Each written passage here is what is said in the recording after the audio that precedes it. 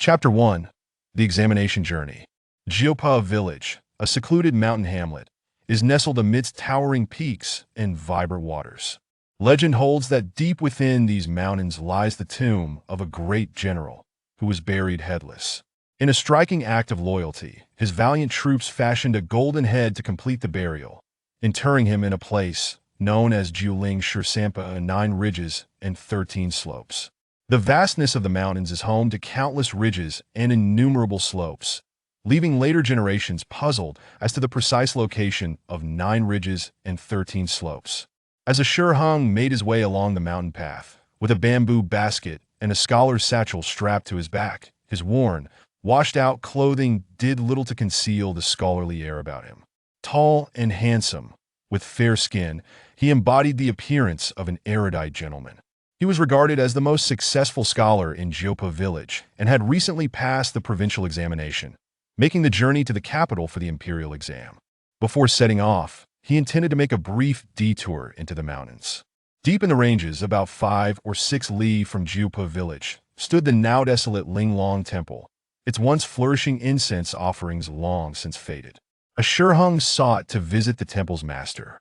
The rugged mountain trail was difficult to navigate, and he often paused to catch his breath, taking in the sprawling, mist-laden landscape. His face reflected the strain of exertion, alternating between flushing red and paling, while anxiety tinged the air. Yet the burden of his satchel remained steadfast upon his back, for it concealed an item of immense significance and unimaginable treasure with divine connections, as his father had confidentially relayed to him before his passing. Upon reaching the verdant Linglong Temple around noon, Ashur-hung began to climb the stone steps leading up to the temple when a cacophony of loud clattering caught his attention. What was happening? He hurried to ascend, curiosity compelling him. As he reached the summit, the first sight that met his eyes was a distinctive black iron pagoda within the temple grounds, followed by the remnants of white banners that marked Linglong Temple. The venerable master of the temple had passed away 3 months prior, and it seemed the temple had lost its guiding spirit. After the period of mourning had passed, the irreverent remnants of white had lingered for months without being removed. Grass had sprouted on the walls and rooftops, unkempt and neglected, signaling the evident decline of the temple. Upon stepping onto the courtyard outside the temple doors, Ashur-hung's eyes widened in disbelief. 3 bruised and battered Daoist priests lay sprawled on the ground, struggling, while a young priest with a ponytail stood over one of them, forcefully searching his companion and pocketing the stolen money. At the moss-covered entrance to the temple hung a couplet. "The world's grandeur is oblivious to me. Time within the mountains is unmatched." The couplet's 2 instances of no encapsulated the gains and losses of a practitioner's life, contrasting sharply with the robbery unfolding before him. Ashur-hung felt utterly speechless. The young priest was named Yuqing, recently appointed as the new master of Linglong Temple, and he was also Ashur-hung's childhood friend. They were of similar age. Contrary to his earlier refusal of the villagers' offer to accompany him, Ashur-hung had specifically sought out Yuqing, knowing him to be a martial artist who could offer protection on the treacherous journey to the capital, safer than the villagers. Ashur-hung was puzzled that Yuqing had not come down from the mountain at the appointed time. Could it be that he had forgotten such an important matter? As he pondered this, he glimpsed the truth Linglong Temple was embroiled in internal conflict. The trio of downed priests were familiar faces. They were Yuqing's senior disciples, the eldest among them already over 50 years old, the youngest nearing 40. With only these 4 disciples left after the previous master's demise, Yuqing had single-handedly defeated all 3 brothers? Were it not for the sight before him, Ashur-hung could scarcely have believed it. Given their close relationship, he had previously been unaware of Yuqing's formidable prowess.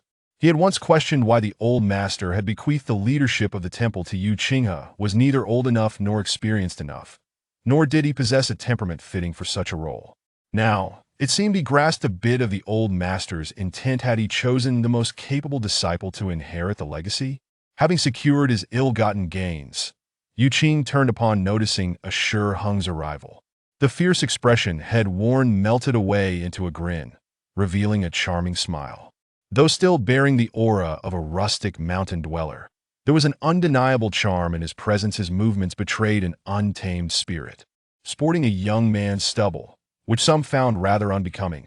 He had previously been clean-shaven and known for his smooth visage.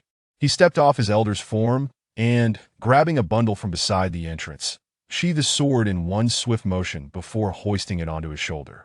Indifferent to the grunts of his suffering brothers behind him, he marched over and seized a sure hung, pulling him along. The eldest brother, recovering slightly, managed to rise and bellow after Yu Qing's departing figure.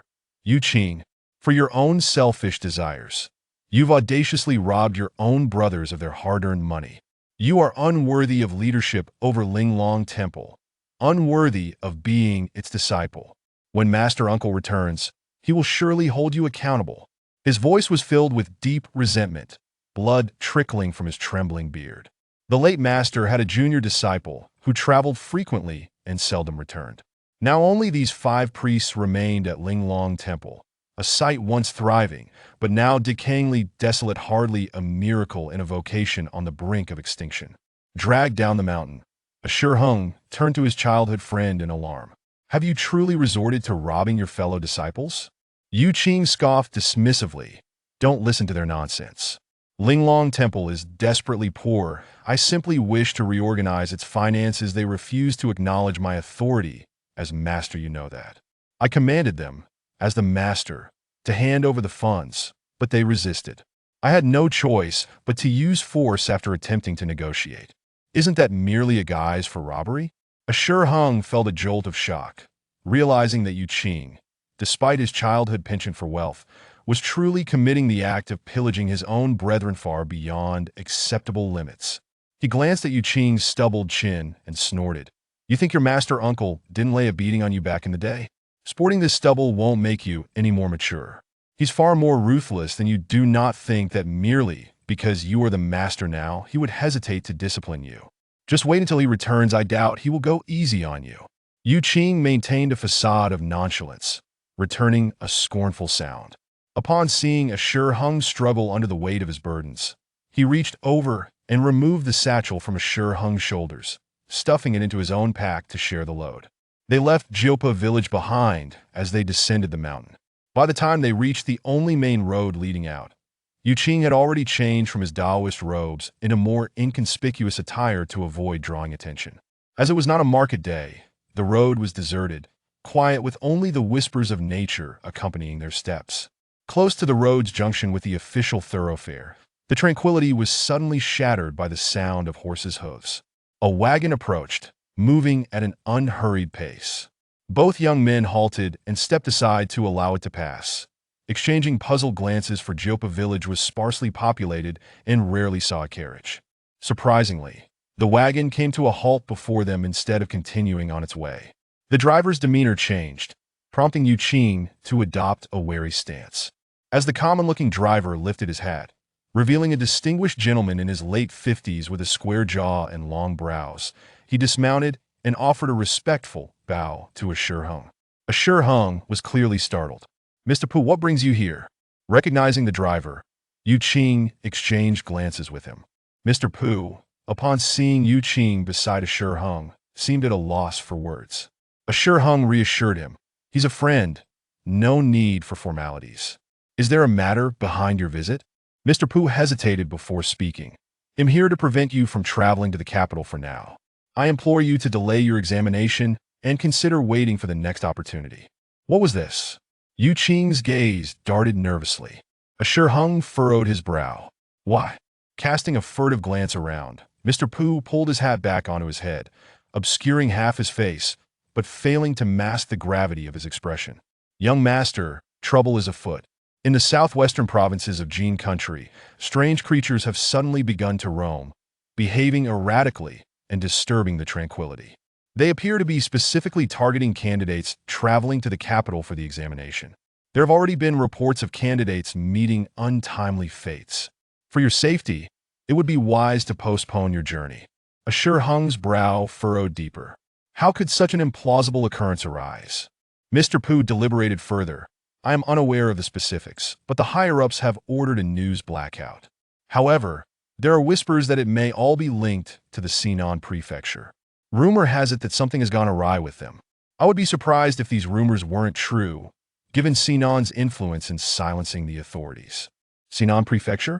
Both Ashur Hung and Yu Qing felt a ripple of shock, fully aware of the weight such a name bore. There were tales that long ago, this world had housed celestial beings who, for reasons unknown, vanished entirely. Legends stated they might have returned to their celestial realm, since their presence had not been felt again since. Yet their abodes remained, and there were accounts of individuals accidentally stumbling upon these places, finding fortune within. For those lacking glory and wealth, what often held the greatest allure was the quest for immortality, especially for emperors. The temptation was immense. To track celestial remnants and to neutralize bureaucratic interference in the search, the emperor had established an agency expressly for this purpose: the Sinan Prefecture. The Sinan Prefecture was known for gathering extraordinary talents, and more critically, it was focused on attaining longevity for the emperor. Although it operated independently from the court, its power had grown significantly. Describing its influence as staggering would not be an exaggeration. As the discussion of the Sinan Prefecture unfolded, Yu Qing couldn't help but glance at Ashur Hung, aware that the young scholar's father had once shared deep ties with its authority. It was only 3 months prior, upon receiving his master's dying words, that Yu Qing had learned of Ashur Hung's father, a Jejun, elderly man once confined to a wheelchair, but now deceased, whose true identity was far grander than simple appearances. In the 6th ministry of the court, the Ministry of Works, among its 4 divisions, the Yu division was presided over by a Jiezhang himself. Ashur Hung's father held the title of Yu division director. Being in charge of the Yu division held immense power that transcended mere bureaucratic ranks. A Jiezhang, with his background in the Yu division, had frequently ventured deep into the wilds to find resources. Moreover, as the reigning authority on mountain ventures, there was perhaps no one better suited to navigate the mountainous terrain than the Yu division. Whenever the court undertook extensive construction projects, it was the Yu division that procured timber and stone from the mountains. Thus, their operations naturally became linked to the Sinan Prefecture's search for celestial relics. Given a Jiezhang's importance in both the emperor's favor and his connections to the powerful Sinan Prefecture, it becomes clear why Linglong Temple had also immigrated to deeper ties with him, having received considerable support in years past. Chapter 2. Temporary Residence. However, Yu Qing did not believe that Ashur Hung would agree to a postponement. He had witnessed the Jiezhang's strict discipline of his son, who had been pushed from a young age to aspire to an official career, hoping that his son could return to the court to reverse the tides of fate, fulfilling his unfinished ambitions and advocating for the welfare of the common people. In simpler terms, having seen firsthand the toll of such ambitions during his tenure as the minister of Yu, he did not wish for the emperor to squander energy on the elusive pursuit of immortality, but instead hoped that the emperor would focus on governance and show compassion for the destitute citizens of Jingguo. A Jiezhang had met a dire fate because of this obsession, yet he still insisted that his son continue down this perilous path, which Yu Qing found incomprehensible. Nevertheless, he understood that Ashur Hang's ambitions had already solidified, and the path he chose was fraught with difficulties, one that he would not easily abandon. Ashur Hung merely offered a subdued response, seemingly unfazed, and countered, "Are the other 2 candidates in our county also inclined to postpone?" In this year's provincial examination, he was the sole candidate from their county. The other 2 were repeat examinees from previous years who were unwilling to concede defeat and had attempted the examination multiple times. That Mr. Pu appeared to grasp his insinuation and promptly urged, "Young master, this is not comparable. To prevent public unrest, the authorities have intentionally concealed information. The other 2 remain completely unaware. Moreover, how could their safety possibly compare to yours? You misunderstand my intent." Ashur Hung replied as he turned away, his expression heavy with contemplation. He ascended a dirt slope, hands clasped behind him as he gazed into the mountains. "My father was dismissed from the capital and encountered a group of mysterious assassins along the way. My mother, elder brother, sister, and a group of servants perished. Fortunately, my father fought valiantly to shield me from the blade, allowing me to escape with my life to Mr. Pu, who were the assassins." At this mention, a flicker of hatred crossed Mr. Pu's face. "It is highly likely that it is connected to that tyrant." Ashur Hang's gaze deepened. Naturally, there is a connection to the emperor, but he did not personally orchestrate it. Once the emperor has taken action, having already borne the infamous reputation, there is no need for further secrecy. Considering the timing of the departure from the capital and the location of the attack, the assassins pursued even the servants and attendants, clearly intent on concealing this ambush. Thus, it was not a personal vendetta. The mastermind must be someone within the court. Both Yu Qing and Mr. Pu appeared to ponder this, the latter muttering in confusion. But who could it be? I wish to know that as well. I was only 4 years old at the time, entirely oblivious. My knowledge of the events comes solely from my father's later recounting that my understanding is limited, and I am unaware of whom my father interacted with or the grudges he held, making it impossible for me to deduce the identity of the mastermind. Assure Hung turned back, returning to his earlier line of inquiry. Mr. Pu, in each examination, are there more candidates who participate or those who are delayed due to unforeseen circumstances? Mr. Pu hesitated before answering. Naturally, there are more who participate. For most individuals, the arduous study leading up to the examination is not easy. As long as they are able to pass and become a scholar, even knowing the difficulties they will face, they cannot resist the temptation to try their luck year after year. Once their names appear on the candidate list, very few choose not to attend. Are you concerned about preserving your dignity? Ah! Yu Qing snorted derisively, interjecting with a sardonic tone. You have made it abundantly clear. It is too conspicuous. Assure Hung shot him a glance, clearly displeased with his interruption that Yu Qing caught on, offering a soft hum in response, and smirked before Assure Hung continued. Mr. Pu, each year, tens of thousands of candidates travel to the capital for the examination. No one could possibly scrutinize the names of all the candidates, especially given that it has been 15 years since the ambush. Lost among the throng of candidates, no one would notice the name Assure Hung, even if my father's name were included. However, if my name were to appear on a list of misidentified candidates, it would be easily spotted, drawing the attention of those with ulterior motives, making my situation potentially more perilous than facing the demons. The current state of the mastermind is unknown to anyone, so preparing for the worst is prudent. Upon hearing this, Mr. Pu finally grasped the implications, offering a rueful smile. Your reasoning leaves me speechless. Yet, I have always been perplexed. Knowing that using your real name poses a danger, why do you still insist on it? Assure Hung evaded the question, smiling instead. Rest assured, the Xinan prefecture also values its reputation. If a group of demons were to disrupt the court's important affairs, what would become of Xinan's esteemed name? It would be utterly disgraceful. This situation will not endure. At the very least, Xinan will certainly intervene in the escorting of candidates, ensuring nothing untoward happens. Recognizing the futility of his arguments, Mr. Pu conceded, sighing dejectedly. You are a man of conviction, and I fear you will not heed my counsel. That is why I brought the carriage. He glanced back at the carriage. Soon after, Assure Hung and Yu Qing naturally boarded the carriage, understanding its purpose was to transport them discreetly. To prevent Assure Hung's appearance as a scholar from being too conspicuous and drawing the attention of demons, the carriage was equipped with curtains for concealment. Mr. Pu lowered his hat and took the reins, guiding the carriage along the official road towards the county town. Inside the swaying carriage, Yu Qing leaned closer to Assure Hung and whispered, Who is this person? Assure Hung hesitated but ultimately divulged. He is the official responsible for the ritual department at the county office. The ritual department official? Yu Qing mused for a moment before bursting into laughter, realizing that even the official in charge of examinations in the county was associated with Assure Hung. He began to suspect that Assure Hung had perhaps cheated in the county examinations.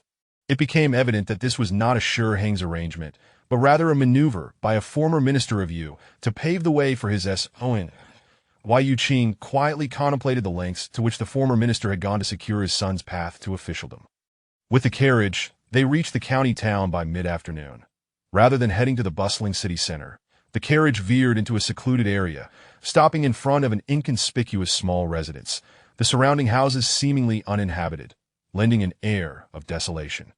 The two passengers disembarked quickly, not lingering outside, and swiftly entered the courtyard. The location had been prepared in advance by Mr. Pu, intended for Assure Hung's safety, to minimize the risk of anyone discovering his arrival.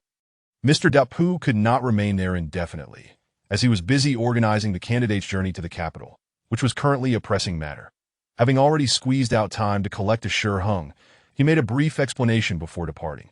With a secure location established and all provisions in the residence accounted for, Mr. Pu would arrange for unknowing individuals to deliver supplies to the doorstep, allowing a Shi Heng to remain incognito while Yu Qing would receive the deliveries. The afternoon passed leisurely. After dinner, as night fell, a Shi Heng, freshly bathed and looking immaculate, sat quietly on the steps at the entrance of the main hall, gazing silently at the starry sky. Lost in thought, he suddenly caught a faint, elusive fragrance, a scent so delicate it was barely perceptible, leaving him curious about its origin. Glancing around, he noticed flickering light from the kitchen and some commotion emanating from within. Without hesitation, he made his way there, and upon entering the kitchen, immediately spotted Yu Qing tending to the fire, a pot bubbling away, the contents unknown. Curiosity piqued, he inquired, "What are you cooking?" Yu Qing responded dismissively, "Just making something to eat." Just something. A Shi Heng doubted this claim, having just finished dinner. There must be something amiss with the pot, and he approached to lift the lid. "Hey, what are you doing?" Yu Qing called out, rising from his place in front of the stove, but it was too late. The lid was already removed, steam rising, and a Shi Heng was met with the source of the enticing aroma. Strangely, the fragrance was not overpowering but rather subtle and restrained. Peering into the pot, he saw what resembled grains of rice, larger than ordinary grains, with a translucent quality and a hint of purple glimmering within each, giving them a lively appearance. Yu Qing rushed over to snatch the lid back, slamming it down with a clatter. "Don't interfere. Go back and read your book." A Shi Heng, astonished, remarked, "Is this what they call spiritual rice? The kind that costs 10 taels of silver for just 1 tael?" Yu Qing crossed his arms defiantly. "Indeed, are you impressed?" Receiving confirmation, a Shi Heng lifted the lid once more, studying it intently, realizing this was indeed a rare sight. Having previously lived in a secluded mountain village, his exposure to such things had been limited.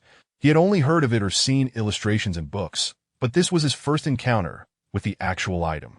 It was said that this rice originally grew in the paradisiacal realms of the immortals, and later, someone inadvertently stumbled into the remnants of the immortals' domain, collecting seeds to bring back, and after numerous attempts, it was cultivated. The benefits of consuming this rice were indeed extraordinary. A single mouthful could suffice as a full meal for an ordinary person, and 1 meal of spiritual rice could sustain a person for a month without significant discomfort. For the average individual, this was merely sustenance, but for martial practitioners, it allowed them to fully harness its benefits, as it contained a substantial amount of spiritual energy that could significantly enhance their cultivation efficacy. However, it was prohibitively expensive beyond the means of ordinary folk, and even many cultivators could not afford to feast on it daily. It was said that initially, when it was first cultivated, it was even more expensive, but as more individuals began to grow it, it developed into a sizable industry, and once production increased, prices gradually fell. Yet this spiritual grain could not be cultivated by just anyone. It required the collection of the earth's spiritual essence, giving rise to a new profession.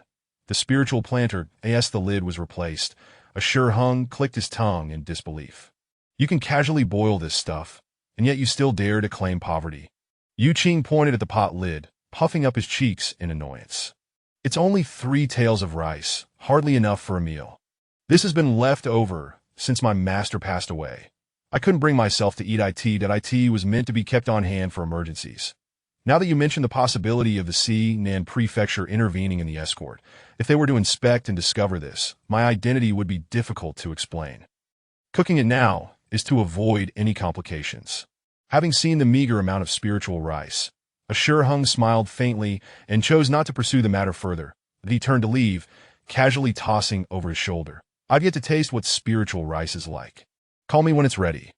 Yu Qing waved him off, appearing disinterested, returning to the stove to continue stoking the fire. Just as the bubbling in the pot began to subside, indicating that the 3 taels of spiritual rice were nearly cooked, Yu Qing, bored and leaning against the wall, suddenly jolted as if pricked by a needle, narrowing his eyes and fixating intently on the steam rising from the stove. Chapter 3. A startling encounter. Ashing had long been intrigued by the fact that he, the youngest and lowest-ranked individual in Linglong Temple, had assumed the role of the temple's master. While outsiders were perplexed, Yu Qing understood all too well that the temple's inheritance concealed deep secrets, passed solely to the inner disciples, known as the true disciples. After the passing of the temple master, only two inner disciples remained. Himself, Yu Qing, and his little Shirshu, who was still wandering and had not yet returned. The distinction between the inner and outer disciples lay in the mastery of a particular cultivation technique known as guanyin. This technique bifurcated into two paths, guan and yin. Yu Qing practiced the guan method, honing his observational skills. When a person walked by, dust would be stirred beneath their feet that a hand waved, and it could summon the wind. The wind, in turn, could dictate the shape and direction of drifting smoke. If a bowl of water were placed on the ground, undisturbed, and ripples suddenly appeared on the surface, it could suggest that a heavy object had fallen nearby, or that someone had passed close enough to create vibrations. The essence of the guan technique was to interpret and deduce the causal relationships of movements through meticulous observation. Conversely, the yin technique cultivated auditory perception. For instance, lying on the ground to listen to sounds transmitted through the earth could reveal how many people had passed by unseen. His little Shirshu, still traveling abroad, practiced the yin method. Thus, Yu Qing was able to discern subtle changes in the drifting smoke, allowing him to infer certain movements within a general vicinity. At that moment, the faint undulations of steam rising from the stove alerted him to an anomaly. Something ominous had infiltrated the courtyard. That it was precisely because of this insight that he, the protector of Ashing, felt emboldened to leave his charge momentarily to cook in the kitchen. Without delay, Yu Qing sprung to his feet and swiftly exited the kitchen, heading straight for the dimly lit study. He knocked on the door with a firm rap. Ashing, engrossed in his reading under the lamp's glow, looked up, his smile evaporating at the sight of Yu Qing's distant demeanor, which hinted at something amiss. Having grown up together in Jiopa village, the two shared a close bond. Understanding the significance of each other's peculiar reactions, Yu Qing approached the desk and calmly announced, "The food is ready. You may eat now. Come, let us taste it." His gaze briefly flicked to the sword resting on the desk, which he had carelessly left there. With a faint smile, Ashing set aside his scroll, rose from the desk, and seemingly nonchalantly grasped the sword before joining Yu Qing as they exited the study. Upon reaching the kitchen, they lifted the pot's lid, revealing the spirit rice transformed into glistening, translucent purple grains, resembling amethyst crystals. Truly a sight to behold, with a fragrance that lingered just on the edge of perception. Amid the clamor of the stove, Yu Qing whispered, "What we feared has indeed arrived. The thing mentioned by the bureaucrat has come." Ashing's eyes widened slightly, and he murmured, "It shouldn't be. We entered the city quietly. There shouldn't be anyone tracking us. Could someone have betrayed us? No one has betrayed us. I merely find myself in an awkward position." Yu Qing lifted his chin slightly, nostrils flaring as he gestured towards the contents of the pot, while simultaneously using a spatula to scoop the cooked spirit rice into a bowl. Ashing quickly comprehended.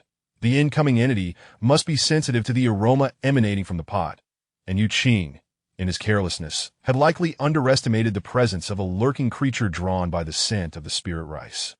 Although initially apprehensive, Ashing felt reassured upon observing Yu Qing's nonchalance regarding the situation. Yet an undercurrent of tension remained. After all, he had never encountered such a creature before. The vicinity was eerily silent, and he was uncertain how Yu Qing had sensed the presence of the monster. As he contemplated looking around, Yu Qing unexpectedly brought the spatula to Ashing's lips, its edge coated with sticky rice from the pot. "Do not look up," Yu Qing warned softly, then cheerfully added, "Come, taste and see how it is." Ashing's heart raced with suspicion, and he instinctively felt something looming above. In that moment, he acquiesced to Yu Qing's words, obediently opening his mouth to sample the remnants on the spatula. Indeed, something was above them. Specifically, a long, sinuous creature had somehow slithered into the kitchen and was now hanging from the beams, its upper body slowly descending and morphing. The undulating form began to take shape, revealing the outline of a woman. The snake's head transformed into a female visage, with scales still glistening. Her eyes were serpentine, and her hair writhed like small snakes, as sharp fangs became visible, flicking a crimson tongue. The creature's dark, scaly body bore irregular patches of a sickly yellow hue, and two silent arms emerged, extending towards the napes of Ashing and Yuqing that as the claws neared. Even Ashing caught a whiff of a foul stench. In a sudden burst of action, Yuqing flipped a plate on the stove to cover the bowl of spirit rice, and with a swift motion, he raised the spatula, slicing through the air.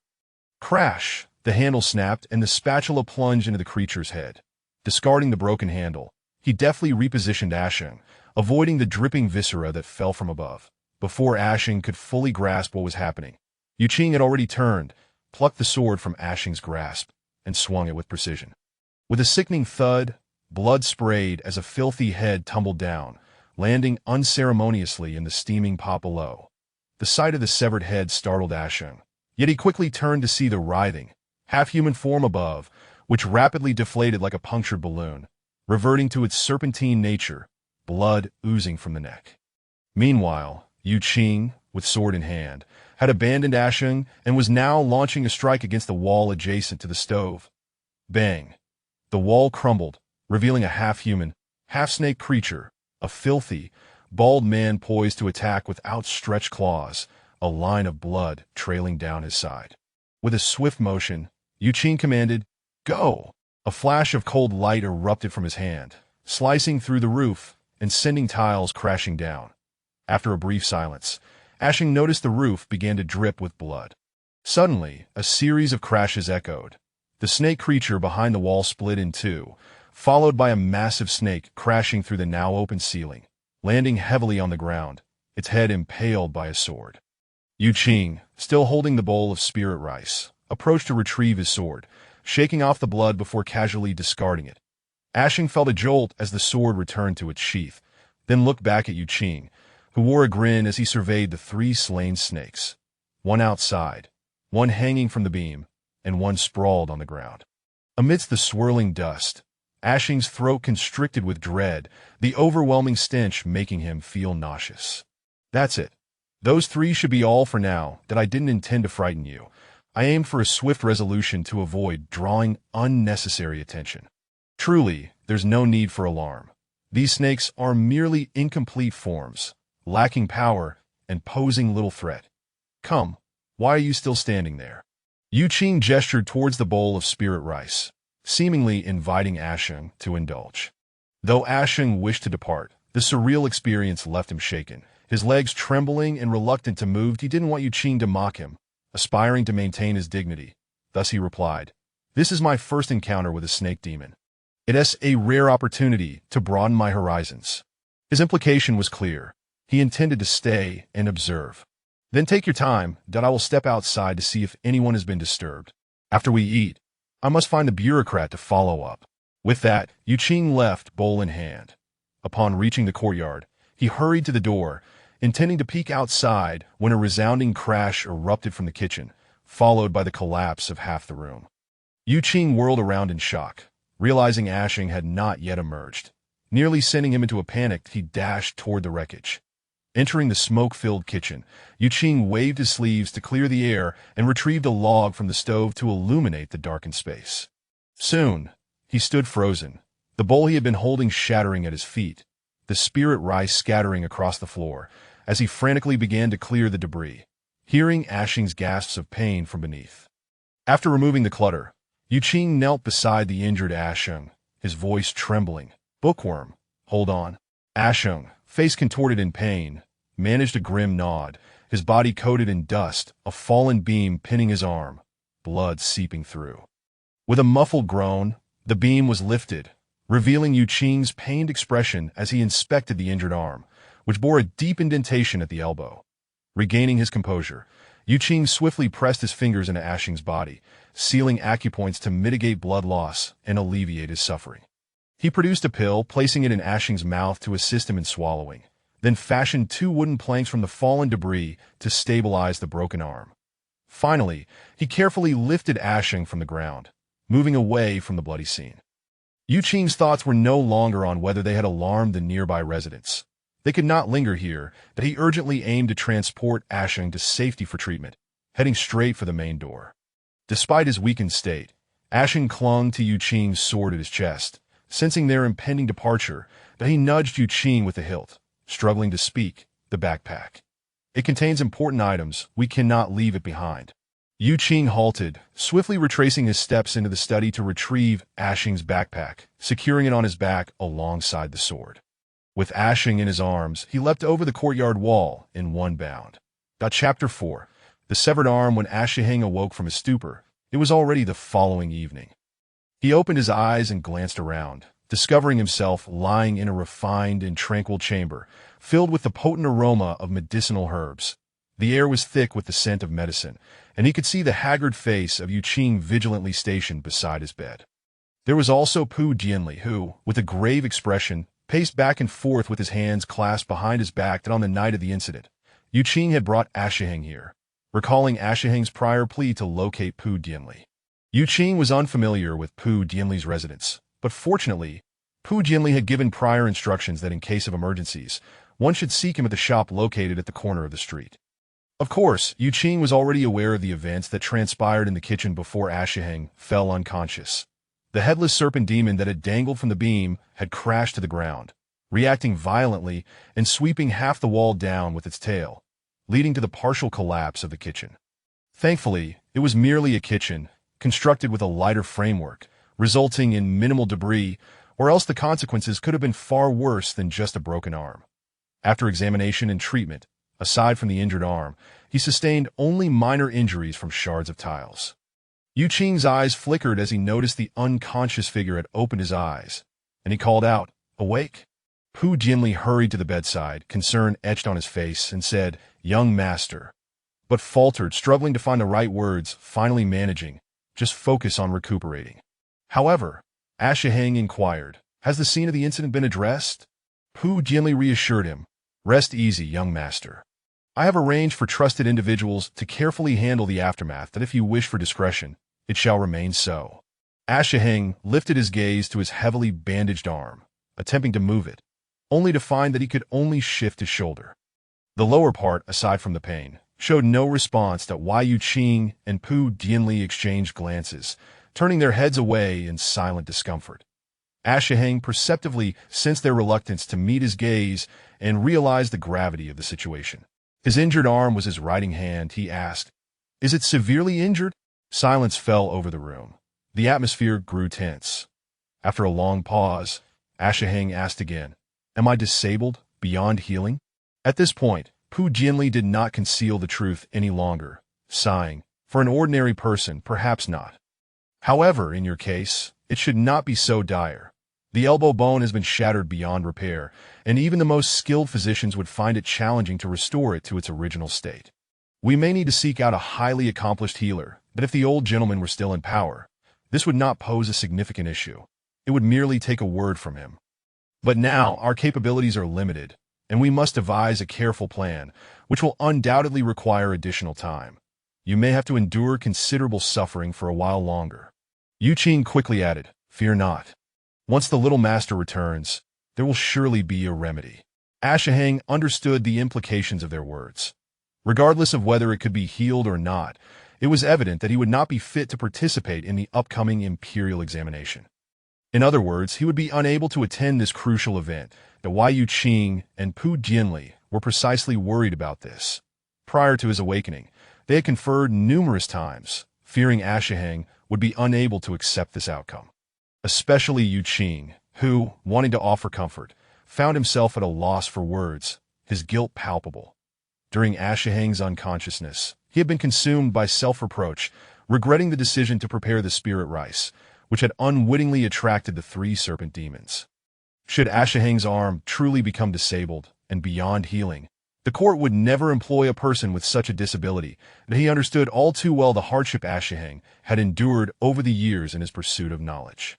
His father, a Zhejiang, had invested immense effort in nurturing his son for a successful career. The hopes and aspirations of 2 generations could be undone by Yu Qing's recklessness, and he was unsure how he would face that reality. Ashing had quietly closed his eyes again, but the expression on his face was exceedingly complex, his inner turmoil likely a maelstrom of emotions. Both Yu Qing and Pu Jianli were aware that anyone in such circumstances would find it impossible to act as if nothing had happened. Acceptance was an insurmountable challenge. Yet the event had transpired, and there was little they could say.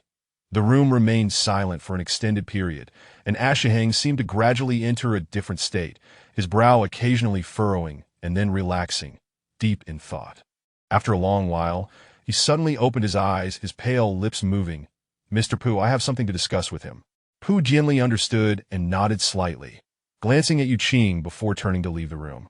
Yu Qing watched Ashiheng intently, unsure of what he wished to discuss privately. To his surprise, Ashiheng posed a question that left him momentarily speechless. "Regardless of age, seniority, or qualifications, it is not your place to assume the leadership of Linglong Temple." The old abbot was not a fool. Why would he appoint you as the abbot? Clearly, he sought to unravel the confusion weighing on his mind. Yu Qing pressed his lips together for a moment. "Bookworm, every sect has its secrets that cannot be disclosed to outsiders. I cannot divulge this to you." Ashiheng did not press the matter further, but shifted to another inquiry. "Why did you seize your senior brother's wealth?" Why ask such a question? Yu Qing was puzzled, rambling, "Well, it's their money, but not entirely." Before his passing, the master insisted on fairness, dividing the remaining wealth of the temple into 4 portions for us 4 brothers. The conditions at Linglong Temple are such that it cannot retain its members. I originally had over a dozen senior brothers, but they gradually left. Only those 3 returned for special reasons. Now that they have money, they cannot defeat me nor accept my leadership. Do you think they would remain in this impoverished place?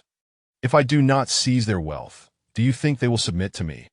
Only if their money is in my hands can I ensure that, even if they refuse to acknowledge me, they cannot easily leave.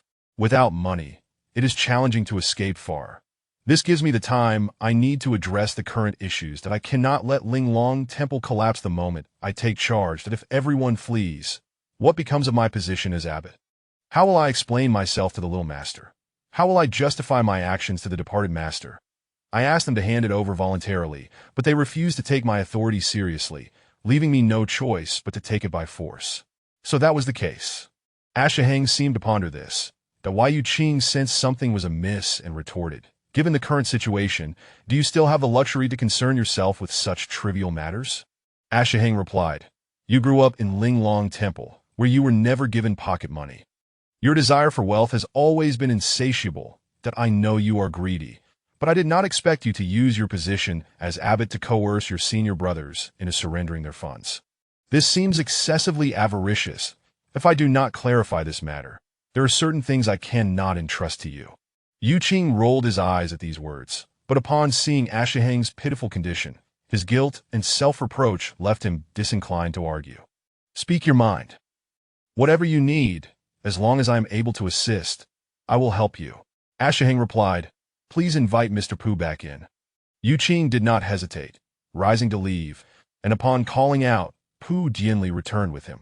Once both were present, a flicker of determination crossed Ashiheng's face as he stated firmly, "I shall participate in this session of the imperial examination." Yu Qing's lips twitched. He could not fathom whether Ashiheng was unable to accept reality or had lost his senses. Pu Jianli frowned, sharing similar concerns. To their astonishment, Ashiheng turned his gaze directly at Yu Qing and declared emphatically, "You will take my place and sit for the examination." Yu Qing was left dumbfounded, pointing at himself in disbelief. Pu Jianli also appeared taken aback. "Yes, you will impersonate me and attend the examination in the capital." Ashiheng made his intentions unequivocally clear. The previous sorrow shared by Yu Qing and Pu Jianli evaporated in an instant, replaced by shock. Was he truly serious about this? Yu Qing, coming to his senses, began to panic, shaking his head repeatedly. No, I cannot do this. There is no way I would pass. I will continue in my role as a protector." "Find someone else to take your place," Ashiheng countered. "Does it matter whether you pass or fail?" Yu Qing was momentarily at a loss, perplexed. "What do you mean?" Ashiheng's gaze shifted to Pu Jianli as he slowly explained. "If a scholar suddenly withdraws from the examination, it cannot simply be dismissed with a few words. The court will send someone to verify my circumstances. That I have stated before, that once I am placed on the list of those who miss the examination for reasons beyond their control, and it is reported to the court, it may draw attention. Should the mastermind behind the incident from that year be alerted, the consequences would be dire. Furthermore, the court does not accept the disabled. Regardless of whether my arm can be healed, the severity of my injury presents a significant issue. I cannot allow the court to learn of this. I need to maintain some room for maneuver. Pu Jianli nodded thoughtfully, understanding this point. The court's verification of a candidate's reasons for missing the examination was a measure of grace, intended as a deterrent against malfeasance. Ashahang then turned back to Yuqing. If I were to withdraw from the examination, and the court were to investigate, I would find myself in a precarious position. The individuals at the county office who have seen me are unavoidable, making it difficult to manipulate the situation. Therefore, we must seize the initiative. We cannot allow the court's officials to conduct an investigation. As long as you participate in the examination normally, the court will not come to investigate. Thus, I need you to take my place and sit for the examination as if everything were proceeding normally. Even if you do not pass, it is irrelevant. At the very least, you will have gained a few years' time to prepare for the next examination. Even if I am rendered incapable, finding a suitable replacement who can successfully take the exam will also require time. The final statement sent a shiver down Yuqing's spine as he sensed the underlying implications, yet he hesitated to dwell on them. He was not averse to assisting, but this plan seemed fraught with potential pitfalls, to why Yuqing chuckled in disbelief. The imperial examination in the capital is a matter of national significance. How could one easily impersonate another? You just mentioned that people at the county office know you. The moment I step out, my identity will be revealed. Bookworm, it is not that I refuse to comply, but this is simply unfeasible. Ashahang reassured him. You need not worry about that. Mr. Pu will handle the arrangements to ensure that no one recognizes you. Is that so? Yuqing turned to scrutinize Pu Jianli, his expression rife with skepticism, clearly questioning whether a mere clerk could possess such influence. To his surprise, Pu Jianli was visibly anxious, shaking his head repeatedly. Young master, I cannot conceal this matter. I cannot possibly eliminate everyone who has seen you. I might manage the county officials, but not those above them. This truly cannot be done. The moment you appear, it will be exposed. Impersonation is impossible. Yuqing immediately threw his hands up in exasperation, a look of relief washing over him. Chapter 5. The half-painted scroll Ashurhung fixed his gaze intently on the county clerk, Pu Jianli, and earnestly said, Mr. Pu, I assure you, I do not jest about such matters. I have contemplated this thoroughly. The situation is not as dire as you perceive. Aside from this county, there are indeed few who recognize me in the provincial capital. Pu Jianli, puzzled, replied, After a provincial examination, how could it be that hardly anyone in the provincial capital knows you? Ashurhung explained, I preferred to remain inconspicuous, to avoid unnecessary complications. During the provincial examination, I had no dealings with the other candidates that a significant number were eliminated, and only a handful remained who could meet with me. After the examination, fearing that someone in the provincial capital might recognize my father, I refrained from lingering, merely confirming my success before returning home, even skipping the celebratory banquet hosted by the county magistrate. To minimize attention before heading to the capital, I did not exert myself during the examination, resulting in a low ranking. Even if all candidates from the provincial capital gather again, I doubt I will attract their focus. Those who have seen me did so only fleetingly, who would remember an unfamiliar face. In the provincial capital, those who know my name do not know my face, and those who recognize me are unaware of my name. Pu Jianli furrowed his brow. If what you say is true, perhaps we could devise a plan. Yuan Qing's eyes widened in disbelief, his mouth twitching in astonishment, feeling that the two were being excessively reckless. Ashurhung cautiously advised, Mr. Pu, there are several matters I need you to handle. The other two candidates from this county must accompany me on my journey. Yuan Qing should not become acquainted with them. If they fail this time, it could lead to complications in the future when they seek to join me for the next examination. Therefore, they must not participate together, though we can use the tale of the monstrous anomaly to intimidate them. In short, find a way to prevent their participation in this examination. The banquet hosted by the county magistrate after the last provincial examination, I could not refuse, and many recognized me. This time, as I head to the capital, I must complete the necessary formalities. The magistrate and others will likely wish to see me off, and you need to prevent that. Find a way to delay their appearance. The chaos caused by the anomaly can be skillfully utilized. You can claim it is for my protection, emphasizing that it is prudent not to mobilize too many people, and you can frighten them as needed. You may take all responsibility upon yourself. The officials assigned to escort Yuan Qing must be carefully chosen. Ensure they do not recognize me. When the time comes, if you present Yuan Qing as myself, the escorting officials will not suspect anything. If you can accomplish these 3 tasks, there should be no significant issues. Your considerations are thorough. Pu Jianli acknowledged with a nod, having regained his composure and now thoughtfully contemplating. In that case, some of the examination papers and documents from the county will need your attention. Otherwise, discrepancies in handwriting with those in the capital may lead to complications that I can manage matters here, but I cannot interfere with the documents you left in the provincial examination. Ashur Hung reassured him. You worry too much. If the examination goes well, there is a slight chance that the capital may wish to review the writings from this side, but it is unlikely that you believe he can pass. Pu Jianli chuckled slightly, realizing the truth in his words. Indeed, he was overthinking that if one cannot pass, who would be interested in reviewing the works of a failed candidate? Ashur Hung continued, we can make adjustments once he passes. The issue is that time is running short. We are about to depart, and there are numerous preparations you must undertake. Do not hesitate to postpone non-essential matters. Understood, Pu Jianli agreed, already having a clear understanding of the arrangements. However, Yuan Qing was less than pleased, glancing around anxiously, questioning the situation. Feeling sidelined as the two conspired without his consent, he immediately protested. What are you two doing? Are you trying to play with fire? What do you mean by obstructing those 2 candidates or restraining the magistrate? Do you think you can manipulate things as you please? Bookworm, do you really believe he can manage all of this alone? He found the entire plan utterly implausible, feeling as if his life was being trifled with. Ashur Hung lay back calmly. There should not be a significant problem. The 6 clerks of the county office are essentially our own. Yuan Qing retorted. Why do you not mention that the magistrate is also one of your own? Ashur Hung replied. Installing the magistrate serves no purpose. It is not a long-term solution. How long can a magistrate remain in one county? It is quite common for them to be replaced frequently. The 6 clerks, however, are different. They can serve for 7 or 8 years, or even a lifetime if they have the right connections, making them the true power players in a county. If they unite, stopping those 2 candidates and preventing the magistrate and others from meeting with you will be a simple task. You need not worry.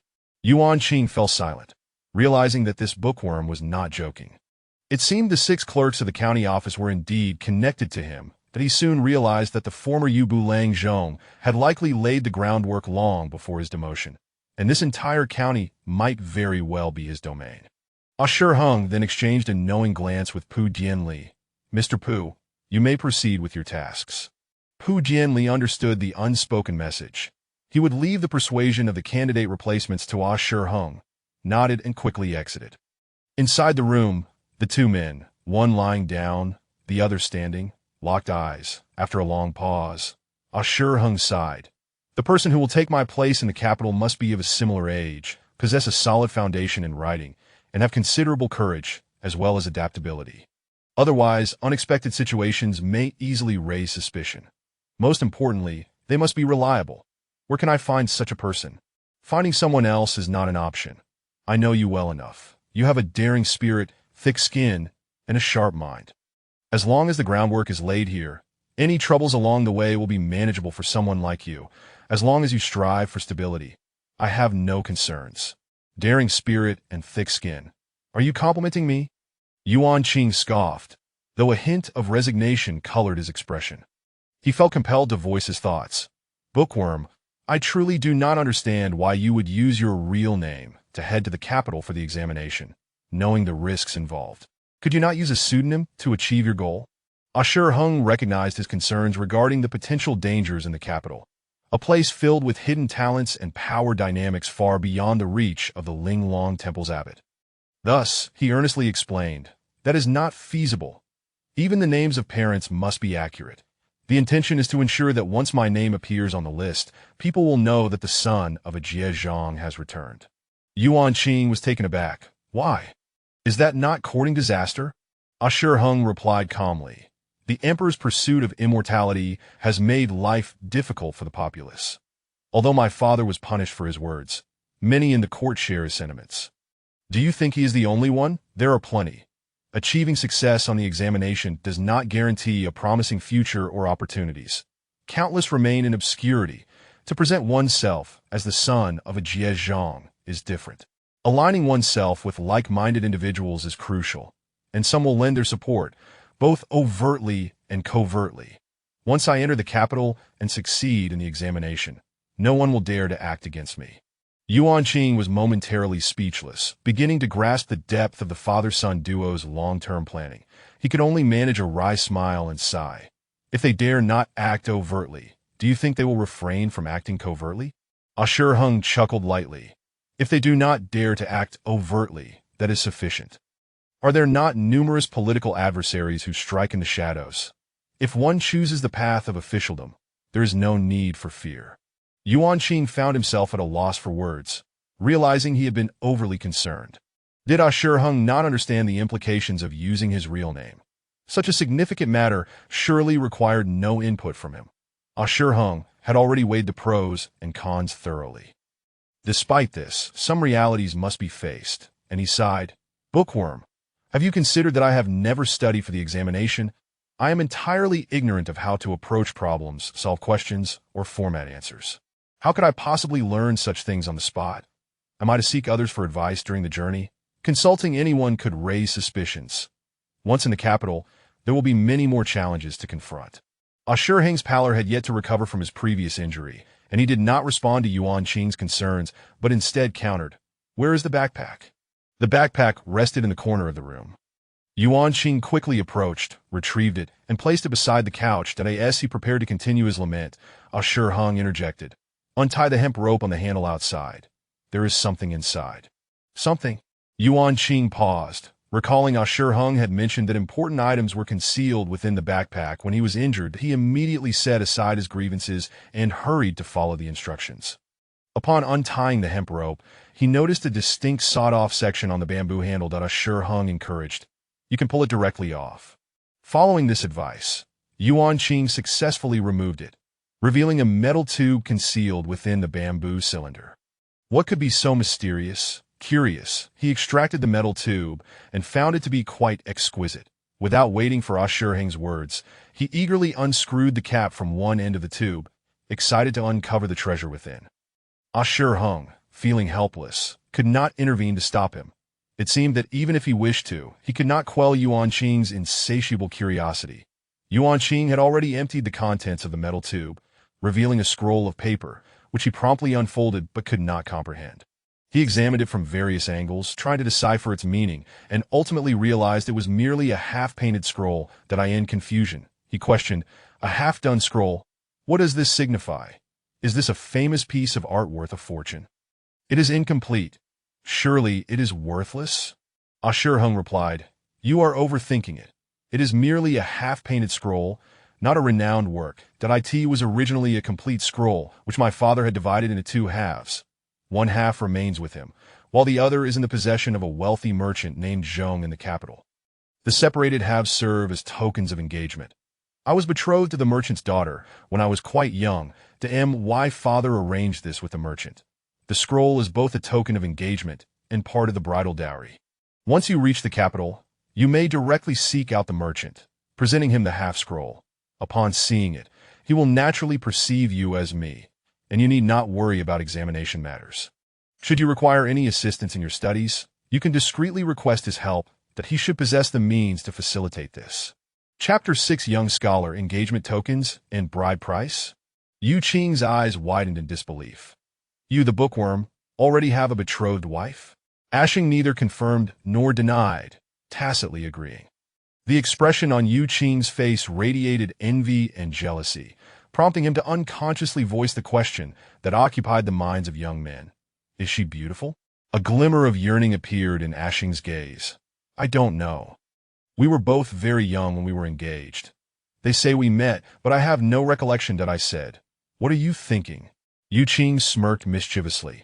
"How about I impersonate your fiancée's family? Would that be suitable?" Ashing shot him a cold look. "Do you really want to play that part?" "Just asking." Yu Qing chuckled dryly that he was merely joking. He would never take it seriously, as he had his principles. He quickly realized another issue. So you mean to keep your identity as a pretender from your fiancé, Yi's family? Ashen glanced at his injured arm, his eyes reflecting sorrow. Let's keep it to ourselves for now, to avoid unnecessary speculation from the Zhong family. We must prioritize dealing with the examination first and set aside matters of romantic entanglements. When the time is right, I will explain to the Zhong family that if they can accept it, then well and good. If not, I will not force the issue. Yu Qing could comprehend the sadness in his eyes. If his arm did not heal, his prospects for a career would be bleak. Dai was uncertain whether the Zhong family would still consider marrying their daughter to a disabled man with no future. Any parent would think twice. Moreover, assisting in any form of deception regarding the imperial examination was a serious offense. He hastily reassured him, "Your family may have fallen, but given a mere painting, if that wealthy merchant from the capital, surnamed Zhong, can still show old affection and lend assistance, that would be quite fortunate." Observing Yu Qing's earnest demeanor, Ashing smiled slightly, recognizing the guilt within him. He understood that Yu Qing was merely fulfilling his protective duty, having resolved the immediate threat, and it was his own pride that had led to this predicament. However, he would not reveal the truth, knowing that Yu Qing was difficult to control. It was better to let him continue feeling guilty, as it would motivate him to fulfill his obligations.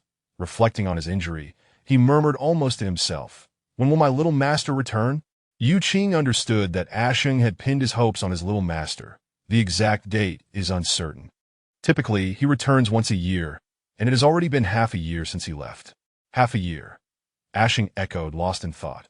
His impression of the little master from Linglong Temple was of a man who loved to admire himself in the mirror, fussing over a single hair for an eternity, always feeling he possessed extraordinary beauty, a dashing and vain man, undoubtedly a very self-absorbed Daoist. This impression was based on early years, as he had not seen his little master for nearly a decade. He was said to be away on a journey of cultivation, and whenever he returned, Ashing learned of it only from others at Linglong Temple. 2 days later, in a modest dwelling near the city gate, Yu Qing stood obediently in the main hall with his travel bag. His hair could no longer be left untamed. It was neatly tied up, and the goat-like mustache he had painstakingly grown was cleanly shaven, that he wore Ashing's washed-out coat, their physiques being similar, which spared them the trouble of changing clothes. He had also tossed his Daoist robe to Ashing, knowing he would soon need it at Linglong Temple. His sword remained at his waist, as it was customary for scholars to carry swords in these times. Having a qin and a sword was indeed a refined affair. In the hall, 2 efficient plainclothes officers were also present, responsible for the escort. The clerk was pacing in the courtyard, waiting for the others. He had already discreetly communicated with Yu Qing, and Ashing's suspicions were confirmed. The officials from the Xinan prefecture had indeed intervened in the escort, arriving the previous day, and were now waiting for them. As the morning mist began to dissipate, a knock echoed from outside the courtyard. The clerk hurried to open the door that a man and a woman, both in their 30s, entered the courtyard.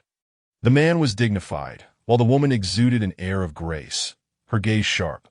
Both were dressed plainly. Upon entering, their eyes immediately scanned the surroundings, evidently not regarding the clerk with much esteem. The clerk led them inside and feigned an introduction. "Ashing, these 2 are also officials involved in your escort and will accompany you on your journey." He did not disclose the names of the newcomers, as they had requested anonymity. However, Yu Qing had already learned their names. The man was Su Juning, and the woman was Tang Bulin. Yu Qing immediately imitated Ashing's cultured demeanor and clasped his hands in greeting. "I appreciate your assistance, both of you. More escorts?" The 2 officers in the hall exchanged puzzled glances, bewildered by the revelation. They had not been informed of this arrangement, and given that the newcomers were clearly not from the county office, they were further perplexed as to why there were women among the officials. One of them approached the clerk and whispered, "Clerk, why haven't we seen these 2 before?" "They were sent from above. Leave the details to me, and don't ask too many questions," the clerk replied curtly. The 2 officers understood the situation and ceased their inquiries. The guests from the Xinan prefecture had already set their sights on the escort target.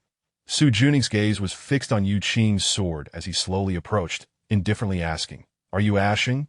Yu Qing smiled and inclined his body. "Indeed, I am the young scholar."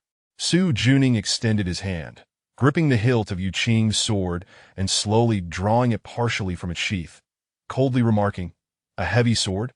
Upon hearing this, the clerk's heart leapt to his throat, realizing that the officials from Sinan Prefecture were not to be trifled with.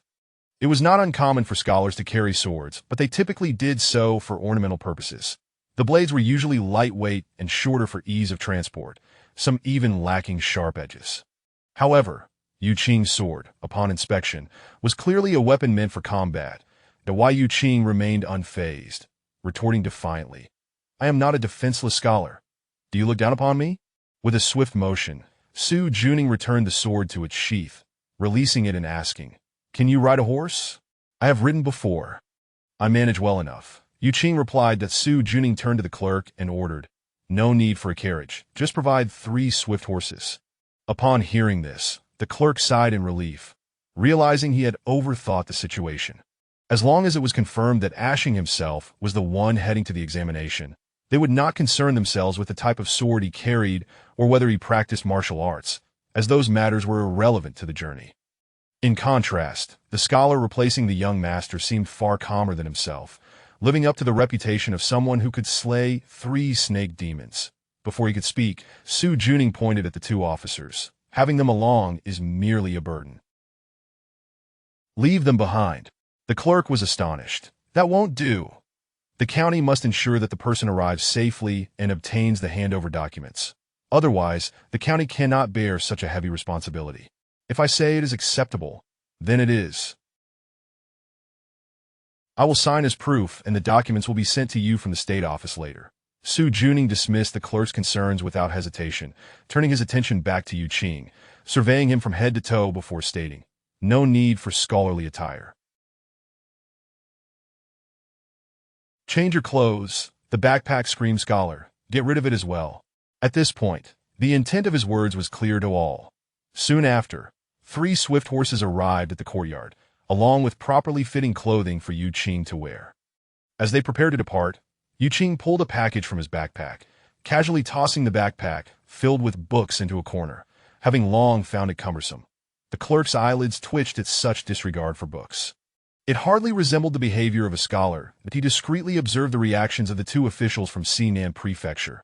And indeed, both were momentarily taken aback that Su Juning questioned, "Ashing, are you truly discarding your examination books?" Yu Qing, appearing nonchalant, with a pained expression, he whispered urgently, "This is an examination, not a martial contest. I told you not to bring your sword, and yet you insisted on it. Brother, do not treat books so carelessly. This isn't the conduct of a scholar. Su is perceptive, so be cautious on the journey. Always think ahead and remind yourself, all right?" Yu Qing regarded him with a somewhat strange look. The clerk's futile concerns left him weary. "I assure you, I am quite capable.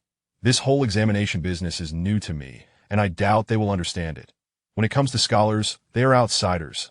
I know what I am doing and can easily mislead them. Do you understand?" It seemed somewhat reasonable. But the clerk was left speechless, finally realizing why Yu Qing could treat Su Juning's inquiries so cavalierly, even responding whimsically. "Enough of this. Stop scaring yourself. Just keep your mind at ease," Yu Qing said, patting the clerk's chest before swaggering away. The clerk watched him depart, recognizing that the young master had his reasons for entrusting such a bold individual to take his place. As they set off, the 3 riders mounted their steeds and galloped away. The clerk watched them leave, while the 2 officers inside had received Su Juning's instructions to remain in the area for 2 days, without any contact with the outside world. Once the 3 riders exited the city gate, they spurred their horses into a swift gallop, and Yu Qing did not look back.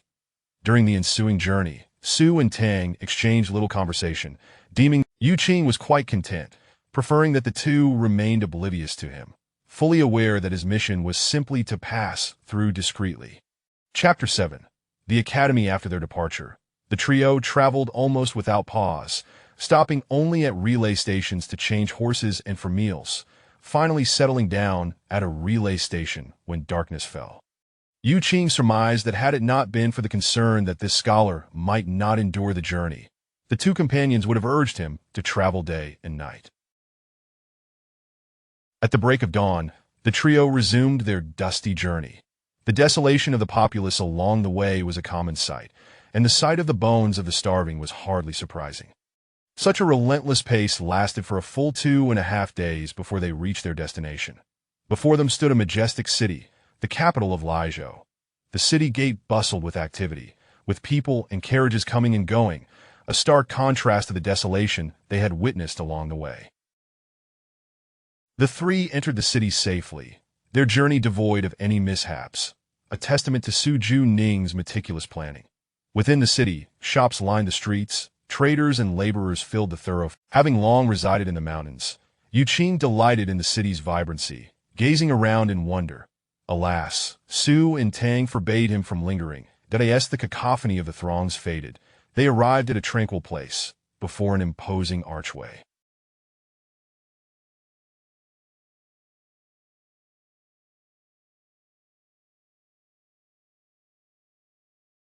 The entrance was adorned with intricately carved beams and painted eaves.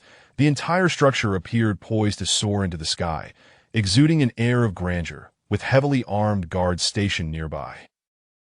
On the spacious lintel hung a plaque inscribed with 4 characters, Liezhou Wenhua. This was the Liezhou Wenhua Academy, the largest official academy in Liezhou, which had temporarily vacated its halls to accommodate the talented Yuqing arrived under the name Ashur, but faced complications with his paperwork, as Su and Tang had not followed the proper procedures, leaving the local officials bewildered about the identity of those they had sent. Tang Baran promptly departed, not knowing whom to consult, but returned shortly with a high-ranking official clad in official robes, who resolved the issue on the spot. After the paperwork was swiftly processed, a guide led Yuqing into the Wenhua Academy. He turned back multiple times, realizing that he was parting ways with Su and Tang, uncertain if he would ever see them again. The largest building there is Fenghua Hall, a venue for debates, capable of accommodating 1,000 to 2,000 people, sufficient for all the teachers. The pavilions scattered throughout serve as lecture halls. The 2 guides, one tall and one short, took turns introducing the sights as they walked, and Yuqing noted the occasional presence of individuals clad in gray cloaks, armed, and he had heard that the personnel of the Xinan government were often referred to as gray cloak people. Although he had never encountered anyone from the Xinan government before, he suspected that you can go there to fill your stomach during meal times. It's free, as all expenses during your stay are covered by the provincial government. This cluster of buildings is Zhaoxi Garden, where the Academy's scholars reside. Currently, it is yours to occupy. The loquacious guides finally paused, and the shorter one turned to present a wooden plaque inscribed with the name, Ashur. You may choose any room that is unoccupied. Just remember to hang your name tag by the door after settling in, so that others will know not to disturb you. Thank you, Yuqing replied, accepting the plaque with both hands. He then inquired, May I ask how many candidates have checked in? The 2 guides exchanged amused glances. The shorter one held up a single finger. You, sir, are the first to arrive. The first? Yuqing was taken aback, scanning his surroundings and realizing the quietness was due to the absence of others. Apart from the guards, no one else was in sight. He began to understand the situation, realizing that it was Su. Noting his peculiar expression, the taller guide quickly reassured him. This is a good omen.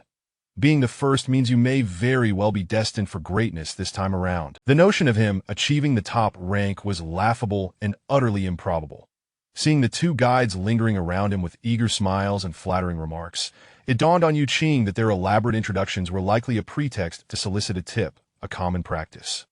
I need money too, Yuqing mused, choosing to feign ignorance as he strode into Zhaoxi Garden. What tips? He was quite pragmatic, not requiring any auspicious signs, as he had. Why should he part with his money for that? Furthermore, he was accustomed to poverty. It was already fortunate that he did not extort from others, let alone allow them to pry money from him.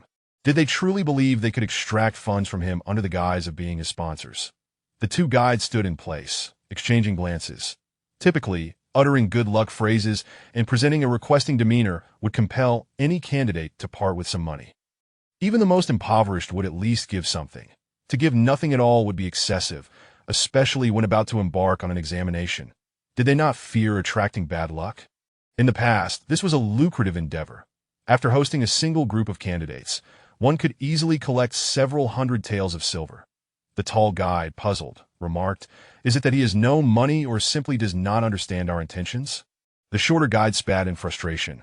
How could anyone heading to the capital for the examination carry no money? Even the poorest among us, once they attain the status of a jiren, are akin to officials, and many are willing to sponsor their travel expenses. Look at him. He carries a sword, and his attire is hardly that of a scholar.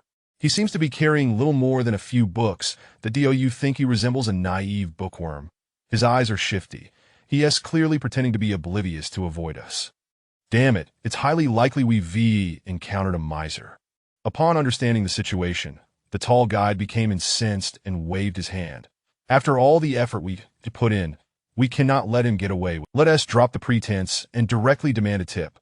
Let us see who can endure the embarrassment. Enough. The shorter guide restrained him, glancing at the wary eyes observing them from the periphery. Times have changed. This situation differs from past ones that have seen Nan's people get serious. They might resort to drastic measures if things turn sour. We want to be able to escape unscathed. Let us not take unnecessary risks. We will endure this misfortune. With such a character, he dares to aspire for the top rank? Pa. His name is destined to remain off the list.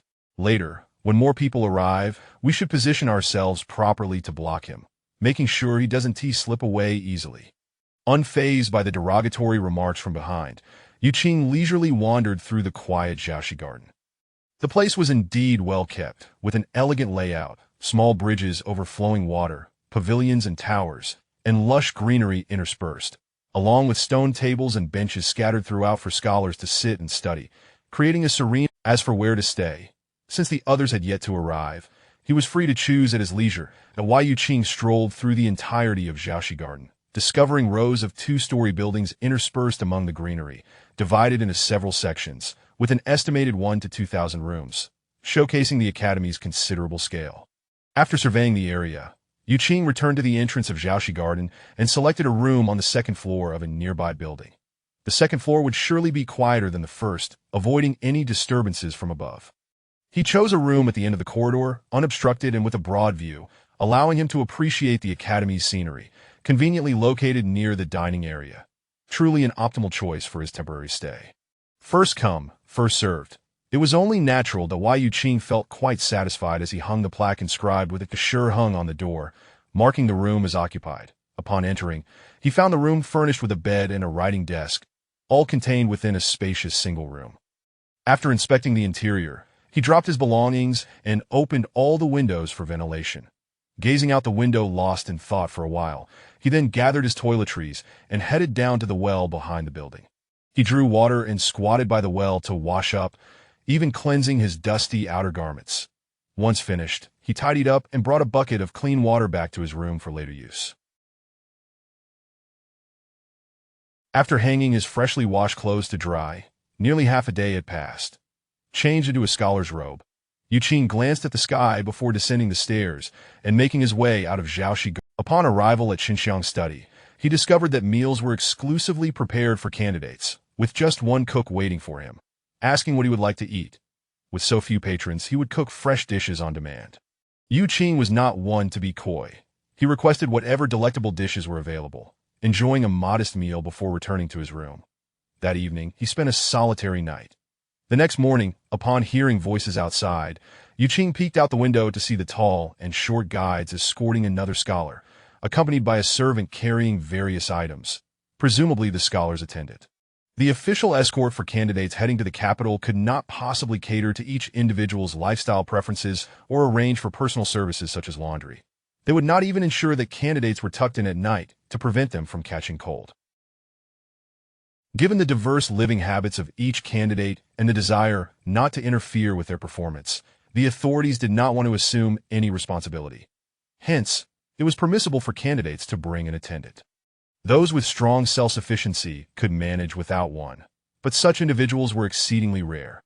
Most merely knew how to study, and to put it bluntly, they were often incapable of handling basic life skills.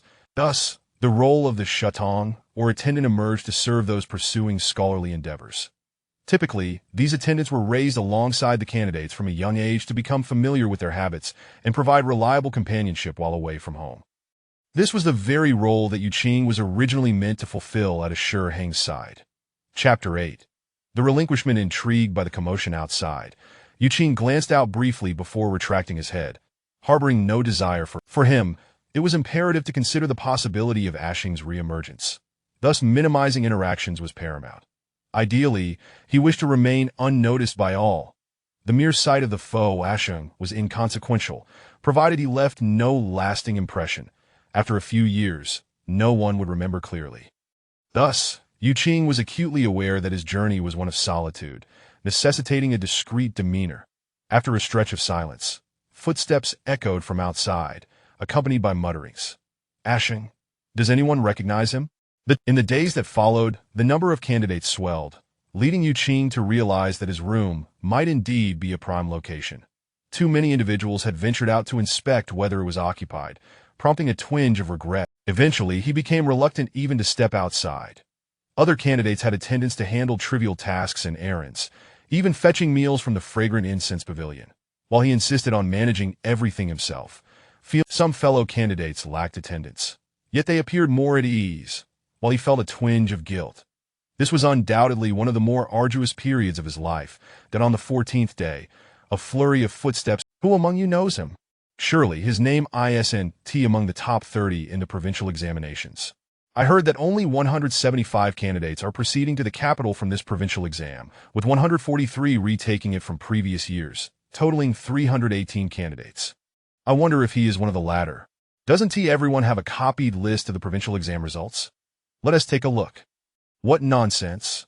Yuqing, who had been in a deep slumber, abruptly sat up, unaware of the unfolding situation outside. Found it!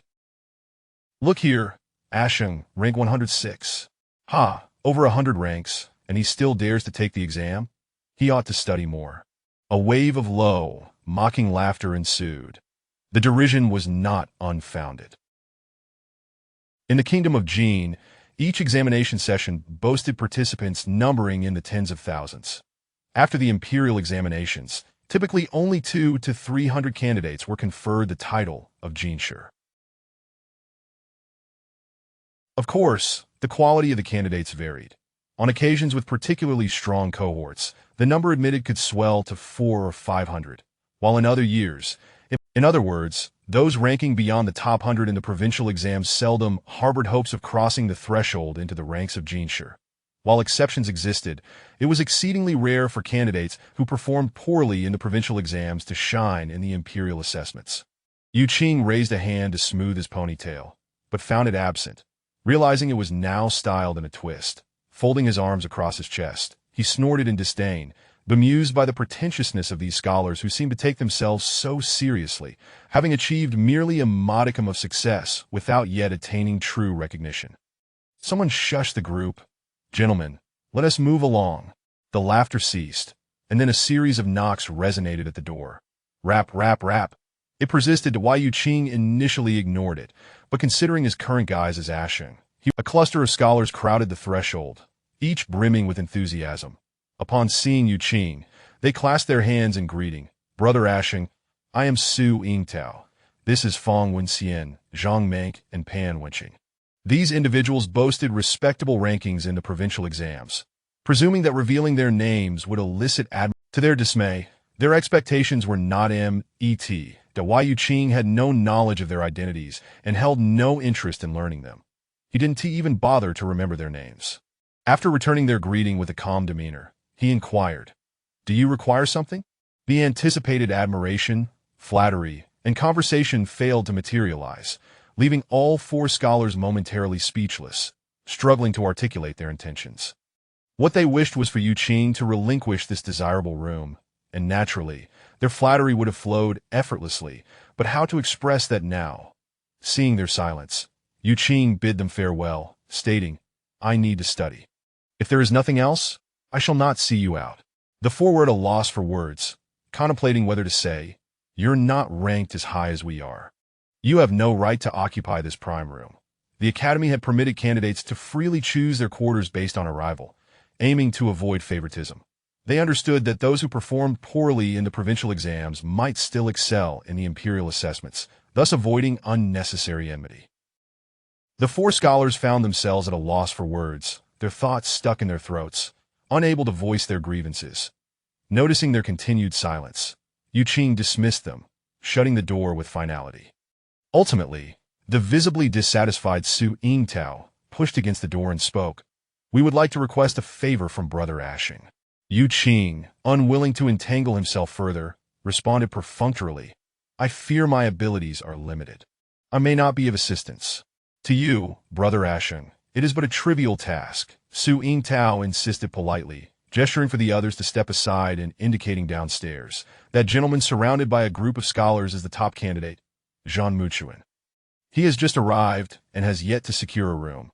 You can imagine that we, having settled here, will attract the attention of the prominent officials from our home state.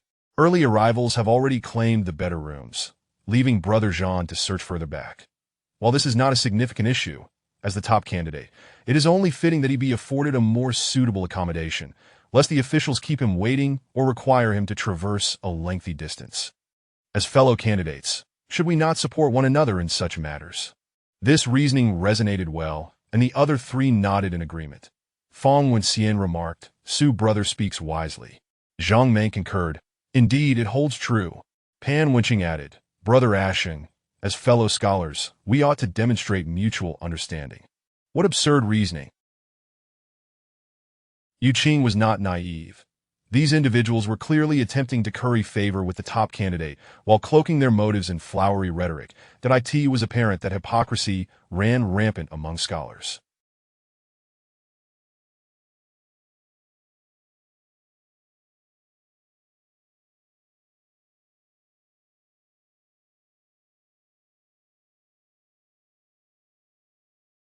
Yu Qing felt an urge to kick them down the stairs but maintained a facade of acquiescence, replying simply, "Very well." Without further ado, he turned to gather his belongings, just a single bundle and a sword, which he swiftly slung over his shoulder, even removing the sign from his door.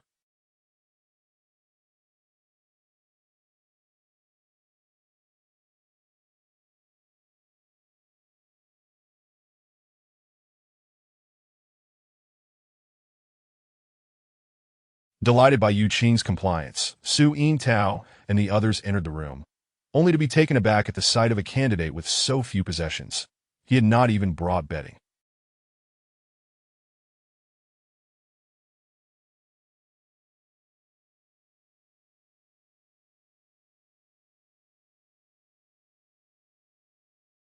How dismal!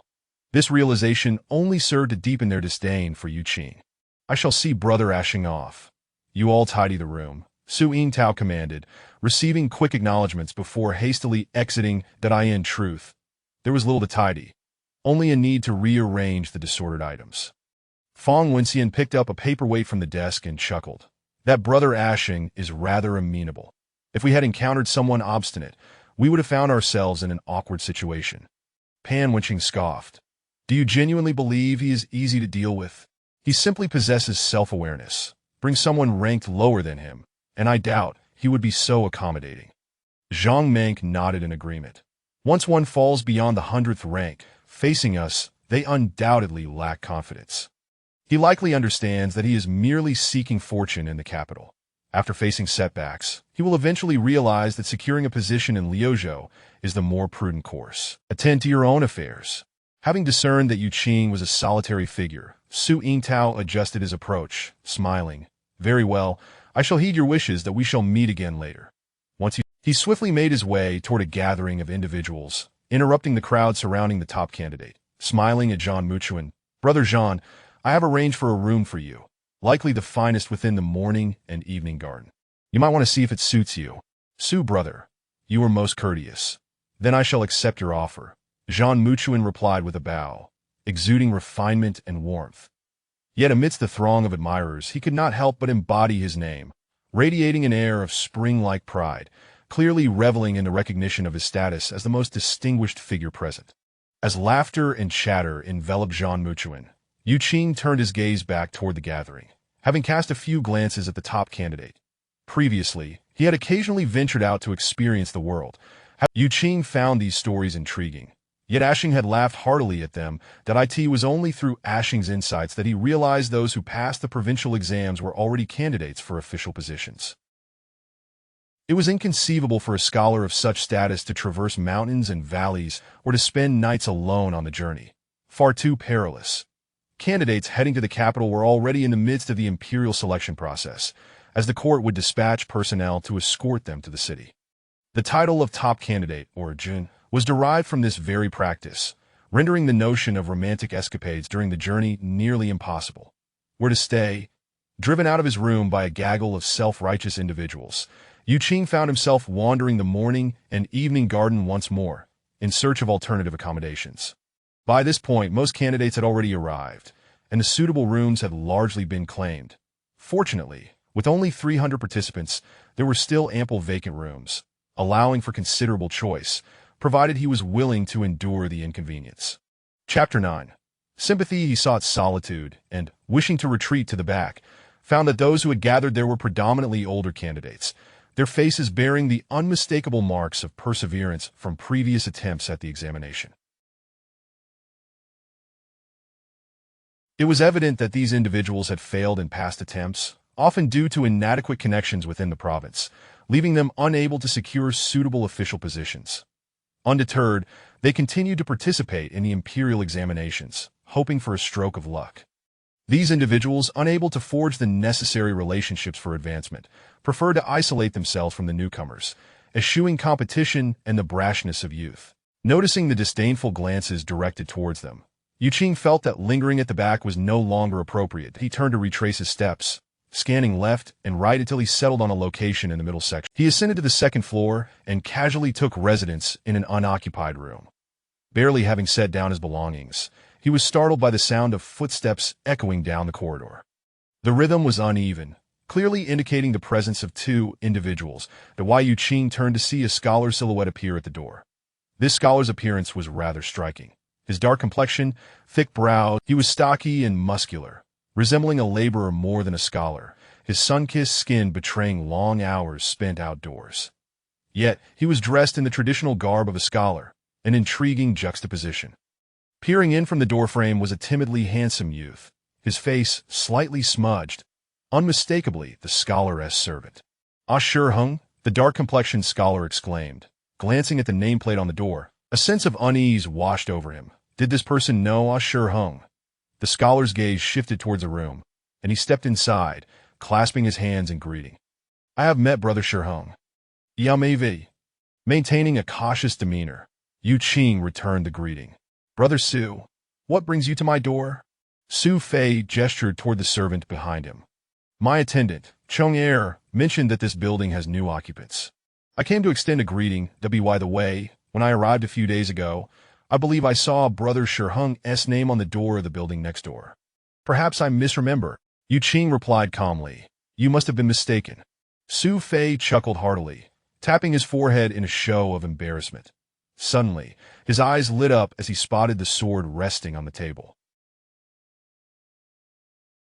He quickly approached Yu Qing, seizing the sword and unsheathing it with a flourish. "A heavy sword. Brother Shi Heng practices martial arts." Feeling slightly irked by this unwelcome intrusion, Yu Qing promptly pushed the sword back into its sheath and reclaimed it. "Is there anything else?" Su Fei faltered, sensing Yu Qing's reticence. He hesitated, then finally said, "Brother Shi Heng, I merely wanted to inform you that I will be practicing martial arts, and it might cause some noise that if I disturb you, I apologize in advance." He bowed respectfully. Yu Qing replied, "It's no trouble, that I am rather fatigued and wish to rest." Having been dismissed, Su Fei could do little more than awkwardly take his leave. As evening approached, a knock at the door roused Yu Qing from his solitude. Recognizing the distinct footsteps, he inquired, "What is it?" With a cautious tone, Su Fei responded from outside, "Brother Shi Heng, would you care to join me for dinner at Qinxiangzhai?" Yu Qing replied, "No, thank you." Su Fei pressed on, "Shall I bring you something back?" Yu Qing reiterated, "I am not hungry." He wished to maintain distance from everyone, not wanting to leave a lasting impression on anyone. He himself was unsure how he had endured the past few days. Silence fell outside for a spell, only to be broken by the sound of retreating footsteps. That night, no disturbances from martial practice interrupted his solitude.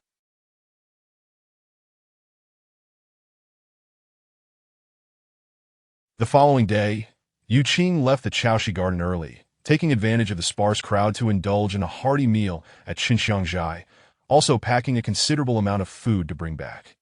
Upon his return, as he descended the stairs, he heard the sound of slicing through the air and beheld the glint of blades under the morning sun that Su Fei was practicing with a large broadsword, sweating profusely, yet seemingly adept. However, to Yu Qing's discerning eye, he appeared merely an average martial artist, lacking internal cultivation, that he could handle common adversaries, but still had much to learn before achieving true mastery. In essence, Su Fei had yet to reach a level of profound skill. The recognized levels of martial prowess range from half-immortal at the pinnacle, followed by mystic scholar, and finally true martial. The latter two categories were further divided into 3 tiers: beginner, intermediate, and advanced. Yu Qing himself had attained the intermediate true martial level, often referred to as the upper martial stage. To illustrate the disparity in strength between Yu Qing's upper martial level and Su Fei's capabilities, one could use the following standard. A beginner martial artist should be able to defeat 10 seasoned soldiers, while an upper martial practitioner should be able to best 10 beginners. As for the half-immortal level, it was, as the name suggests, akin to being half a deity, a legendary status that few had ever achieved throughout history, making it impossible for outsiders to discern who stood higher or lower in this echelon, which was why it remained undivided, collectively referred to as half-immortal. Nevertheless, Su Fei's practice with the broadsword piqued Yu Qing's interest. As scholars typically favored swords as their weapon of choice, that it was rare to see a learned individual wielding a broadsword without fear of tarnishing the dignity of their scholarship. Noticing Yu Qing's return, Su Fei halted his training, lowering his weapon and striding over with a cheerful demeanor. "Brother Shiheng, would you be interested in a friendly spar with swords? The sword is merely an accessory for me. I do not wield it." With that, Yu Qing dismissed him and continued on his way. Su Fei scratched his head, watching as Yu Qing ascended the stairs. The young servant, Chong Er, approached, rubbing his nose with his hand and chirping, "Young master, that fellow is rather reclusive." Su Fei sighed. "Those individuals have been quite oppressive. He may be feeling quite down. Otherwise, he wouldn't have moved to this sparsely occupied building. Furthermore, the lack of a servant indicates his family's modest means. He remained holed up in his room yesterday, skipping meals. We ought to show a bit of understanding." Chong Er's large eyes blinked in sympathy as he nodded in agreement. Yesterday, they had mistakenly thought they had misidentified someone when they overheard discussions about the distinguished scholar Zhang Muchuan's whereabouts. Su Fei could confirm that the room previously occupied was certainly not that of the esteemed scholar. It dawned on him that Shiheng indeed resided there, and his relocation was likely due to pressure from others. Enduring hardships without complaint and retreating into a corner, even skipping dinner, was telling of his state of mind. Furthermore, without a servant to tend to him, both master and servant found their hearts heavy with empathy for him. Thus, their feelings towards Yu Qing's aloofness were not of disdain, but rather deepening sympathy. Upon returning to his room, Yu Qing was unaware that he had already left a profound impression on others. He tossed the packed food aside and collapsed onto the bed, languidly passing the time. After spending half the morning in idleness, boredom began to creep in. With no pressing matters at hand, he decided to change his clothes and ventured outside to wash them at the well. At the well, he encountered none other than Su Fei's servant, Chong Er, who was squatting by the well, washing clothes. Their eyes met briefly, and Yu Qing cast aside his garments to draw water. As he hoisted the bucket, Chong Er timidly offered, "Young master, perhaps you might return to your studies? I can wash your clothes for you and deliver them once they dry." Yu Qing responded coldly, "No need." He too squatted down to wash. Thus, Chong Er fell silent, lowering his head, that Yu Qing noticed the servant stealing glances at him, and occasionally he would catch sight of Chong Er's face, which was quite handsome, with bright eyes and a sparkling gaze, though perpetually smudged with dirt. From their first meeting until now, his face remained unclean. Moreover, he was exceedingly thin, his physique slight and sun-kissed. The sun climbed high, slowly descending towards the horizon, and another day slipped away. As the night sky emerged, speckled with stars, Su Fei concluded his practice and wiped the sweat from his brow with a towel offered by Chong Er, but he glanced up at Yu Qing's darkened room, where even the lights had not been lit. Did you skip lunch and now dinner as well? It seems he hasn't emerged at all. At this rate, how will his health hold up? This building housed only 2 candidates, and so it was just the 2 of them. As night deepened and it was time to rest, a voice called from downstairs. Scholars in the building, please come out and listen. There is an important announcement. The voice rang out several times, swiftly rousing both Su Fei and Yu Qing from their reverie. Addressing the 2, the messenger explained, tomorrow morning, the provincial governor will visit, so breakfast will be served an hour earlier. Please do not be lax, and after the meal, everyone must gather and prepare. We hope both of you will take this to heart. Upon hearing that the highest-ranking official of the province was coming, Su Fei was momentarily startled, bowing respectfully. Yes. Yu Qing followed suit, bowing in acknowledgement. As dawn broke in the heart of the provincial capital, the governor's residence welcomed distinguished guests. The governor, Lu Jiwei, personally attended to them.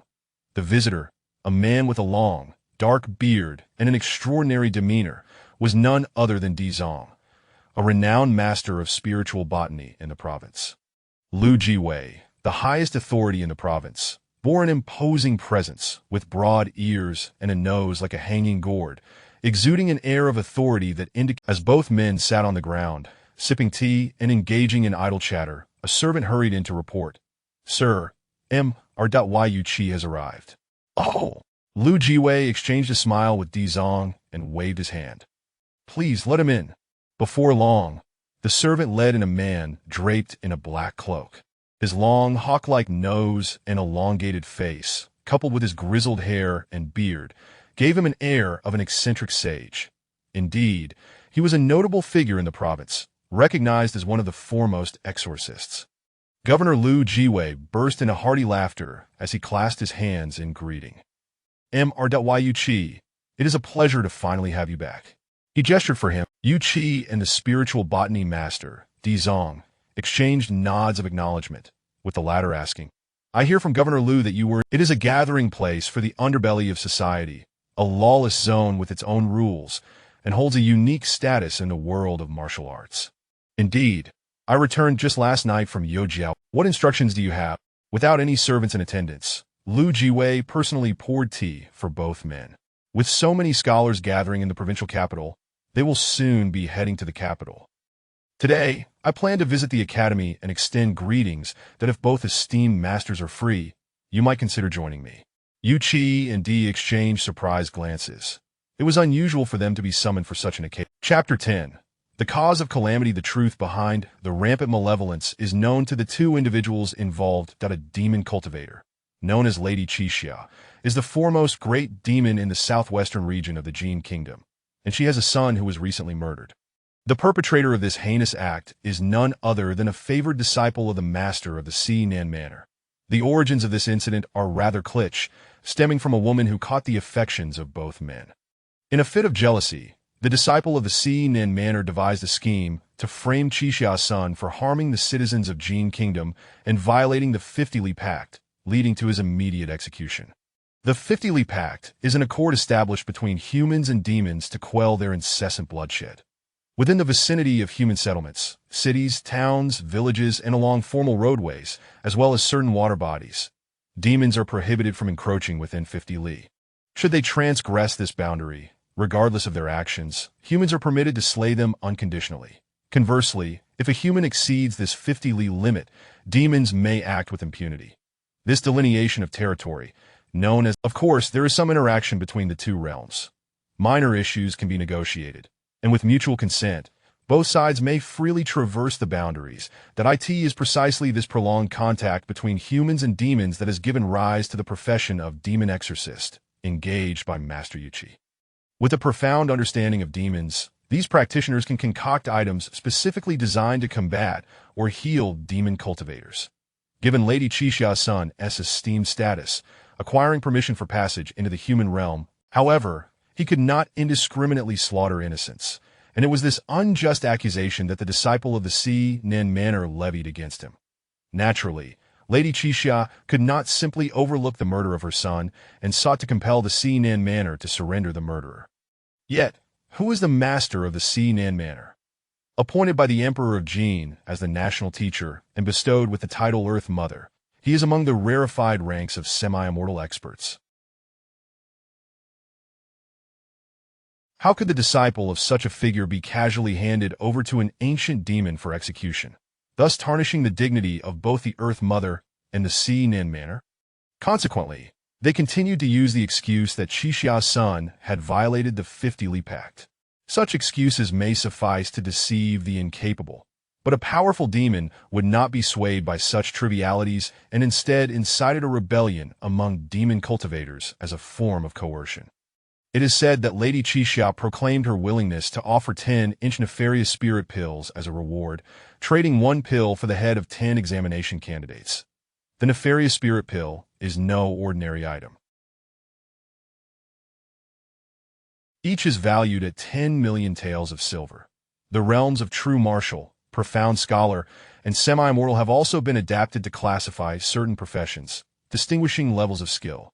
For instance, the alchemical prowess of a demon exorcist is categorized into. For many demon cultivators, the journey from beast to demon involves numerous fortuitous encounters, and it does not guarantee that the offspring of demons can attain such a transformation.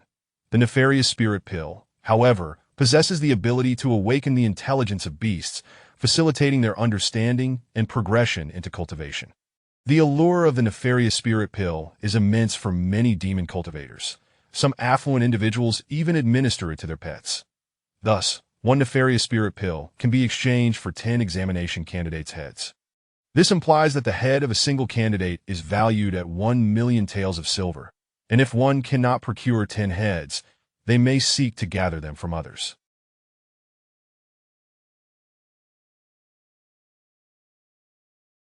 The court and the Sea Nin Manor are striving to keep this information under wraps.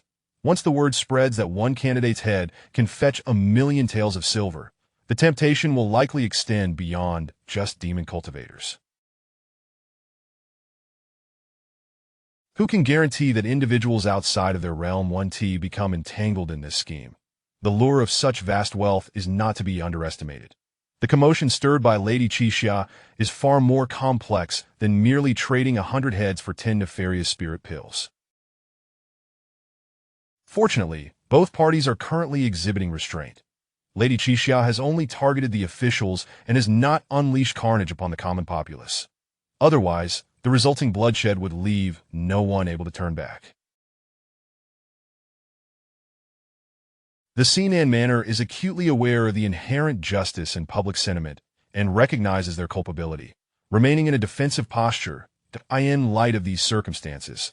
Who among the two masters would dare to become embroiled? Yuqi cautiously probed. Might you wish for us to partake in the escort? Lu Jihui chuckled heartily. There is no need for such concerns, esteemed masters. The aim is merely to leverage your esteemed reputations to instill some confidence in the candidates. Ditsong queried. Does this imply that the candidates are aware of the demon disturbance? Most who succeed in the provincial examinations are scions of noble families. They may be oblivious to the machinations of the Sea Nin Manor, but news of unrest is not something they can be shielded from.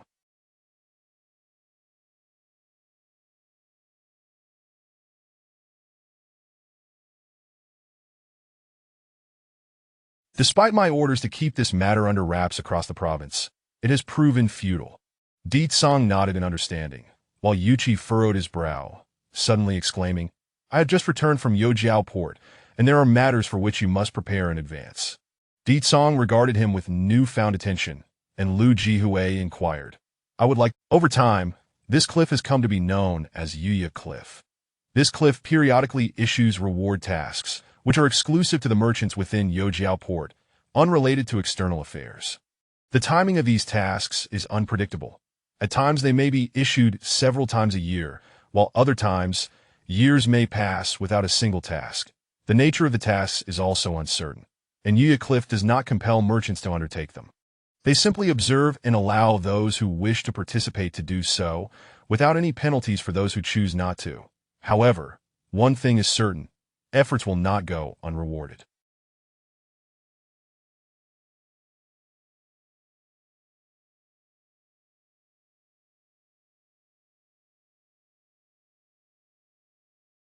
Those who successfully complete a task may make a reasonable request of Yuya Cliff, in other words, as long as the request is not excessive. Yuya Cliff will grant it.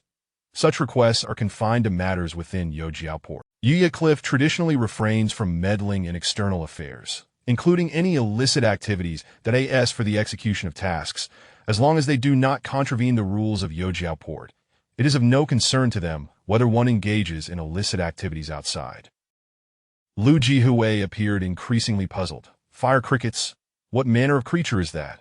Ditsong wore a similarly baffled expression, evidently unfamiliar with it either.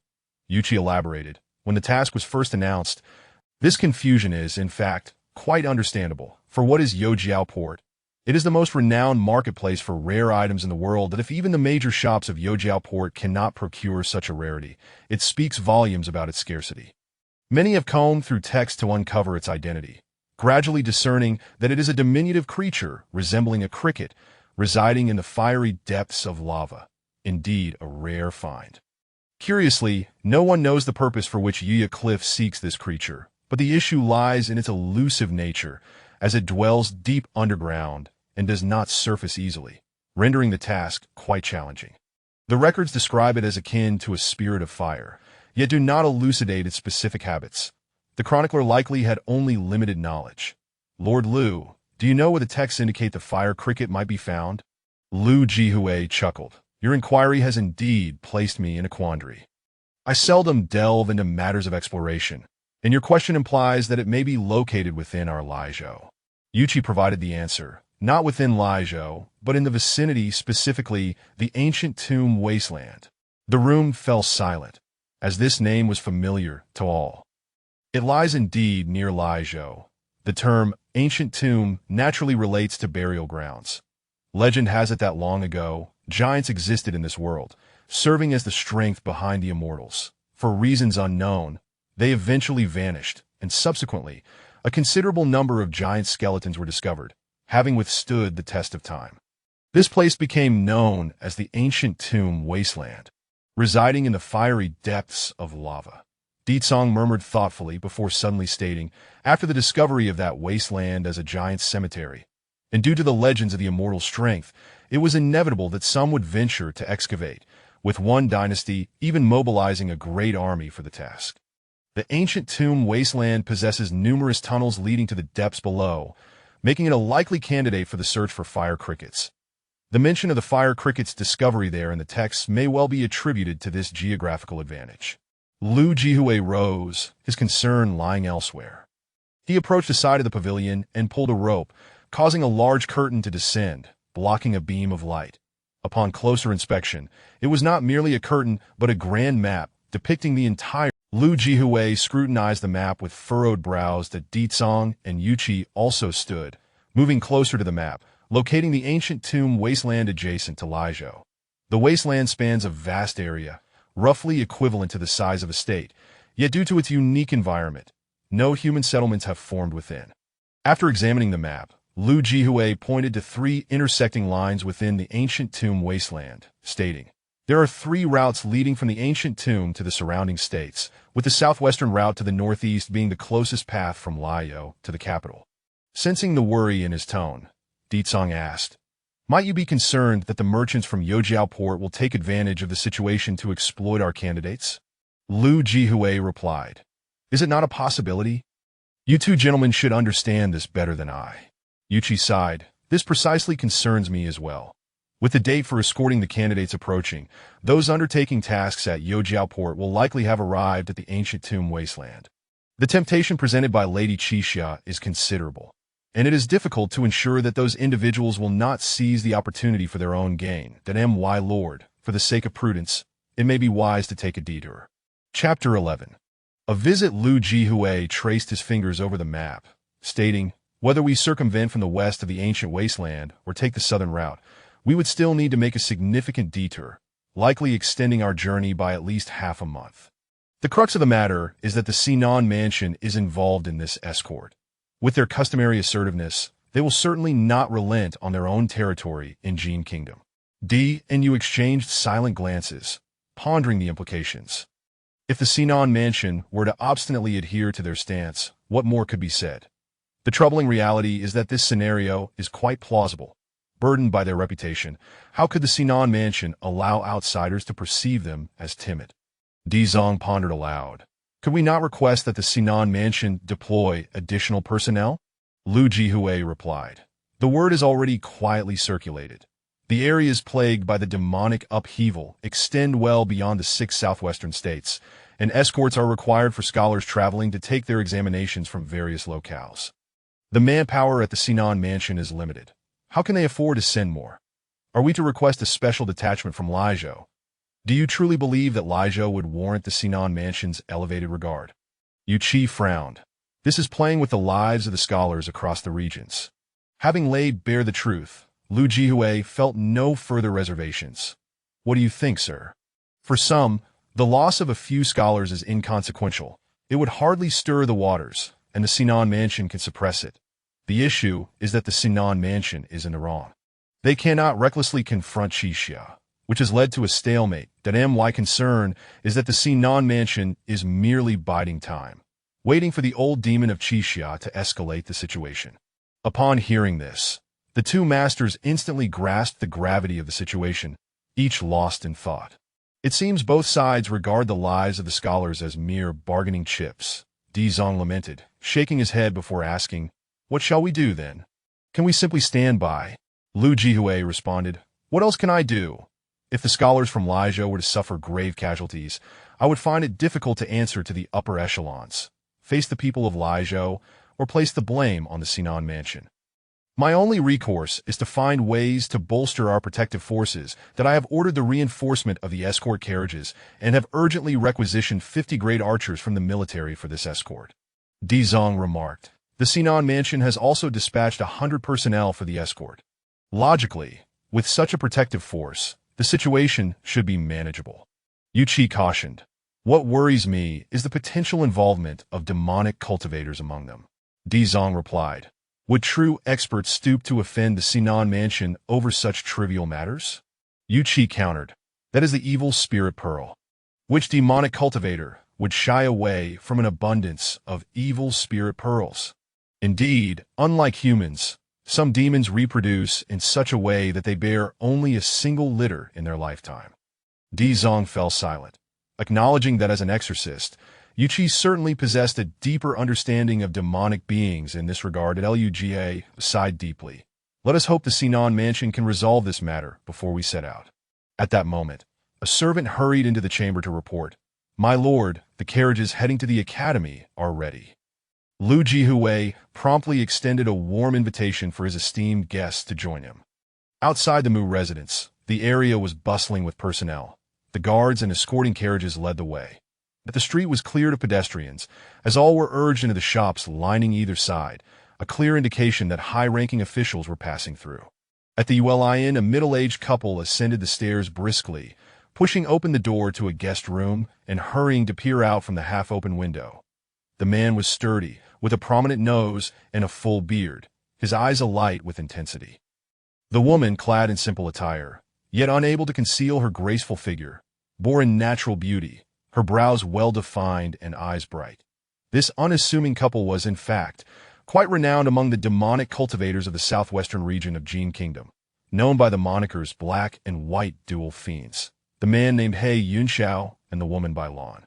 They observed the forces approaching from the direction of the Mu residence, watching closely as they neared and passed down the street, until they disappeared from view. Once the street returned to its previous clamor and liveliness, Bai Lan closed the window, inquiring, Where is Lu Jie, leading his entourage? To the academy to visit the candidates, He Yunxiao replied, taking a seat by the tea table. Bai Lan followed suit, sitting across from him. Have they determined the route of departure? He Yunxiao shook his head. Our informant is unaware and cannot provide a definitive route. However, he suspects they will likely take the route through the ancient tomb wasteland, which is the most direct. Bai Lan's expression shifted to one of urgency as she lightly tapped the tea table. Are you jesting? Such matters cannot be merely estimated. There will undoubtedly be a vast escort accompanying them. We must prepare in advance to have any chance of success. Without knowing the route, how can we set an ambush? He Yunxiao remarked. Lu Jihui and the personnel from the Sinan mansion are intentionally keeping this information under wraps. Given the short time frame, Our informant genuinely has limited means. Nevertheless, his analysis does hold some merit. Lu Jihui has mobilized 50 great archers from the military, including 3 profound-level archers. 50 great archers? Bai Lan interjected, her reaction one of surprise, laced with uncertainty. 50 great archers can fend off 1,000 troops. Lu Jihui is indeed making a considerable effort. The title of Great Archer is not one bestowed lightly. The fundamental requirement is to have attained the true martial realm in martial cultivation. Otherwise, one would struggle to even draw the bow used by a great archer, let alone accurately shoot that a single great archer can release 3 arrows simultaneously, each capable of striking 3 distinct targets at a distance. And within a single breath, they can unleash 3 volleys, hitting every mark within 100 paces. This is the most basic capability of a great archer. In essence, a single great archer can accurately target at least 9 objectives in the span of one breath. With 50 great archers, they could collectively target 500 objectives in that same time frame, and their coordinated efforts could indeed withstand the assault of 1,000 troops. Particularly, the profound-level great archers can be described as terrifying. They are fearsome long-range assassins, capable of taking lives from 300 paces away with ease. For many, 300 paces may render the target indistinguishable, let alone the precision required for a lethal shot. Thus, being targeted by a profound-level great archer is a harrowing prospect. Fortunately, these great archers are predominantly under the control of the court, retained within the military and well compensated. Otherwise, the presence of such long-range snipers would leave many restless. He Yunxiao stated, "This is why I say our informant's assessment is valid. With such formidable defensive strength, traversing the ancient tomb wasteland is indeed highly probable." Bai Lan paused, comprehension dawning upon her, her demeanor gradually reflecting exhaustion. With 50 great archers present, even approaching them will be a challenge. Are we truly to let our children's opportunity slip away like this? He Yunxiao immediately reassured her. "My lady, there is no need for concern. Such a method of escort will not be swift. It is normal for the journey to the capital to take months, that we have ample time. If we cannot intervene here in Lizhou, we can find a way to intercept them in other states." Bai Lan's eyes flared with indignation. "Do you think the Sinan mansion is a mere decoration? Do you believe they will allow this matter to drag on indefinitely? The situation with the Chixiao matriarch could escalate at any moment. Time is of the essence. To secure this opportunity for our children, we must act before the Sinan mansion resolves this issue."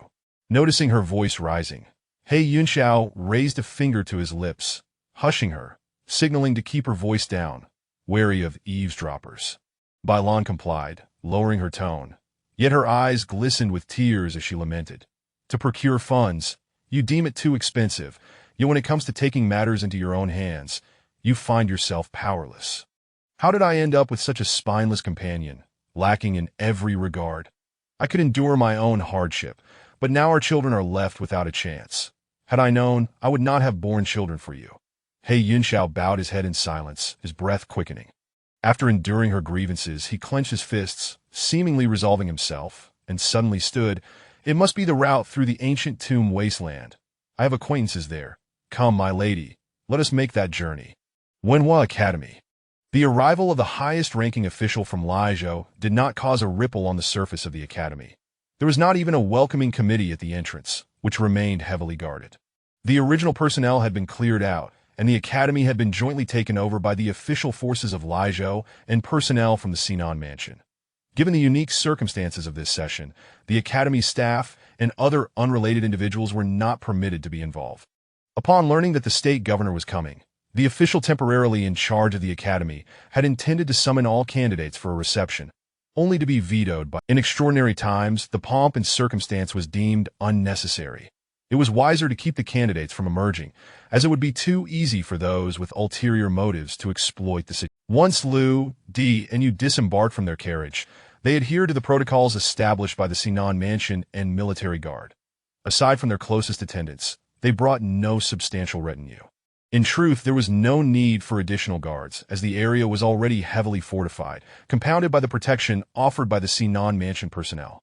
Inside the academy, there was a palpable buzz. All candidates had received notification and gathered at the entrance of the Chaoshi Garden, awaiting their turn.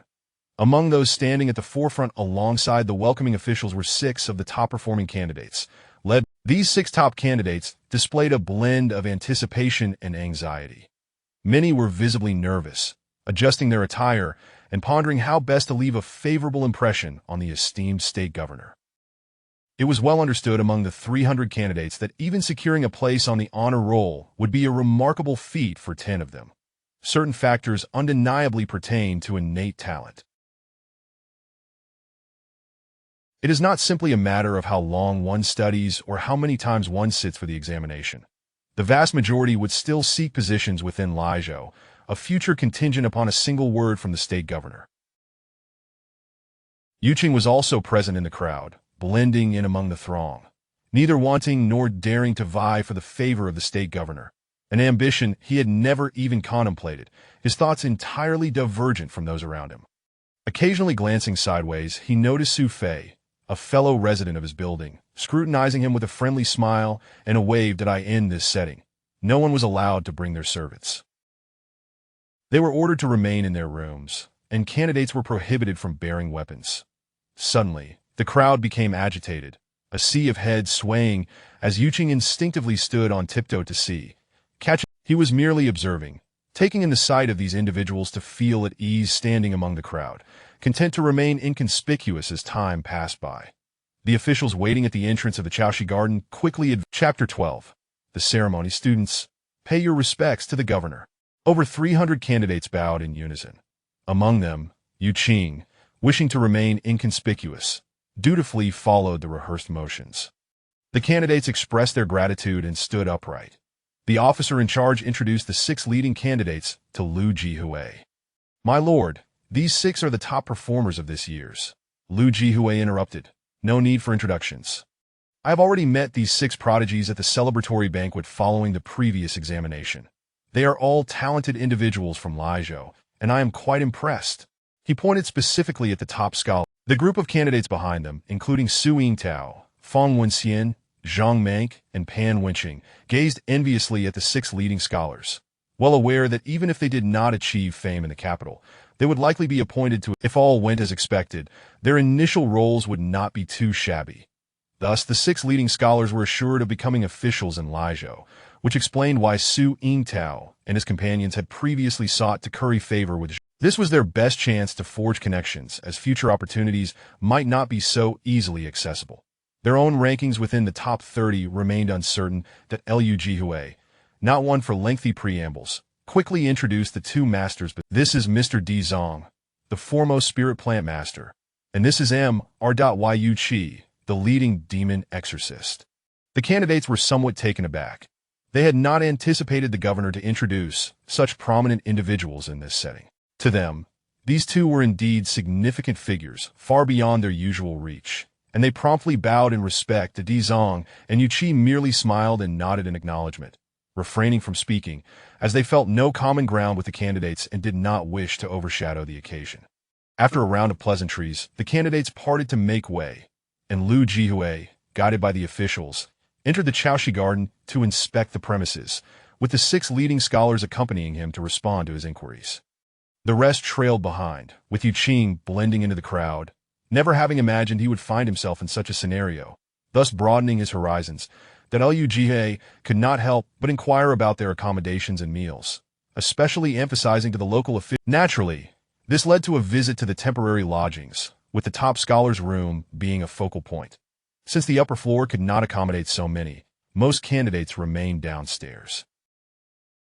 Yuqing was among them, watching as Lu Jihui and the others entered the very room he had once occupied, glancing around at the expectant faces of the other candidates, puzzled by their eager anticipation. Lu Jihui could not spend all his time at the lodging. After a brief inspection of the nearby building, he casually remarked, almost all of Liezhou's newly emerged talents are gathered here. It is a rare opportunity, and since we have the chance, do the 2 gentlemen wish to witness their talents? He halted and turned to face the 2 masters. Daoist. He stopped. Everyone else did too, their eyes fixed upon him, with some candidates sensing a chance to showcase their. Di Zong and Yu Qi exchanged knowing glances, with Di Zong asking, how do you propose we witness their talents? Liu Jihue scanned the crowd of candidates and stroked his beard, suggesting, "Why don't the two gentlemen each present a topic? My newly emerged talents from Liuzhou can compose 2 essays in response, which you can then evaluate for quality, leaving behind their literary treasures for the academy students to study."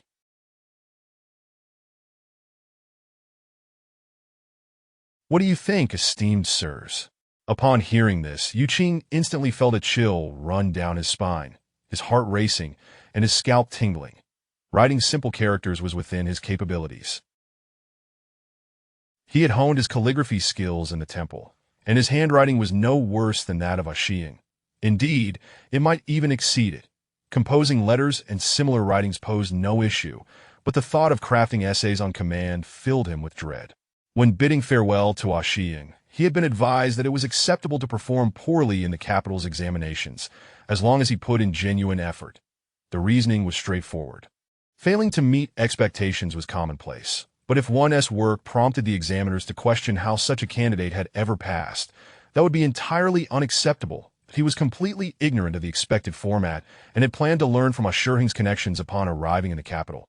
But now he realized that if he were to be exposed here, given his current abilities, escape would be nearly impossible to that moment. He felt as if a sword were hanging above him, ready to descend at any moment. For the other candidates, this was a delightful surprise. Regardless of the quality of their essays, they had nothing to lose if they performed well. Who knew? Perhaps they might catch the governor's eye. However, for Yu Qing, this was calamity from the heavens that as he observed the eager expressions around him, Yu Qing's own gaze flickered with urgency. Contemplating an escape plan to Dizong and Yu Qi were momentarily taken aback, having not anticipated the governor's request for them to engage in this manner. They exchanged glances, silently agreeing, and Dizong politely declined. "This task does not fall to us. The governor should personally oversee the topic selection." Liu Jihue chuckled. "The matter of topic selection is trivial. I wish to seize this opportunity for the two gentlemen to provide a reward to bolster our Liuzhou scholars. Please do not decline." Understanding the underlying implication, the two men realized that the governor's sudden proposition aimed to display their authority and reassure the candidates. It seemed that merely making an appearance was not sufficient. They exchanged glances once more. That it was not that they were unwilling to oblige Liu Jihue. Rather, in the realm of exquisite literature, they were certainly not on par with these young scholars, all of whom had emerged from the provincial examination. To have them judge the candidate's work would be inappropriate and could lead to ridicule. However, with Liu Jihue making such a request publicly, they could not afford to refuse him.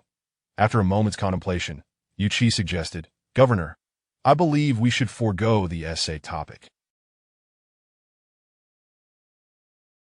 Firstly, considering the time constraints, it would be impossible for us to evaluate the essays of over 300 candidates within a reasonable time frame." Liu Jihue was about to propose that they compose poetry instead, as it would be simpler and quicker to assess.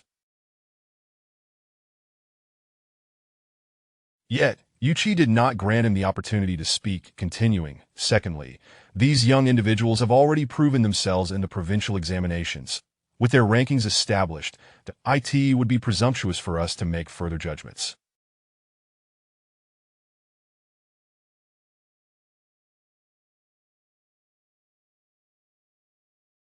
"Governor, how about we test their quick wit instead?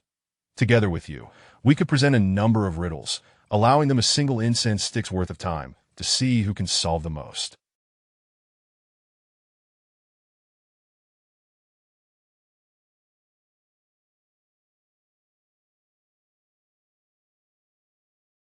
This way, we can avoid any discord.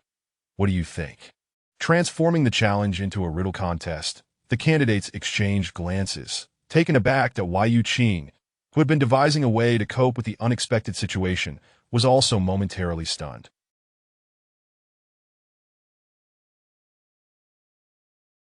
If it indeed turned into a riddle contest, he would not need to worry about fleeing. The quality of essays was no longer a concern, and failing to solve riddles would carry no serious consequences.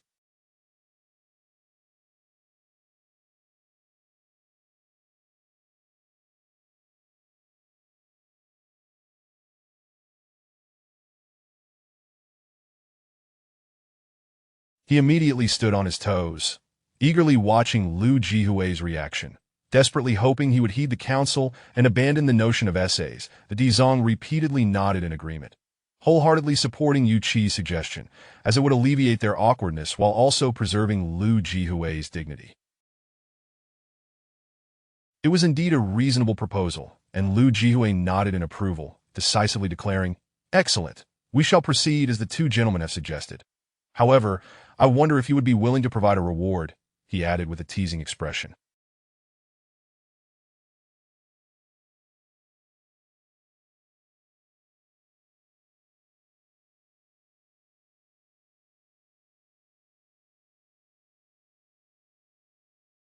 The two masters exchanged looks, knowing that they could not back down without offering something. Yu Qing, having released his tense posture, sighed heavily in relief. The Dizong surveyed the candidates and proclaimed with a hearty laugh, "Since the governor has spoken, we cannot decline. I will contribute 100 jin of spirit rice as a reward." The declaration caused a stir among the candidates. Well aware of the value of 100 jin of spirit rice, at least 10,000 taels of silver. What was happening? Just as Yu Qing had relaxed, he suddenly perked up, his eyes wide with disbelief. 100 jin of spirit rice. He was curious whether this substantial reward would go to one individual or be divided among the 300 candidates. If it were the former, he would feel a deep sense of injustice. After all, he had once fought 3 of his fellow disciples over a mere few hundred taels of silver. Now, to think that a riddle contest could yield such a reward seemed far too effortless. However, Dizong did not specify how the reward would be distributed. Lu Jie beamed with satisfaction, then turned to Yu Qi with a smile. Yu Qi, with an inward sigh, realized it was time for him to make his contribution, that he spoke clearly and calmly. "A flask of demon banishment elixir as an additional reward." The demon banished. Yu Qing, still on edge, felt another jolt of surprise. While the other candidates might not recognize the value of the elixir, as someone acquainted with the world of martial arts, he was all too aware that it was an exceptional item for subduing demons. Just a single drop applied to a demon's form would compel it to reveal its true identity, hence its name. The emphasis, of course, lay in its worth. Chapter 13. The martial grade elixir is effective only when used against specific types of demons, while the profound grade elixir possesses the remarkable ability to force most demons to reveal their true forms. Given its superior potency, its value is correspondingly elevated. The market price for a mere cup of profound-grade elixir reaches an astonishing 10,000 taels of silver. Is this not a significant? Why then, does Yu Qing suddenly feel a profound discomfort in his heart? The sensation of something tantalizingly within reach, yet ultimately unattainable, breeds a deep-seated resentment. Regardless of whether he can solve the riddle, he must refrain from drawing attention to himself to claim this reward. If the officials present were to form a lasting impression of him as the false Shi Heng, how could the genuine Shi Heng return to the capital for the next examination once he is healed?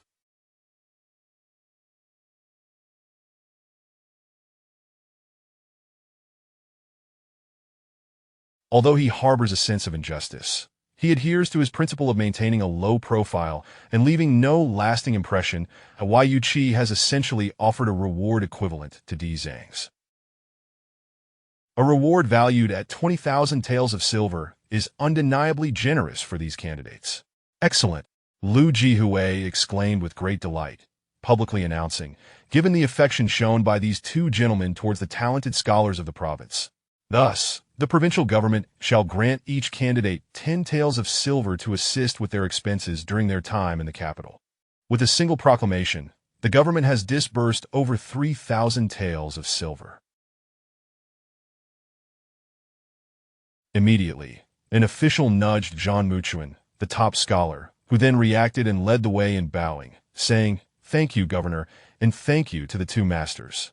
"Thank you, Governor, and thank you to the two masters," echoed a chorus of candidates who. Lu Jihui waved his hand, signaling for them to be at ease, and turned to the chief official beside him, inquiring, "Is there a place nearby where several hundred individuals can sit and write?"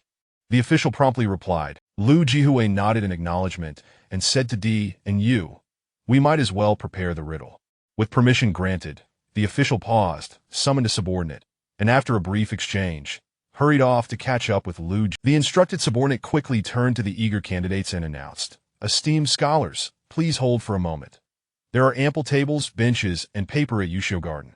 However, it may be a bit challenging to gather several hundred writing instruments at once. To avoid keeping the provincial governor waiting, I kindly ask everyone to return to your rooms to fetch your stationery, that I will wait here for your assembly." "Understood," Jean Muchuin replied first, bowing slightly as he led the way back to his room. A multitude of candidates responded affirmatively. Hastily departing, De Yu Qing glanced around, pondering his options, but he feigned a casual return. Yet his thoughts remained preoccupied. Having walked a short distance, his gaze fell upon a robust figure ahead, none other than the hurriedly retreating Su Fei. Instinctively, he reached to smooth his own ponytail, only to find it empty, and thus refrained. Following Su Fei closely, his eyes flickered with contemplation for a moment before he clenched his teeth. Seemingly making a decision, De Yu Qing suddenly quickened his pace, sprinting to catch up and warmly greeting, "Brother Su." Su Fei turned his head, surprised to see him. Taken aback, he stammered, "Sure Hung, what brings you here?" Yu Qing glanced around, pulled Su Fei's arm to slow his pace, and shifted from a jog to a leisurely walk, saying, "There are others behind us who live further away.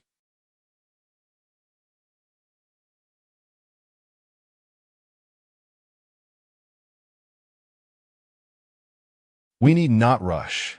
Su Fei, increasingly astonished, noted the unexpected verbosity in Yu Qing's words and inquired, "Brother Hung, do you have any instructions?" At last, Yu Qing revealed a smile. He replied, "Ranked 131st. Please excuse my lack of distinction, Brother Hung." "Not at all. Not at all. That is quite commendable." Yu Qing responded with feigned modesty, a genuine smile gracing his face. However, a hint of mischief flickered in his eyes as he pondered the implications of Su Fei's rank. With a score of 131st, the prospect of securing a spot on the honor roll seemed bleak.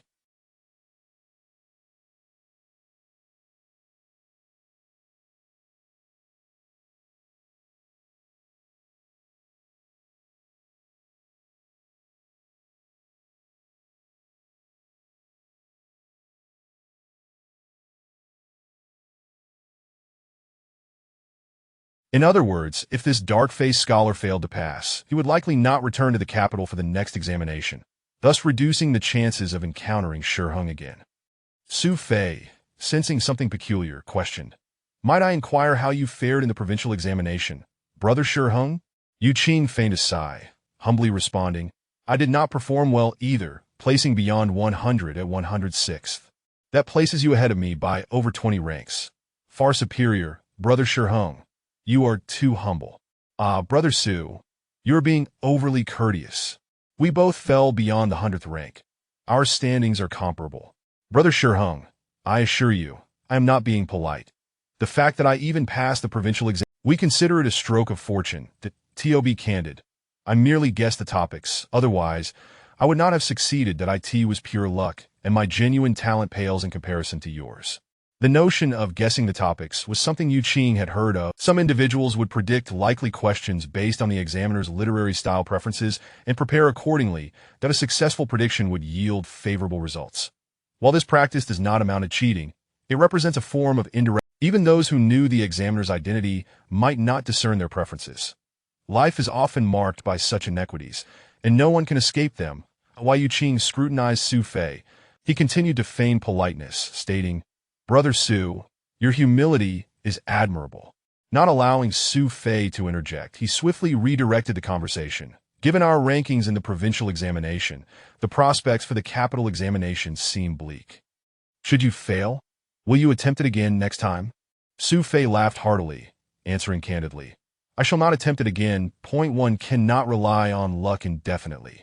However, it would be remiss not to take. If I do not try, my family would never forgive me. Thus, this was merely a gamble. If I fail, my family will not expect me to try again. Instead, I shall seek an official position in Liezhou." To be honest, I have no desire to hold office. In this world, I would prefer to ride freely across the rivers and lakes, acting justly and heroically. Alas, such dreams are futile. as my family would never consent. Yu Qing found some truth. However, this was of little importance. What truly mattered to Yu Qing was the confirmation that Su Fei would not be participating in the next capital examination.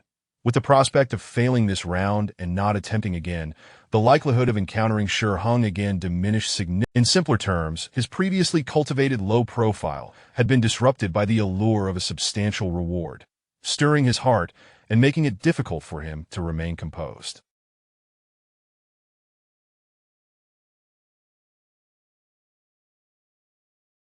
He understood that, ideally, he should avoid leaving a lasting impression on Su Fei.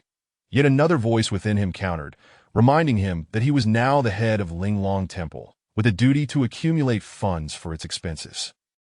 With his worries alleviated, Yu Qing felt like a wild horse unbridled, losing patience for trivial matters that he dove straight into the heart of the matter, asking, "Brother Su, how do you think the governor will distribute those rewards?" Su Fei shrugged. "Who can say? However, it is certain that the winners will receive more." Yu Qing replied, "Just as I suspected, do you aspire to claim the top prize, Brother Su?" As they veered off the main path into a shaded alley between two buildings, Su Fei halted, grinning. "Who wouldn't he want to?"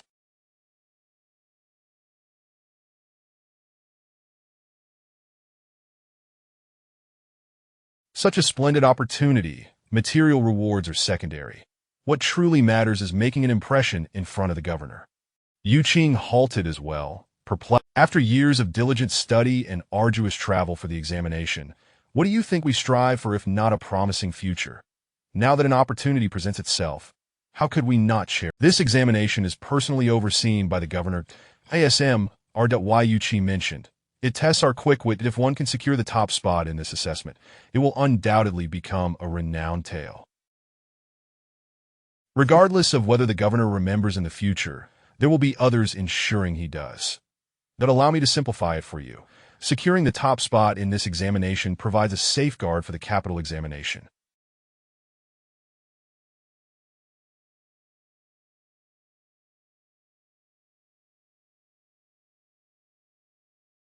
If I fail there when I return to Lizhou seeking a position, all I need to say is, I am the one personally designated as the top by the governor.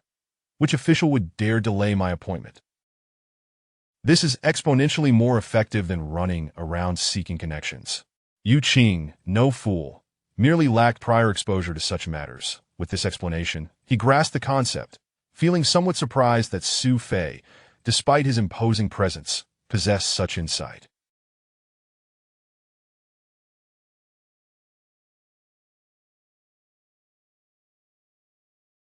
That being said, Su Fei's willingness to share this information signified a degree of honesty, prompting Yu Qing to become increasingly forthright, asking, "So, Brother Su, do you have confidence in securing the top spot?" Chapter 4. Cooperation. Su Fei patted him on the back, signaling him to continue onward, and as they walked, he remarked, "No, but we can't just not try at all. What if fortune smiles upon us?" Yu Qing mused silently, while articulating slowly, "Would it be acceptable for me to assist Brother Su in securing the first place?" Su Fei halted, momentarily taken aback, and then chuckled as he resumed walking. "If you could secure the first place, why would you need to help me? You could simply claim it for yourself." That Yu Qing persisted. "Brother Su, I am not jesting. I genuinely wish to assist you." Noticing Su Fei's continued skepticism, "Let us make a wager. If I can help you achieve first place, the honor belongs to you, while the rewards are mine. What say you?" Su Fei paused again, frowning as he scrutinized him. "Qing, what exactly do you mean?" Yu Qing's intentions were quite straightforward, driven by the allure of monetary gain and rewards, yet he feigned a different motive. "To be frank, I excel at deciphering riddles, but the benefits of securing first place hold no value for me. I cannot seek an official position in Lizhou. If I fail to attain a place on the honor roll, I shall continue to take examinations, even if it leads to my demise." Su Fei was rendered speechless.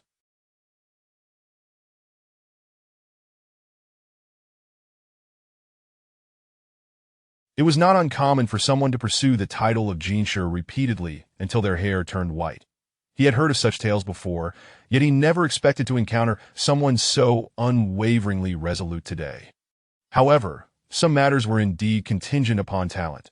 Relentless perseverance might not suffice. For instance, one who cannot become a top scholar after countless attempts will never achieve that status. He longed to offer some counsel, but recalling that this was Yu Qing's first venture to the capital for the examination, he refrained, thinking it might be inauspicious to speak of failure, a notion scholars typically avoided.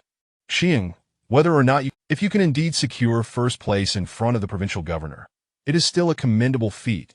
There is no need to consider my interests. Yu Qing was not ready to concede. That is a misjudgment. It is not solely about helping you. It is also about my own interest that if I can attain a place on the honor roll during my time in the capital, does it really matter whether I secure first place? Since it would benefit you, why not assist you in achieving it? If the honor of first place truly aids you in your official career, you would undoubtedly remain an official within Lie Zhao's jurisdiction. Perhaps I could rely on you in the future. There seemed to be some merit in this logic, and Su Fei began to understand, hesitating, eager to speak.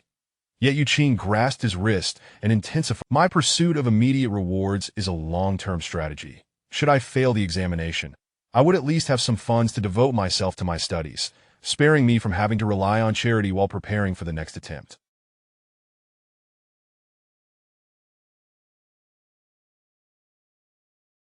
If my path to becoming a jinshi is fraught with failures, and one day I grow despondent and seek a stable position, you would be my refuge, Brother Su.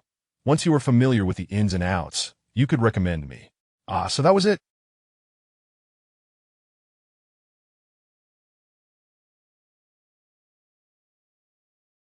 Su Fei suddenly realized, and his eyes brightened. His perception of Yu Qing shifted entirely. Tio devised such long-term plans. Even if he did not achieve a place on the honor roll, he would surely not be a person of insignificance in the future. With this heartfelt discourse, Su Fei was keen to forge a friendship with him. Amidst his reflections, he hesitated and said, "If Brother Xian can assist me, I shall not let you down. However, do you truly have such confidence in securing first place?" Yu Qing lightly patted his hand. "You worry too much. It is merely a trial, and there is no harm in attempting." Su Fei considered it would not cost him anything that he smiled and replied, "Very well, it is settled." With their agreement made, the two laughed heartily as they walked on. Hearing their laughter, the attendant, Chong'er, poked his head out from the entrance. Seeing the two of them walking shoulder to shoulder, he was astonished. He had not expected Xing to suddenly transform into such a close companion to his young master. Upon their return, Chong'er politely greeted them, "Young master, Gongzi." Su Fei explained, "We have plenty of ink and brushes, but we lack an extra inkstone. However, Chong'er has a spare one for practicing calligraphy, though I fear you might find it uncomfortable to use."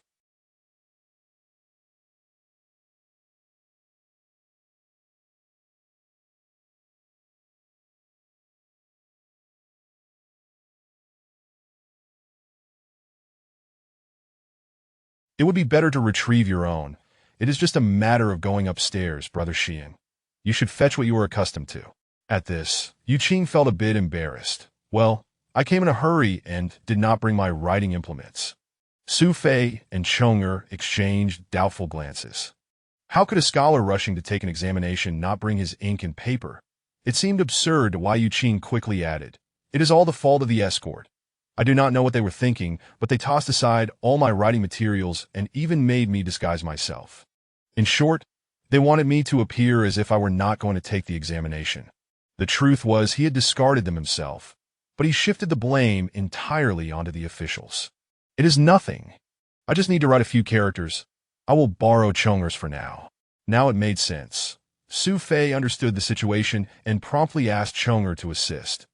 When they arrived at the designated meeting place, most of the attendees had already gathered, with others arriving in succession. It did not take long for everyone to assemble, after which they set off collectively. They were led to the picturesque Yushio garden and brought into a spacious hall. Upon entering, they noticed a table and a mat set at intervals, still awaiting adjustment. With over 300 tables crammed into the hall, it felt somewhat cramped, as typically, this hall would not accommodate such a large number of students at once. The classrooms within Yushio Garden were divided into several areas, as the students were categorized by year. The truly spacious area was Fenghua Hall, which could accommodate all the students of the academy. However, it was evident that there was no need to utilize such a large space at present. Once the candidates arrived and settled, an official called out loudly, "Everyone, please find a seat and sit down." A cacophony ensued as individuals scrambled to locate their places. Yu Qing, he was uncertain if the hall had been sealed prior, but now that all the doors and windows were open for ventilation, coupled with the somewhat strong winds of the day, the air currents inside the hall had become quite chaotic.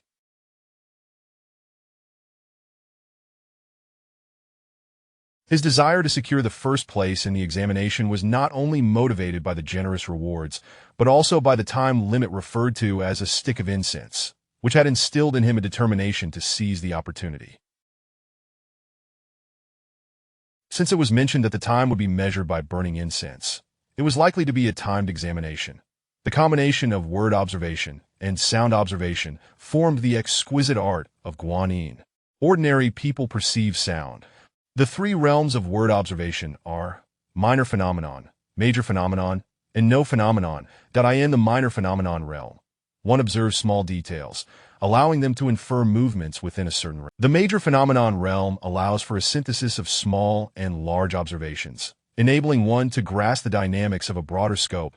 As for the no phenomenon realm, it approaches the myth. According to the scriptures, those who cultivate word observation to the no phenomenon realm can perceive movements within their field of vision as mere trivialities. By gazing at the heavens, they can discern where it is clear and where it rains, where strong winds blow and where great waves crash, and they can easily predict when it will rain and when it will cease. With a flick of their fingers, they could predict fortunes and misfortunes, knowing where landslides may block paths and when travel should be avoided, even to the extent of knowing what someone far away is doing. Yu Qing had inquired of his master whether any of the past practitioners of Linglong Guan had ever reached the third realm, but his master was uncertain, only suggesting that the founder of this practice must have achieved the third realm. Otherwise, how could they have known of its existence? Even his master, despite years of cultivation, had not truly entered the second realm. He could only claim to have laid a solid foundation for entry into the second realm, having brushed against its threat. His master's minor phenomenon realm allowed him to perceive movements without requiring detailed observation of the surrounding phenomena. His word observation had reached a reflexive level, or perhaps his experience had accumulated sufficiently that a mere glance would reveal the movement. Upon reaching this level of practice, one naturally becomes adept in the minor phenomenon realm, executing it effortlessly. Unlike Yu Qing, who was still a novice, he had to rack his brain to deduce the subtle changes in the phenomena, which was quite mentally taxing. Given Yu Qing's current level in word observation, without the ability to directly observe the movements of the smoke from the incense, he would find it exceedingly difficult to exploit the situation. If external winds interfered, causing the movements of the smoke to become increasingly erratic, it would complicate his calculations in word observation. If he were merely focusing on one candidate's movements, it would not be a significant issue, but the dilemma now was that he needed to pay attention to all the candidates simultaneously. After surveying the environment of the hall, Yu Qing exchanged a glance with Su Fei, who immediately followed him as they took seats side by side in the far corner.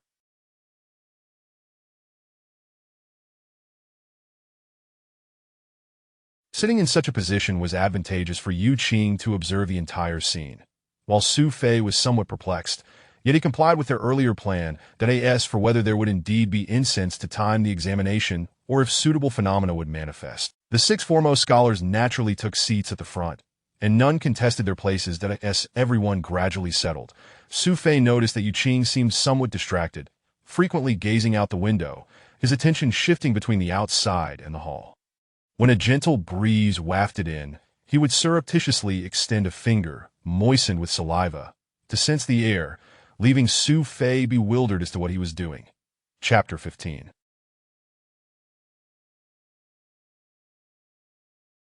The wind blows at that moment. Someone brought in a thick stack of white paper and began distributing several sheets to each table. Others filled the ink wash pots at each table with water, providing everyone with the means to moisten their brushes and grind ink.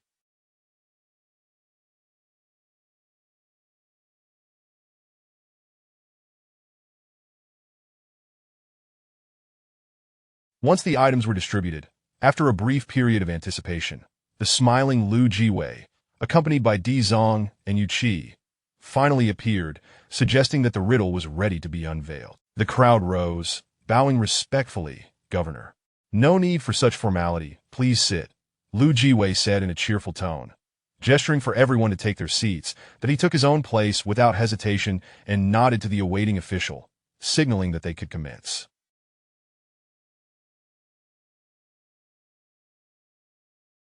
The attendant bowed in acknowledgement and beckoned someone outside, who promptly entered carrying a large sack. Upon opening it, they poured its contents onto a table, revealing hundreds of specially made small bags.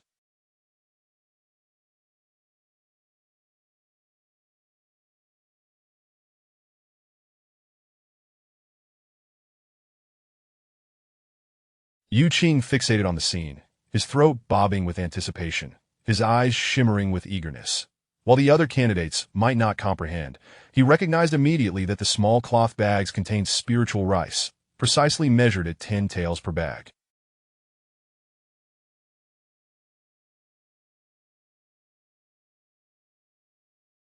Sure enough, once the personnel had withdrawn, the attendant addressed the assembly in a loud voice. "Here lies the bonus added by Master Di Zong.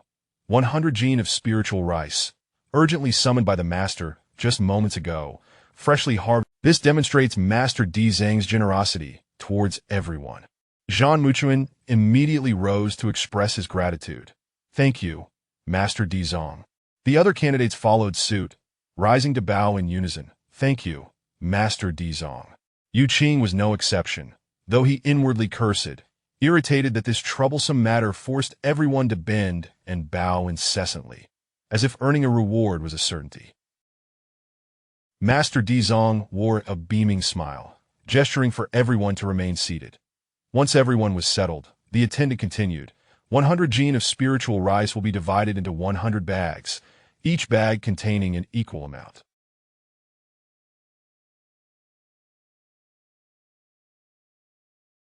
The rewards will be given to the top 6 candidates. The first place will receive 30 bags, the second and third will each receive 20 bags, while the fourth, fifth, and sixth places will each receive 10 bags. Additionally, the first place will receive a special grand prize. He revealed a small metallic hand bottle intricately carved with wave patterns, slightly larger than an egg. This is the grand prize added by Master Yu Qi.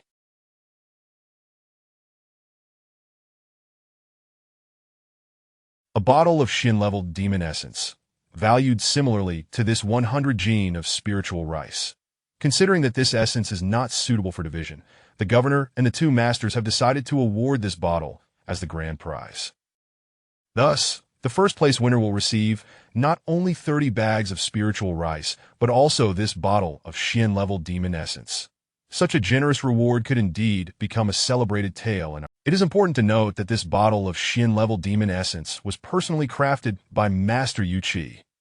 Upon hearing this, the candidates erupted in excitement, astonished by the distribution of rewards. The prospect of such a generous reward certainly warranted a remarkable tale. The Yu Qing's eyes gleamed as he fixated on the metallic hand bottle, his lips involuntarily licking in anticipation, his heart racing with uncontainable excitement. If he could secure first place, it would indeed be a substantial sum. But could he truly claim the top spot? Su Fei could not help but glance at Yu Qing, and upon seeing his reaction, he was momentarily taken aback.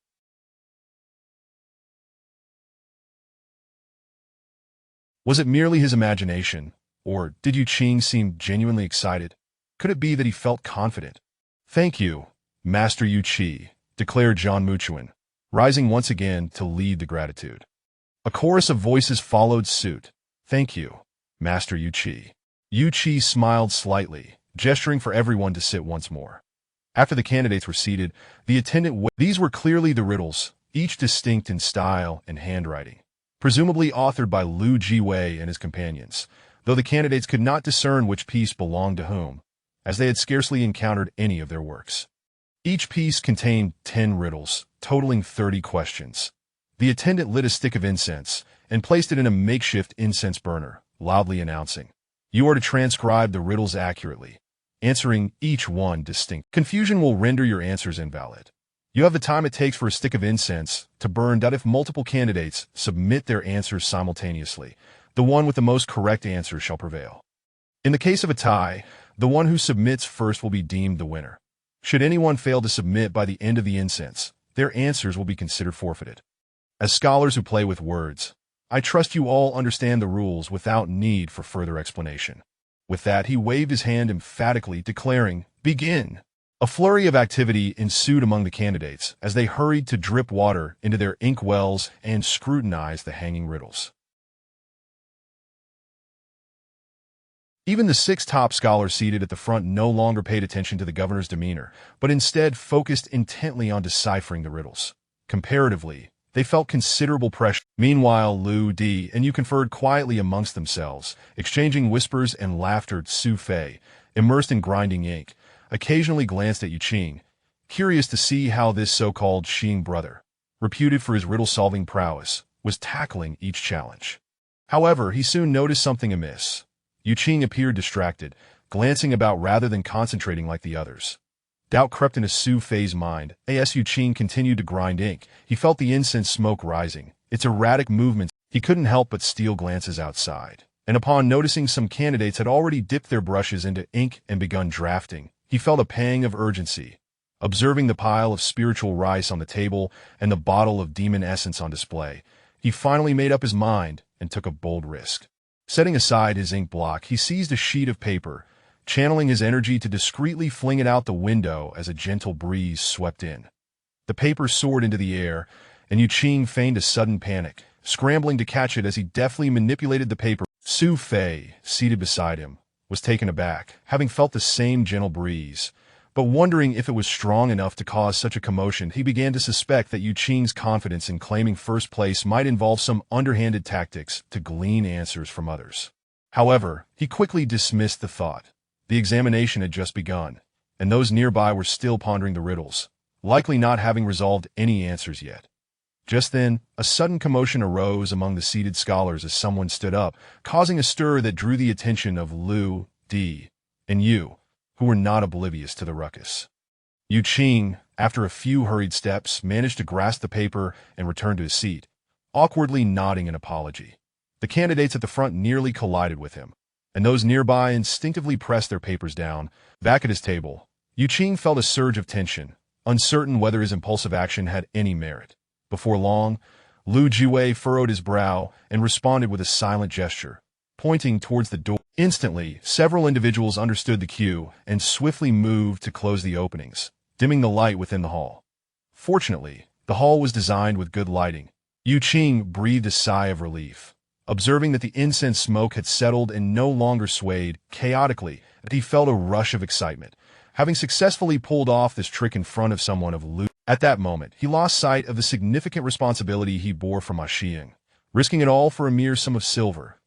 If Lu Jiwei or his subordinates were to catch on, it would spell trouble for him.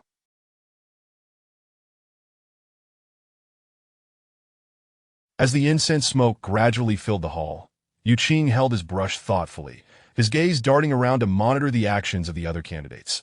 Spotting someone beginning to write, his sharp eyes immediately focused on the subtle changes in the smoke around that individual. When they paused to look at the riddle again, he deduced the answer from the smoke's fluctuations. The riddle, a cool breeze in spring and autumn, had the answer Qin. Quickly, Yu Qing jotted down Chun Qin, merely indicating which of the 30 riddles this answer corresponded to. He soon noticed another candidate writing, and his eyes locked onto them, deciphering their content. The riddle was simply the character zhong, with the answer being qi. As over 300 candidates began writing in unison, Yu Qing found himself overwhelmed, especially as he had to observe without drawing too much attention to himself. To ease the strain, he skipped over repeated answers, focusing instead on new ones that in essence. He aimed to harness the collective ingenuity of all the candidates to secure the first prize for the riddle-solving contest. He was confident that no individual could outsmart the entire group, that if someone truly possessed such remarkable talent, he would gladly accept defeat. The reason for closing the doors and windows was to minimize distractions from the numerous competitors. His relatively low cultivation level meant that the mental strain of discerning the nuances of the smoke would be taxing. He could handle small groups or situations with ease, but felt it necessary to mitigate any interference from the breeze to maintain focus on the task at hand. Chapter 16. The riddle. From time to time, Su Fei observed Yu Qing with a mix of curiosity and confusion. Pondering what he was rapidly inscribing, he surmised that it could only pertain to the riddles at hand, which caused his eyes to widen in disbelief as he realized that Yu Qing was writing blind. Even when he dipped his brush in ink, he did so without a glance. The crux of the matter lay in Yu Qing's incessant vigilance. He seemed perpetually on alert, his penmanship almost unceasing.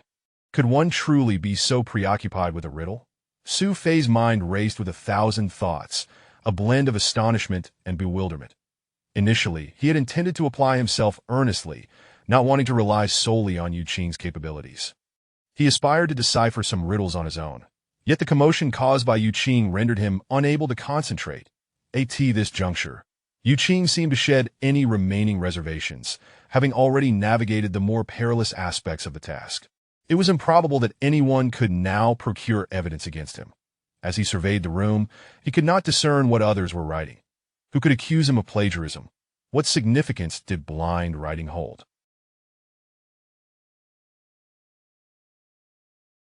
Most importantly, he had no interest in competing for accolades. Any awareness of his peculiar behavior was futile, as without evidence or results, there was no justification for reprimanding him. Fortunately, the proctoring was not stringent, nor did it need to be. Those orchestrating the proceedings believed that no one would easily transcribe from another, why Yu Qing's odd behavior did not persist for long. Upon realizing that the content he had been blind writing was largely repetitive, he promptly ceased and began organizing his notes. The trio of Lu Di and Yu soon rose from their seats and departed the scene. For individuals of their stature, merely sitting among the candidates for any length of time was commendable. Remaining seated for even a short incense stick's duration was a challenge.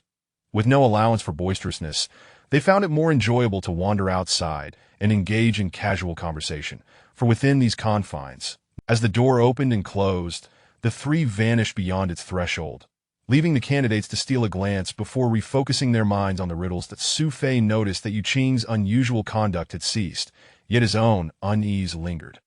Yu Qing intermittently lifted his gaze to the 30 riddles displayed in the hall, meticulously comparing them with his draft, rearranging his notes on another sheet of paper.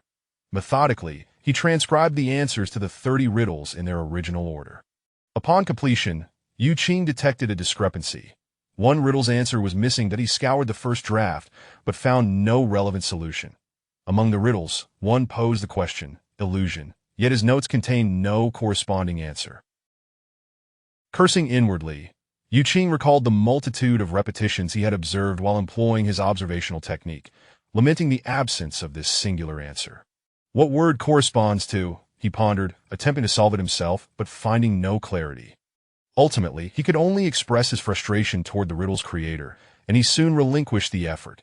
Once again, he turned his attention to the reactions of those around him, observing anyone who wrote down an answer. As soon as he noticed the first character inscribed on the draft, he would ascertain its relevance. If it was not the answer, he would immediately switch his focus to another individual. This cycle continued, yet the answer remained elusive. Uncertain if he had overlooked the solution amidst the multitude of candidates, he acknowledged that lapses in attention were inevitable in such a bustling environment.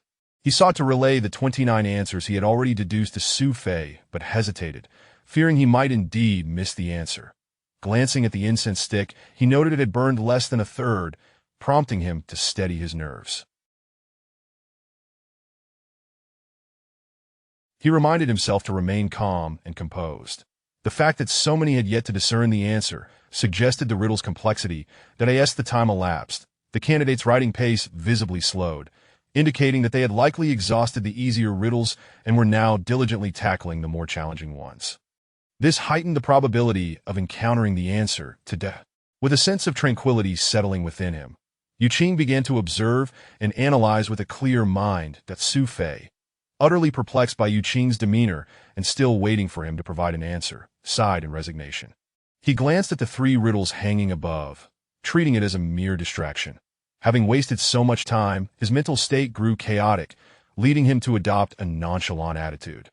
Meanwhile, Yu Qing remained focused, diligently scrutinizing his surroundings, beads of sweat forming on his brow from the mental exertion of his observational technique, an invisible strain that outsiders could hardly comprehend.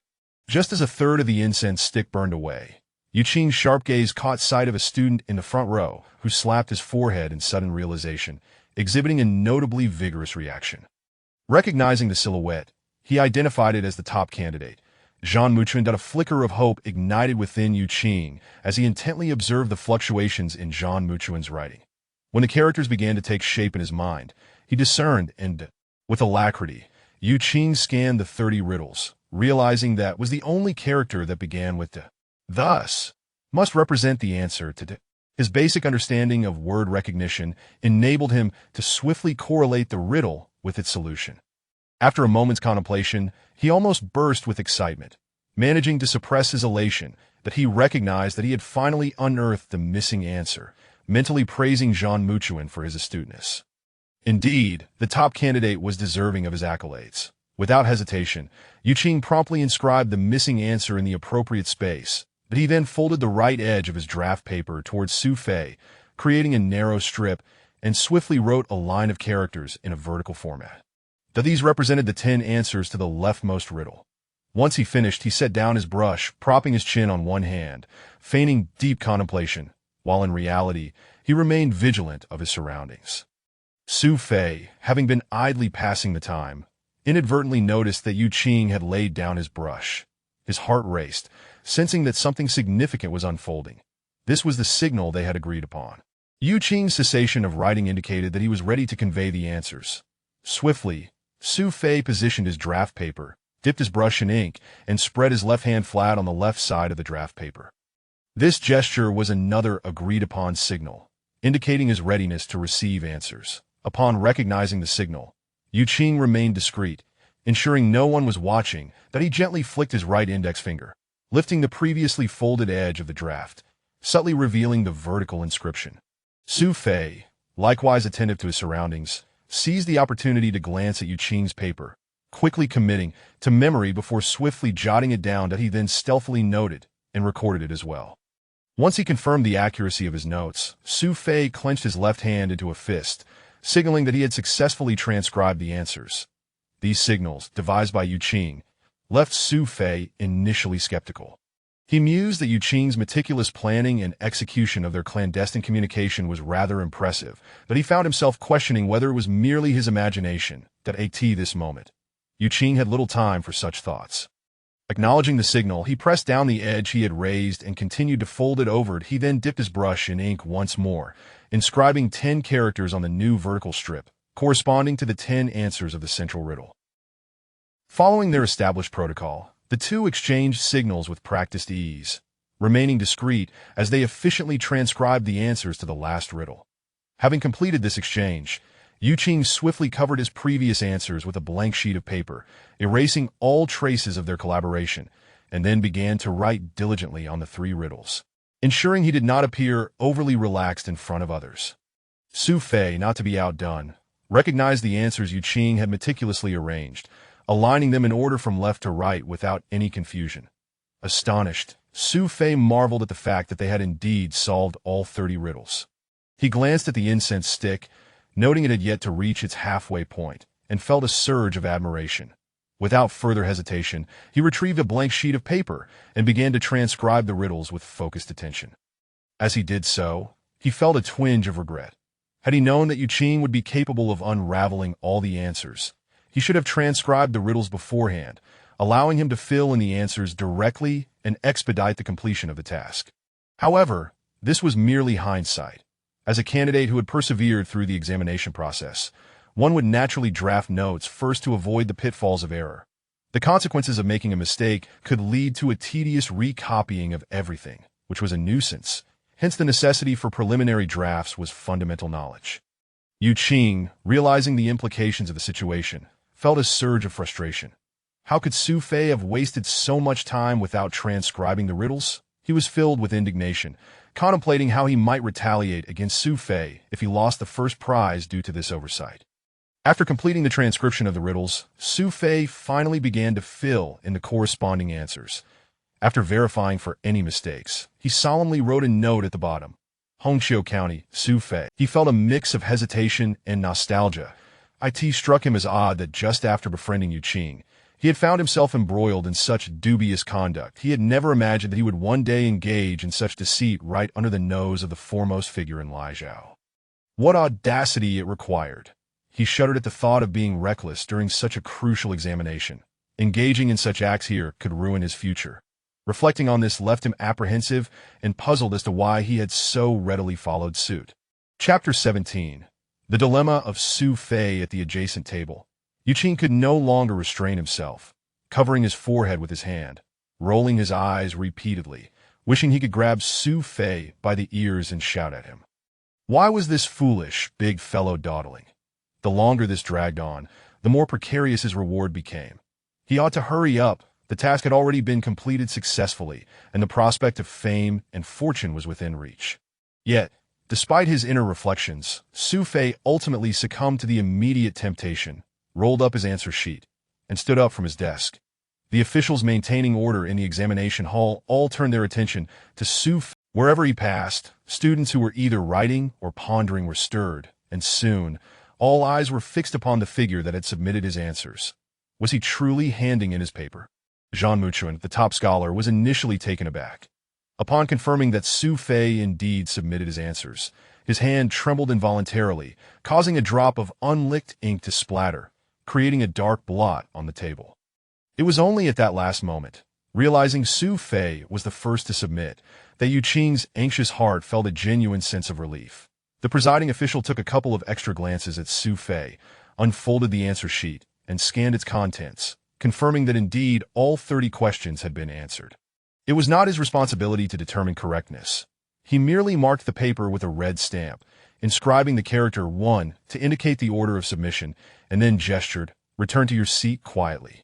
Do not disturb or influence others." Su Fei felt no sense of glory in being first. His heart raced with anxiety, a feeling akin to guilt. He politely clasped his hands in a bow and turned to return to his seat, only then realizing that everyone's gaze was fixed upon him. With matters as they were, he could only endure the scrutiny, and pride was discernible on his face. Some admired him quietly, while others harbored disdain, believing that being the fastest did not guarantee correctness.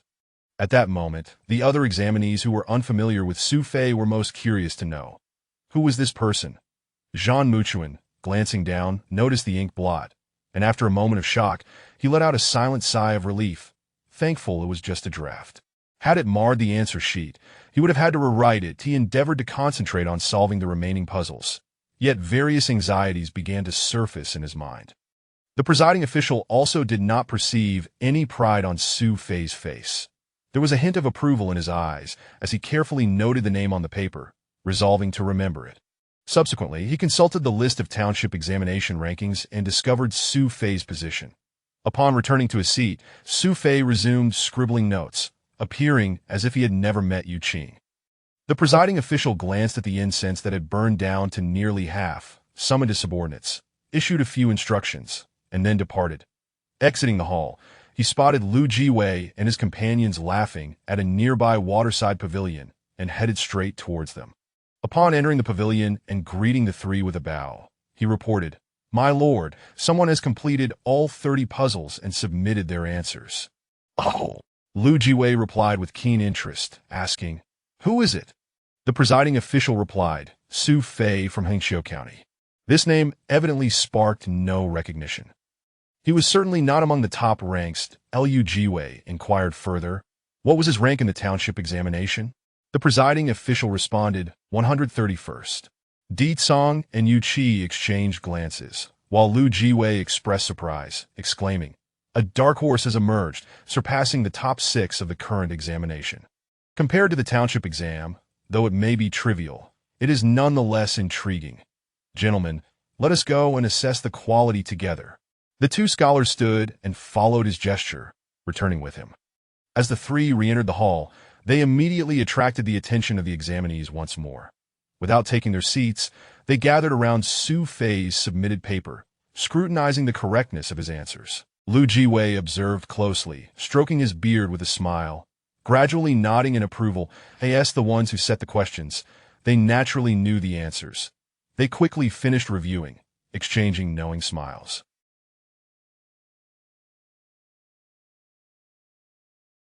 Lu Jiwei took up a pen and circled the character 1 that indicated the order of submission, before placing the pen down.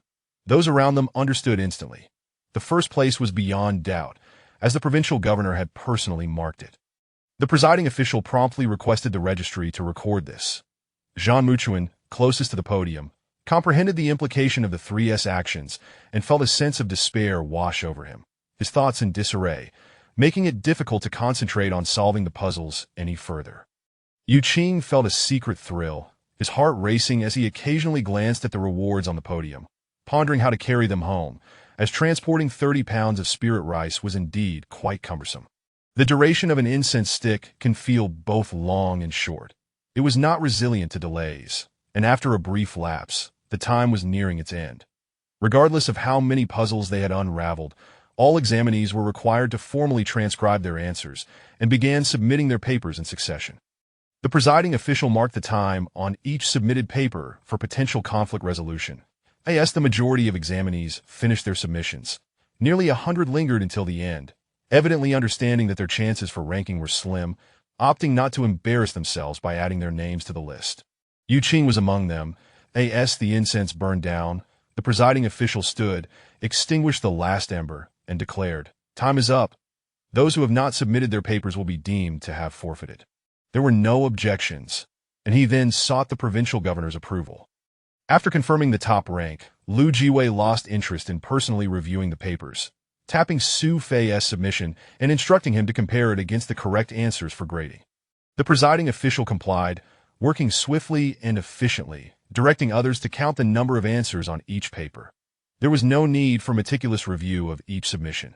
He merely selected the 10 with the highest number of answers and compared them with Su. In terms of the number of answers, if all were correct, Su Fei would naturally qualify for a top 6 finish. After comparing submission times, half of the 10 papers were eliminated. The presiding official indeed conducted his tasks with alacrity, aware that Lu Jiwei was impatient to wait. Within about a quarter of an hour, he finished reviewing over 200 papers and identified the final 5, presenting them to Lu Jiwei for his approval. Di Song and Yu Qi could not help but scrutinize the presiding official with renewed interest. After a brief inquiry, Lu Jiwei sighed, realizing that after Su Fei submitted his paper, he had expected the other examinees to follow suit and submit their answers in due time. It was only then that he discovered, aside from Su Fei, none of the others had managed to solve all the puzzles within the allotted time, including the esteemed Zhang Muchuan himself. Among the top 6 of the township examination, only 2 had made it into the top 6 of this contest. After confirming with the 2 scholars that they had no objections, Lu Jiwei swiftly inscribed the ranks on the 5 papers, and after setting down his pen, he called out loudly, "Su Fei from Hingxiu, where art thou?" The tone of his voice was unmistakable, eager to see what sort of individual would emerge. Di Song and Yu Qi shared the same anticipation. In the span of a single incense stick, Su Fei's performance had surpassed that of over 300 others, a stark contrast that underscored his exceptional talent. Though it was merely an impromptu contest, the considerable disparity revealed significant truths. He had truly stood out. In this moment, the name Su Fei from Hengxiu echoed forth from the provincial governor's lips, eliciting envy among the crowd of examinees, many feeling a pang of bitterness in their hearts. It was indeed a source of envy for others. All the examinees understood that the provincial governor had truly remembered this name. After today, it was certain that no one within the ranks of officialdom would be unfamiliar with Su Fei from Hengxiu. Zhang Muchuan lowered his head slightly, feeling a sense of melancholy. At least the provincial governor had never called out his name with such fervor. He sensed that there was a palpable distinction between himself, the top scholar of the township examination, and the recognition bestowed upon Su Fei by the provincial governor. Su Fei himself was taken aback, never having envisioned that one day he would be publicly acknowledged by such a high-ranking official of the Jin kingdom. Coming to his senses, he quickly stood up, hurriedly clasping his hands in a bow, and respectfully announced, The presiding official declared loudly, "Su Fei, the provincial governor has conferred a reward. Why do you not hasten to express your gratitude?" Su Fei, feeling a bit flustered, hurriedly approached. Upon seeing him up close, Lu Jiwei laughed heartily at the two scholars beside him, saying, "Look at this scholarly figure, so fair and clean." Su Fei here seems to be a dark-skinned, rugged student. This left a deep impression on him. The two scholars could not suppress their amusement that Su Fei stammered, I train with swords and blades and got tanned. Ah, no wonder you look robust. You needn't be nervous. Your dark complexion is no issue, that a sturdy physique is a good thing. Only with good health can you serve the court better." Lu Jiwei praised Su Fei before refraining from further public discourse, personally bestowing the promised rewards upon him. A bottle of mystical demonic essence was casually accepted by Su Fei, and he filled a bag with 30 pounds of spirit rice, effortlessly slinging it over his shoulder, and he declined any offers of assistance, lifting the heavy load with ease, though it did appear somewhat comical alongside his scholarly robes. Lu Jiwei, Di Cong, and Yu Qi exchanged knowing smiles. Upon witnessing Su Fei carry away his reward, Yu Qi felt a surge of joy, though he had to maintain composure, ensuring no one realized the reward was connected to him. The awarding ceremony continued, with Zhang Muchuan and the third-place winner receiving their accolades simultaneously, while the provincial governor stepped back, permitting the two scholars to distribute the remaining rewards. Once the prizes were awarded, Lu Jiwei and his companions departed. The presiding official directed that the answer sheets of the top 6 be publicly displayed while announcing that everyone should take a short break before heading to Qinxiangzhai for a meal, where the provincial governor would personally host a banquet to honor the talents of the region. Once the relevant officials had left, a throng of examinees surged towards the posted answer sheets, eager to discover the solutions to the puzzles that had eluded them. Wei Yu Qing exchanged glances with Su Fei, and the two seized the opportunity to exit hastily.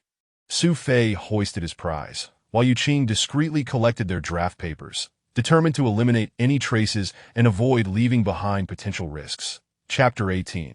Striking it rich before the 6 publicly displayed answer sheets, the crowd beheld with their own eyes the vast chasm between themselves and the first-place winner, Su Fei. Within the span of half a stick of incense, he had deciphered all 30 questions, leaving the second-place contestant, the talented Zhang Muchuan, hopelessly unable to catch up. Some sighed in exasperation. To solve all the riddles in half a stick of incense, Su brother truly possesses remarkable quick wit. Alas! Suddenly, someone exclaimed in front of Su, "Such simplicity!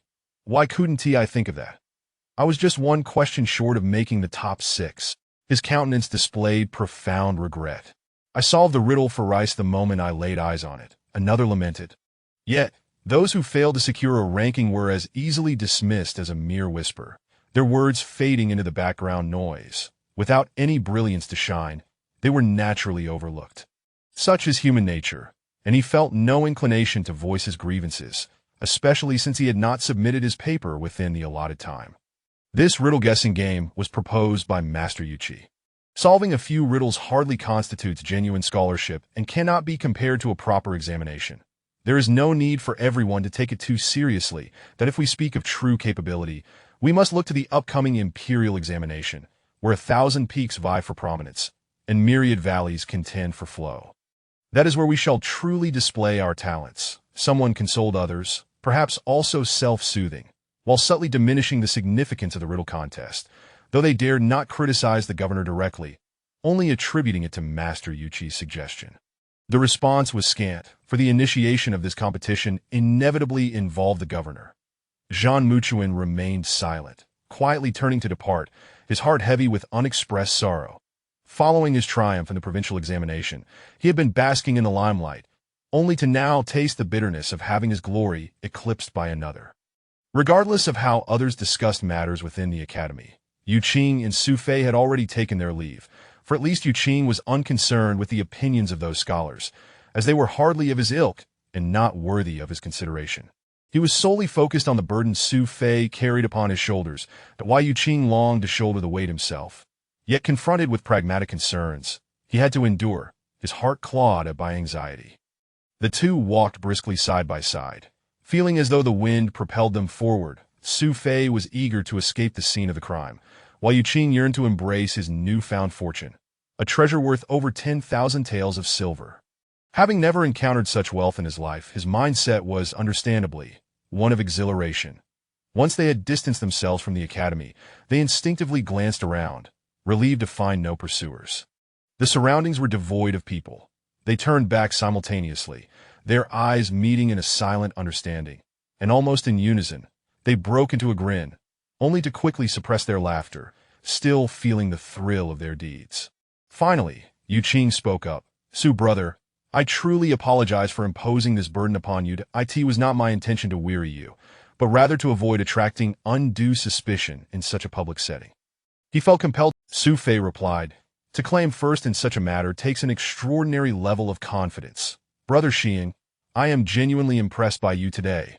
The excitement and exhilaration in his tone were unmistakable. They had embarked on quite the venture, a first in his life. Yu Qing interjected, "Let us not dwell on this. We are merely aiding each other, each gaining what we require. Your fame and my profit." Su Fei was acutely aware that the benefits he reaped extended far beyond mere accolades. This reward was not solely his, yet it still represented a dual gain in reputation and fortune. With fame comes the promise of wealth. After all, his current concern, however, was different. "Brother Xiang, this matter must remain strictly confidential. Deceiving and toying with the governor is no trifling matter. It could lead to dire consequences." Yu Qing chuckled, relieved to hear Su Fei's apprehension. This was the outcome he desired. Even when he eventually encountered the true Xiang, this individual would likely refrain from divulging anything, thus sparing him the need for reminders and warnings. "Su brother, you worry too much. Who would dare to spread such matters? I am your accomplice. Should you encounter trouble because of this, I too would share in the consequences. Unless one seeks to obliterate their future, there is no chance of me leaking this information. From this moment on, I shall forget it entirely." With that reassurance, Su Fei felt significantly relieved. The two swiftly returned to their lodgings, disregarding the greetings from the attendant, and entered Su Fei's chamber together. The attendant, puzzled, turned back and followed them inside, staring in astonishment at the heap of bags strewn on the floor. "Young master, what have you brought back?"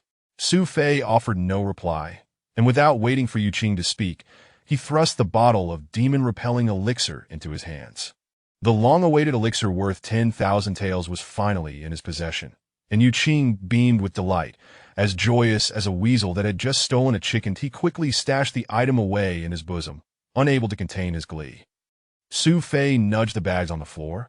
"I suppose you won't need my help in taking these upstairs?" Yu Qing, suppressing his smile, recalled having pondered this very question during the examination. He shook his head. "The quantity of items is conspicuous. If I were to take them without a reasonable explanation, it would invite unwarranted speculation. That I trust you, Su brother. So for now, I shall leave them in your care." The attendant, glancing back and forth, remained uncertain, unable to comprehend the exchange between the two. Su Fei nodded, realizing the wisdom in this course of action. The value of the spirit rice was too great to be casually gifted, and should the other party be seen taking it, it would indeed raise suspicions. He smiled. "Very well, let us keep it here. There are guards around, so it should remain safe from theft. However, Brother Xiang, this is a fine treasure. You must treat us to a meal. How about we cook a pot to sample?" With over 10,000 taels in his possession, Yu Qing felt emboldened. "All right, enough to fill our bellies. To forego a feast would be unthinkable." Having come into such wealth, it was only right to treat those who had assisted him. The spirit rice was a coveted item for martial practitioners, and Su Fei couldn't help but feel excited. "Then let us have the attendant prepare it for us tonight." "Agreed," Yu Qing affirmed, patting Su Fei's shoulder. "I shall return shortly to tidy up, as the governor is hosting a banquet. You take care of this." He gestured toward the items brought back from the examination hall. That Su Fei felt a shiver of realization. This individual was indeed quick and efficient in such matters, and he had almost overlooked it. He nodded in understanding. Yu Qing glanced back 3 times, his gaze lingering on the spirit rice. Once upstairs and back in his own room, Yu Qing promptly shut the door, retrieved the bottle of demon-repelling elixir, and with a few swift steps, collapsed onto the couch, cradling it as he rolled about in delight, stealing kisses from the bottle, his excitement causing his face to flush. The prospect of a sudden windfall of 10,000 taels thrilled him to his core. He had never before encountered such wealth, and the elation was akin to that of a child. What a worthwhile journey this has been! Upon hearing the sound of a door closing, The attendant, busy hanging clothes to dry, turned to see Yu Qing swaggering down the stairs, carrying his belongings and sword, boldly hanging a plaque that read Xing next door before entering. Clearly, he intended to reside there. The attendant hurriedly ran back to inform his master, that Su Fei, upon hearing the news, rushed to the adjacent room, and upon confirming it, discovered that Yu Qing had indeed moved next door. Yu Qing's public reasoning was mutual oversight, but the true motivation lay in the proximity to his spirit rice, which he wished to guard closely, lest he find himself restless. Moreover, there was now no need to avoid Su Fei. Evasion was futile, for in a few years, Su Fei would still recognize him at a glance, having made a lasting impression. This also afforded him convenience. He planned to assign some of the more mundane tasks, such as laundry, to Su Fei's attendant. As mealtime approached, the governor was hosting a banquet, and the two needed to depart early. As they stepped out, Yu Qing reminded, "Attendant, do not leave the house. I shall bring you food." He was concerned about the safety of his spirit rice. "Attendant, keep an eye on the place," Su Fei added a word of caution. The attendant could only nod in agreement, watching the two young masters head off to the banquet. Still filled with curiosity, Su Fei had already informed him that the items in the bags were spirit rice, especially since they intended for him to cook it that evening. Spirit rice was an expensive commodity, and especially with such a sizable quantity acquired, the attendant was bound to inquire about its origins that Su Fei had advised him not to pry, as the true circumstances were difficult to explain. Not long after arriving at Qinxiang Chamber, Yu Qing instinctively distanced himself from Su Fei, retreating to a less conspicuous corner. There was no choice. After the riddle contest, who in this place did not recognize the illustrious Su Fei? Too many people knew him, and standing beside Su Fei rendered him excessively conspicuous. Once the banquet commenced, Su Fei once again stood out among the crowd. Officials approached to greet him, arranging for Su Fei to sit at the high table, close to the governor, with Zhang Muchuan seated directly across from him. A gathering of talented scholars, a feast of laughter and pretense. After the banquet, Lu Jiwei and others promptly departed from the academy, as the governor graciously spent a small portion of his day here. Meanwhile, Yu Qing, now living next door to Su Fei, felt a twinge of confusion and a hint of regret about his decision to relocate. The once quiet home of Su Fei had suddenly come alive with the sounds of merriment and conversation. Even a musician had brought a lute to enliven the atmosphere. The noise made it impossible for Yu Qing, hiding in his room, to find peace. Bored, he lay back on the couch, cradling his head, gazing out at the dappled shadows of the trees swaying against the paper window, when a familiar voice drifted in from outside. Yu Qing sat up slowly. Xin? It seems you've moved in next to Su brother. You must be quite familiar with Su brother by now." Just then, a series of knocks echoed at the door, accompanied by a voice calling, "Xing brother." Yu Qing had an inkling of who it might be. Reluctantly, he approached the door and opened it, revealing 4 figures standing there. The very same 4 who had previously pressured him to vacate a room for Zhang Muchuan. Su Yingtao, Fang Wenxian, Zhang Menk, and Pan Wenqing. Yu Qing felt a surge of frustration. It seemed these 4 were inseparable, always together, and he half wondered if they intended to coerce him into vacating his room once more. After exchanging pleasantries, he blocked the doorway, asking, "What brings you here?" Chapter 19. A large pot. Yu Qing found it inappropriate to rush them, so he reluctantly allowed the other 3 to enter. He had no desire to forge a closer relationship with these 4 individuals, so he took a towel, dampened it, and began to wipe down the furnishings in the room, hoping to convey to them that he was busy and had no time to entertain. The 4 were not foolish. After exchanging a few casual remarks, they sensed Yu Qing's disdain, leading to an air of awkwardness. After exchanging glances, Fan Wenxian seized the opportunity to suggest, "Brother Xing, it seems lively next door with Brother Su. Shall we join in the merriment?" They awaited Yu Qing's refusal, which would naturally prompt their departure. Yu Qing, with his back turned as he cleaned the table, indeed rejected the offer, stating, "As a rustic countryman, I am not attuned to your kind of revelry. I prefer to abstain from such gaiety. You may proceed without me." Upon hearing this, the expressions of the 4 shifted dramatically, their faces darkening. What did he mean by "your kind"? They were aware that the pretext of helping Zhang Muchuan find a room was merely a facade for their sycophantic intentions towards the top scholar. They understood that their visit, ostensibly to meet Su Fei, was motivated by his newfound favor with the governor and the potential advantages it could bring in the future. Outsiders are not oblivious. They can discern that the justifications offered to others are mere self-soothing rationalizations. Certain matters are sensitive to some individuals. They can be acknowledged but not spoken of, seen but not openly discussed, allowing everyone to coexist peacefully. Once such truths are exposed, it becomes a matter of extreme humiliation, leading to rage and irreconcilable conflict. In truth, Yuqing wished to avoid entanglements and simply expressed his desire for distance, without any ulterior motives. However, while the speaker may be oblivious, the listener is often perceptive. The four interpreted Yuqing's remarks as mockery, believing he had long harbored disdain for them due to the earlier incident regarding the room. It was this seemingly innocuous comment that caused one among them to turn crimson with indignation. While Yuqing continued to wipe, he suddenly sensed a shift in the atmosphere. Turning around, he was taken aback to find the four glaring at him with palpable resentment, leaving him momentarily stunned. What was the situation? It felt as if they were ready to devour him whole, with insults devoid of vulgarity and yet feigning ignorance. Finally, someone could no longer contain themselves. Zhang Mank let out a scoff. You certainly clean with fervor. It seems this room hasn't been occupied for quite some time, but I assume you've just moved in? Yuqing was taken aback. It appeared the scholar had a keen sense of observation, discerning at a glance that he had recently relocated. He had intended to call Su Fei's servant to assist with the cleaning, but Su Fei was currently preoccupied. Zhang Meng's words prompted the others to chime in. Pan Wenqing immediately ridiculed. Ah, a sycophant, eager to ingratiate himself wherever there's a whiff of opportunity. What pretense is this? What did he mean by that? Yuqing furrowed his brow. Su Yingtao sneered. Some individuals spout righteousness, yet are filled with sordid intentions. They assume the worst of others, but it's better to avoid them altogether, lest we become tainted by their stench. Let us depart. With a flourish of his sleeve, he considered himself quite the gentleman.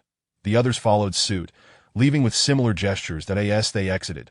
Fan Wenxian nearly collided with someone and spat out. What pretentiousness! The servant, Chong'er, momentarily stunned, glanced at the room from which the four had emerged, then at their displeased departure, realizing whom they were denigrating. However, he had no time to dwell on their grievances. There were many guests today, and he still had to fetch water and brew tea, so he hurried off toward the well. After drawing a bucket of water from the well and placing it into the container, he turned around only to be taken aback once more. Yuqing emerged, carrying a bundle and a sword, took down the sign hanging at the door, and left, only to return upstairs and rehang the sign at his original room. The incident with the four had left him perplexed. It took him a while to comprehend the situation, realizing that perhaps his words had provoked them, but he felt a mix of anger and amusement. Had this occurred elsewhere, if someone dared to insult him as a dog, he would not only retaliate but would also ensure they regretted it. Yet, given the caliber of individuals in this place, along with considerations for Xiang, he deemed it unwise to stir up trouble. Thus, he chose not to explain himself. Having recently come into some wealth, his spirits were elevated.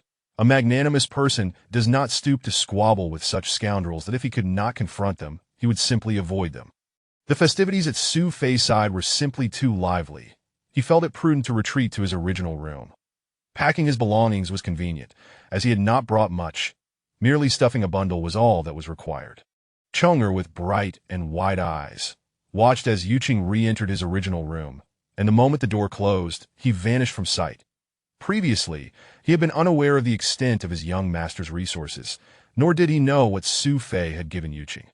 However, with the continuous stream of guests coming to commend and praise, it became increasingly difficult for him to remain oblivious that he soon learned that his young master had secured first place in a riddle competition, easily surpassing the top scholars of the provincial examination. The key was that no one understood his young master better than he did. He had some inkling of Su Fei's capabilities. He knew that merely passing the provincial exam was already a stroke of luck. It seemed implausible that Su Fei could outshine over 300 candidates, including the top scholars, and he couldn't shake the feeling that it was all a dream. Was this truly the same Su Fei he knew? The Xian-level spirit rice was given to the gentleman Xiang, and the 30 pounds of spirit rice's allocation depended on Shiheng's whims. Moreover, the sudden closeness between his young master and Xiang led him to suspect how his master's first place came to be. even if he was unclear on the specifics. Now, with his young master surrounded by esteemed guests, Xiang was quietly situated in a corner, being insulted. The contrast between their situations reflected the harsh realities of the world, and it was evident in Chonger's gaze that he was feeling conflicted. Some matters were beyond his ability to articulate, nor was it his place to say anything. There were still tasks awaiting him in the room, so he could only hasten back with the water bucket. At dinner time, Su Fei's room finally quieted down as he was dragged off for drinks. When he returned, the atmosphere in Su Fei's room gradually became lively once more. It wasn't until late into the night that the commotion below began to subside, eventually settling into silence. Not long after, there were faint footsteps ascending the stairs, which halted outside Yuqing's room. Then a knock on the door followed. Brother Xiang. Yuqing opened the door to let him in. Without lighting a lamp, Su Fei stumbled in, somewhat awkwardly in the dark.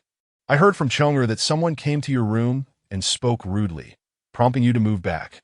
Yuqing opened the window to let in some moonlight, leaning halfway out. It has nothing to do with those barking dogs. It was simply too noisy next door, and I could not bear the disturbance, so I returned here for some peace. That I must say, it is curious that no one paid you any mind before, yet now they are all eager to be close to you. Are you truly unaware of the reasons behind this, or are you feigning ignorance? A bunch of sycophants, yet you have the patience to tolerate them. Who among us is not self-serving? Su Fei sighed, moving to lean beside him at the window. Brother Xiang, I cannot compare to you. I lack your indifference towards reputation and your relentless determination to pursue the imperial examination. I am but an ordinary man, and after this capital examination, I intend to return to Lijiao to seek a position. Though I yearn for the freedom of the rivers and lakes, I cannot disregard my family's hopes for glory and honor, that I must find a way to navigate the bureaucratic waters of Lijiao. I am acutely aware that they are self-serving individuals, and I harbor no fondness for them, nor do I wish to engage in hollow pretenses. Yet, many of them will, like me, return to Lijiao to seek positions. The future is uncertain, and we may yet cross paths in the officialdom. Brother Xiang, while I dislike them, I cannot afford to create a host of enemies for myself in Lijiao. What do you think? Though his reasoning held merit, it was clear after listening that they were not of the same ilk. Yuqing smiled faintly. Very well, I merely spoke my mind. You should do as you please. It does not concern me and will not affect me in any way. Su Fei chuckled. I knew you wouldn't retire early. I saved my appetite for tonight. That Chonger has already put the spirit rice in the pot, and it should be nearly done. Let us go down and wait. Each building had a small kitchen intended to cater to the students' temporary needs. Yuqing readily accompanied him downstairs, settling into Su Fei's room to drink tea and chat while awaiting their meal. After a spell, Chonger, with his petite frame, bustled in, carrying a large pot. After setting it down with great effort, he swiftly brought out some small dishes procured from the incense hall. Su Fei, having a hearty appetite, was accustomed to preparing such side dishes for late-night snacks. Chonger then fetched 2 sets of bowls and chopsticks, promptly lifting the pot lid to serve the 2 gentlemen.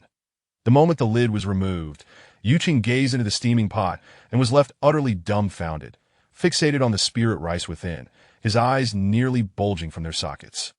A large pot of spirit rice, shimmering like amethyst, exuded a subtle, fragrant aroma that was utterly intoxicating. It is essential to emphasize. This was indeed a large pot. As the guest, Su Fei gestured for Yuqing to begin, and Chonger placed the portion in front of Yuqing, trying to withdraw his hands but failing to do so. Yuqing, seizing Chonger's delicate wrist, caused him to tremble instinctively, and despite his struggles to free himself, he could not escape Yuqing's grip. Su Fei, taken aback, inquired, Brother Xiang, what is the matter? Ignoring Su Fei, Yuqing fixed his gaze on Chonger, his voice trembling. Chonger, did you cook all the spirit rice? Chonger shook his head. No, I only cooked 10 bags. 10 bags? Yuqing's lips quivered slightly. Have you lost your mind? Why cook so much? Chonger, with a pitiful expression, replied weakly. You said it should be enough to fill you. Yuqing exclaimed. Enough to fill me? Are you trying to ensure I won't have enough for tomorrow as well? Chonger hurriedly explained. My young master has a large appetite. He usually consumes 6 pounds of meat and 5 pounds of rice in a single meal, so he needs to eat above this quantity to feel satisfied. There are many diners, and with little in the way of side dishes, spirit rice is too precious. I dared not cook more, so I only prepared 10 pounds. He said this with a downcast expression. The implication was clear. He had not cooked according to their young master's appetite and had already made efforts to minimize the quantity. Yu Ching, gripping his wrist in frustration, lamented, "This is spirit rice. How can you treat it as if it were ordinary rice?" Cheng, now aware of his mistake, bit his lip, his eyes brimming with tears, fully cognizant that he could not afford to compensate for the error, leaving him at a loss for what to do. Chapter 20 Departure. Su Fei had finally come to his senses, staring dumbfounded at the large pot of spirit rice before him, realizing that he had indeed been negligent. The little creature did not comprehend these matters, and it was he who had forgotten to remind her. The crux of the issue lay in the fact that he seldom concerned himself with culinary affairs. The little one always prepared meals with the intent of ensuring his fullness, and thus it had come to this. Rubbing the back of his head in embarrassment, Su Fei said, "Brother Xing, this truly cannot be blamed on the little one." "Enough!" Yu Qing interjected, raising his hand and releasing the little creature, his palm pressing slowly against his chest, experiencing a genuine pang of heartache. Had he truly beaten his own senior brother for a few silver coins? This mere little attendant had casually cooked a dish worth 1,000 taels of silver. What would his 3 senior brothers say if they found out? And he had no grounds to argue. How could he have been so careless with his words, foolishly proclaiming, "Eat to your heart's content"? He had forgotten that Su Fei practiced external martial arts, possessing the physique of one who trained in hard styles, a type of person known for their insatiable appetite, requiring copious sustenance to sustain their physical exertion. One who could easily demand several jin of meat and wine with a mere slap of the table upon entering a tavern. How could he have made such a basic error? Finding solace in the thought that even the finest steeds stumble, he had momentarily been dazzled by the identities of those accompanying him, leading to this significant miscalculation. Coming to terms with his thoughts, Yu Qing waved his hand dramatically, exclaiming with great indignation, "Eat, devour it all. When you're finished, make sure to relieve yourselves. From now on, no one is allowed to mention this matter to me. Not a single word. Otherwise, do not blame me for turning hostile." With that, he seized his bowl and began to eat voraciously. He could not comprehend how a simple pot of spirit rice had led to such calamity. Last time it had injured someone, and now it had caused a significant financial loss. The little creature wiped her tears, choked out, "Young master, we can save some for tomorrow. I can heat it up again and eat it then." Ugh! Yu Qing nearly choked on the spot, his head thrown back as he gasped for air, his face turning pale as he struck his chest twice before recovering, immediately turning to find water to drink. Su Fei, caught in a mix of laughter and exasperation, explained, "Little one, this is spirit rice. It is not the same as regular rice. The value of spirit rice lies in the spiritual energy it contains, sealed beneath a membrane that retains its essence. Once cooked and the membrane bursts, the spiritual energy cannot be contained and will slowly dissipate. Thus, it must be consumed promptly after cooking, or else it will be wasted." Though Su Fei had tasted spirit rice before, it had only been a fleeting experience. He could not afford to indulge in it regularly. Practitioners of martial arts were well aware of the benefits of consuming spirit rice, yet how many remained barred at the threshold of too expensive? Su Fei's family, though relatively prosperous in their modest locale, could only be described as well-off in comparison to ordinary households. For a typical family, 10 taels of silver could last 6 months. His family, on the other hand, boasted an income of several hundred taels a month, marking them as a small, affluent household. Thus, while occasionally tasting such delicacies was permissible, relying on spirit rice as a staple was utterly impossible. Consuming a dish worth over 1,000 taels of silver in one sitting was an inconceivable prospect. "Stop with the chatter, just eat." Yu Qing could not swallow his frustration and bellowed once more. Su Fei, noticing his distress, chuckled and decided to join in, unceremoniously digging in. The little creature, still wiping her tears, served the 2 of them more rice. With the mindset of trying to mitigate their losses, Yu Qing put forth great effort to eat, though his capacity was woefully inadequate. While he aspired to redeem himself, his stomach betrayed him, and after several bowls, he found himself utterly stuffed, the rice lodged firmly in his throat, rendering him unable to consume any more. He wished to salvage the situation, but he could not risk his own health, and thus he had to stop, watching Su Fei continue to feast. growing increasingly irked at the sight of Su Fei relishing the meal alone, and feeling sympathy for the little creature beside him.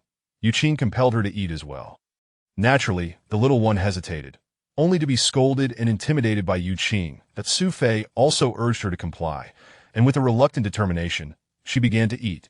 She aimed to partake minimally, yet Yuqing insisted she down 3 bowls. The remaining rice, more than half, was effortlessly consumed by Su Fei, who patted his belly, looking somewhat regretful, clearly not yet satisfied at why Yuqing, cradling his painfully full stomach, returned with unspoken anguish. On a bright and sunny morning, 70 horse-drawn carriages and over 1,000 escort personnel formed the grand procession from Lijiao to escort the candidates to the capital. 318 candidates departed from their temporary residence at the academy, embarking on their journey from Lijiao's city. Upon exiting the city, dozens of riders cleared the way ahead, ensuring that all individuals within 3 miles of the procession were promptly directed off the official road to find alternate routes, only permitted to return once the convoy had passed. Among the 70 carriages, 40 were designated for the candidates' use. Each carriage accommodated 8 candidates, arranged in a somewhat cramped fashion, 3 on each side and 2 at one end. Though it appeared a bit congested, it was relatively comfortable considering they would be traveling by carriage. It was impractical to assign each candidate a separate carriage. With over 300 carriages, the logistical route would be excessively lengthy, necessitating an enormous escort contingent. The decision to arrange 70 carriages was made after careful consideration of various factors, representing the optimal choice. In contrast, the 200 accompanying attendants were allotted only 10 carriages that it was impossible for over 200 individuals to fit into merely 10 carriages, especially since the majority of the candidates' luggage was their responsibility. The primary purpose of these 10 carriages was to transport the candidates' belongings, while the attending attendants would take turns resting in the carriages, predominantly walking behind them. Most of the 1,000 escorting soldiers also traveled on foot. What grievances could the mere attendants possibly voice? Yuqing found himself unable to share a carriage with Su Fei, observing as Su Fei was whisked away by the 4 individuals who seemed inseparable, always together. Yuqing did not recognize any of the 7 individuals accompanying him in his carriage and had no desire to engage with them. He adopted a demeanor of indifference, deliberately maintaining distance. Listening to the 7 conversing in a refined manner, he wondered if they were aware of the lurking dangers threatening the candidates. He remained vigilant, turning to observe the activity outside. Among the escorting team were over 100 individuals clad in gray cloaks. It was evident they were members of the Xinan residents, and Yuqing found himself in close proximity to them for the first time. Su Juning and Tang Bulan were also dressed in similar attire within the ranks, though they did not notice him. What captivated Yuqing's attention were the accompanying archers, each bearing bows of a matte black, non-reflective metal. If he were not mistaken, these were Mo-ing bows, formidable bows that could only be drawn by those who had reached the true martial realm. Once drawn, their arrows possessed astounding power, capable of shattering stone and piercing through barriers. The only individuals capable of wielding the Mo-ing bow with proficiency were great archers. Based solely on Yuqing's observations from within the carriage, he noted at least a dozen individuals bearing these bows. As the convoy set off, they traveled throughout the day, needing to reach the next designated town by the end of the day unless extraordinary circumstances arose. Due to the sheer number of participants, typical relay stations could not accommodate them. Even the basic lodging requirements were insufficient. The relay stations were responsible only for providing water for the convoy and addressing any issues with the carriages. Meals consisted of dry rations, with warm food and proper resting accommodations available only upon reaching the designated towns. After arriving at their first destination on the previous day, as it was close to the provincial capital, the convoy reached the county's military camp before dusk. The military camp, originally housing 1,000 soldiers, suddenly became crowded with the arrival of 1,700 to 1,800 individuals, though fortunately, there was ample open space. As Yuqing disembarked from the carriage, he surveyed his surroundings, his pupils dilating in shock as he spotted a gray-haired elder, also an archer, stepping out of one of the carriages. The bow he bore resembled a gnarled tree root, darkened and adorned with numerous silver spots, resembling a multitude of eyes that if he was not mistaken, this must be the Qiu-long bow, said to be crafted from the roots of a tree that grows on sheer cliffs, impervious to water and fire, and enduring for millennia. Only through specialized refinement could it be transformed into the Qiulong Bao, wielded by a transcendent great archer. Moreover, this elder had emerged from the lead carriage, indicating his high status as a great archer of the Xian level. Alongside him were the highest-ranking officials of the escort team, as well as the person in charge of the scene and residence's escort personnel. Not just one, but several others emerged from the convoy, with yet another archer bearing a Qiulong Bao, stepping down from a carriage, followed by another from the rear vehicles. The presence of a single great archer was already a formidable force, and now there were three. Yu Qing felt a chill run down his spine, then scrutinized further, discovering that there were also 40 to 50 great archers of the martial level. Just these individuals could withstand a charge of 1,000 troops. While Yu Qing marveled at this, he also felt a sense of relief. With such formidable protective forces, the lurking dangers should pose little threat. Due to the insufficient number of sleeping quarters in the military camp, the best rooms were allocated for high-ranking civil and military officials, and the great archers could not be neglected either. The candidates were assigned to sleep in communal dormitories, 10 individuals per room. Miscellaneous accommodations were designated for the soldiers, and additional tents were erected to suffice. Some attending attendants also had to sleep in tents, as there were not enough, leaving a few to sleep under the eaves. In past years, attendants would be able to squeeze into their masters' rooms for ease of care, but this time, the sheer increase in escort personnel had doubled and tripled their numbers. After finishing his meal, Yu Qing sought out the little attendant, only to find her squatting with a group of other attendants around a wooden barrel, each stretching out their hands to grab spoons and ladle a mushy mixture with vegetable leaves into their bowls. Whatever it was, it bore little resemblance to food fit for humans. Some attendants from more affluent families wrinkled their noses at the smell, and their expressions soured even further upon tasting it. The little one, however, took a mouthful and silently continued to shovel the slop in her mouth. Chapter 21. The meal delivery. A young attendant observed the others struggling to swallow their food and sighed, "As long as there is something to fill our bellies, we should all eat. Otherwise, we won't have the strength to walk tomorrow." Yu Qing reached out and gently patted the head of Chong. Upon seeing him, Chong quickly stood up, swallowed the morsel in her mouth, and said, "Young master." Yu Qing glanced at her bowl and, with an air of indifference, instructed, "Put down the bowl and follow me." With that, he turned and walked away. Chong hesitated for a moment as she looked at the meager food remaining in the wooden tub, but not daring to disobey Yu Qing, she set down her bowl and followed him.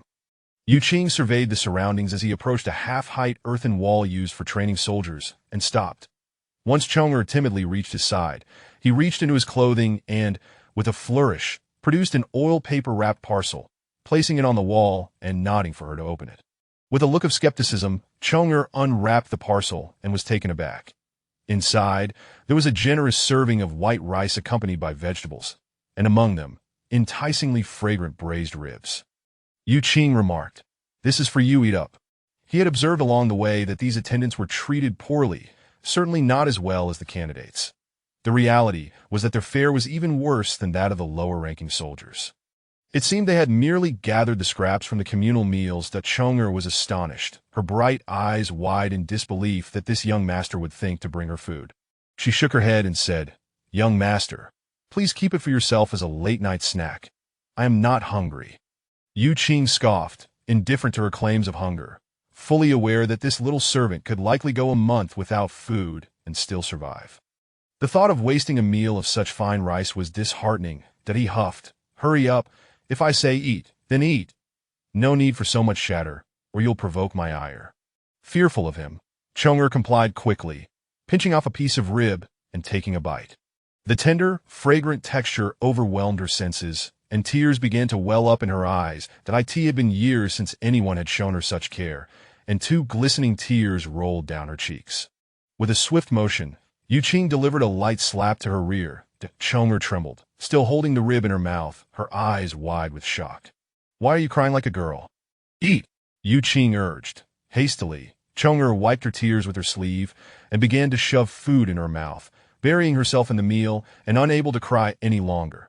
Uncertain of how sure Heng's injury was healing, Yu Qing leaned against the earthen wall, gazing into the dim, crimson sky, while Chong occasionally stole glances at him.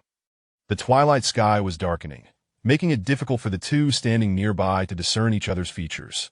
Once they finished eating, Yu Qing finally broached a serious matter, saying, "You must keep a close watch on our belongings. Pay attention, do you understand?" This was the true reason he had brought food for Chong'er, for the 20 pounds of spiritual rice had to be safeguarded, and it was Chong'er who was tasked with overseeing the luggage. Chong'er, her fingers still greasy from the food, nodded earnestly to Wei Yuqing waved his hand. "Let us go, return and rest early. You need to be well rested for tomorrow's journey, and keep a sharp eye on the luggage." Chong'er nodded in agreement. As they made their way back, Yuqing suddenly asked, "Where do you sleep?" He needed to confirm this. If he wished to check on the luggage in the middle of the night, he had to know where Chong'er would be. Chong'er pointed to a spot beneath the eave, saying, "I've been assigned to sleep under that roof." Yu Qing paused. "Under the eave? That spot won't shield you from the wind. With your frail body, how can you manage to sleep there?" Chong'er indicated a large pile of straw in the training ground. "It's all right. They provided us with straw to cushion our sleep, that I'll just spread out some bedding on top." Yu Qing frowned slightly. "Do all the attendants sleep like this?" At this moment, attendants was merely a term for a certain group, as some of the candidates had relatives accompanying them. The role of an attendant was not typically filled by women, as it was deemed inconvenient for a woman to be among a group of men, fearing any untoward incidents might tarnish the reputation of the local academy. Chong then pointed toward a cluster of tents. "Some are sleeping in tents." Yu Qing inquired with suspicion. "Then why were you assigned to sleep under the eave? Is there a particular reason? Were you perhaps bullied by someone?" Chong'er replied earnestly, "Young master, you worry too much. No one has bullied me, nor is there any special reason." The officer in charge of the attendants gathered everyone and merely pointed out where each should sleep. "Is that so?" Yu Qing raised his hand to scratch the back of his head, finding it empty, then rubbed his chin thoughtfully before gesturing. "Come, lead me to the officer responsible for you attendants." Chong'er realized what he intended and quickly waved her hands. "Young Master Shiheng, it's really not necessary. I assure you, it's fine that we will be sleeping on straw in the tents as well." Yu Qing shot her a cold glance. At the sight of that look, Chong'er immediately wilted and lowered her head, leading the way. In the midst of several tents, they came upon a bonfire where a few soldiers were gathered, brewing some soup. Chong'er pointed to a burly soldier with a bushy beard, retreating behind the tent, too timid to approach. Yu Qing strode confidently toward the fire. The soldiers turned to look at him, surprised by his attire, unsure of what this candidate was doing there. Wei Yu Qing scanned the group and beckoned the bearded soldier to come over, signaling for him to follow. The soldier exchanged glances with his companions, rising slowly with a puzzled expression, but he followed nonetheless, a smirk creeping onto his face as he said, "What does this esteemed scholar wish to do with me?" Without engaging in small talk, Yu Qing casually placed a hand on the soldier's shoulder, nearly forcing him behind the tent where Chong'er stood. As the soldier attempted to shrug off the contact, Yu Qing opened his palm to reveal 3 pieces of silver, sparkling like a spellbinding charm. Though one may not recognize a person, one cannot fail to recognize money. The soldier, who had been fuming with irritation, froze, and a smile broke across his face. "Might this esteemed scholar be inclined to reward me?" Yu Qing gestured toward Chong. "This is my attendant. Just look at his frail frame. That I worry that he may catch a chill sleeping outside and fall ill on the journey to the capital. If you could be so kind as to ensure his comfort along the way, I would be most grateful." The burly soldier promptly accepted the silver, grinning. "Rest assured, esteemed scholar, I will ensure he does not suffer the cold winds on this journey." Yu Qing continued, "I hear that the carriage is to be shared, and that most of the time you will be on foot. Given his slender limbs, he may struggle to keep up with the others. That it wouldn't be fair, would it? If you could kindly look after him during the journey, I assure you he will not be neglected upon our arrival in the capital." The soldier tucked the silver into his clothing and quietly replied, "It is rare to find a scholar who understands our plight. Unlike others who think themselves above us, you have treated us with respect. You can trust me with your attendant, but I must clarify one thing. I cannot show favoritism when it comes to the carriage arrangements, for I cannot afford to incur the wrath of others. However, I can assign someone to keep an eye on the luggage cart and ensure your attendant has a place to sit. How does that sound? You are indeed a man of your word." Yu Qing patted him on the back, signifying his agreement, and then gestured to Chong. "This lad has walked all day. Let him rest early. Consider it done." The burly soldier pounded his chest in affirmation, elated by the unexpected windfall of silver. Before long, a sleeping arrangement was set up in one of the tents. After laying down a bed of straw, Chonger knelt and spread out the bedding. Once she had finished, Yuqing pointed to the luggage positioned beside the sleeping area. Remember to keep an eye on the luggage. This was his true intention in ensuring Chonger's well-being. He feared the belongings might be stolen if left unattended. Understood, Chong nodded vigorously. You may rest now. There is no need for you to rise or see me off that I'm leaving, Yuqing said, halting Chonger as she started to get up. He glanced at the other attendants busy preparing their bedding in the tent before turning to leave. After taking a few steps, he couldn't help but mutter, as if I were the one being attended to. There was little he could do. He understood that Su Fei was currently in high demand, bustling about attending to various social engagements, leaving no time to consider the welfare of his attendant. That as for the money spent, he found it rare to be so generous and felt no regret, for it was not his own coin. He had no doubt that when the matter arose later, Su Fei would not dare ask him to pay for it. Why not be generous when using someone else's money to win hearts? A gap in the tent was pushed aside, and Chonger watched with bright, glistening eyes as Yuqing ambled away, finally disappearing from view before she returned to her spot and laid down fully clothed. She knew her young master was busy and couldn't spare a thought for her.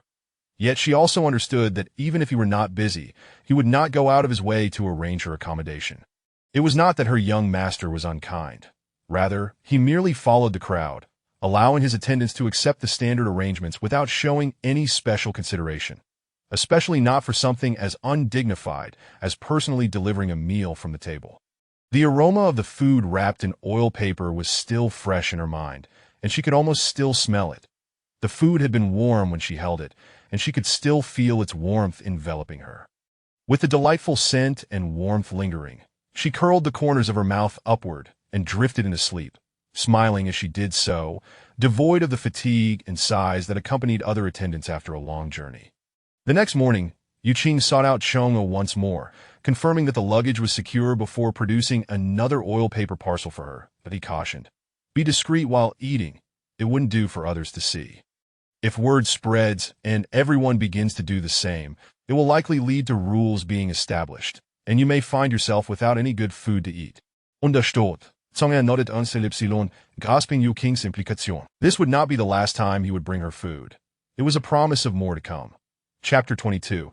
The Ancient Tomb Wasteland. After Yuqing departed, Chonger discovered a secluded corner and unwrapped an oil paper package, revealing 10 steaming hot buns. Taking a bite, the rich and savory juice flowed forth, revealing them to be meat buns that he immediately indulged in a delightful feast, a look of sheer bliss adorning his face. Despite his diminutive stature, his appetite was considerable. He swiftly consumed all 10 buns in mere moments. That as the sun emerged, the group set forth once again. The burly soldier had kept his word, and Chonga was indeed assigned to oversee the luggage. He nestled himself within the cart, sitting atop a pile of belongings, finding it far more comfortable than the previous day. That in truth, he felt fatigued at all yesterday. His energy had remained ample, and he found it somewhat peculiar to observe others appearing so exhausted. Little did he know, it was the effect of the 3 bowls of spiritual rice he had consumed. He neither practiced martial arts to expend energy nor absorbed and refined spiritual energy. The essence of those 3 bowls had permeated his very limbs, enabling him to survive a month without sustenance, and a day's journey expended little of his vitality. Days passed, and 5 days later, they exited the borders of Liezhou. Upon crossing the boundary, they were greeted by the imposing majesty of the vast mountains. The entrance to the ancient tomb wasteland exuded an air of mystery. Prior to their entry, the candidates had received notification that the ancient tomb wasteland was extensive, and barring any unforeseen circumstances, it would take nearly half a month to traverse. During this period, regulations would likely be quite stringent. This segment of their journey to the capital would be the only stretch where they would reside in a relay station, as there were no towns along the way, only designated resting places. Of course, arrangements had already been made for their stay at the relay station. As towering ancient trees flanked the road, the eerie atmosphere of the ancient tomb wasteland gradually unfolded. Approximately an hour into their journey, someone inside Yuqing's carriage suddenly pointed out the window and exclaimed, "Over there! Look quickly!" That must be the landmark marking the entrance to the ancient tomb wasteland from Lijo. Seeing this indicates we have delved deep into the ancient tomb wasteland. The group craned their necks to peer out the window, and Yuqing was no exception. Beside the road lay a gorge, at the end of which stood a colossal, dark gray skeleton, towering almost as high as the gorge itself. It appeared to be seated, embedded within the mountainside, its hands seemingly cradling the sides of the gorge, like a king upon a throne, awaiting homage from those who dared to enter the gorge, exuding an intimidating majesty. Unfortunately, passers-by merely traversed the mouth of the gorge, with none stopping to pay their respects. The ancient tomb wasteland, the burial ground of giants, is indeed the resting place of those legendary strongmen who serve the immortals. The speaker's tone was imbued with awe, the initial visual impact leaving a profound impression to why Yuqing was witnessing this for the first time. Yet his gaze quickly shifted to a mounted archer passing by. While the candidates were captivated by the fantastical sight before them, the archer had already drawn his bow, signaling a clear sense of vigilance. This caused Yuqing's heart to clench. The archer's action indicated that caution was warranted in this area, prompting him to heighten his own alertness. The day unfolded without incident, and the group arrived safely at the designated relay station. Due to the unique environment, there were no alternative resting places along the route. Common folk neither dared nor possessed the means to operate inns in this stretch. The only establishments available for weary travelers were the official relay stations. Given the circumstances, these relay stations were permitted to accommodate both officials and civilians, which not only increased profitability, but also ensured the stations could remain operational. Due to high demand, today, this particular relay station bore special responsibilities and was closed to the public, exclusively catering to the examination candidates. Traveling merchants were informed in advance, either hastening to reach the preceding station under the cover of darkness or opting to rest at a station further ahead. The relay station ahead would not accept any payment, regardless of the sum, and would not accommodate them, leaving them to fend for themselves, assuming any risks that might arise.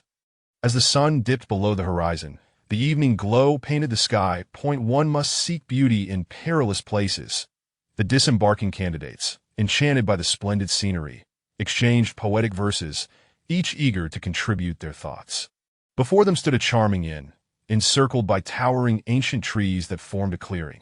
The exterior boasted magnificent peaks and flowing waters, with tree houses dotting the branches. Individuals could be seen on the platforms of these tree houses, gathering laundry to dry, all bathed in the radiant hues of the sunset. A group of scholars could no longer contain their excitement and clamored to ascend for a better view, only to be met with refusal, as those upper areas were not designated for their lodging and posed potential dangers. The envoy, Fortuitously, paid no heed to the scholars' enthusiasm and strode purposefully towards the main hall of the relay station. Accompanying him on the left was a man clad in gray, dispatched urgently from the Xinan prefecture to Lijo, responsible for overseeing the safety of the candidates, named Jin Huahai. On the right stood an elderly man with graying hair, known as Zhang Yinian, the most senior archer within the Lijo military. Nearly half of the archers in Lijo were his disciples. At the foot of the steps leading to the main hall, a dark-skinned man awaited, clasping his hands in greeting. Fu Darren de Fortuitously paused and inquired, "What is the situation?" The dark-skinned man replied, "We have scoured the area within a 3-mile radius of the relay station, and there are no suspicious activities that we have already stationed sentinels around. Any unusual approach will be met with an early warning. The entire station has been treated with repellent, ensuring that snakes, insects, and rodents dare not come near." This man was affiliated with the Lijo military. Governor Liu Jihue harbored concerns about the route through the ancient tomb wasteland and had ordered the military to dispatch 2 teams of covert operatives to preemptively secure the relay station where the candidates would be lodging, implementing comprehensive military control and defense strategies. The dark-skinned man was the leader of the first team, while the second team was already resting and preparing at the next relay station. In essence, the 2 teams were alternating preparations for each day's lodging, providing layered support. Fortuitously nodded. "Thank you for your efforts. It is my duty," the dark-skinned man replied courteously before taking his leave. Fortuitously turned to the 2 accompanying him. "Elder Jiang, Mr. Jean, although the governor has dispatched additional sentinels for our protection, we must not let our guard down." Zhang Yinian remarked, "I will arrange shifts here, with a squad of 9 archers on duty." Jin Huahai added, the Sinan prefecture will allocate some personnel to serve as hidden sentinels both inside and outside the relay station. So Fudera need not worry. As he had predicted, the night passed peacefully, with no unusual occurrences. Day after day, they traversed the seemingly endless fantastical landscapes, and the official road cutting through the ancient tomb wasteland appeared almost miraculous. Along the way, they frequently encountered the bones of giants, whether abandoned in the wilderness or partially exposed above ground. The candidates gradually grew accustomed to the sight. Deep within the mountain foothills, atop a flat-top peak, stood 3 men and 2 women.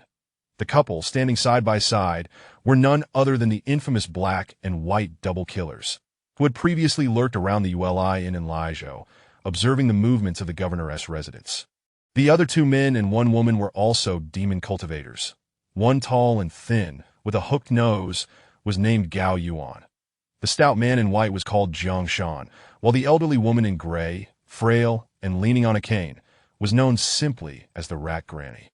These 3 demons were local cultivators of the ancient tomb wasteland, invited by the black and white couple to conspire on a grand scheme, yet their conversation was laced with discontent, indicating their displeasure. As the 5 demons exchanged cold remarks, a hawk broke through the ominous clouds and descended, dropping a bamboo tube at their feet. Gao Yuan raised his hand to catch it, opened the tube, and unfurled a scroll of paper. After perusing its contents, he gazed into the distance, inhaling deeply as he spoke. The examination team is set out. They should arrive at our ambush point around noon. During the day, he glanced up at the heavily clouded sky. Fortunately, the heavens seemed to be favoring us. Turning to the black and white couple, he continued, I truly do not understand why you did not act before the candidates gathered, choosing instead to wait until a large escort was present to charge and head first. Bailon retorted bitterly, it is not that we did not wish to act, but those treacherous officials are cunning. Firstly, the Sinan prefecture is using certain candidates as bait, setting traps. Furthermore, charging into the city to engage in open conflict is indeed taboo. Moreover, the methods to divert the candidates are numerous. We cannot simply ambush anyone we encounter on the road. That would be suicidal. What is most infuriating is that when someone finally manages to make a move, those officials openly declare that the deceased were not registered candidates, claiming they were not participants. Who could possibly verify that? Gao Yuan scoffed. The escorting force is formidable. Charging headlong will undoubtedly result in heavy losses. That I advise you both. It is not too late to reconsider. Heiyun Xiao laughed heartily. There is no need for concern, Brother Gao. With the assistance of the 3 of you, this endeavor is bound to succeed. The bald man in white snorted. Let me make it clear. I am merely assisting. My people will not partake in any bloodshed. Heiyun Xiao replied, with Brother Jiang Shan's support. Those archers will be rendered ineffective. As long as Brother Jiang can summon a dense fog, it will be equivalent to an army of thousands. Leave the fighting to my 300 brothers. You need only lend your support, and I promise to share the spoils equally among you. However, I must lay down some ground rules.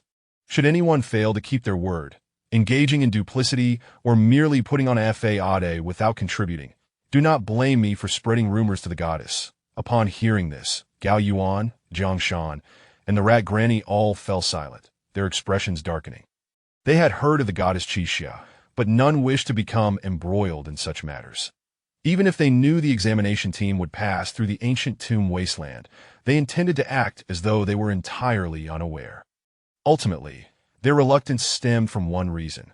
The power of the goddess Qixia was far inferior to that of the Sinan prefecture. The black and white couple were merely here to scavenge. Once they had finished, they could flee. But what about them? Having cultivated in the ancient tomb wasteland for many years, they had established their own territory, complete with their own influence and resources. Years of effort had yielded a stable existence. Why would they seek trouble by confronting the greatest force in the Jin Kingdom right outside their doorstep? Once a fight broke out, they would be exposed, and it would be no surprise if the Sinan prefecture razed their stronghold to the ground. Not only them, but any demon cultivator with a territory and influence would likely refrain from involving themselves in such matters. After all, one may escape the monk, but one cannot escape the temple. It was a gamble with their lives, so why bother? Yet the black and white couple had sought them out. Initially, they had declined the invitation, but the couple invoked the name of the goddess Qixia, posing a question. Would they prefer to watch the goddess become a laughingstock, or would they join forces to vent her frustrations? Chapter 23. Halt as one sits at home. Calamity may unexpectedly descend from the heavens. The three individuals caught in this unforeseen entanglement could hardly fathom the gravity of their predicament that a single utterance ensnared them. Had the couple not insisted upon this course of action, the circumstances would have shifted entirely. Should they refuse, how could the goddess Qixia possibly spare them? The trio felt utterly powerless, even contemplating silencing one another, for unless they could ensure absolute secrecy, their hearts would be condemned, and the more they attempted to obscure the truth, the darker their fates would become. Qixia would undoubtedly pursue them relentlessly. On one side stood the formidable Sinan mansion, and on the other, the equally imposing goddess Qixia. After much deliberation, they concluded that offending the Sinan mansion might merely necessitate fleeing. Yet with Qixia's watchful eye, they could at least maintain a foothold in the realm of demons. Conversely, to antagonize Qixia would render the human world untenable for demon cultivators, and the demon realm would offer no sanctuary either. Thus, they were left to navigate between two perilous choices, opting for the lesser of two evils. Noticing her husband's somber demeanor had cast a pall over the atmosphere, Balan promptly adopted a charming smile to diffuse the tension. Very well. Let us first take our positions and await developments. With a gentle push, the couple leaped from the mountaintop. Gao Yuan scoffed. If we truly succeed, it is unlikely that this pair of scoundrels will present the spoils to the goddess. Old Mouse cackled with a high-pitched voice. We'll settle this score with them later. It can wait. The remaining three exchanged knowing glances, understanding each other's thoughts, and soon followed suit, leaping from the summit. Inevitably, the anticipated moment arrived. The five individuals standing at the canyon's edge finally beheld a procession approaching from afar, as dozens of mounted scouts galloped towards them. Heiyun Shao commanded, "Have the men withdraw to the sides and keep their distance, lest they be discovered by scouts." His subordinates immediately conveyed the orders, and the five swiftly retreated into the depths of the mountains, hiding among the treetops to observe.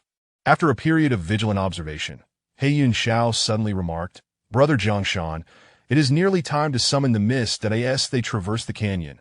Our opportunity to strike will be ideal." Zhongshan nodded in agreement, gracefully descending to the ground to prepare his ambush. Before long, the sound of croaking filled the air. That Zhongshan's true form was that of a frog demon, specifically a species known as mist shadow, which thrived in the marshy terrains of ancient burial sites. This frog could exhale mist to conceal its presence. Although the mist produced by a single mist shadow was limited in range, Zhongshan had come prepared, having summoned countless kin who were already lying in wait throughout the wooded expanse. This was precisely why the black and white couple sought his assistance. He could be of in truth. The couple could have enlisted the help of many more demon cultivators using similar methods. However, too many participants could lead to their own obsolescence, or worse, incite the wrath of the crowd. A multitude of demon cultivators could easily eliminate them should they prove to be ineffective. Thus, their choice of allies was deliberate and carefully considered. Each selected for their suitability that a thin veil of mist began to rise in the mountains, initially subtle, but soon becoming more pronounced within the forest. The ever-watchful Yu Qing suddenly turned. Initially, he had merely glanced out the window, but now he leaned forward, sensing an abnormality in the mist's ethereal movements. From a distance, his observational skills were inadequate to discern the details, yet the general atmosphere suggested that something was amiss. There seemed to be disturbances deep within the woods. Indeed, there were several entities exhibiting unusual activity. Yet despite his keen observation, he could not see them, as many presences lingered beyond his line of sight, a clear indication of an ambush. Yu Qing's heart raced, and he glanced at the driver, then at the accompanying guards, yearning to issue a warning, but the words caught in his throat. "What are we stopping for?" One of the seated scholars, feeling uncomfortable under Yu Qing's tense posture, could not help but voice his discontent. Yu Qing reluctantly settled back down, only to rise again abruptly, flashing a smile at a fellow scholar seated by the door. "Brother Qian, I feel a bit short of breath and nauseous. May I sit by the door for some fresh air?" Maintaining a facade of decorum in front of the others, Brother Qian generously offered to swap seats. Thus, Yu Qing positioned himself at the carriage's entrance, poised to spring into action at a moment's notice, his sword ever at hand, pondering whether he should voice his concerns. In the leading carriage, the envoy Fortuitously sat alone at one end, flanked by the archery master Zhang Yinian and a representative from the Sinan mansion, Jin Huahai, on either side. Zhang Yinian appeared engrossed in the view outside, seemingly unable to turn away. Noticing the lack of anything noteworthy beyond the carriage, Jin Huahai remarked, "What captivates you, Master Zhang?" Zhang Yinian, "However, it is midday, the sky is overcast, and the temperature remains unchanged. There has been no mist up until now. How could it suddenly appear?"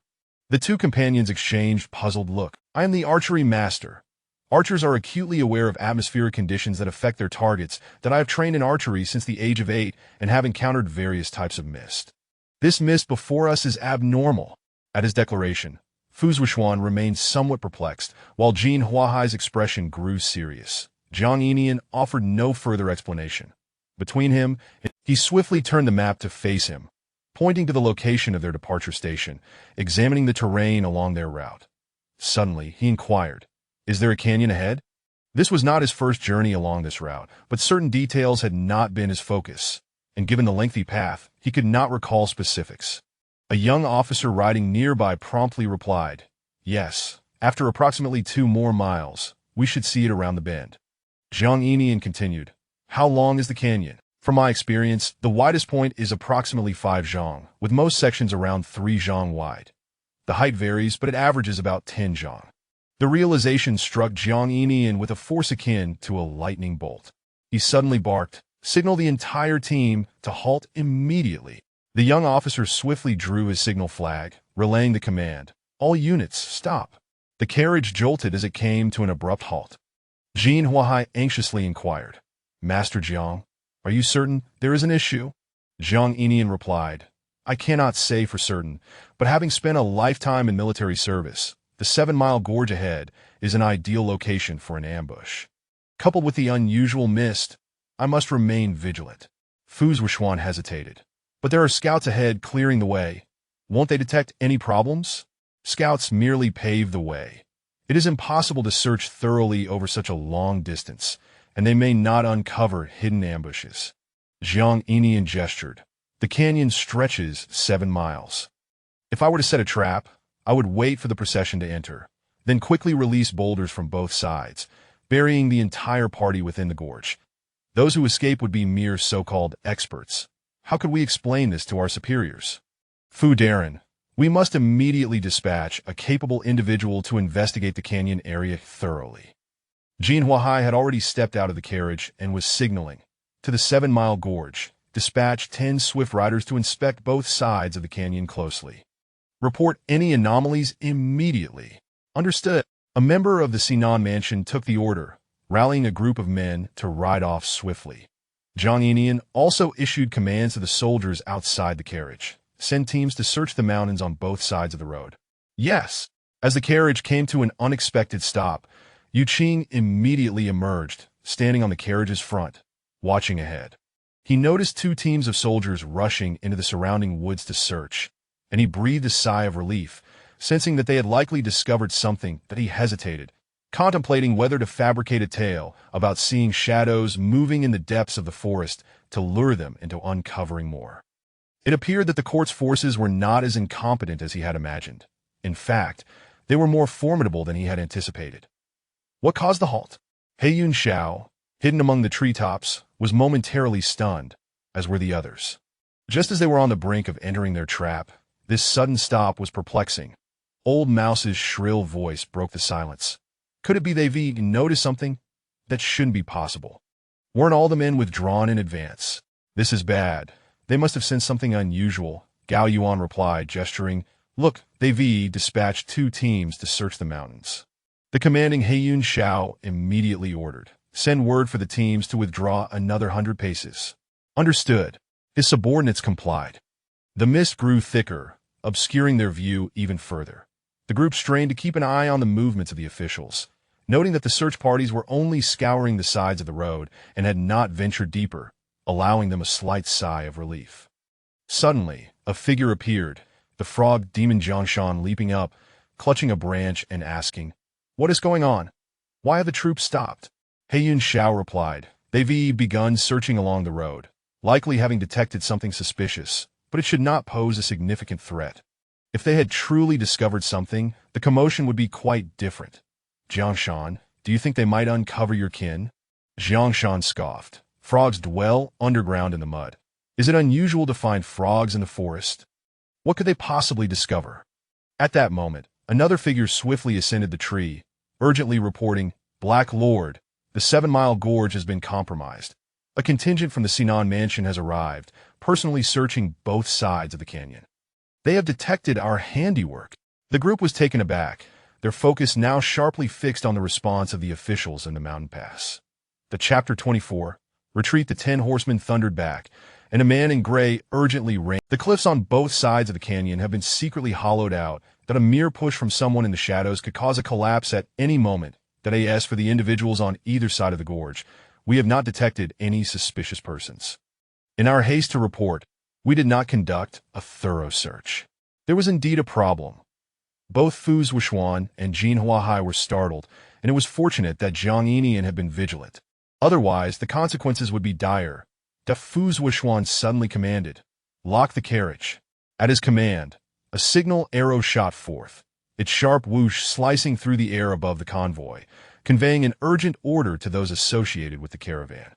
On the yoke of the carriage, Yu Qing turned to see the arrow flying overhead, that a gray-clad man sitting beside him, also one of the escort personnel from the Sinan mansion, immediately sprang into action upon hearing the signal.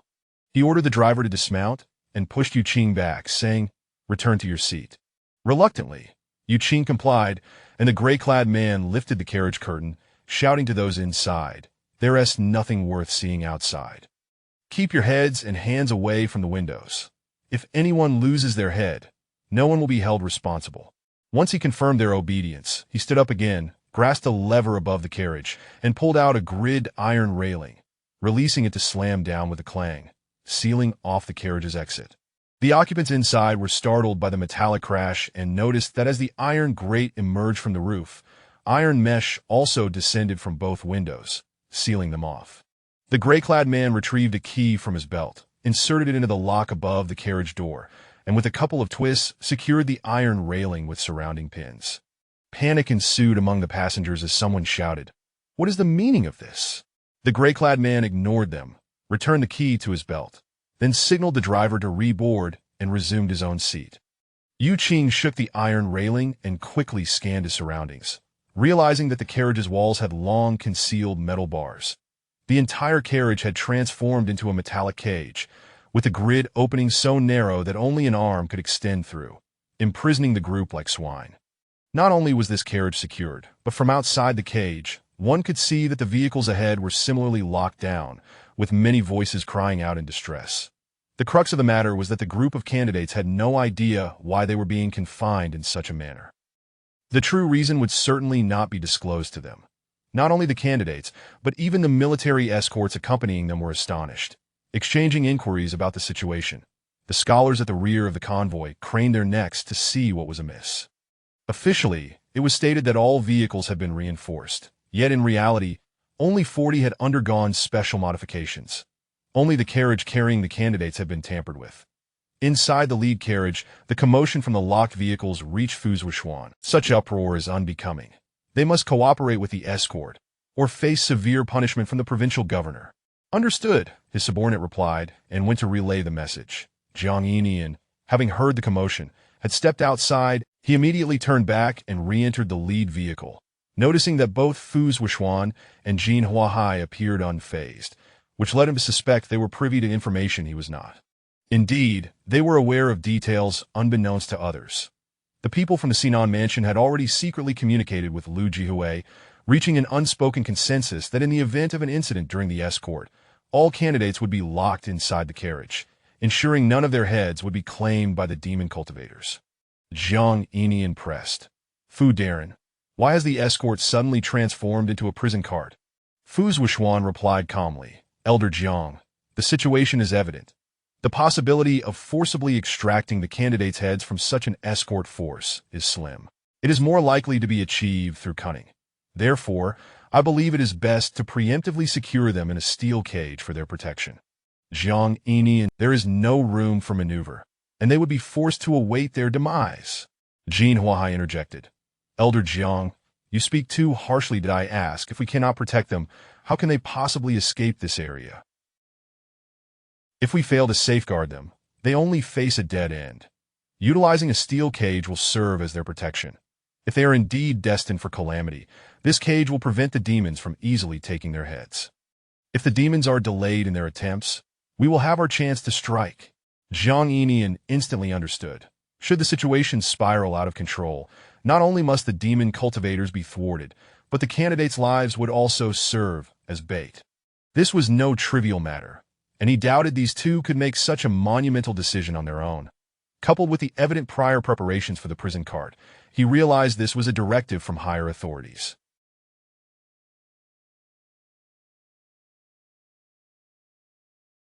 Noticing his silence, Fu Zhuan remarked, "Gentlemen, we must decide swiftly. I wish to hear your insights." Jin Huahai, his expression stern, proposed, "In my view, our personnel from the Sinan mansion should first secure both sides of the gorge to prevent the demons from collapsing the cliffs, allowing the convoy to pass through quickly." Fu Zhuan did not respond. Turning to the other, Elder Jiang, "What is your opinion?" Jiang Yinian shook his head slightly. "My view is to redirect the entire convoy. We must act without delay. The rear must become the front, and we must retreat as swiftly as possible from this increasingly fog-laden area." Jin Huahai's tone became serious. "Elder Jiang, are you suggesting that over 100 personnel from the Sinan mansion, along with 50 skilled archers from Lijiao and over 1,000 guards, should flee in terror from a group of demons? You may be willing to lose face, but I cannot afford to let the Sinan mansion lose its reputation," Jiang Yinian retorted. "Brother, are you still concerned about appearances? Battles are not fought in such a manner. Let me ask you, the gorge stretches for 7 miles. Even if all our personnel were deployed, what could be achieved? Would we manage a comprehensive defense of the entire gorge, or would the demons be deterred from acting recklessly? My brother, confidence is commendable, but overconfidence is unwarranted. The demons are not blind. They are aware of our involvement in the escort, that if they dare to set in a 7-mile-long gorge, deploying 100 personnel from the Sinan mansion cannot possibly cover every flaw, especially with the fog providing concealment, that a collective effort would be futile. The demons need, should the rear cliff also be breached, the consequences would not be something the Sinan mansion's reputation could rectify." Upon hearing this, Fu Zhuan's expression changed, and Jin Huahai fell silent. Jiang Yinian continued, "Were it not for this fog, with my 50 skilled archers present, the enemy would not dare act. This fog clearly aims to neutralize the threat posed by my archers."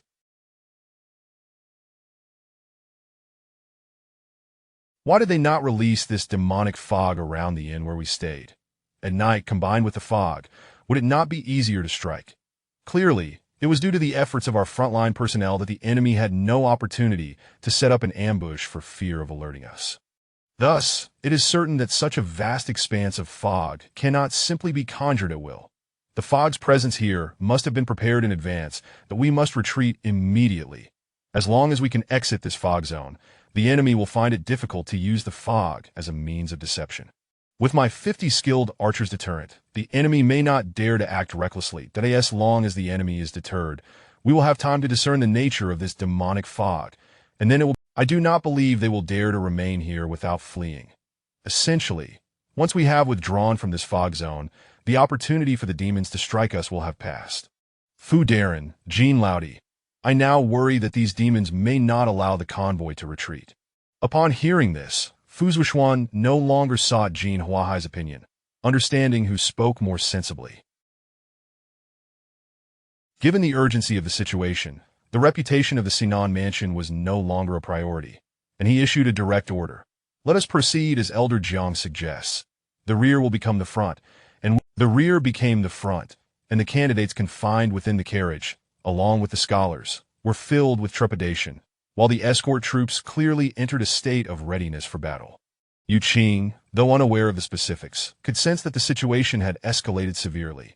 He shook the iron railing with renewed vigor.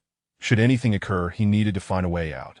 Being trapped inside this carriage was untenable, that if demons were to attack, there would be nowhere to hide, and it would be disgraceful for the esteemed leader of Linglong Temple to merely witness his own demise without any means of escape. The iron railing was sturdy and difficult to bend, and his gaze instinctively drifted to the waist of the gray-clad man in charge of the escort. He had clearly seen that the key to unlock this prison cart was secured in that very belt. However, it was evident that pleading for the man to unlock the carriage would be futile. He would certainly not comply. With no immediate solution and the situation not yet dire enough to justify, he could only wait and see. Perched atop the treetops, Granny Mouse exclaimed, "It seems they are changing direction to retreat."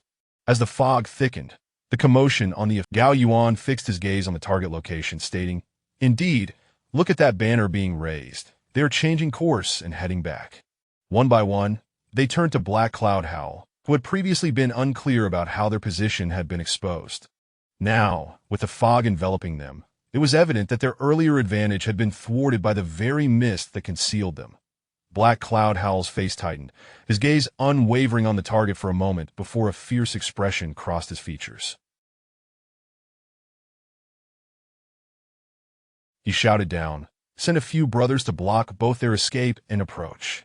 "Yes," his comrades below responded, rushing to execute his command. Jiang Shan gritted his teeth, saying, "At this point, do you still intend to force the issue?" Chapter 25 Air Raid in the Canyon Beyond. An ambush lay in wait, with conditions ripe for a well-coordinated assault. Preparations had even included tunnels dug in advance. Once the target was buried beneath a cascade of rubble, the minions of the Rat Matriarch would thrive underground. Meanwhile, a portion of the forces was tasked with luring the official survivors, while the Rat Matriarch's followers would seize the opportunity to pluck the ripe fruit. However, these advantageous conditions dissipated like smoke with the shifting movement of the examination caravan. Heiyun Xiao pointed towards the retreating target team, stating, "Brother Jiang Shan, feel free to amplify the fog. As long as those 50 elite archers cannot see their target, they are as good as blind and pose no threat to us." He patted his chest, asserting, "It remains unchanged. Do not engage in a head-on confrontation. Let my brothers handle it. I believe you two are driven mad by your desire for the spirit elixir." Jiang Shan hurled a curse before swiftly departing. Moments later, the distant croaking of frogs echoed from afar. Heiyun Xiao then addressed Gao Yuan. "Brother Gao, you may command your men to prepare. Once we sever their escape routes, we shall strike." Gao Yuan grunted, offering no further words, and vanished in a flash. Heiyun Xiao turned back to the Rat Matriarch, instructing, "Let Brother Gao's forces engage for a few rounds first. After 10 rounds, your men shall encircle them." The Rat Matriarch silently drifted away. Boom! Inside the carriage, which had transformed from lead to rear, Fu Zhuan, along with 2 others, exchanged glances as they heard the thunderous sound of collapse emanating from the Sevenly Gorge. Realization dawned upon them. Jin Huahai remarked, "Could it be that our route has been severed?" Zhang Yinian replied, "If our route is cut, the retreat may also be in jeopardy. It seems they are preparing to take action against us." Upon finishing her words, she strapped on her bow and slipped out. Jin Huahai followed suit, and the two ascended to the carriage roof, vigilantly observing their surroundings. Before long, a swift rider approached, reporting, "My lord, a landslide has occurred ahead, blocking our retreat." As anticipated, Jin and Jiang exchanged glances. A landslide could not entirely prevent passage, especially with numerous capable individuals present. The issue lay with the carriages and the candidates confined within. Without a clear escape, how could the caravan quickly came to a halt, forced to stop due to the obstruction. Despite having dispatched some to clear the path, Fu Zhuan and the others understood that someone was deliberately causing trouble, rendering their efforts futile. Even if they cleared the way here, the adversaries could continue initiating landslides ahead. Yet, they could not simply remain idle in the face of adversity. They had to continue digging. Suddenly, Jiang Yinian addressed a nearby elite archer. "Relay my orders. Target the forest surrounding the objective with fire arrows, a full barrage of 10 shots." "Yes." The archer galloped away to deliver the command. Jin Huahai inquired, "Elder Jiang, what do you mean by this?" Jiang Yinian replied nonchalantly, "Set the mountains ablaze." Jin Huahai was taken aback, glancing at the fog, to say nothing of the 50-mile pact. your safety would be compromised. Jiang Inian retorted. With battle imminent, I focus solely on victory, disregarding such concerns. Though I am unaware of the enemy's attack strategy, it will come from all directions. Let us ignite a fire as a test. If we cannot hold them back, we shall face the flames together. The fog thickened at an alarming rate, rendering visibility beyond 3 paces nearly impossible. Yu Qing had torn aside the carriage curtain, peering intently outside, when he suddenly witnessed fiery sparks soaring forth, followed by more ignited projectiles flying towards the sides of the road. From above the mist, the spectacle was even more magnificent, as sparks pierced through the clouds like ascending fireworks or meteors darting in all directions. The couple perched in the treetops beheld this scene, even observing sparks flitting overhead, prompting them to lift their gazes in pursuit. The range was well over 300 paces, clearly the work of advanced archers executing distant shots that as the fiery sparks touched down, they swiftly erupted into flames, igniting everything they landed upon. Bai Lan exclaimed in mild panic. What are they doing? They are setting the mountains ablaze. He Yun Zhao's expression twisted in fury, grinding his teeth. A band of lunatics. In this world, whether human or demon, the act of arson, especially in mountainous... This sentiment was particularly strong among demon cultivators dwelling within the mountains, who harbored an innate fear of wildfires. Throughout the surrounding forests, thousands of fire points flickered to life, fortunately with little wind, and the towering trees burned at a measured pace. Nevertheless, the scene added an otherworldly hue to the fog-laden landscape, resembling clusters of orange lanterns. Standing atop the carriage, Jiang Inian gestured grandly, prompting the waiting elite archer to swiftly knock an arrow and release a piercing signal arrow.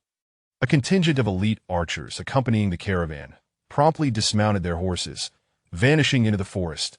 After traversing a certain distance, they swiftly ascended trees, knocking their arrows, each focusing intently on the dimly glowing fire points amidst the fog.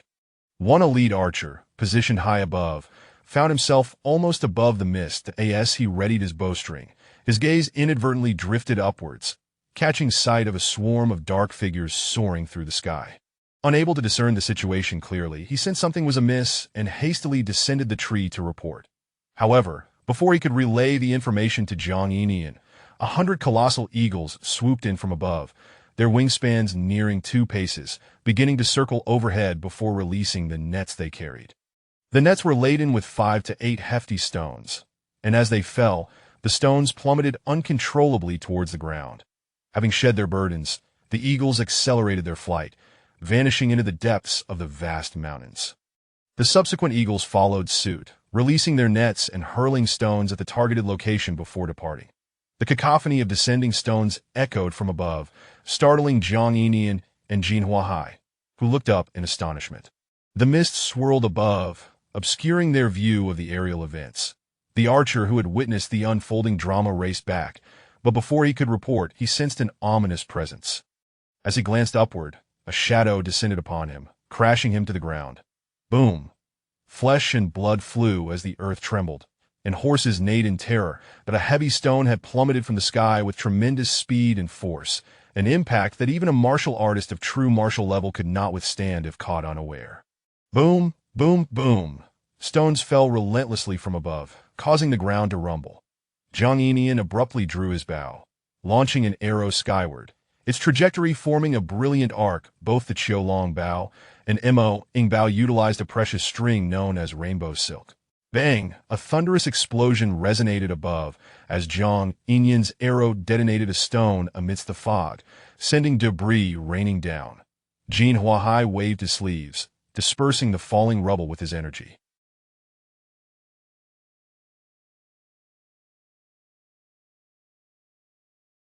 Fu Zhuan emerged from the carriage, inquiring, "What is happening?" No sooner had he spoken, a startled horse, held tightly by the driver, was suddenly crushed, sending blood and gore splattering everywhere. Fu Zhuan was left aghast, covered in the remnants of flesh. Jin Huahai swiftly grabbed his arm, propelling them into the air, landing beside a sturdy tree for cover. This provided a measure of safety.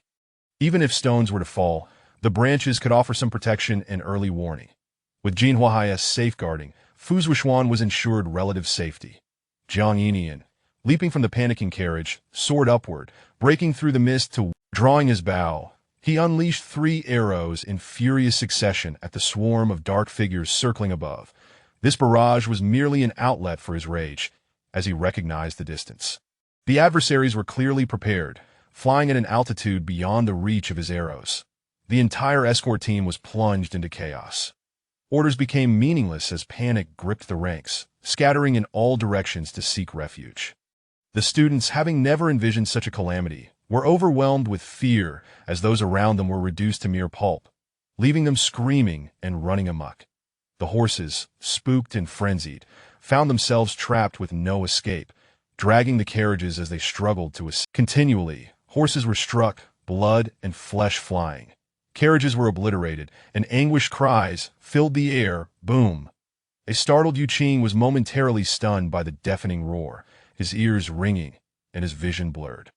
The carriage, filled with terrified individuals, was thrown into disarray, the shattered rocks leaving everyone covered in dust and debris, some with lacerations on their faces, their cries drowned out by the chaos. Their carriage was not spared. A massive stone crashed down upon it, shattering the wheels, causing the carriage to collapse, revealing the iron cage that held them captive. With the chaotic horses finally freed from their burdens, they bolted away. The driver fled as well.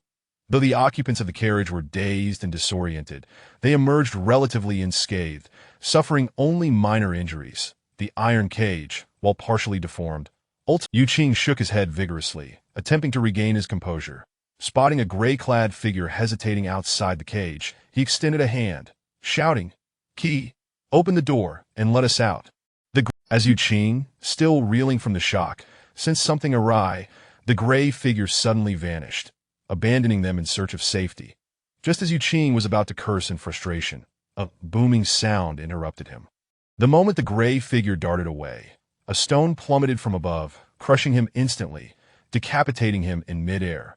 What terrible luck! Yu Qing was left speechless, retracting his outstretched hand. With the figure gone, what use was there in calling out? Chapter 26. Mist of death. Looking around once more, the absence of the carriage provided a significantly clearer view. Yet the pervasive fog obscured any distant sight. But he spotted a nearby vehicle where the guards had already severed the ropes with their swords, releasing the horses to escape, and were now taking refuge beneath the tilted carriage, evidently seeking shelter from the iron cage above. Or perhaps they had discerned the futility of relying on the carriage to withstand the immense force descending from the heavens. The 2 men stood dumbfounded for a moment before hastily crawling out. But just then, a thunderous crash reverberated through the air, and blood splattered from the billowing dust. Yao Qing looked again and realized that the 2 had vanished, swallowed by the underbelly of the carriage, which now lay flat against the ground, just as this one did.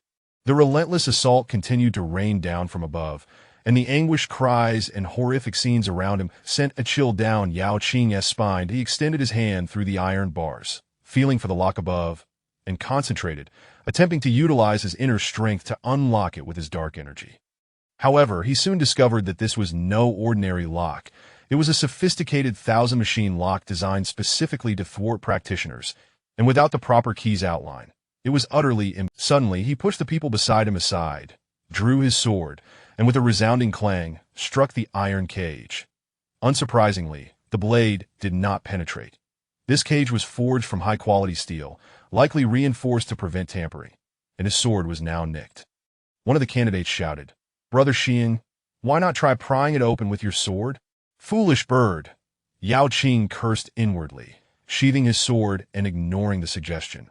Earlier, he had felt some remorse for Shiheng's injury, but now he realized that Xiang had been fortunate to escape with his life, while he had become the unfortunate scapegoat. Had he known this would be the outcome, he would have rather faced death than take Shiheng's place in the capital. Despite knowing that malevolent beings sought to harm the candidates, he could not fathom the depth of hatred that could incite such a devastating assault.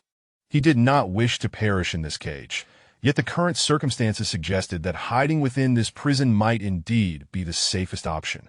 The gravel that had infiltrated his clothing made him feel utterly uncomfortable. As he brushed off the dust and shook out the stones, Another resounding crash echoed overhead, striking him once more. The crowd was dazed, swaying unsteadily.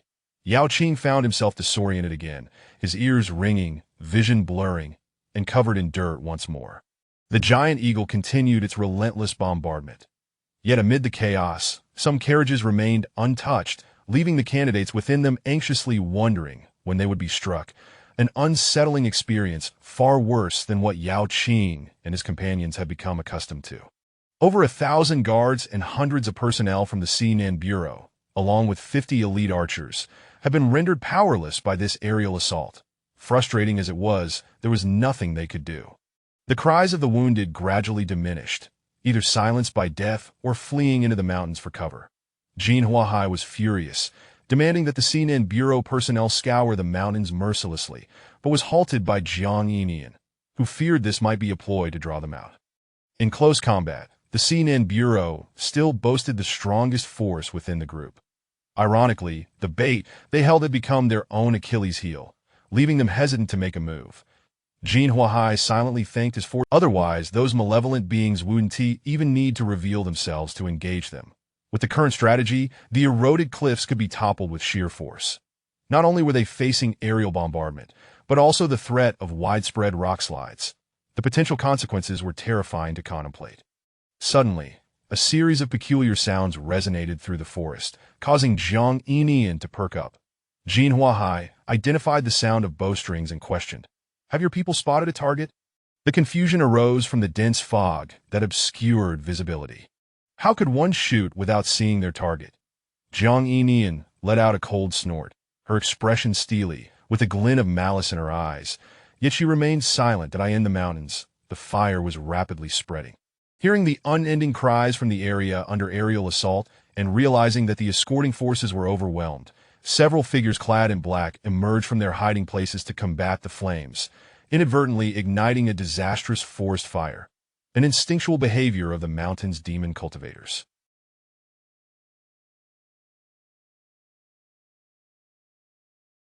However, as soon as they became visible in the flickering light, deathly specters surged from the depths of the fog. Swift arrows struck first, accompanied by the sound of whistling wind, highlighting the remarkable speed of the archers. Those lacking the ability to sense and react to such terrifying attacks stood no chance of evasion. With a series of thuds, arrows pierced through several black-clad figures, none remaining lodged within their bodies.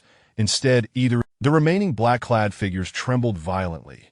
Some fell, while others survived but were grievously wounded.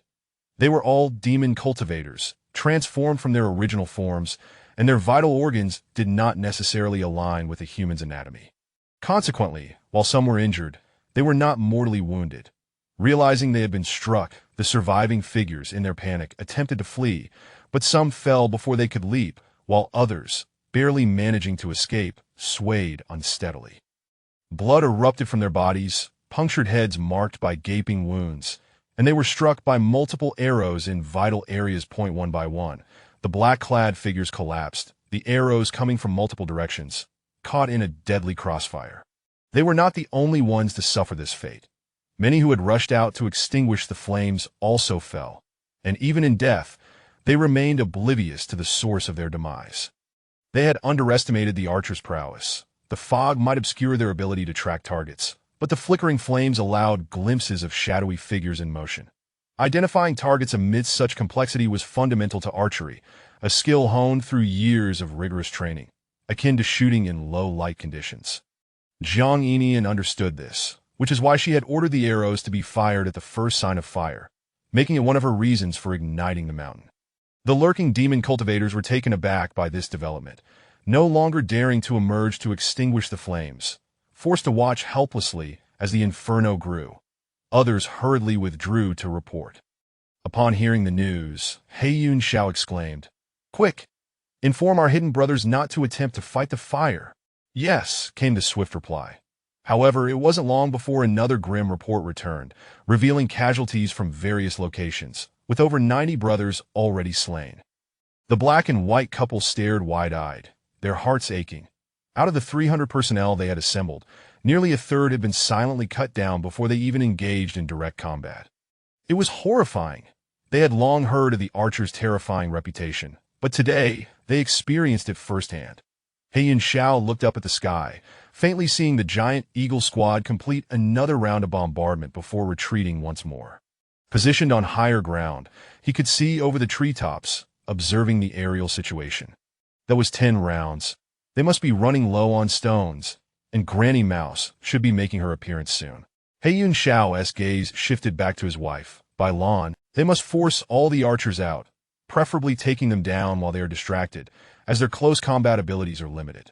Having grown wary of the archer's lethal long-range attacks, he was concerned for his wife's safety. Bai Lan nodded and departed, while he remained to coordinate and command. Be careful, He Yun Xiao added as a final admonition. Bai Lan turned, flashing a charming smile. Listening intently, Jin Huahai exchanged glances with Jiang Yinian, who remarked, "It's unlikely they would cease their bombardment after just one wave. A true frontal assault is likely imminent. Your scene and bureau personnel must prepare for a direct confrontation." Agreed. Jin Huahai nodded, fully understanding, and called over others to inform the surviving personnel to ready themselves. Simultaneously, Jiang Yinian ordered her remaining escort forces to assemble for the impending battle. Meanwhile, Fu Zhuan, the escort envoy hidden beneath the trees, was covered in blood, rendered speechless by fear. The pause in activity felt unusually prolonged, and the candidates trapped within the cage sensed the abnormality, noting the stillness lasted far longer than before. Could the attack have ended? Someone ventured to ask. It seems to have ceased, another replied, their tones gradually shifting to notes of relief. Yao Qing glanced at the bedraggled group, their chatter filling the air, but withheld judgment. He realized that the initial wave of attacks had merely concluded. The true ground assault was yet to come, for their heads still rested securely upon their necks. Which meant that the real effort to take their lives was about to begin. This time, Yao Qing could no longer remain idle. He did not wish to sit and await his demise. Shaking the iron bars proved futile. He would have to find the key. His gaze fell upon the lifeless body of a C-Nen bureau guard, fixating on the faint outline of a key on the man's belt. Unsure if he was mistaken, the fog thickened considerably, obscuring the other cages nearby, and he needed to scrutinize closely, even employing the observation technique to verify, not daring to let his guard down, for the opportunity to seize the key might present itself only once. Should he miss it, he could very well remain trapped within this cage, awaiting slaughter like a lamb. Once free of this confinement, he would no longer fear. This sea of fog might be a nuisance to others, but for him, it was an ideal environment, his best cover. Should he choose to escape, it would be exceedingly difficult for anyone to impede his flight. Chapter 27. Escape. Of course, there was another method to obtain the key: to move the cage closer to the corpse. This would necessitate a concerted effort from everyone confined within the cage, either to overturn it or to lift it by stepping through the bars with their feet. However, the cage was exceedingly heavy, and with a group of pigs inside, the challenge of collaborating with them to shift the cage was insurmountable. It was likely that they would fail to acquire the key before the second wave of deadly attacks commenced. Therefore, he did not place his hopes on these scholars and resolved to act independently. He discreetly drew his sword while keeping his back to the group behind him, extending it slowly until it rested outside. Seizing the opportunity, he crouched down to observe the reactions of the others. When their gazes diverted, he swiftly reached out to grasp a large stone and hurled it away with a flick of his wrist. Bang! Another stone crashed down, instantly silencing the occupants of the cage. Each person covered their ears and stared silently at the sky. Taking advantage of this distraction, Yu Qing extended his hand to retrieve the sword resting outside, and with a deft motion, he cast it forth. Swish! The blade sliced through the belt of the guard, and the key hidden within sprang forth. Is that all it takes? Just a stone? This stone is rather small. Its impact seems minimal. The group, composed of individuals accustomed to grand spectacles, began to chatter once more, with some even poking at the stone above, attempting to dislodge it, as it had merely landed without shattering. Yu Qing glanced back at their reactions, and, fortuitously, his hand brushed against the debris outside, but he flicked a small stone, striking the key that lay atop the corpse, causing it to bounce onto the ground. Hearing the metallic clink, a few heads turned in his direction, but the mist obscured any unusual occurrences. Once their attention shifted, Yuqing seized a larger stone and tossed it in front of the key, then feigned nonchalance as he began to sift through the pile of stones, searching for a suitable one. Upon finding an appropriate stone, he glanced back at the crowd before suddenly flicking the carefully selected small stone outward. The small stone collided with the larger one, ricocheting and striking the key, which promptly flew towards him, landing nearby. Yuqing maintained his facade of indifference, feeling a sense of relief. The key was now within his grasp. Should the situation turn dire, he could swiftly take the key and make his escape. However, before he could fully relax, his eyes widened in alarm at the tumultuous motion of the mist surrounding him. Without hesitation, he extended his arm outside the cage, using the sword sheath to reach for the key on the ground. At such a short distance, his skill allowed him to manipulate objects from a distance, drawing the key closer with his energy. Yet he needed to provide a plausible explanation for why there was a key. Someone in the same cage noticed and inquired, "Brother Xiang, what are you doing?" Yuqing replied succinctly, "It seems that a car door key has fallen to the ground." "Ah!" The group immediately crowded over to see. The confined space of the carriage was limited, and Yuqing, unable to stand upright, rolled his eyes in frustration as he was pressed against the cage bars that he nearly erupted in anger but restrained himself, aware that he could not guarantee whether his companions would survive. Instead, he maintained a polite smile and said, "Gentlemen, if you continue like this, how can I retrieve it?" Those at the front realized something was amiss and quickly called out, "Do not crowd, do not crowd." Once the crowd receded, Yuqing managed to pull the key towards him. Grasping it, he promptly extended his hand to insert it into the lock, twisting it with considerable effort due to the deformed cage that as the door loosened. Yuqing pushed it open and was the first to step out onto the ground, as the cage rested directly on the earth. He had to ascend a small step, for the cage had been embedded into the ground. The others followed, cheering as they emerged, while Yuqing sheathed his sword, listening intently as sounds of combat echoed from the mountains. Not daring to linger, he quickly vanished into the mist. Meanwhile, the others remained jubilant, having found nearby cages and celebrating their escape, seemingly flaunting their freedom to those still confined. "Look at us, we are free." However, their joy was short-lived, as their commotion attracted several gray-clad individuals, one of whom barked, "Who permitted your escape? Return!"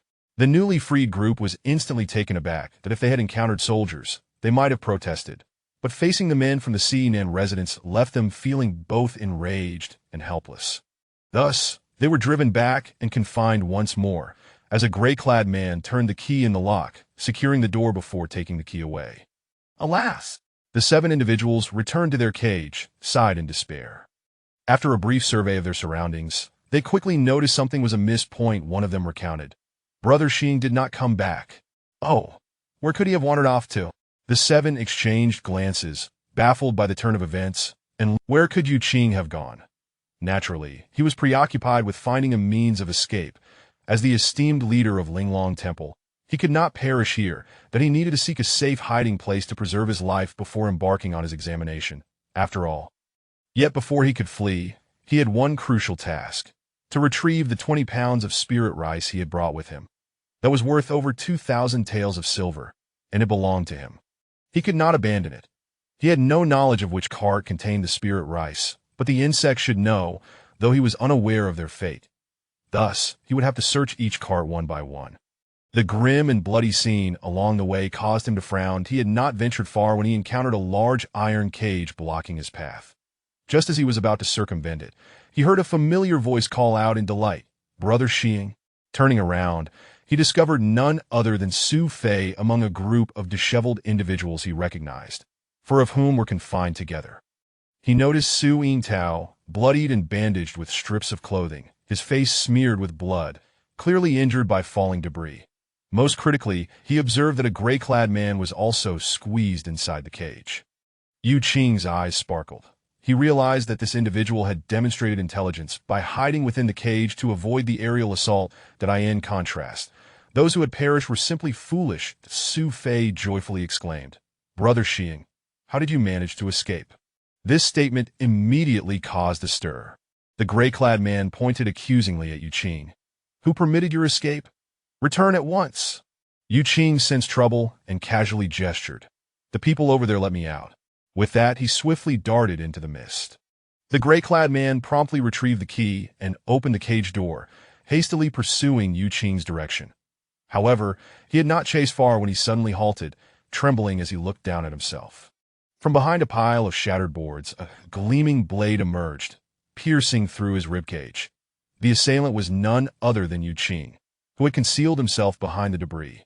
Without hesitation, he decisively struck against the men from the Xinan residence. The gray-clad man was filled with disbelief. Whether or not the assailant possessed the skill to execute a surprise attack was irrelevant. The crux of the matter was that he could not fathom why a mere examinee would dare to strike at him.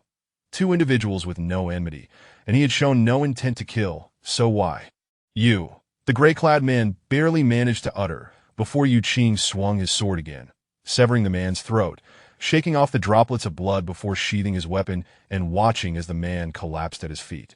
He had not intended to kill the man, but the latter should not have pursued him, nor should he have contemplated returning him to the cage. Such actions were tantamount to a death sentence. The ominous atmosphere of the aerial assault indicated that the assailants had come prepared, armed with a plethora of deadly tactics. Given the gruesome scenes he had witnessed, Yu Qing could not dare return to the cage. His abilities were insufficient to sit idly and await demise. Reluctantly, he had to resort to lethal measures, stealthily eliminating this threat as the most prudent course of action. Suddenly, footsteps echoed nearby, prompting Yu Qing to grip his sword once more. Su Fei's voice called out, "Brother Xian, where are you?" Yu Qing quickly overturned a board to conceal the gray-clad man's corpse, then leapt over to intercept Su Fei, quietly warning, "What are you shouting about?" Su Fei, holding a weapon, hesitated and glanced around. "Did the guards give you any trouble?" Yu Qing, recalling his earlier intentions to silence witnesses, felt a twinge of embarrassment upon realizing that Su Fei had come seeking him out of concern. He replied, "I didn't see anything." Su Fei, puzzled but not dwelling on it, assumed they had simply gotten separated in the fog and asked, "Where are you headed?" Yu Qing could not disclose that he was searching for spirit rice, so he replied, "I'm worried about the insects. I want to check on them." The moment the words left his mouth, he regretted them that Su Fei's expression grew serious, and he immediately dashed ahead, that why Yu Qing mentally chastised himself for using that excuse. In a swift motion, he grabbed Su Fei's arm, leading him in a half-circle to avoid the gray-clad man's body, guiding him to a slope by the roadside where they could conceal themselves from the passing guards. Learn from experience. If we continue to flounce about so brazenly, the escort will see us and put us back in a cage, Yu Qing remarked, lifting his sword to block Su Fei's blade, which had nearly swung into his face. "With your entourage of scholars, how can you justify wielding such a large knife?" Su Fei whispered, "To be honest, I've been worried about trouble on the road. I can't part with my blade."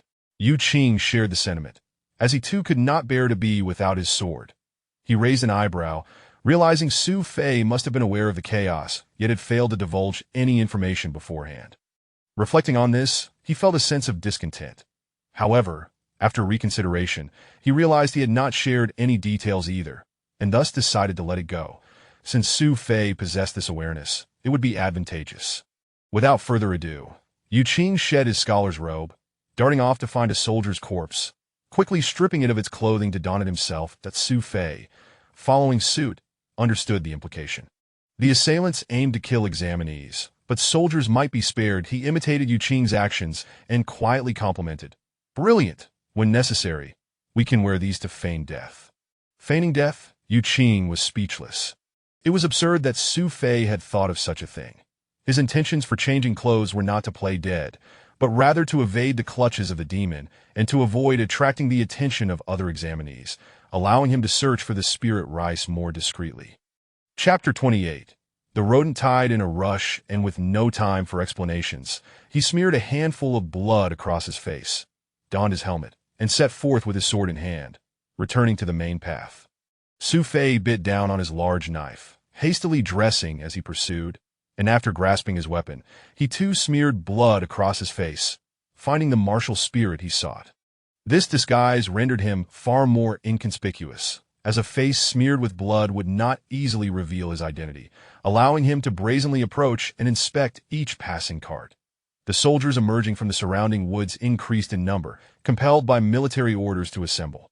Su Fei trailed behind Yu Qing, his heart racing with fear of being discovered. Yu Qing, unfazed by the bewildered gazes of the assembled soldiers, navigated through the crowd, casually waving aside anyone who obstructed his path. Su Fei, following closely, was drenched in sweat, realizing that this brother Shi Hung was remarkably bold. Having changed his attire, he acted without reservation. Reflecting on the earlier incident of deciphering riddles through deceit, Su Fei increasingly believed that this brother Shi Hung was no novice in such matters, displaying a seasoned demeanor. Suddenly, a sound akin to a tidal wave surged from the surrounding woods, causing Yu Qing's expression to shift as he tugged at Su Fei's sleeve, exclaiming, "Run!" He dashed towards the nearby iron cage, leaping atop it, while Su Fei, witnessing this, intended to inquire further, but was beckoned by Yu Qing. "Hurry up!" He jumped, using the iron cage for leverage to land atop it, though the precariousness of the grid made footing uncertain. Before long, the source of the tumult emerged through the mist. An unfathomable horde of rats surged forth, their incessant squeaking sending chills down the spines of onlookers. The regrouped soldiers erupted into chaos, their cries mingling with the clamor, wielding their weapons in a frenzied manner. Proficient gray-clad figures attempted to fend off the onslaught with powerful strikes, yet the relentless tide of rodents continued their advance, biting indiscriminately. The candidates confined within the cage were thrown into utter panic, unable to flee, resorting to frenzied movements, flailing, striking, and shrieking, their screams blending with the incessant squeaking, each teetering on the brink of madness. Observing the chaos below, Su Fei was horrified to see some reaching beneath their garments for the rats, nearly driving him to despair as he and Yu Qing hurriedly swatted at the climbing rodents. Fortunately, standing atop the cage afforded them some respite. As the rats struggled to ascend, their movements hampered by the steel bars, with their swords and knives, they managed to fend off the approaching horde. Noticing the unfolding scene, some soldiers climbed up to join them, while others quickly sought refuge in nearby cages. The messenger Fu Zhuan had already been hoisted aloft by Jin Huahai, who found it easier to fend off the encroaching vermin from the treetops. As the ceaseless tide of rats swarmed and the sounds of battle echoed from the woods, Jiang Yinian suddenly realized the commotion stemmed from the ambush of the archers concealed nearby, who had likely been exposed and engaged in combat. The archers, not adept in close-quarters combat, would undoubtedly struggle against the rat infestation, resulting in a dire predicament. Jiang Yinian unleashed a powerful strike, sending a group of rats flying, and bellowed, "Have them retreat!" He shouted urgently towards the trees, "Jin, instruct your men to assist my people." Whistles echoed as 3 signal arrows soared into the sky. Jin Huahai, aware of the archers' precarious situation, understood that their numbers were limited. Given the magnitude of the incident orchestrated by the Sinan Bureau, further losses would be untenable. He shouted commands, rallying a group of gray-clad figures who rushed into the woods, leaping into the trees to avoid the rat swarm. Another group took urgent measures against the rodents, chopping branches, scattering medicinal powders, and igniting them to produce thick yellow smoke, which they hurled near the cages holding the candidates. The smoke drove the rats into a frantic retreat. Perched upon a tree trunk, old rat Granny peered downward, her gaze falling upon a returning white rat that scampered up the tree and leapt onto her cane, chattering animatedly. Frowning at its incessant chatter, she quickly took flight, arriving at the scene of the battle. She had little interest in the black-clad figures surrounding an archer. Instead, she landed beside Bai Lan, questioning, "What are you two up to? Are you certain you have grasped the escort situation? Those candidates are protected by steel cages, making it impossible to claim their heads." Bai Lan, taken aback, replied, "What steel cages?" Old rat Granny retorted, "You ask me?" Bai Lan hesitated, then quickly adjusted her response, "Let's not panic. We must find a way to break through." Old rat Granny scoffed, "Cages that even Gao Yuan's aerial bombardment cannot breach. Do you think it will be so easily dismantled? They are likely waiting for you to attempt to open them. You should go check for yourself. Don't let countless lives be lost only to achieve nothing in the end. That would be a grand misfortune." Bai Lan's expression turned grave, and with a sudden leap, she joined the fray, swiftly shattering the archer's skull before leading a few black-clad figures to assess the situation. The reality was stark and needed no further elaboration. Old Rat Granny's words were easily validated. With heavy hearts, both by Lan and Yu Qing felt the weight of the situation, uncertain of the fate of the insects. Yu Qing was particularly troubled by the absence of their belongings. Most of the carts had been destroyed in the aerial assault, and many items had been scattered, lost amidst the chaos as frightened horses bolted.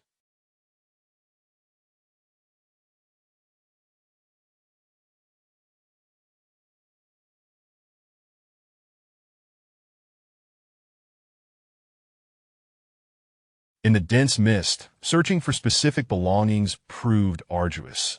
Had the insects been present, they might have known precisely where their items had fallen. Come, this cart remains intact. Let us see if any of your belongings are inside.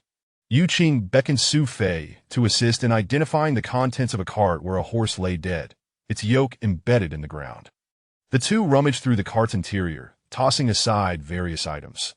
Yet Su Fei could not identify any as his own. Accustomed to having his needs catered to, he had never concerned himself with the logistics of his belongings, rendering him oblivious to their significance. Yu Qing, however, was frustrated, exclaiming, "You think it's sensible to carry a weapon while mingling with scholars?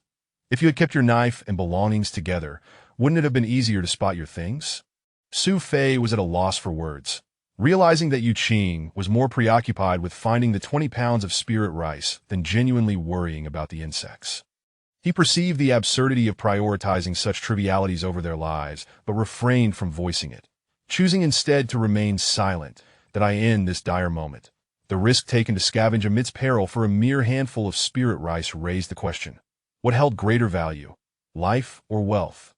Chapter 29. Captured upon failing to locate the vehicle, the two individuals emerged and continued their search. That it was not long before, after casually inspecting a few pieces of luggage along the way, they stumbled upon a relatively intact carriage. They swiftly approached, one in front and the other behind. The carriage was partially overturned on the roadside slope, its wheels shattered, and the axle likely crushed by stones, while the horses had vanished without a trace. Yet, the body of the carriage remained surprisingly well preserved. As they reached the side of the carriage, eager to climb inside for a closer look, both were taken aback to discover that this carriage differed from the others. In contrast to the others, where doors were merely doors, often obscured by curtains, this carriage's entrance was secured with ropes intricately woven across the door frames, forming a makeshift barrier to prevent the luggage from tumbling out during the bumpy journey. Given the current state of affairs, such a precaution seemed futile to Su Fei. With a swift motion, sliced through the ropes, causing several pieces of luggage to tumble out, none of which appeared to belong to him. As he rummaged inside, Yu Qing suddenly grasped his hand, pointing at a large bundle wrapped in a quilt, which was being compressed by two pieces of luggage. Initially oblivious, Su Fei soon sensed a subtle disturbance. The quilted bundle seemed to quiver slightly, a detail easily overlooked, prompting admiration for Yu Qing's keen observation. They exchanged a knowing glance, with Yu Qing reaching to remove the obstructing baggage while Su Fei held his knife aloft, prepared for whatever might emerge. As the luggage was removed, the quilted bundle began to tremble more noticeably. Ready for action, they shared one last glance before Yu Qing swiftly yanked the quilt, revealing a figure who let out a startled scream. Su Fei's poised knife halted midair, as both men stood in astonishment. The individual was none other than Chonga, who had seemingly concealed himself beneath the quilt, his face flushed and glistening with sweat from the predicament. Trembling and cowering, Chonga could hardly recognize the two, their bloodied appearances resembling that of specters. That Su Fei quickly reassured him. "Chonga, do not fear, it is us." The familiar voice broke through Chonga's panic. He paused, gradually regaining composure, recognizing the knife in Su Fei's hand and the sword in Yu Qing's. With a gasp, he exclaimed, "Young master," and nodded eagerly at Yu Qing. "Young master." This unexpected reunion filled Su Fei and Yu Qing with joy. Chonga was alive and appeared unscathed, a testament to his remarkable fortune. Su Fei, filled with curiosity, inquired, "How did you end up here?" Yu Qing, the most elated of the three, recognized that if Chonga was found in this carriage, his belongings were likely nearby as well. His efforts had not been in vain. Had he given up, the 2,000 taels of silver would have been lost. He tugged at the severed rope on the door, envisioning the sequence of events. This carriage must have been the one where Chonga had taken refuge, likely secured by him, as he had been tasked with safeguarding the luggage. The truth of the matter aligned closely with Su Fei's inquiry. Chong'er had not anticipated such misfortune. Upon encountering a swarm of rats, he panicked and wrapped himself tightly in a quilt from someone else's luggage, inadvertently evading danger and emerging unscathed. Regardless of the circumstances, it was indeed a stroke of luck that Yu Qing asked, "Where are your belongings?" In the carriage, Chong'er replied, glancing back as he rose to search. That Su Fei chuckled ruefully, realizing that this young man was indeed most concerned about his possessions, masking his true intentions with concern for Chong'er, all while avoiding the admission of his primary motive. To phrase it politely, he was merely being considerate. To phrase it bluntly, he was akin to a courtesan seeking to maintain her reputation. Yu Qing eagerly scanned the surroundings. His training and observation had instilled a habit of vigilance, especially in an abnormal environment. While glancing left and right, his eyes suddenly widened, and he urgently called out, "Something's coming. Chong'er, cover yourself with the quilt." He pulled Su Fei along, dashing to the side of a nearby dead horse, where they both collapsed to the ground, Yu Qing even smearing a piece of bloody horse flesh across his face. Instantly comprehending Yu Qing's intent, Su Fei realized this was the tactic of feigning death, but he took it a step further, pressing himself against the remains of the horse. However, he was puzzled. How had Yu Qing sensed the impending threat when he himself had noticed nothing? Little did he know, if Yu Qing lacked such instincts, he would not dare to move recklessly in such perilous circumstances. Both were clad in garments stripped from the deceased, already stained with blood. Chong'er hastily wrapped himself in the quilt, huddling in the carriage, too afraid to move. Yu Qing's eyes remained wide open, scanning the area. The firelight around them intensified. The forest fire had ignited, and the heat dissipated much of the surrounding mist. Suddenly, the fog swirled, and several figures in black emerged. Yu Qing froze, his eyes wide, adopting a death-like stillness. Feigning death was a necessity. He recognized his own limitations and knew that in such a precarious situation, an encounter with those who dared to attack the officers of the Nen estate could spell disaster. The black-clad figures did not linger, remaining vigilant as they soared above the 2-inch corpses and proceeded toward the main force of the caravan. After a moment, Yu Qing scanned the area again, cautiously rising and signaling to Su Fei, "It's clear." Just then, a cacophony of fierce combat erupted from the direction of the main caravan, sending a jolt of realization through Yu Qing that they could not remain here any longer. He swiftly darted to the side of the carriage, tearing the quilt from Chong'er and urgently instructing, "Quickly retrieve your belongings." Chong'er nodded fervently and began rummaging through the luggage. However, with his heightened alertness, Yu Qing suddenly raised his head, urgently warning, "Chong'er, hide." He darted aside, once more pretending to be dead. Chong'er hastily pulled the quilt over his head. Su Fei, who had just approached, instinctively collapsed back down as he grasped the situation. The mist above churned violently, and a massive shadow suddenly swooped down. An enormous eagle, with a wingspan of 2 zhang, glided low along the road. Before it had moved far, it descended with its talons, seizing the carriage where Chong'er had hidden, and with a powerful flap of its wings, created a fierce wind, abruptly lifting the carriage into the clouds, vanishing from sight. Su Fei, lying on the ground, had not even had time to close his eyes before witnessing this astonishing event. Yu Qing, equally stunned, realized that his observational skills were not yet on par with his masteress. He required a moment to carefully assess the situation rather than making hasty judgments. He had not anticipated that a giant eagle would snatch the carriage away. The precious supplies they had just discovered were now in the claws of a bird.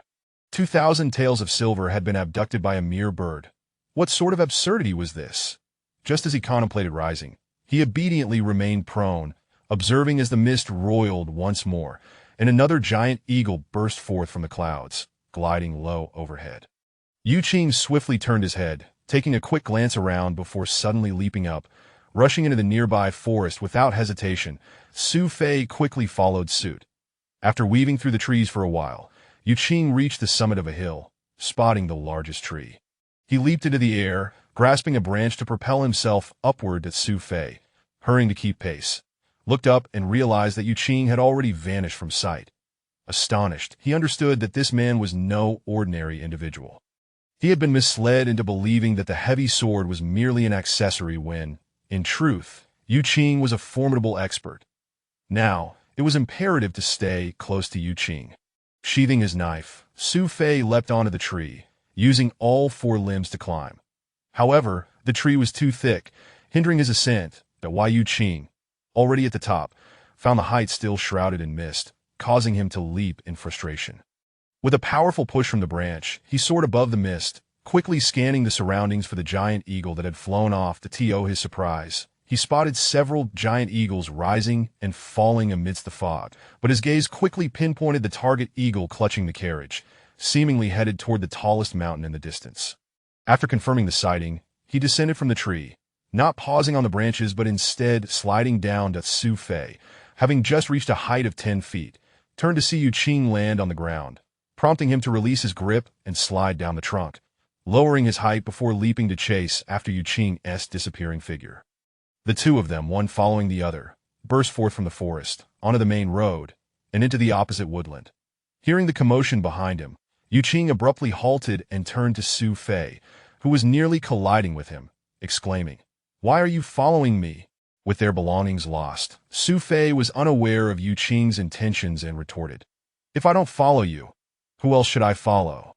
Brother Xian, you wouldn't abandon me, would you?" Yu Qing replied, "The mountains are perilous. Do not follow me. Return quickly to escort the caravan for your protection." With that, he darted away again. In truth, he simply wished to avoid the burden of a companion. Having such a large figure trailing him would only increase the risk of exposure.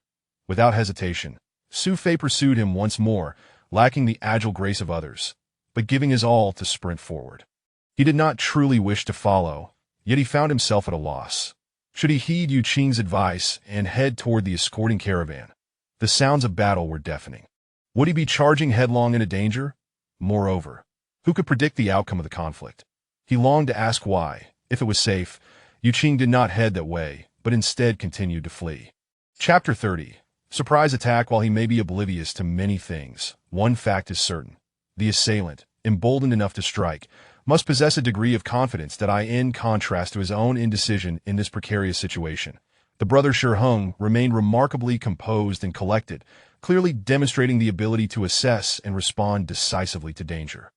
He was convinced that Yu Qing's frantic escape had a purpose, surely aimed at seeking a glimmer of hope rather than courting death. Moreover, having witnessed Yu Qing's agility while climbing trees, it was evident that he was a man of hidden talents. At this moment, whoever exhibited the qualities of a leader would be followed without hesitation in the pursuit of survival, leaving no alternative.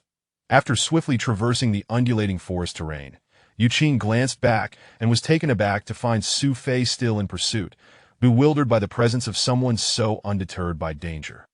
It was not that he could not shake off Su Fei.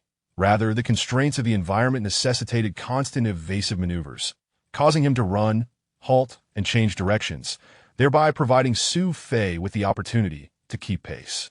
Otherwise, in such a fog-laden setting, Su Fei would have had no chance of following him.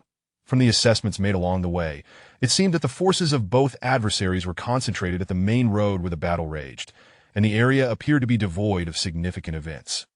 Thus, Yu Qing chose to disregard Su Fei, continuing his passage through the woods that he believed Su Fei would inevitably tire, for with his lack of understanding of breath control, his stamina would soon falter in the depths of the forest. Not far into his escape, however, he came to a halt beside a grotesquely disfigured corpse, which lay next to a Mo-ing Bao, the deceased evidently a master archer. The Mo-ing Bao was a valuable item, far surpassing the worth of mere spirit rice. If spirit rice could not be found, acquiring such a weapon would be quite advantageous. Yu Qing pondered for a moment, glancing around. Seeing that Su Fei was not deterred by the gruesome sight, he swiftly removed the bow and quiver, slinging them over his shoulder and departing. The flames continued to intensify as He Yun Xiao, stationed at a vantage point to direct operations, leapt down from the treetops. 3 large eagles had successively delivered 3 empty freight cars to him, prompting his inspection. To his dismay, he discovered that they were either empty or devoid of any human presence. It was clear without further examination that these foolish creatures had mistaken the freight cars for their targets. Furious, He Yun Xiao cursed, "A bunch of foolish birds!" Simultaneously, he felt a twinge of concern. Why had 3 useless freight cars been brought, yet not a single sturdy steel cage. He had begun to sense something amiss and turned his head, instructing, "Notify the brothers lying in ambush at the rear mountain to prepare for extraction." He retained a small contingent of men in a concealed position, readying for a swift escape should the situation turn dire. At this point, he had already sensed that the chances of success were waning. Without clarity on the situation, he prepared to retreat. "Understood," responded one of his subordinates as he departed, leaving another to stand by. As the flames grew fiercer and the heat intensified, the mist dissipated rapidly, that a figure descended from the sky, landing on a large tree next to the bald-headed man in white, Jiang Shan. It was Gao Yuan. Upon seeing him, Jiang Shan immediately inquired, "Why have all your eagle servants retreated?" Gao Yuan, his face contorted with rage, retorted, "Retreating would be tantamount to seeking death. That steel cage is no small matter. Combined with the number of individuals inside, it is far too heavy for my eagle servants to carry, resulting in the loss of over 30 of them. Those wretched individuals have no grasp of the situation and are gambling with our lives." "Damn it," Jiang Shan seethed, gesturing. "Withdraw. We can leave them behind." Gao Yuan handed him a piece of paper, declaring, "We can't afford to stay. Prepare to escape." "What is this?" Jiang Shan asked, examining the note. Gao Yuan replied, "I received word that the Lady of Qixia has encountered trouble. The commander of the Sinan house has personally intervened and killed her. The Earth Mother directly killed her." "This happened 2 days ago," Jiang Shan muttered in disbelief, astonished by the revelation that the commander of the Sinan house had acted with such brazen disregard. Gao Yuan sighed. "Indeed, this event transpired 2 days ago. We were informed too late. Had we received the news even half an hour sooner, we could have avoided such catastrophic losses that we must go. It is meaningless to stay. Even if we succeed, there will be no reward to claim." "Still hoping for a reward?" "Your eagle servants, this fog, and the countless rodents. Sinan House could easily trace our involvement." Jiang Shan's voice grew bitter as he clenched his fists, declaring, "How many of my fellow fog-hidden kin have perished in this inferno? If we are to flee, we must first exact vengeance on those wretched individuals." With that, he darted away, with Gao Yuan closely following. The two hastily maneuvered through the forest, moving with the speed of arrows, soaring over branches like swallows in flight. Before long, they reached their intended destination, landing in front of He Yunxiao. He Yunxiao was engaged in a hushed conversation with one of his subordinates, coordinating their retreat, when he was taken aback by the sudden appearance of the two men, exclaiming, "Why have you returned instead of overseeing the front lines?" Their unexpected return caught him off guard, as he was already preparing to make his own escape, intending to circle back and assist his wife before fleeing. However, with their arrival, his plans became complicated. Without delay, Gao Yuan stunned him with the words, "Brother He, your wife is in danger." He Yunxiao's heart raced as he stepped closer, urgently asking, "What has happened?" Gao Yuan replied gravely, "Your wife has been slain by Jin Huahai." He Yunxiao's face drained of color, shock overwhelming him. In that instant of vulnerability, Gao Yuan launched a sudden attack, his transformed claws striking fiercely at He Yunxiao's chest, causing blood to spray as the 5 claws brutally locked onto his ribcage.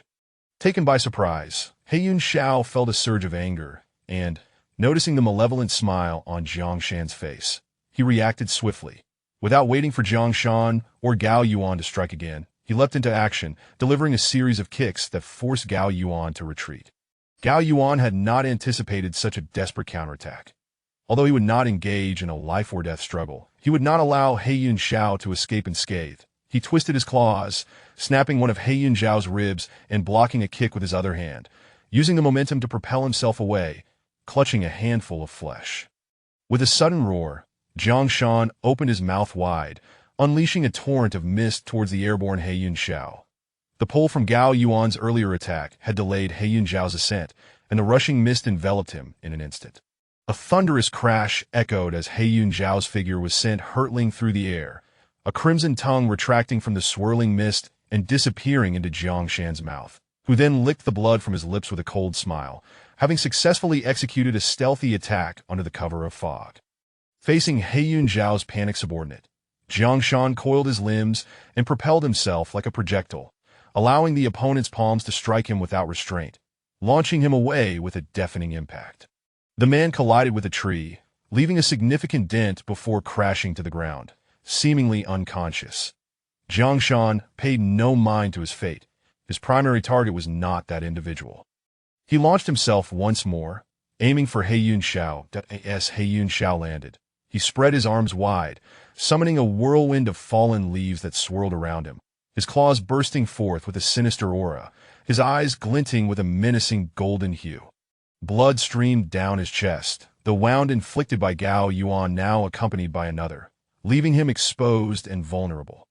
Yet the two assailants, emboldened by their earlier successes, were relentless in their pursuit, intent on capitalizing on his weakened state. Gao Yuan soared towards him, while Jiangshan shot forth like a cannonball, the two converging for a coordinated attack.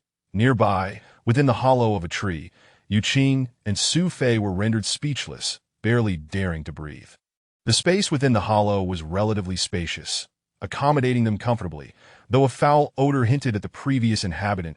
Yu Qing had not anticipated that Su Fei's stamina would allow him to keep pace. Yet Su Fei himself seemed unperturbed, and it dawned on Yu Qing that the earlier meal of spirit rice had replenished Su Fei's energy. With the abundance of spiritual energy within him, Su Fei was fortified against fatigue. The pair had stealthily approached the vicinity of the captured freight cars, but dared not draw closer, for Heiyun Xiao was nearby, and they could not ascertain his capabilities. Thus, they remained hidden within the tree hollow to their surprise. Before they could discern Heiyun Xiao's true appearance, two strange figures emerged to launch a surprise attack. The commotion revealed that the three combatants were all formidable practitioners of the Xian level. As they sought refuge within the hollow, the battle quickly encroached upon their hiding place, and should they be discovered, their lives would be forfeit. Dressed in uniforms of the officials, and with Yu Qing carrying the archer's equipment, any discovery would render explanation futile. Yu Qing was perplexed as to how infighting could have erupted. It was entirely beyond his expectations that he was acutely aware that these three were genuine Xian-level masters, far superior to the snake demons they had previously dispatched in the county. Any one of them could easily dispatch him. What would happen if they were discovered? He felt a growing urgency to devise an escape plan. Just as the two anxiously peered through the cracks in the bark, an object whistled through the air. It was a peculiar staff, dark red and resembling a giant stick insect that had retracted its limbs, intricately carved to lifelike perfection. With a swish, the staff blocked Gao Yuan's aerial assault and swiftly planted itself to intercept Jiang Shan's ground-bound charge. Chapter 31. An opportunity not to be missed with a sudden jolt. Gao Yuan flipped and came to rest atop a swaying tree branch, his body moving in sync with the undulations of the foliage. Jiang Shan's silhouette materialized as he grasped his cane, pausing to slowly raise his gaze toward the expanse ahead. The mist, it seemed, had been largely dissipated by the searing heat of the nearby wildfire. A figure swiftly descended, standing before Jiang Shan. It was none other than Granny Mouse. Heiyun Xiao's heart leaped into his throat, and he dared not make a single move. Granny Mouse cast a glance at the injured Heiyun Xiao, her expression revealing no surprise, before surveying the two men before her with a cold sneer. "I say, you two, didn't you think to inform me when the situation over there calmed down?" Jiang Shan retorted. "There are so many members of the Mouse Eye gang monitoring the scene for you. Did you truly require our notification? What difference does it make whether your juniors informed you or we did? Moreover, did you not see that we were engaged in serious business?"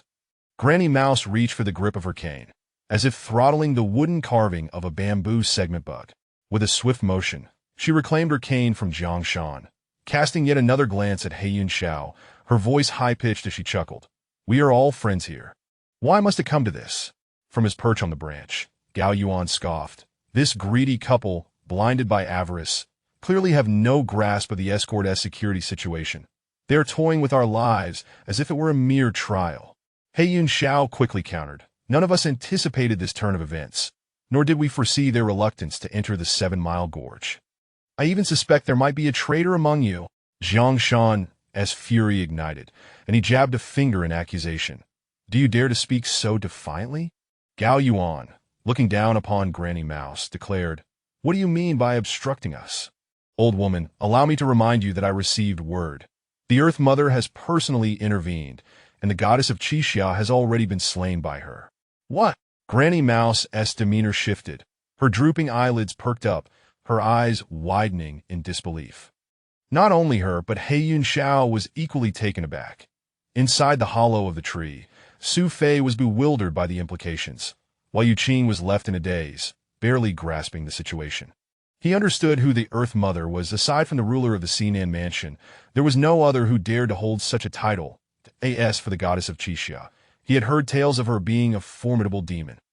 The notion that the Earth Mother had personally dispatched her raised questions in his mind, particularly regarding the recent attacks on the examinees, that he remained oblivious to the truth behind the events, rendering him unable to fully comprehend the gravity of the situation. This occurred 2 days ago, Gao Yuan remarked, pulling out a piece of paper and casually tossing it. Granny Mouse caught it midair, unfolding it to read the message, her expression shifting to one of rueful contemplation. Finally, she sighed, let it go. It is better to resolve enmity than to deepen it. Spare him. At her words, not only Gao Yuan and Jiang Shan, but even the wrathful He Shao fell silent, astonished by Granny Mouse's willingness to overlook past grievances. Gao Yuan, incensed, rebuked, old woman, how many of your kin have perished? How many from Jiang's Shadow clan have been consumed by the flames? Over 30 of my eagle slaves lost their lives due to this despicable pair. How can we possibly forgive?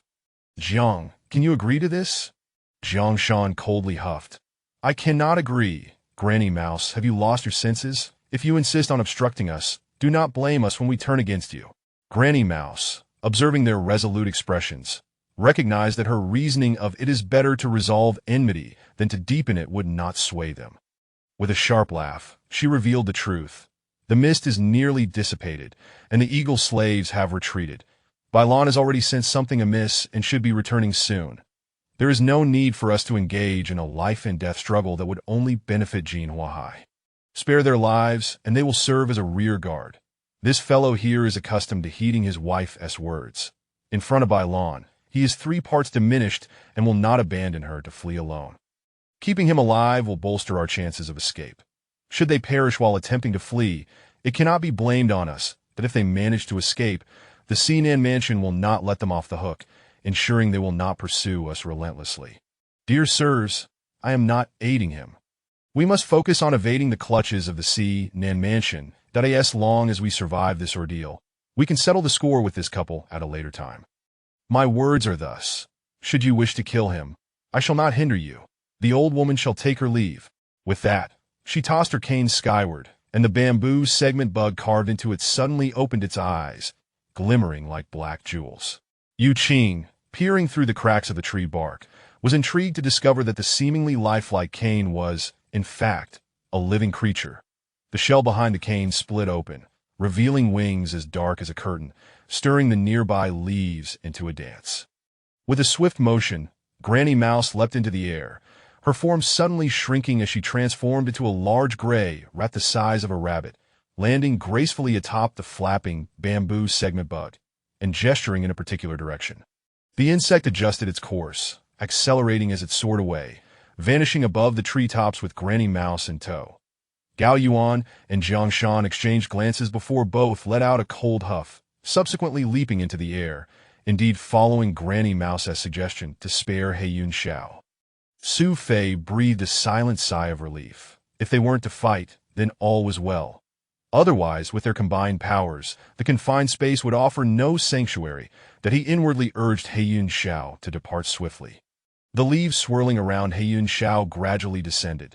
The sinister energy coiling around his claws began to dissipate, and his eyes returned to their normal hue as he proceeded at a measured pace toward the large tree where he had originally landed, remaining vigilant of his surroundings. The gruesome wound on his chest seemed to have little effect on him, as his fierce aura remained intact. Inside the tree hollow, Su Fei shifted to another gap to observe, feeling a sense of dissatisfaction. From the conversation he had overheard, it was apparent that their attempt to ambush the examinees had failed. Why was this one still lingering instead of making his escape? By now, the mist had lifted significantly, revealing a considerable distance ahead. He noticed He Shao heading back toward the carriage, and he could not help but lament for the spirit rice he so desperately sought. With such a formidable demon cultivator on guard, how could he possibly reclaim his belongings? The thought of losing 2,000 taels of silver in this manner sent shivers down his spine. Suddenly, Su Fei's eyes widened as he observed He Yunxiao's body sway unnaturally. Not only that, but He Yunxiao suddenly coughed up blood, dropping to one knee on the ground, his hand pressed to his chest as he gasped for breath. The claw strike from Gao Yuan had not inflicted a fatal injury. Rather, it was Zhang Shan's concealed murderous intent within the swift mist that had caught He Yunxiao off guard, delivering a severe blow that left him gravely wounded. The two injuries compounded, and though he refused to yield, he had to summon the strength to endure. He knew all too well that had he displayed any sign of weakness, Granny Mouse would most likely not have spoken up for him. Point 1, who could no longer serve as a rear guard, would be of no use. He would surely be dispatched without a second thought. Fortunately, the imposing demeanor he maintained had successfully deceived the trio, allowing him to escape with his life. The coughing blood? Unable to stand? Su Fei's heart raced, and his gaze shifted from He Yunxiao to the three carriages. He instinctively reached for the hilt of his sword, gripping it tightly. Should he take advantage of his weakness? This was an opportunity, but it came with risks. Even in his injured state, He Yunxiao was a formidable opponent. Yet 2,000 taels of silver were at stake. Was it not worth the risk? That money was rightfully his. Could he simply forego it? Su Fei's emotions surged as he scrutinized He Yunxiao's condition. The very fact that the latter could not even stand served as a compelling reason for him to act.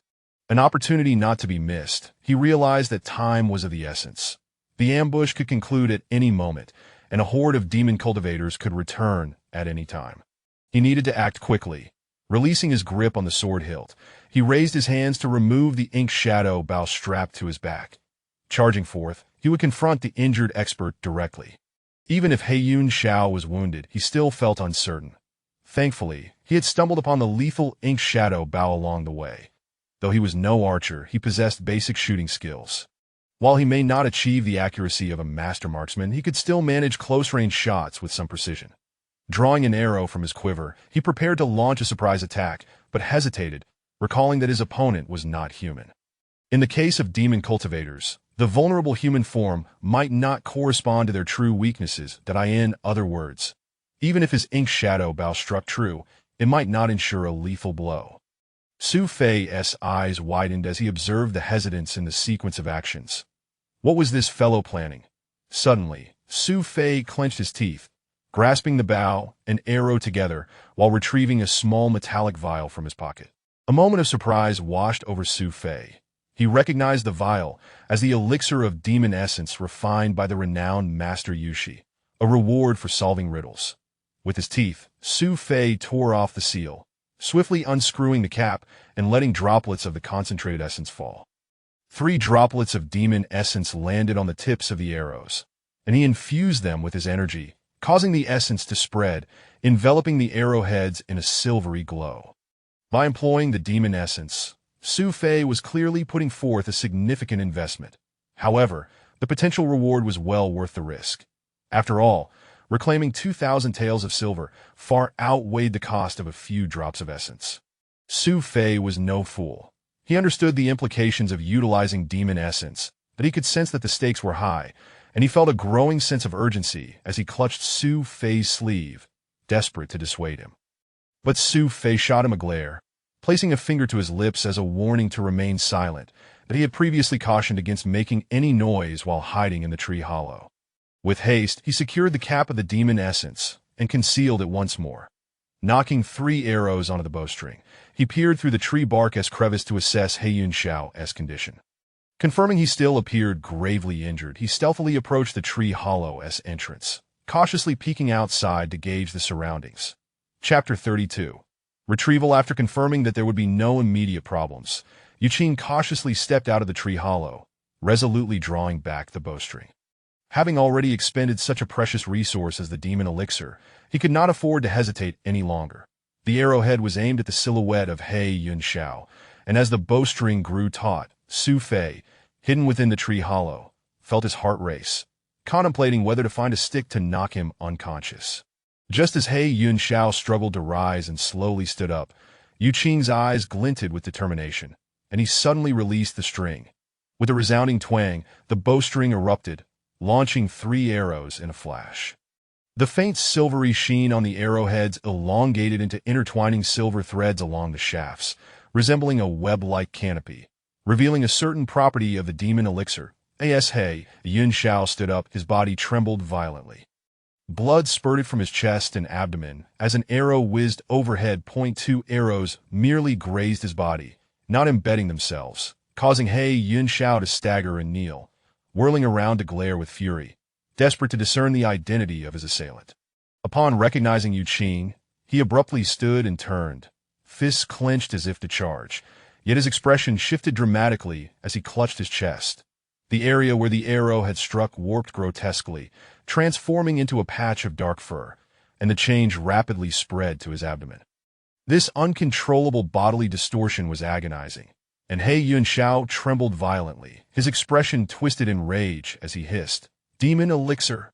Seeing the elixir had taken effect, a panicked Yu Qing decisively charged forward, sprinting with fervor. As he neared the grotesquely morphing Yun Xiao, he drew back his bowstring once more, releasing another arrow with a thunderous snap at close range. Blood erupted from the half-beast, half-human head of Yun Xiao. Yu Qing leaped forward, drawing his sword mid-air with a resonant clang. Discarding the ink shadow bow, and with lightning speed, he struck down with all his might. Roar! Yun Xiao's head had transformed into that of a black-furred leopard, its jaws agape in a despairing, yet defiant howl that echoed through the forest, abruptly ceasing as the leopard's head soared through the air, blood spraying forth. Yu Qing descended with his sword, severing the head of the transformed Yun Xiao, and fearing any mishap, he struck down on the still-standing body with several more swift blows. Su Fei, peeking from the tree hollow, was utterly astounded, realizing that this brother of Xiang was not merely audacious, but ferociously brave. Tio think this reckless individual was intent on heading to the capital for the examination. What madness! Once assured that Yun Xiao was dead, Yu Qing turned back, startled to see a figure lying beneath a tree, gasping and slowly stirring. That it was one of Yun Xiao's subordinates, previously knocked unconscious by Jiang Shan, now seemingly awakened by the dying roar of his master. Without hesitation, Yu Qing dashed forward, leaping into the air to deliver a clean, decisive strike to the subordinate's head. Another kill? Su Fei thought, aghast, as he recognized that this brother of Xiang was not just bold, but truly ruthless in his actions. Meanwhile, on the official road, the mist began to dissipate as Bai Lan led her group of brothers in a fierce struggle against the forces of the Nan house, caught in a predicament where retreat was impossible. Suddenly, the high-flying eagle servants ceased their appearances, and the numerous rats that had besieged the examinee group scattered in all directions. Bai Lan sensed something was amiss and realized the situation was beyond salvaging. She considered retreating, but upon looking around, she found that the mist had nearly cleared. With the fog thinning and visibility improving, it meant that the surviving archers had become their greatest threat. The arrows of the archers were devastatingly powerful. Using less force might risk hitting their own. Bai Lan understood that while the chaos allowed for some measure of restraint among the archers, once they retreated, those archers would unleash their fury without hesitation. She could only endure, waiting for her husband to devise a plan for their rescue. However, a mournful roar emanating from deep within the forest suddenly changed everything. Roar! The familiar roar, laden with profound sorrow, made Bai Lan's heart tremble as she turned sharply towards the direction of the sound, her eyes filled with terror. She understood the despair within that roar. In her momentary distraction, Bai Lan was hit in the chest by a punch from Jin Huahai, causing her to cough up blood as she fell to the ground. Yet, she managed to slam her palm against the earth, kicking up a cloud of dust. Seizing the opportunity to leap towards the outskirts of the battle, in an instant, she transformed into a sleek, snow-white snow leopard, darting into the forest with incredible swiftness and agility. Clang from her vantage point, Jiang Yinian, who had been observing, released an arrow from her twisted dragon bow, predicting Bai Lan's last movement and decisively aiming at the cloud of dust. The arrow pierced through the dust, striking the snow leopard just as it dashed past a tree. The snow leopard tumbled to the ground, but quickly rolled to evade several arrows embedding themselves in the earth, then sprang up, using the terrain for cover as it fled, disregarding the gaping wound in its abdomen. As Bai Lan fled, Her subordinates immediately fell into disarray. The last vestiges of their fighting spirit crumbled, and they scattered, falling one by one to the sound of bowstrings snapping, with few managing to escape. Seeing Jin Huahai intent on pursuing, Jiang Yinian shouted, "Do not chase a desperate foe." The shaken Fu's Wishuan hastily echoed, "Do not chase, do not chase, do not pursue a desperate foe." He was genuinely terrified, fearing the retreating guards would bring danger. Casting a quick glance around at the smoke-filled surroundings, Jin Huahai could not guarantee whether this was a trap to draw them out, and thus he reluctantly relented. Returning to the 3 carriages, Yuqing swiftly pulled out several pieces of luggage from one of them, yanking aside a bundled blanket to reveal a beetle, its face flushed and covered in sweat, likely on the verge of suffocation. The beetle, having been snatched away along with the cart amidst the tumult, was utterly terrified, knowing not what to do except wrap itself back up in the blanket, remaining hidden and motionless in fear of any noise. Yet, upon seeing Yuqing wielding a sword, it realized it had been saved, an unimaginable wave of emotion washing over it as it stammered, "Master." Believing it was destined for death, it never anticipated that the son of Xiang would not abandon it, rushing back to save it in such perilous circumstances. Overwhelmed with both fear and excitement, Yuqing had no time to share in its joy, urgently urging, "There is no time, quickly find the luggage." Oh, yes, yes." The beetle nodded vigorously, eager to comply, hastily rummaging through the pile of belongings. Soon, it located the items and began to hoist them up, while Yuqing swiftly snatched them from its hands, quickly extracting the 20 pounds of spiritual rice from the bundle and discarding the rest. Su Fei approached, speechless at the sight. He had suspected that Yuqing risked everything to kill 2 demons for the sake of the spiritual rice, and now he confirmed his suspicions. Yuqing quickly secured the pouch containing the spiritual rice around his waist, resolutely refusing to relinquish it to anyone else, determined to keep it firmly in his possession. However, he felt a pang of regret at the thought of parting with the quiver of arrows. There was no choice. Upon overhearing the conversation among the rat matriarch and her companions, he knew he could not keep the ink shadow about it if that group of demon cultivators won. He could escape with a valuable bow, but now, as he escorted the others to victory, did he intend to return to the capital still burdened with the ink shadow bow? Did he think others were blind? Even if he claimed it as his own, would they believe him? The pain of parting was unavoidable, and the responsibility entrusted to him by Xiang could not be measured in mere coin. Thus, he discarded the quiver of arrows on the spot. Yet he stepped aside to retrieve the ink shadow bow, pressing the bow against the ground with all his strength to bend the limbs, loosening the string before swiftly untying one end.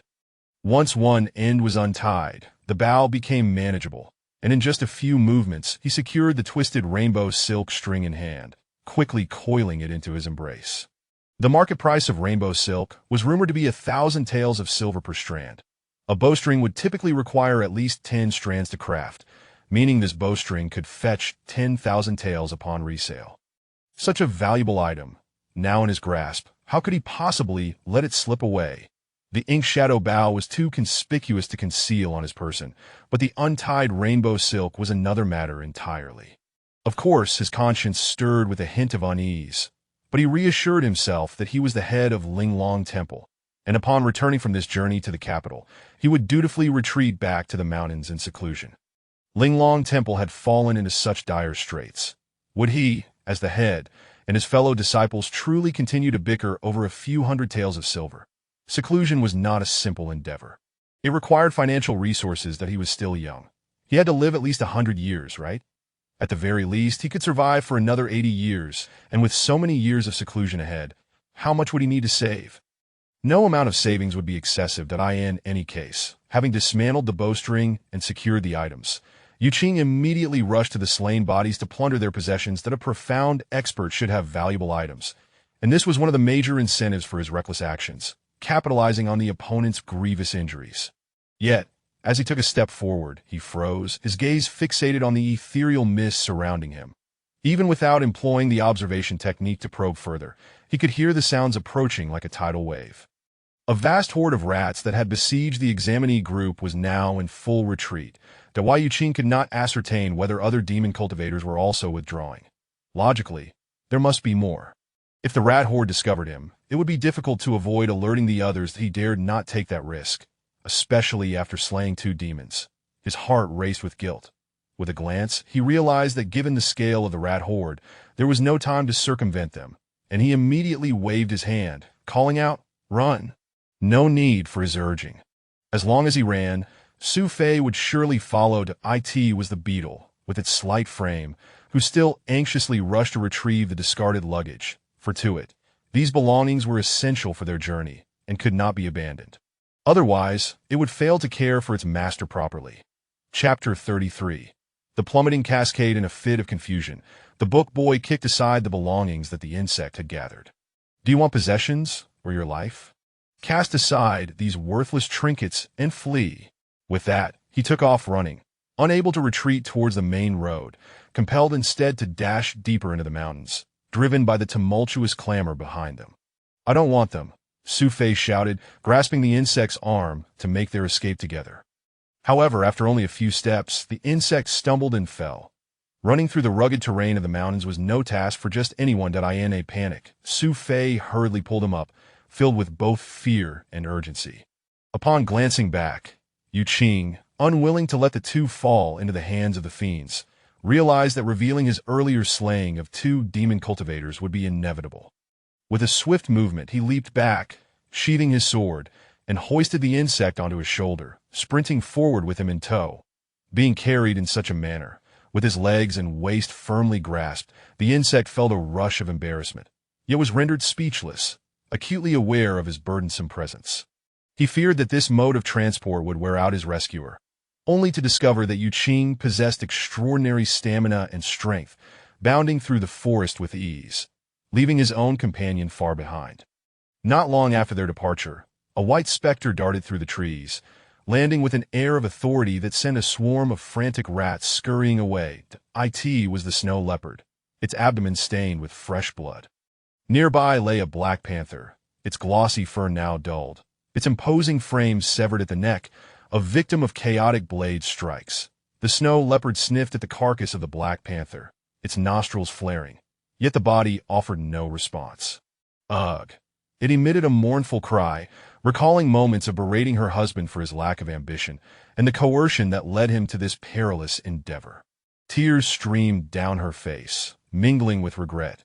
She ceased her flight, crouching beside her husband's lifeless form, resigning herself to fate. Should the people of the sea and manor arrive, they could kill her without hesitation. There was no escape. Yu Qing and the others came to a sudden halt at the edge of a cliff. Below them, the tumultuous roar of rushing waters, the depth unknown. With their combined strength, it was impossible to leap to the opposite bank. In the distance, flames engulfed the forest, billowing black smoke into the sky. Su Fei pointed toward the upstream of the rapids. Brother Xing, look. There seems to be a bridge in the distance. We might be able to cross. Without needing to be told, Yu Qing, ever vigilant, had already spotted it, his sharper eyesight revealing that it was not a bridge at all, but a small hill from which the water surged forth. If they could have traversed that distance to reach a bridge, they would have already circumvented back to the main road, without the need to run so far afield.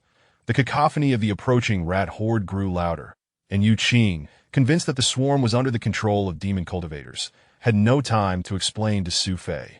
He swiftly set the insect down, darted to a nearby tree, and with a single stroke, felled it. Dragging the tree to the riverbank, he shouted to the pair, "Hold tight to the tree, and jump into the river together." What? Su Fei peered over the cliff at the raging waters below, alarmed. It's too deep to jump. Suit yourself. If you prefer to be devoured by demons, that is your choice. With that, Yu Qing grasped the insect, wrapping one arm around his waist while clutching the tree with the other, and leaped off the cliff. His embrace of the insect was not a gesture of special consideration, but rather an acknowledgement that the insect was no martial artist, lacking the strength to withstand the force of impact upon hitting the rapids, thus risking being swept away. The insect, terrified, shut his eyes tightly, yet found solace in the safety of Yu Qing's grip. And just like that, they jumped. Su Fei was taken aback, now devoid of any independent thought. Seeing the lush canopy of the tree tumble down the cliff, he feared being left behind and cried out, "Brother Xing, wait for me." He leapt towards the tree's crown, grasping the branches tightly. With a resounding splash, the tree crashed into the water, sending waves surging around them as it bobbed and floated downstream. Breaking the surface, the insect choked on water, coughing violently. Thankfully, Yu Qing had shielded him. At the moment of impact, he had used his power to lessen the blow, or else the insect would have suffered much worse. That Su Fei felt the stinging pain from the force of the water, desperately clawing at the branches of the tree to stay afloat. Yu Qing maneuvered the insect toward the thicker part of the tree's branches, giving him a push that sent him riding atop the trunk, clinging to the surrounding branches. Even amidst the strong currents, he managed to stabilize himself. "Brother Xiang," Su Fei called out, climbing towards them. In truth, the tree had been intended for the two of them. Yu Qing himself could have ascended from the water at any time without it.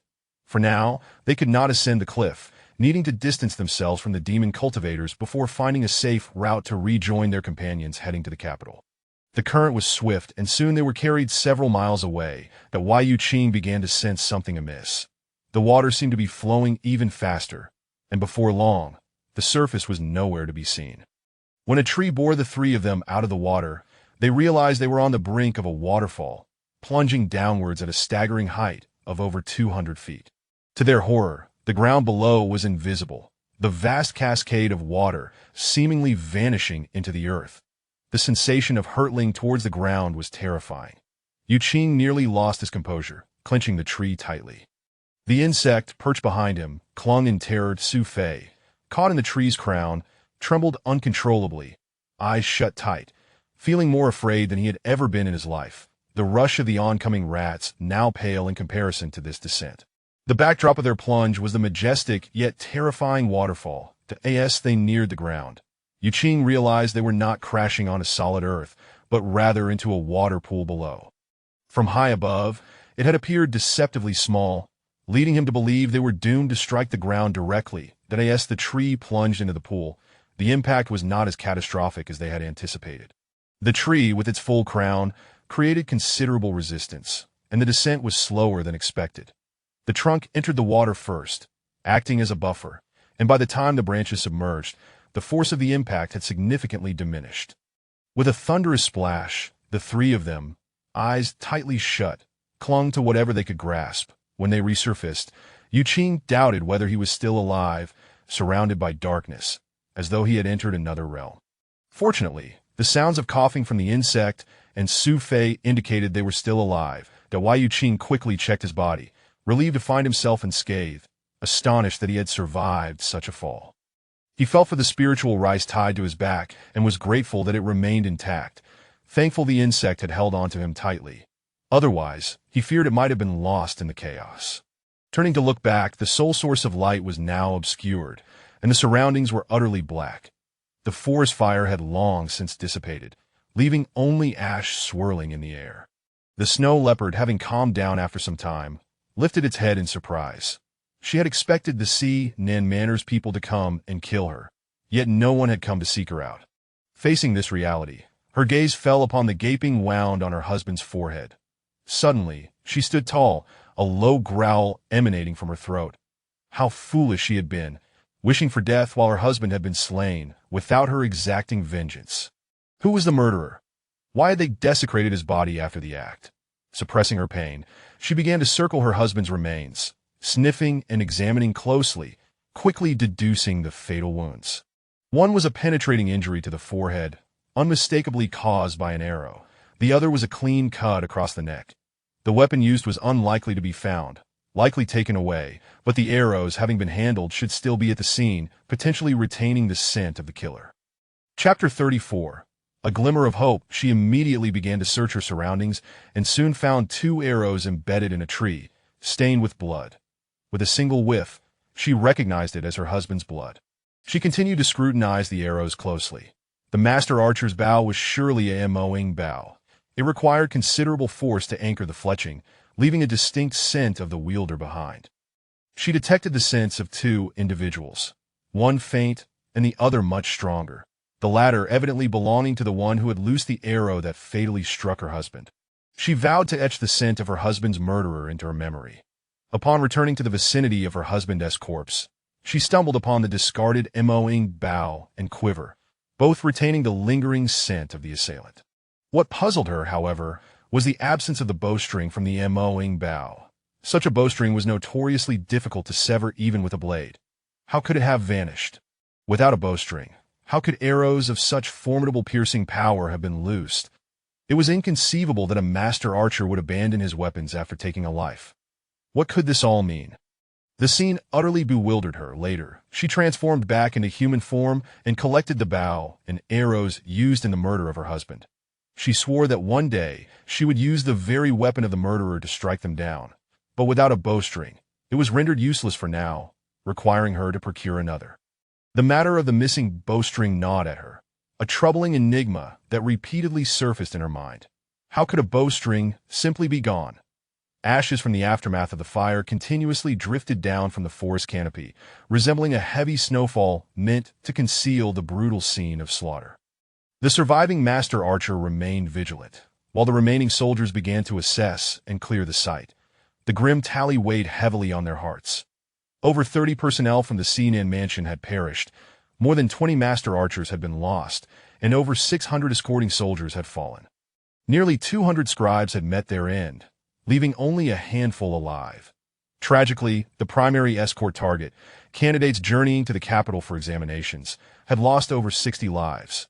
Unlike the others, they had perished in the cages that confined them. In some cages, all 8 candidates had perished, while in the one where Yu Qing had resided, half of the occupants were dead. The surviving candidates bore marks of rodent bites, and many had sustained injuries from falling debris, their spirits still haunted by the recent carnage. The number of dead and the living combined is 316. How could we be missing 2 candidates? The escort official, Fortuitously, was incensed upon receiving the count, slamming the tally book against his subordinate's face. The subordinate awkwardly replied, "Sir, we have recounted multiple times and can confirm that 2 individuals are indeed missing." Fortuitously shouted in anger. They were all confined in cages. How could 2 be missing? Those small openings in the cages. Are you suggesting they could somehow escape? Don't tell me they were eaten by rats. Regardless of the casualties, as the escort official, he had to provide an explanation to his superiors. Such a significant incident could not be dismissed lightly. The subordinate responded, "We have ordered a thorough inspection, examining each cage one by one, that results should come soon." As soon as he finished speaking, a soldier rushed in to report, "Sir, we have discovered the missing individuals. One is named Su Fei, and the other is Hung. Hung, Su Juning, and Tang Bulan, who were stationed nearby, exchanged glances. Su Fei. The few present echoed in unison, while Fortuitously disregarded Hung's name and inquired, "Is he the Su Fei personally chosen by the provincial governor at the academy?" The messenger nodded, affirming, "Indeed, it is he." Fortuitously demanded, "How could he have gone missing?" The people in the same carriage said that it was the escort personnel from Sinan mansion who opened the carriage door, allowing Su Fei to exit. The messenger detailed the account of Yu Qing and Su Fei's disappearance. One had found a key and opened the door, leading to a collective excursion that resulted in them being inadvertently left behind. The other had followed the escort out after the door was opened. In short, both had vanished without a trace. Nearby, Jin Huahai remarked, "I fear their fates are grim." Fortuitously silently nodded, concerned more about the inexplicable disappearance than the casualties. He simply needed to provide a satisfactory answer to his superiors. With a sigh, he ordered, "After collecting the bodies, let the candidates' acquaintances identify them." "Understood." After his subordinate left with the orders, Fortuitously couldn't help but shake his head, lamenting, "What a pity for Su Fei." Su Juning and Tang Bulan exchanged silent glances, reflecting on how they had personally come to retrieve Hung from afar, only to see him lost so suddenly. "Had I known this would happen, I would have preferred not to come at all," Tang Bulan whispered softly. It was not that they shared a profound friendship with Hung, but rather a sense of loss for what they had invested in him. That moment, a group of individuals rushed towards them from the direction of Chili Gorge, having abandoned their horses to traverse the landslide area. They were accompanied by personnel from the front station, sent to deliver news. The harrowing scene before them required no explanation. The station personnel presented a letter, saying, "Master Fu, a priority dispatch from 800 li away." After reading the letter, Fortuitously broke into a wry smile and handed it to Jin Huahai and Jiang Inian for their perusal. The urgent message revealed a significant development. The commanding officer of Sinan Mansion had personally executed the Shisha old demon 2 days prior. This meant that the peril they faced along their journey had come to an end. Jiang Yinian sighed with regret. If only the Earth Mother had acted a day sooner, we could have avoided such losses. Why did she hesitate for so long? Elder Jiang, please choose your words with care. Jin Huahai's expression darkened, warning sternly. The timing of the commander's actions is a matter of her own discretion. It is not for us to speculate. Jiang Yinian fell silent, realizing his misstep, yet his heart ached. How few master archers were there in the entire Liezhou. To lose over 20 in this incident was a profound tragedy. Having shared in the hardships, Jin Huahai refrained from further reproach and shifted the topic. Looking around, I wondered why the enemy suddenly retreated. It seems they received word and have indeed withdrawn. Fu Zhuan concluded. Regardless, until all personnel are safely delivered to the capital, we must remain vigilant. Drifting along the underground river for what felt like half a day, Yuqing never anticipated it would be such a lengthy journey that in complete darkness. He floated aimlessly, the surroundings seeming infinite, as if he could never reach an end. No outsider could fathom the sensation of this abyssal void. The observational technique had rendered him utterly blind, transforming him into a fool in the dark. The fear of the unknown clawed at his very soul, and Yuqing genuinely regretted his choices. He lamented his greed. Had he not pursued the carriage, he would have likely avoided this predicament, that if there was any solace to be found, it was in saving the bug. He had done a good deed, after all. Su Fei secretly regretted stepping out of the cage to chase after someone. This pursuit had led him far beyond his expectations. Neither knew where the underground river led, nor to what fate it would deliver them. The three of them, concealed in the treetops, dared not utter a sound, even refraining from moving, pulling their legs up close.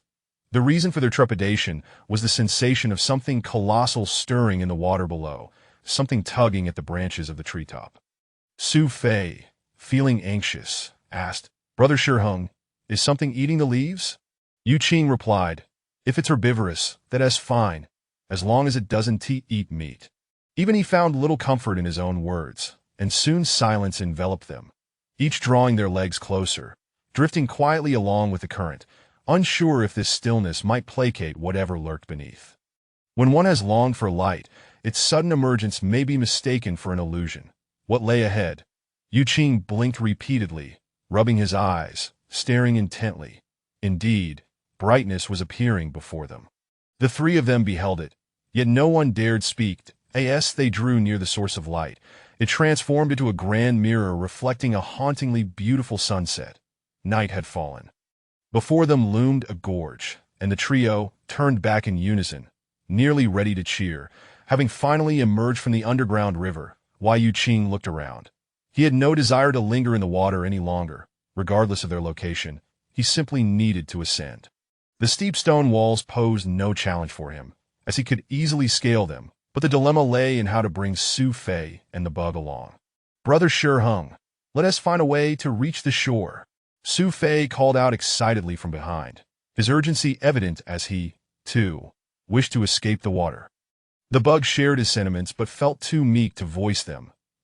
And no sooner had the words left his lips than the water surged violently beside them, revealing the back of an enormous creature cresting the surface, its spiny back indicating it was no ordinary fish. Whatever it was, with a sudden splash, it vanished back into the depths, merely flipping its back in the process. Su Fei instantly fell silent, as did the bug. Yuqing, however, had already gripped his sword, vigilant for any movement beneath the surface. Unlike the underground river where nothing was visible, shrouded in total darkness, now that light illuminated their surroundings, he felt emboldened. What creature would dare approach him? He would leap into the water and slay it if necessary. Drifting along for a while longer, the monstrous creature remained still, while their attention was drawn to the scene ahead. The skeletal remains of a giant were lodged at an odd angle against the cliff face, seemingly poised to topple into the water, held back only by the rock. It was a bizarre posture, leaving them to wonder how it had met its end in such a manner. Suddenly, Yuqing sprang into action, using the tree trunk as leverage to propel himself into the air, soaring several yards before landing on the water's surface. splashing up a spray as he flipped. This unexpected display left the bug utterly astonished. Could the esteemed Shiheng possess such remarkable skills? He appeared even more formidable than his own master. Though they had faced peril together before, the bug had never truly witnessed Yu Qing's prowess, and this sudden exhibition was nothing short of breathtaking. Chapter 35. A balance of strengths and femininity. Su Fei was taken aback as well. After all, he was trained in martial arts and possessed a modicum of insight into the hierarchy of power. The moment he observed Yu Qing effortlessly springing off the water's surface, it became evident to him that this esteemed brother of Xiang had reached at least the upper echelons of the martial realm. Such mastery could not be attained with merely foundational skills. As a martial enthusiast himself, Su Fei felt an overwhelming envy at the sight of Yu Qing soaring above the water. Yet, he was acutely aware that this was not true flight upon water.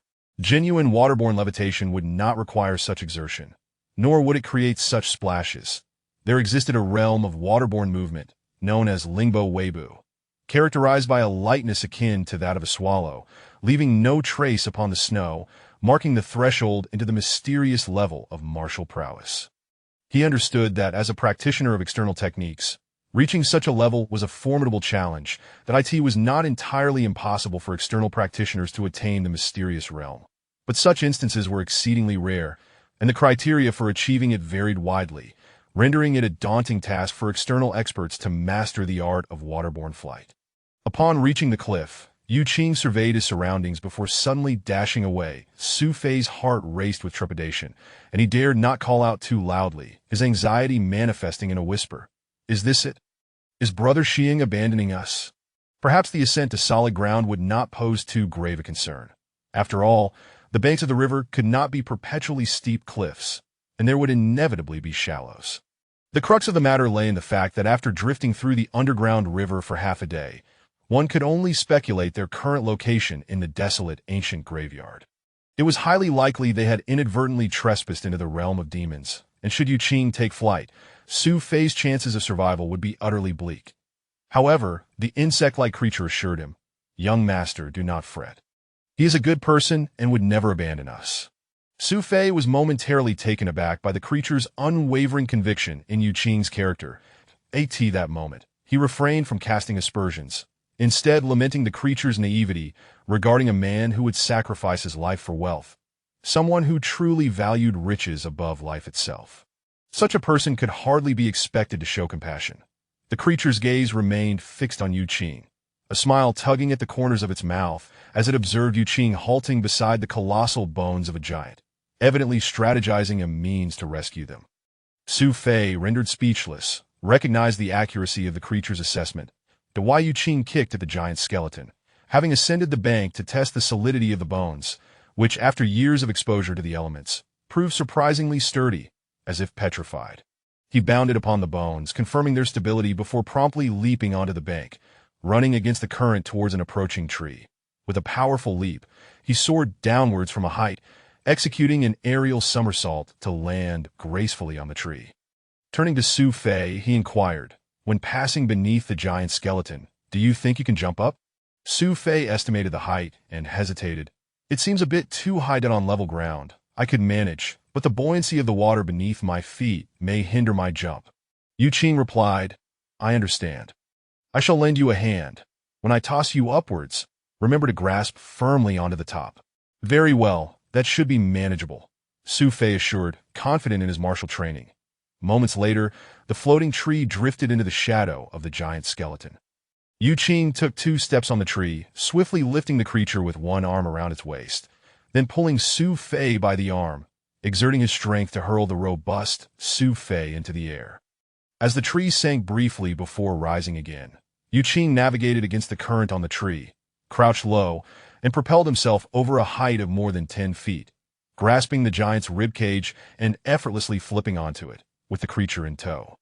After landing, they had successfully reached the bank. The creature, having been set down, bit its lip and stole a glance at Yu Qing. He had turned away, kneeling on the ground, promptly unfastening the pouch he had carried on his back to inspect its contents, anxious that the precious spiritual rice might have been damaged by water. Fortunately, the waterproof packaging had held up well, safeguarding it from moisture. Indeed, he had taken great care, as the pouch containing the spiritual rice had only been submerged during 2 brief encounters with water. For the most part, it had been securely strapped to his back, thus avoiding prolonged exposure to the water. Having confirmed the rice was intact, he then retrieved several hundred taels of silver notes from his person. Given that the notes were made of wax paper, they too remained unaffected by water. After a thorough examination of his belongings, Su Fei gradually made his way up the bank. Unlike Yu Qing, who possessed considerable courage, Su Fei dared not traverse the skeleton. He cautiously returned, and upon reaching solid ground, he sighed in relief, plopping down and murmuring, "How I relish this solid ground beneath my feet." The tree that had borne the weight of the 3 of them released its burden and drifted away with the current. The creature, feeling equally relieved, gazed up at the evening sky, tinted with hues of blue and purple, and sighed sincerely, "How beautiful." Yu Qing, approaching, cast a glance at him, momentarily taken aback.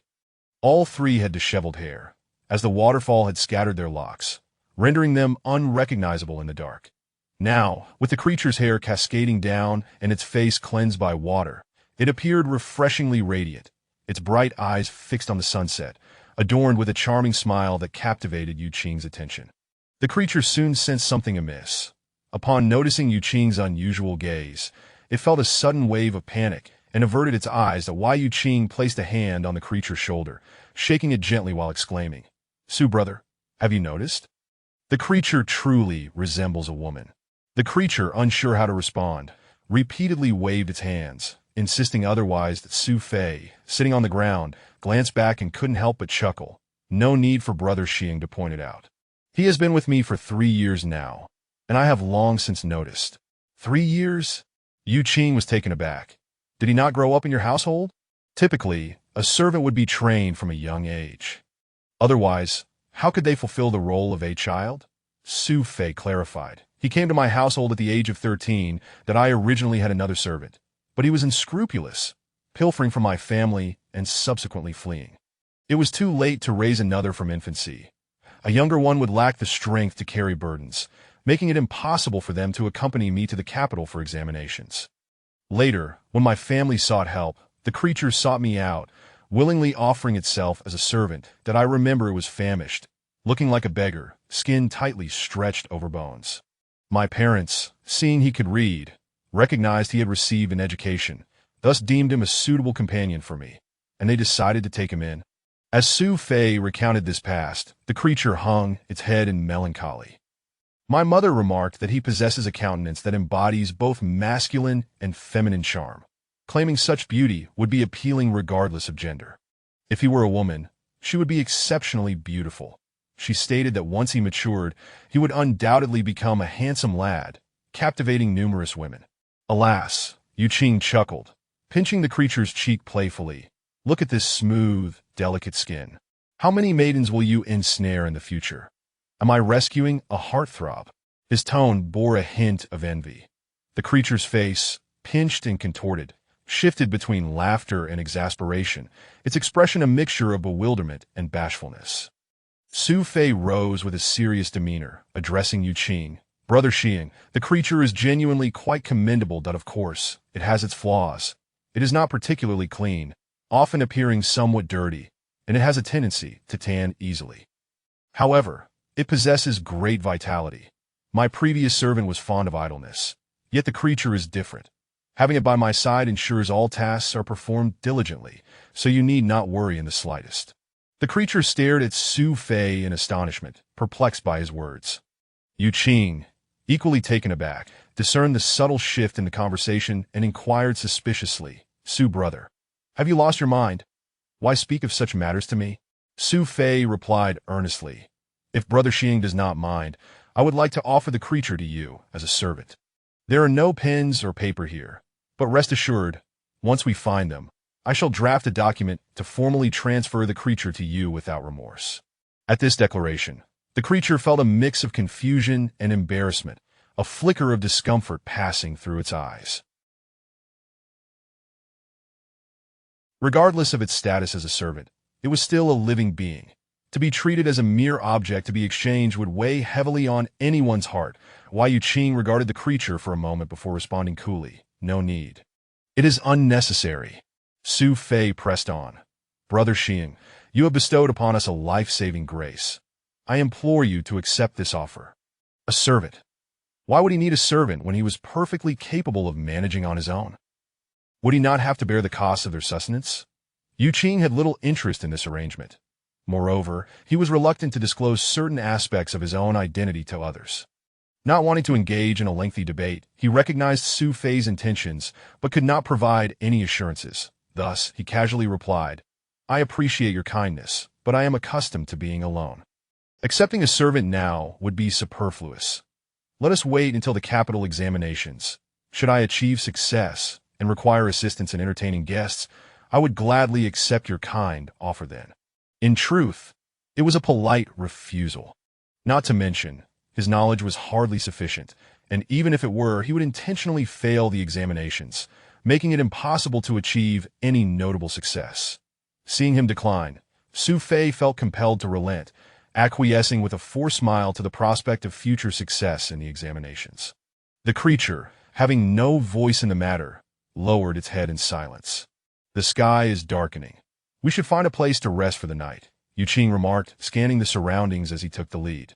Once he had distanced himself somewhat, Su Fei beckoned the creature to follow, whispering, Do not hold it against me, but it seems we have most likely ventured into the realm of demons. The prospect of leaving unscathed appears grim, that I in such circumstances. My own safety is precarious, let alone yours, that he is a formidable individual, far more capable than we are. Only if he is willing to protect you will you have a glimmer of hope for survival. He feared that should danger arise, Yuqing might abandon them without a second thought. Su Fei had witnessed Yuqing's ruthlessness.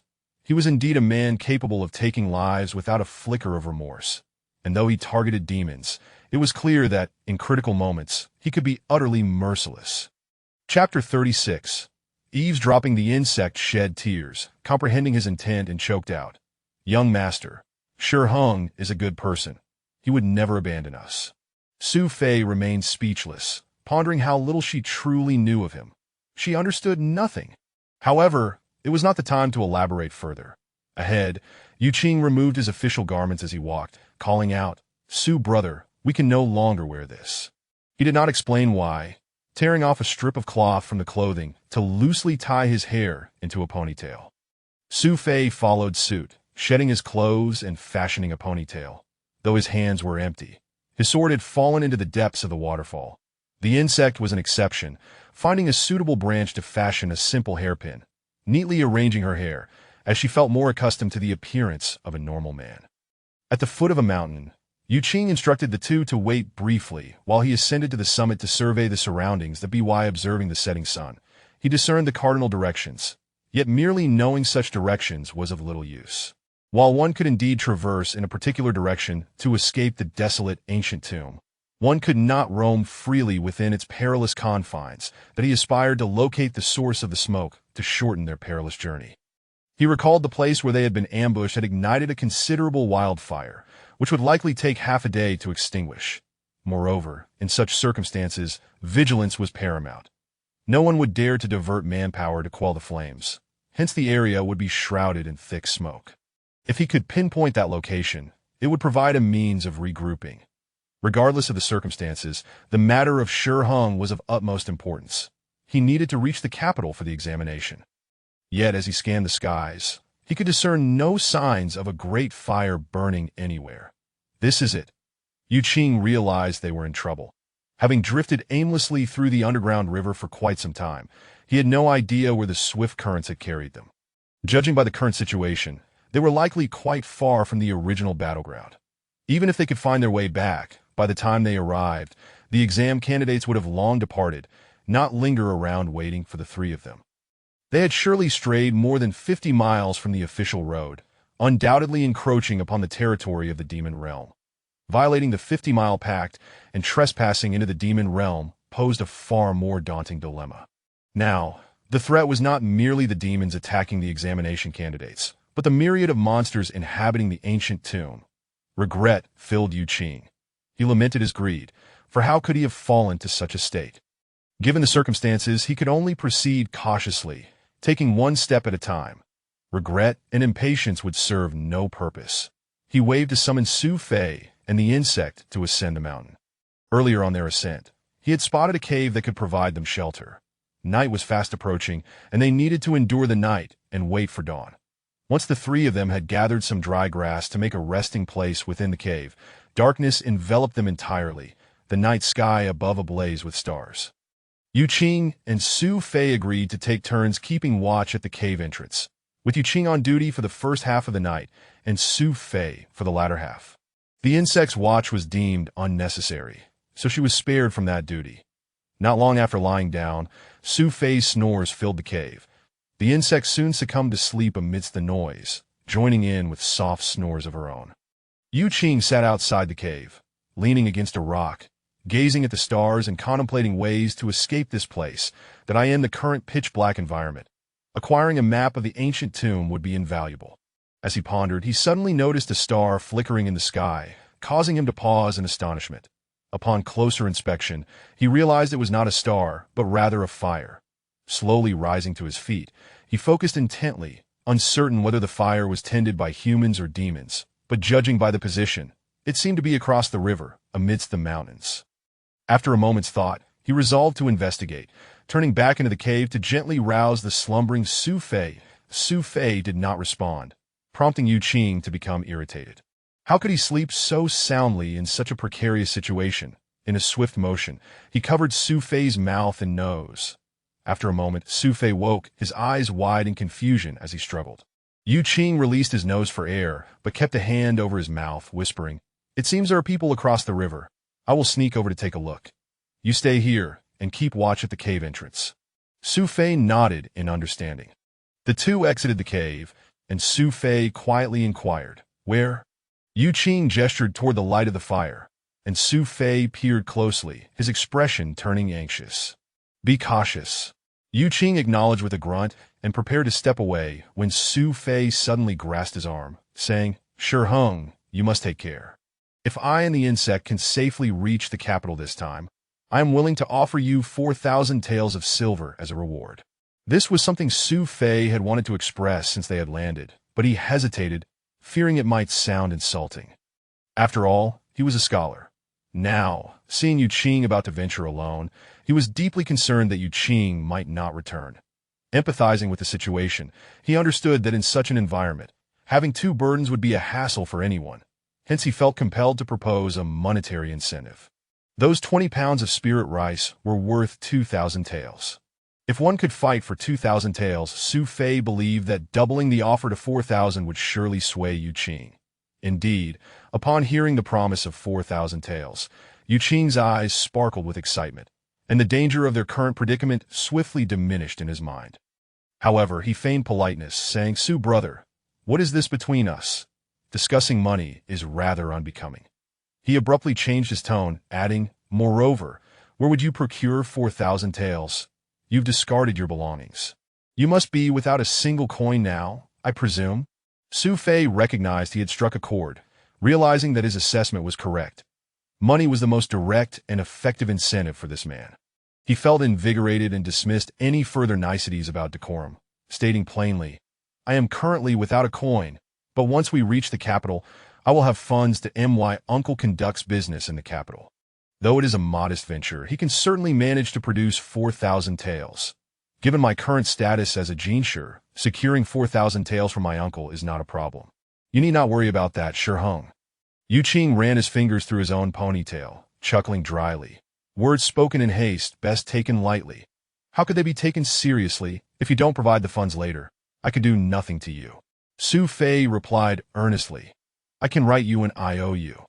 Unfortunately, I currently lack paper and ink. Once we find some, I will immediately draft the note as proof." Yu Qing turned back to the direction of the firelight, inwardly pondering that it appeared he had no choice but to procure some paper and ink. He had never intended to abandon them in peril. Had he not been in such a situation, he would not easily forsake the two. He had only considered it a secondary matter, but the prospect of earning some money was now compelling. Though he felt a twinge of embarrassment, he had to face reality, that he understood that once he accomplished his tasks in the capital, he would return to Linglong Temple to seclude himself for training, and this retreat might last an indefinite period. Thus, if he could pocket a little profit along the way, he could not afford to be courteous. Still maintaining his facade of reluctance, he said, "Su brother, you put me in a difficult position. Sai, I understand your concerns. If I refuse, you would likely be restless. Very well, put your mind at ease. I shall tentatively agree to assist you, and I will do my utmost to ensure your safety." Seeing him feign an expression of reluctant acquiescence, Su Fei inwardly scoffed but nonetheless bowed in gratitude. "Thank you, Shiheng. I appreciate your efforts." Yu Qing patted him on the shoulder and swiftly descended the mountain. He stealthily made his way to the riverbank, plunging into the water, and using his skills, he quickly crossed to the other side, moving directly towards the source of the light. After stealthily traversing about 4 or 5 li, he climbed a hill and quietly approached the source of the fire. There was indeed a cave halfway up the mountain, where a clearing had been made to accommodate a bonfire, over which a pot was suspended. 2 men and a woman were gathered around the fire, cooking something. The 2 elderly men and the old woman did not capture Yu Qing's attention. Rather, it was a woman who had just emerged from the cave that held his gaze. She wore a conical hat and was draped in a green cloak, her face partially obscured by a blue veil, revealing only half of her visage, making it difficult to discern her features. As she passed by the fire, the flames illuminated the lower half of her face, allowing Yu Qing to discern her fair complexion, with a striking dot of vermilion on her brow, bright watery eyes, and long, elegantly curved eyelashes. The most captivating aspect was the gracefulness of her movements, which exuded a delicate elegance, an allure that irresistibly drew Yu Qing's attention. Though he could only glimpse half of her face, and had yet to fully behold her features, Yu Qing instinctively concluded that she was undoubtedly a great beauty. When the woman stood at the edge of the mountain, gazing up at the starry sky, the bonfire flickered behind her. Through the light, her form was shrouded in a soft glow, her silhouette ethereal, and the way the light danced around her figure awakened something in Yu Qing's youthful heart. Yu Qing had not spent much time mingling in the secular world, and had not genuinely interacted with women, remaining somewhat inexperienced. His understanding of women primarily stemmed from his little master uncle's narratives, as he seemed quite knowledgeable about them. As he entered his teenage years, he began to harbor fantasies about women, indulging in various beautiful imaginings. But his little master uncle had warned him that the women from the valley below were akin to tigers, dousing his dreams with cold water. At this moment, Yu Qing felt his aspirations rekindled by the enchanting presence of the woman before him, stirring within him a longing for a beauty he had never encountered. The woman remained silent at the mountain's edge for a moment before letting out a gentle sigh and turning away. In that instant, a flicker of light caught Yu Qing's eye, drawing his gaze instinctively. It was a circular iron token hanging from the woman's waist, black and the size of a coin, appearing to shimmer with a ghostly light when illuminated by the fire. Upon observing the token's design, Yu Qing immediately understood the woman's identity. These individuals were likely merchants from Yojiao port. The iron token, known as the Yoju token, was bestowed only upon those who had obtained residence rights in Yojiao port. One side bore an engraving of the Yuya cliff, while the other displayed the insignia of a merchant shop in Yojiao port. That it was issued by the Yuya cliff, which governed the rules of the port and served as proof of the merchant's identity. This item was nearly impossible to counterfeit, and it was unclear what methods the Yuya had employed to forge it. The ghostly light Yu Qing had observed could only be seen when the token was in the possession of its rightful owner. Once separated from them, it would lose its luster, revealing a remarkable enchantment. Chapter 37. Please stay. Having discerned the identities of these individuals, it became evident why they dared to ignite a fire and cook in the desolate ancient tomb at such a late hour. Their audacity stemmed not from mere strength, but from their status. As merchants from Yojiao, they were relatively safe as long as they did not act recklessly within the demon realm. After all, Yojiao was a treasure trove of various goods, a favored destination for demon cultivators. Offending its merchants without cause would be unwise. The woman in the conical hat approached a grand tree, her hand gripping a rope hanging from its branches, and she settled into a swing, her skirt billowing gracefully. For reasons unknown, Yu Qing sensed that this woman bore a heavy heart. Reflecting on this, he could not help but indulge in self-deprecation. Why was he lost in such thoughts? Regaining his focus, he returned to his original intent. Having confirmed the identities of these individuals, he surmised they would not pose a threat to him. After carefully weighing the risks, Yu Qing untied the spiritual rice he carried on his back and discreetly hung it on a tree branch to conceal it.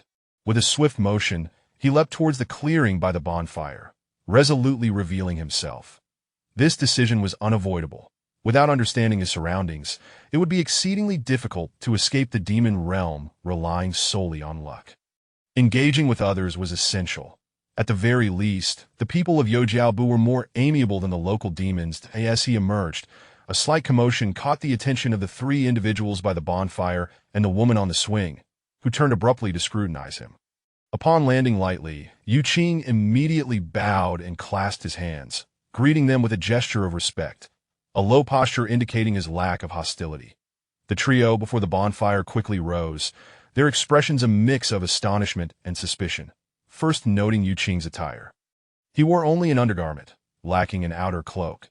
The swing came to a halt as the woman in the conical hat tilted her head, fixing her gaze upon him. That a robust, middle-aged woman among them, exuding a certain boldness, swiped at her eyes, revealing vivid azure streaks upon her eyelids, as if she had applied some form of pigment. Yu Qing, possessing some worldly wisdom acquired through his sect, recognized that she had utilized blue demonis, a concoction crafted by demonologists.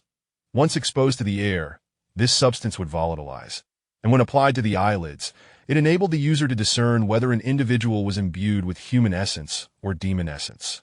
In simpler terms, it allowed one to determine if a person was a transformed demon. The effects of the blue demonis would last no more than half an hour. Once the faint blue hue vanished, so too would its potency. Upon realizing that Yu Qing was human and not a demon, the woman exclaimed, "Who is this ill-mannered lad, daring to intrude upon another's territory?" This statement unmistakably informed the other three of his human identity. At close range, Yu Qing noticed the insignia on their waist tokens bore the name Miao Qing Tang, indicating that these four hail from a shop in Yojiaobu. He promptly clasped his hands again and introduced himself. "I am Zhang Muchen, a newly appointed scholar from Laizhou. My intrusion here is entirely unintentional. If I have caused any disturbance, I humbly ask for your forgiveness." He refrained from using the name Ashur Hung, primarily to avoid any association with it, and also because Ashur Hang's performance in the provincial examination had been mediocre, overshadowed by the more appealing title of Zhang Muchen. A person of some worth would likely enjoy a higher degree of safety in such circumstances, as those of value are often granted leniency. Upon hearing his introduction, the four were taken aback, having never anticipated encountering someone of such standing in this setting. The woman in the conical hat stepped down from the swing, circling Yu Qing with curiosity, her voice soft and melodious. "The top scholar of Liège's provincial examination. What brings you to this place?" Not only did she possess an alluring demeanor, but her voice was equally enchanting. Yu Qing's gaze longed to penetrate her veil, to see her true visage, and he sighed. A few days ago, 318 candidates from Laizhou gathered at the prefectural capital and set out under the protection of a 1,000-strong escort. On our way through the ancient tomb wasteland, we were suddenly ambushed. He recounted the ambush's circumstances briefly, omitting any mention of his escape in pursuit of spiritual rice, only stating that he had fallen into a river while fleeing and clung to a piece of wood until he arrived here. His account felt genuine, devoid of deception, which caused the four to exchange glances. The slightly portly man pondered aloud. "A giant eagle stone attack. There seems to be a demon cultivator within the ancient tomb wasteland known as Gao Yuan, nicknamed Eagle King, who may have been involved."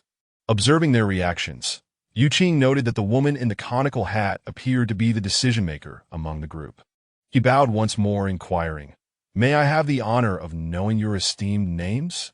The woman replied softly, "Who we are is of little consequence. Young brother, you are a man of the court, while we are individuals of the martial world. You seem to possess some skills and understanding of the ways of the world. Have you not heard that those of differing paths do not conspire together? What prompts your nighttime appearance here? I trust you can surmise some of it." Yu Qing replied with a wry smile, bowing again in earnest. "I have become lost in this ancient tomb wasteland. If I may be so bold, could you assist me in finding my way out? I assure you, I will offer generous recompense for your help." The woman in the conical hat replied, We have our own matters to attend to and cannot afford to delay for yours. Furthermore, regardless of whether you are truly lost or not, you have intruded upon the demon realm. Since you have already breached the 50-mile agreement, anyone within the demon realm can justifiably cause you trouble. To accompany you would merely invite our own misfortune, that we mean you no harm, nor shall we make your situation known. That alone constitutes assistance. Beyond that, do not dwell on it. Seek your own path. Matters of importance? Yu Qing mused internally. What business could merchants from Youjiaobu have in the ancient tomb wasteland?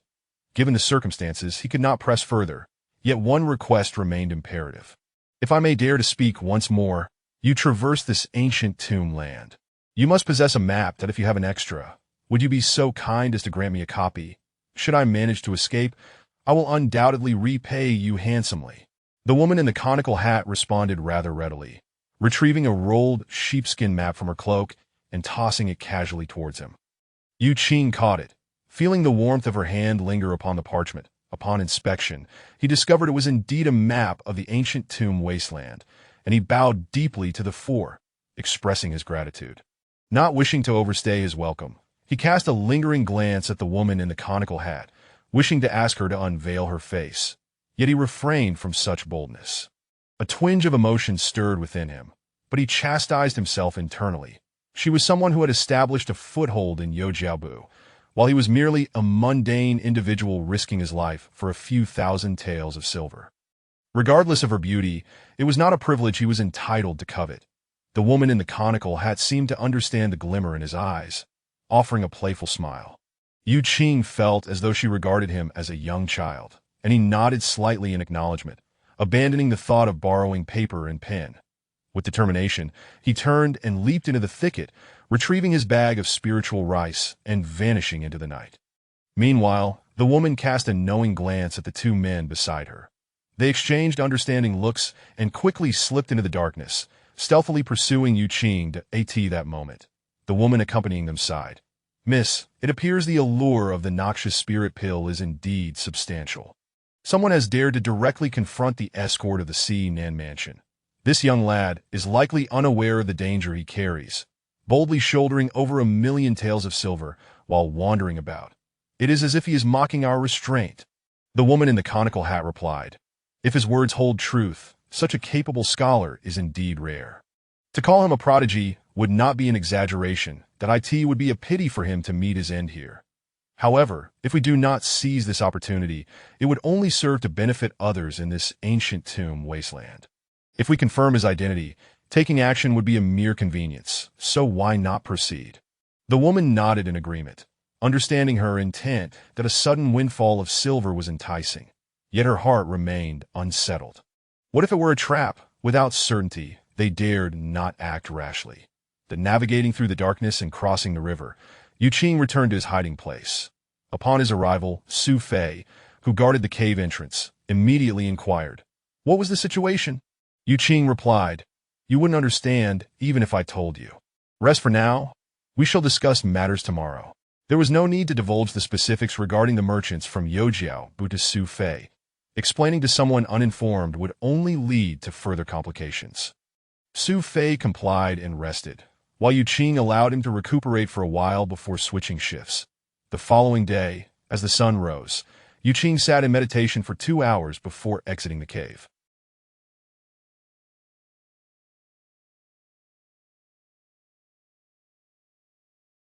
As he emerged, Cheng Er, who had been waiting outside, immediately greeted him. "Young Master Shiheng." Yu Qing acknowledged him with a nod, retrieving the sheepskin map and ascending the mountain to compare the surrounding terrain, aiming to ascertain his location and devise the optimal route for leaving the demon realm. Su Fei and Cheng Er followed him up the mountain, both surprised to see that Yu Qing had acquired a map. However, unbeknownst to the trio, someone had stealthily entered their previous resting place and was now searching within the cave. The vast expanse of the ancient tomb wasteland rendered a single map insufficient for detailing all the terrain. Thus, after a considerable time of searching, they could not identify any landmarks. Although numerous nearby rivers existed, they were not easily recognizable as reference points, leaving them uncertain of their exact position. Nevertheless, with the map in hand, Yu Qing could approximate his location based on the site of the ambush and estimate the river's flow rate. The trio descended the mountain, resolved to seek out the recognizable landmarks indicated on the map. Only by identifying these features could they determine their precise location and formulate the best escape route. As they passed by the cave where they had spent the night, they merely glanced inside, having no intention of lingering, as they had arrived with little more than empty sleeves and nothing to pack. Just as they moved past the cave, a woman's voice echoed from within. Zhan Muchuan. Su Fei and Chong Er turned in unison, while Yu Qing's heart raced. The voice was not unfamiliar to him. Slowly, he turned back to see the woman in the conical hat, now stepping out of the cave, her beauty accentuated in the bright daylight compared to her appearance by the bonfire the previous night. Zhan Muchuan? Su Fei pondered, uncertain if he had misheard. Was she indeed calling out the name of the scholar? The woman stood at the cave's entrance, her gaze fixed on Yu Qing, a smile playing at the corners of her lips. Please, stay your steps. After pondering throughout the night, I have come to inquire. Should I address you as Zhan Muchuan or as Shiheng Gongzi? Chapter 38. Divination. Last night, someone was dispatched to keep a close watch on Yu Qing, maintaining their vigil until now. Su Fei and Chong Er had overheard snippets of how Yu Qing was addressed, thereby confirming that only 3 individuals were in the vicinity, effectively eliminating any minimal risk, which prompted their official appearance. Upon hearing those words and witnessing the current situation, Yu Qing's heart sank as he suddenly grasped the underlying truth. The easy demeanor displayed last night was merely a ruse to lull him into a false sense of security, rendering him complacent. However, he was somewhat perplexed as to why they would wait until today to act against him. Sir Shiheng was clearly a title bestowed upon him by Chong Er, and Yu Qing realized that they had overheard him, which made him feel somewhat embarrassed. Turning back, he noticed that the other 3 had already appeared, clearly surrounding them, that he immediately protested. This is a misunderstanding. I was merely being overly cautious, the woman in the conical. Yet here you are, appearing out of nowhere and attempting to deceive me upon our first encounter. Do you truly believe I would trust someone of your ilk? With a slight gesture of her head, the 3 individuals immediately sprang into action, swiftly subduing Su Fei and Chong Er, who were powerless to resist. Yu Qing was taken aback and quickly drew his sword, but before he could even unsheath it, he was struck with a forceful blow by the unremarkable-looking man, sending him crashing against the stone, causing his insides to churn violently as he coughed up blood onto the ground. Before he could rise, the man had already placed a foot on his face, pressing it firmly against the ground while coldly warning, "Move again, and I shall crush your skull." From the first encounter, Yu Qing understood the vast disparity in strength. His opponent was a master of the Xian level. He found himself pinned to the ground, unable to move. That Su Fei and Chong Er were equally stunned and terrified. The woman in the conical hat motioned to them, coolly stating, "Take them away for questioning." The woman seized Chong Er and left, while Su Fei was taken by the slightly portly man, with both being separated for interrogation. Yu Qing was also pulled up, a wound already evident on his face from the stones, indicating the man has considerable force. Once able to speak, Yu Qing immediately reiterated, "This is a misunderstanding." "It truly is a misunderstanding." Slap. The man delivered a resounding slap, disorienting Yu Qing further. "Have I given you permission to speak?" With a ringing in his ears, Yu Qing had no choice but to fall silent, pressed against the stone in A shape as he was subjected to a search. The man removed the bag that Yu Qing had strapped to himself, spilling its contents, which included 20 small bags of spirit rice, easily recognizable to the woman in the conical hat and the man, who nevertheless squeezed each bag for inspection. Also spilled were several hundred taels worth of silver notes, a bundle of rainbow silk, some emergency medicinal herbs, and a metallic scroll tube. Most importantly, there was a small vial of demon-pointing dew. The man opened the vial to confirm its contents, raising an eyebrow. He then opened the metallic tube, revealing a rolled-up painting, which upon unrolling, revealed only half of it. He turned to the woman in the conical hat. She stepped closer, inspecting the half-painting, unable to discern anything of significance. It appeared to be an ordinary artwork, yet its preservation in a metallic tube indicated that it was anything but commonplace, suggesting hidden intricacies. She promptly shook the painting and inquired of Yu Qing, "What is the meaning of this half-painting?" Yu Qing wiped the blood from the corner of his mouth. "It is not half. It is 1/3 of a painting, meant for the division of family assets, that my ancestors divided their descendants into 3 households, with each head of the household possessing 1 piece, that I have achieved the status of a scholar. Thus I maintain 1 piece. This trip to the capital is to unify the 3 pieces, and as per tradition, the family business profits will be divided, which this year is estimated to be over 100,000 taels. I am willing to offer it to you all as an apology. What a convoluted mess. The woman in the conical hat frowned, having grasped the general idea. The man, fiddling with the spilled items, gestured to the woman. This vial contains Xian-leveled demon-pointing dew. This is the bowstring from the Mo-ing Bao. These medicines are for emergencies while traveling to Jianghu. And these spirit rice bags. Madam, how could a typical candidate heading to the capital possess these items? Coupled with his level of cultivation and last night's deceit, his words are likely to be utterly untrustworthy. Madam? Yu Qing's heart lurched. The woman in the conical hat fixed her gaze on Yu Qing. Are you indeed a candidate heading to the capital for the examination? Yu Qing forced a bitter smile. Last night, I merely borrowed the name of a renowned scholar for the sake of appearances. Apart from that, every word I spoke is truthful.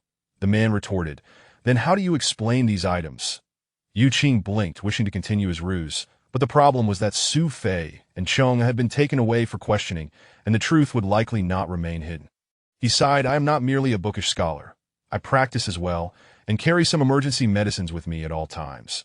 These spirit rice and the demon-pointing dew were rewards given to us by a spirit herbalist and a demon unbinding master during a riddle game held by Governor Lu Jiwei of Lizhou when we bid farewell.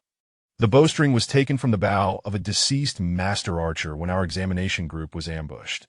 The woman in the conical hat and the man exchanged glances, unable to ascertain the veracity of Yu Qing's claims, and could only await the results of the other 2's interrogations. The half-painting remained in the woman's hands as she scrutinized it, seemingly searching for any hidden meanings. Before long, the shaken Su Fei and Chong were brought back. The woman smiled, Miss, this man is named as Shi Hung.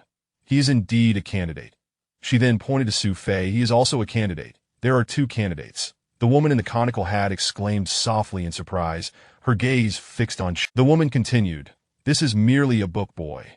The woman in the conical hat immediately ceased her speech, strolling away, and with a flick of her hand, allowed the wind to carry away the half-painting. The man who had injured Yu Qing promptly gathered the fallen silver notes, stuffing the demon-pointing dew and the rainbow silk into his own possession. The Yu Qing suddenly sensed a shift in the atmosphere. He had not anticipated that even the allure of over 100,000 taels would be insufficient. Acting swiftly, he declared, I believe I can assist you with your undertaking. That he had prepared himself for confrontation. Yet he was astonished to find that they no longer sought to verify the origins of the items on Su Fei and Chong seemingly satisfied with merely confirming their status as candidates, as if other details were of little concern. Particularly when he saw them beginning to collect his belongings, he felt an acute sense of danger, prompting his remark that as soon as he spoke, the 4 members of Miao Qing Tang froze momentarily, slowly turning to regard him, including the woman in the conical hat. Realizing his words had an immediate impact, Yu Qing let out a quiet sigh of relief, knowing he had hit the mark. These individuals were indeed troubled by something that in truth, it was not just a mere guess. He had noticed the woman in the conical hat seemed burdened with concerns last night, and she had casually mentioned an important matter. He had pondered what urgent business could have led them from Yu Jiaobu to the desolate ancient tombs. Su Fei and Chong remained oblivious, still overwhelmed by fear. In any case, the gaze of the 4 members of Miao Qing Tang was fixated on Yu Qing. The woman in the conical hat turned to face him earnestly, asking, You wish to assist us? Do you know what we are intending to do? Yu Qing replied, I possess a rudimentary understanding of divination. During this trip to the capital, I have foreseen that I will encounter a calamity, and that after facing danger, I would forge a bond with a woman who would help me escape peril. It appears that this woman is most likely you. He affirmed this to the woman in the conical hat. The absurdity of his sudden proclamation left not only the 4 members of Miao Qing Tang, but also Su Fei and Chong utterly dumbfounded, all of them wanting to inquire whether Yu Qing knew the implications of his own words. The woman in the conical hat could not help but let out a laugh. So you are a newly minted scholar, a cultivator, and yet a charlatan as well. What else do you wish to pursue? Yu Qing regarded her intently. If I am not mistaken, what you are about to undertake is of utmost importance to you, even more so than to the 3 of them. The woman in the conical hat locked eyes with him, a flicker of doubt crossing her expression. The slightly dazed woman suddenly scolded, "Nonsense. If it were not important, why would we come here? Miss, this fellow is not to be trusted. Do not let him deceive you." Her words prompted Yu Qing to quickly retort to the woman in the conical hat, "Your husband is in trouble." He had also prepared a fallback line in case of a misjudgment. Upon hearing this, the four members of Miao Qing Tang were left utterly stunned. Indeed, the husband of the woman in the conical hat was in dire straits. Her name was Tai Miao Qing, the proprietress of Miao Qing Tang in Yujiaobu. The woman, somewhat robust and possessing a bold demeanor, was named Sun Ping, the manager of Miao Qing Tang. The slightly portly man, who bore a resemblance to her, was her husband, named Zhu Shangbiao. The plain-looking man, who had struck Yu Qing, was named Cheng Shanping, also an employee of Miao Qing Tang. The owner of Miao Qing Tang, Tai Miao Qing's husband, was named Yen Su, and he was already gravely poisoned, his life hanging by a thread. The establishment was currently at a loss regarding how to administer aid, when suddenly the governing authority of Yujiaobu, Yuya, issued a mission that offered Tai Miao Qing hope. If she could accomplish this task ahead of others, she would be rewarded with the opportunity to request assistance from Yuya, potentially saving her husband's life. Thus, she had brought her personnel to the desolate ancient tombs. Miao Qing Tang did not have many staff members. Apart from the two left to care for the poisoned Yen Su, she had brought everyone else with her, including the three current. The atmosphere fell silent, that Su Fei and Chong suddenly gleaned something from the reactions of the four, exchanging glances, both feeling that a sure hung had suddenly transformed into something enigmatic. Clang! Tai Miao Qing suddenly drew her sword, the blade gleaming dangerously against Yu Qing's neck, glancing at Su Fei as she coldly demanded, "You do not look like candidates. You are not one that speak. Who sent you?"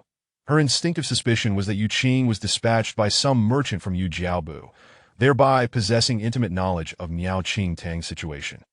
Otherwise, how could an unfamiliar scholar heading to the capital for the examination know of her husband's predicament?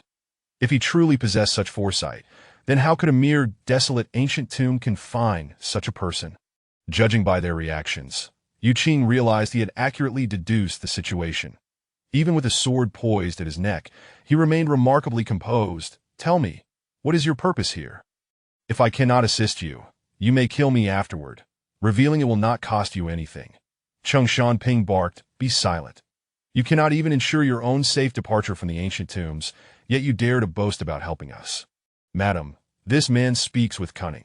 He is surely up to no good, and must be executed immediately to avoid being led astray by him." Chapter 39.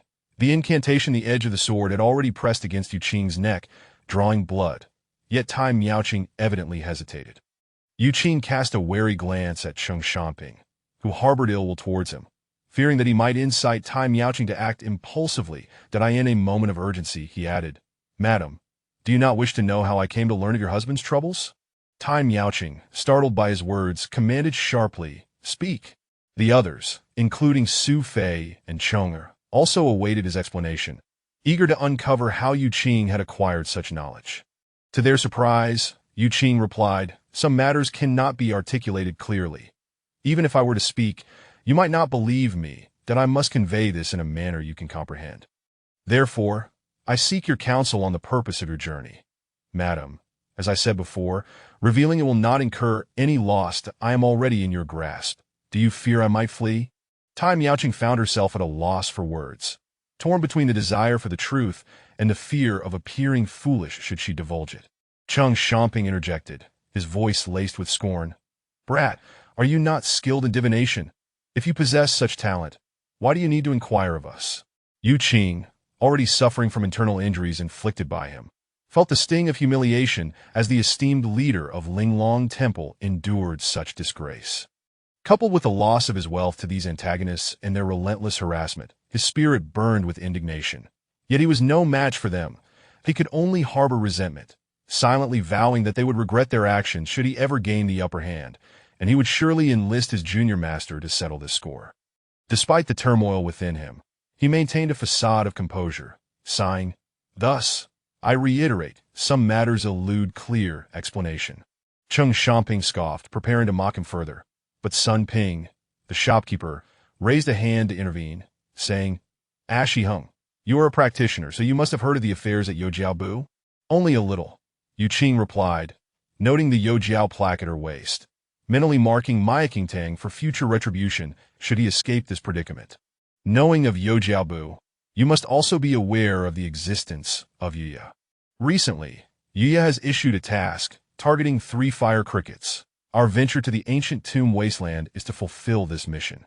Sun Ping discerned the hesitation in Tai Miaoqing and spoke on behalf of their purpose, probing the capabilities of the man before them. Yu Qing had heard tales from his sect regarding the missions issued by Yuya. Any shop that successfully completed a task could propose a condition to Yuya, provided it remained within the bounds of the rules. He was, however, perplexed. What exactly are fire crickets? Sun Ping explained. We know little about their specifics or their purpose. All we understand is that they resemble crickets and dwell near molten earth. Yu Qing began to comprehend. So you have come to the ancient tomb wasteland because it is riddled with deep tunnels? Sun Ping confirmed. The ancient texts record that fire crickets reside here, which likely correlates with your reasoning. Yu Qing inquired. Have you not found any since your arrival? Sun Ping replied. We have searched various depths underground and have encountered a few. However, these creatures inherently blend into the environment of molten earth. They can remain motionless and become nearly invisible. They possess heightened alertness and rapid reflexes. Before you can spot them, they have already fled, capable of vanishing into the molten depths. We even attempted to use poison, but these fire spirits seem immune to toxins. The substances have no effect. It appears that unless a master of High Shin realm arrives, capturing them will be exceedingly difficult. From the tone of their conversation, Yu Qing sensed their frustrations. It seemed they had been thoroughly worn down by the fire crickets, which explained their despondency in front of an outsider like him. Cheng Xiaoping scoffed. The likelihood of Yuya accommodating conditions proposed by individuals of that caliber is slim. They would hardly deign to engage in such matters. Yu Qing understood this point.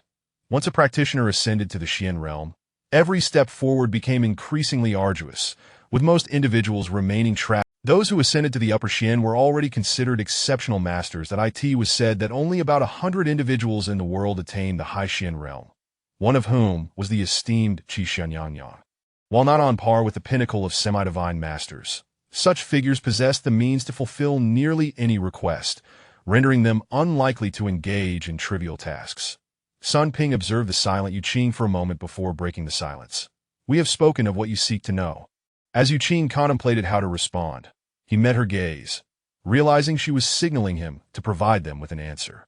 He pondered aloud, Do you have any incense for offerings and prayers? I require it. Everyone present was taken aback, and Zhu Shangbiao inquired, What do you mean? Yu Qing clarified, Provide me with incense, and I shall give you the explanation you desire.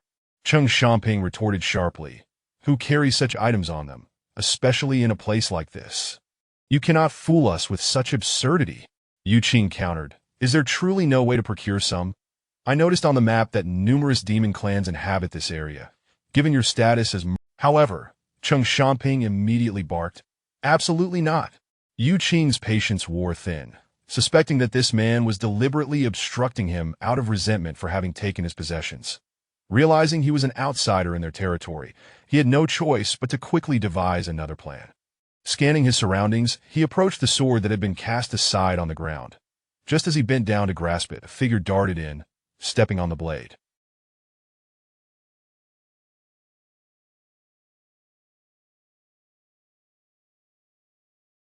Yu Qing looked up, and, as anticipated, it was that insufferable man again. What do you intend to do? Cheng Xiaoping asked coldly. Wai Yu Qing, still youthful and wild due to his upbringing in the mountains, had an innate ferocity. Were it not for the mishap within his sect, he would not have ascended to such a position at such a young age. He had not yet been tempered by experience, having been thrust into leadership prematurely. His impetuousness and untamed spirit had led him to take lives without regard for their status. Now, even after being assaulted, he had to submit due to the precariousness of his own life. Yet, Cheng Xiaoping's repeated provocations pushed him to the edge, and he stood defiantly, retorting, You seek an explanation, yet I wish to provide one, but you refuse to allow it. How then do you expect me to explain? No sooner had he finished speaking than Cheng Xiaoping lunged, seizing his throat and rendering him immobile, taunting, "Do you still dare to be defiant?" At that moment, a hand rested on Cheng Xiaoping's arm, gently patting him. The hand belonged to none other than Tai Miaoqing, signaling him to release Yu Qing. With the boss lady's intervention, Cheng Xiaoping had no choice but to relent, snorting as he released Yu Qing.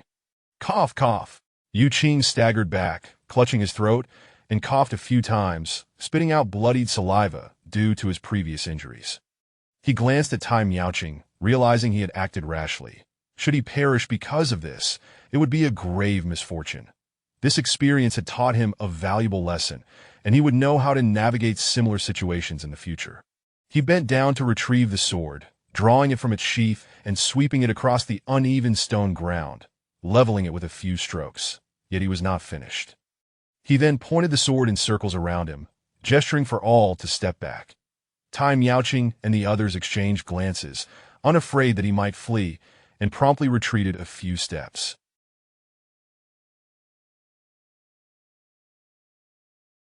The next scene left them astonished as Yu Qing suddenly raised his sword to the heavens, gazing skyward, murmuring incantations that no one could decipher.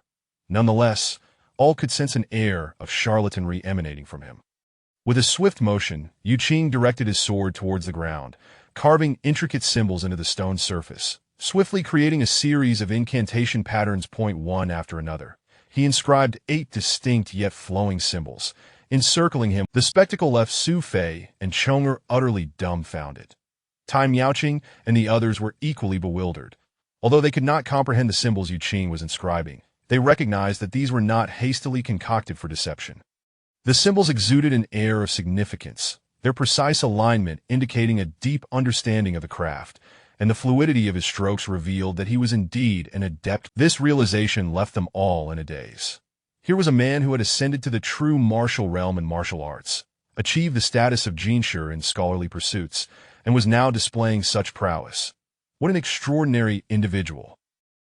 Once the 8 symbols were completed, Yu Qing swiftly traced a circle on the ground, establishing his position, that he then directed his sword skyward, murmuring yet again before sheathing it and stepping out of the circle of symbols, making his way to the cave where he had spent the night. There he waved his sword, inscribing a smaller symbol above the cave entrance. The onlookers held their breath, uncertain of his intentions within the cave, and began to congregate at the entrance. To their surprise, Yu Qing's voice echoed from within. "Do not disturb my ritual. Only the madam may enter. The rest of you, stand back." As the group hesitated, Tai Miaoqing considered that with Yu Qing's abilities, he could not possibly harm her, and thus gestured for the others to retreat, entering the cave alone. Inside, she found the dimly lit cavern where Yu Qing was clearing away the straw he had spread the previous night, piling it at the cave's base. "What are you doing?" Tai Miaoqing inquired. Yu Qing replied, "I initially intended to burn incense for divine guidance, but your incessant interruptions and demands for proof have forced my hand that I must use this straw as incense and set up a ritual altar, beseeching the spirits for forgiveness for any disrespect." Chapter 40. Safety. Regardless of whether the arrangement appeared convincing or not, anyone with a semblance of intelligence would not fully trust his scheme. Naturally, Tai Miaoqing harbored lingering. Yao Qing continued, "Shortly, I will exit the cave and enter the altar, at which point I will signal you. Upon receiving the signal, I implore you to kneel reverently before this mound of hay and set it ablaze."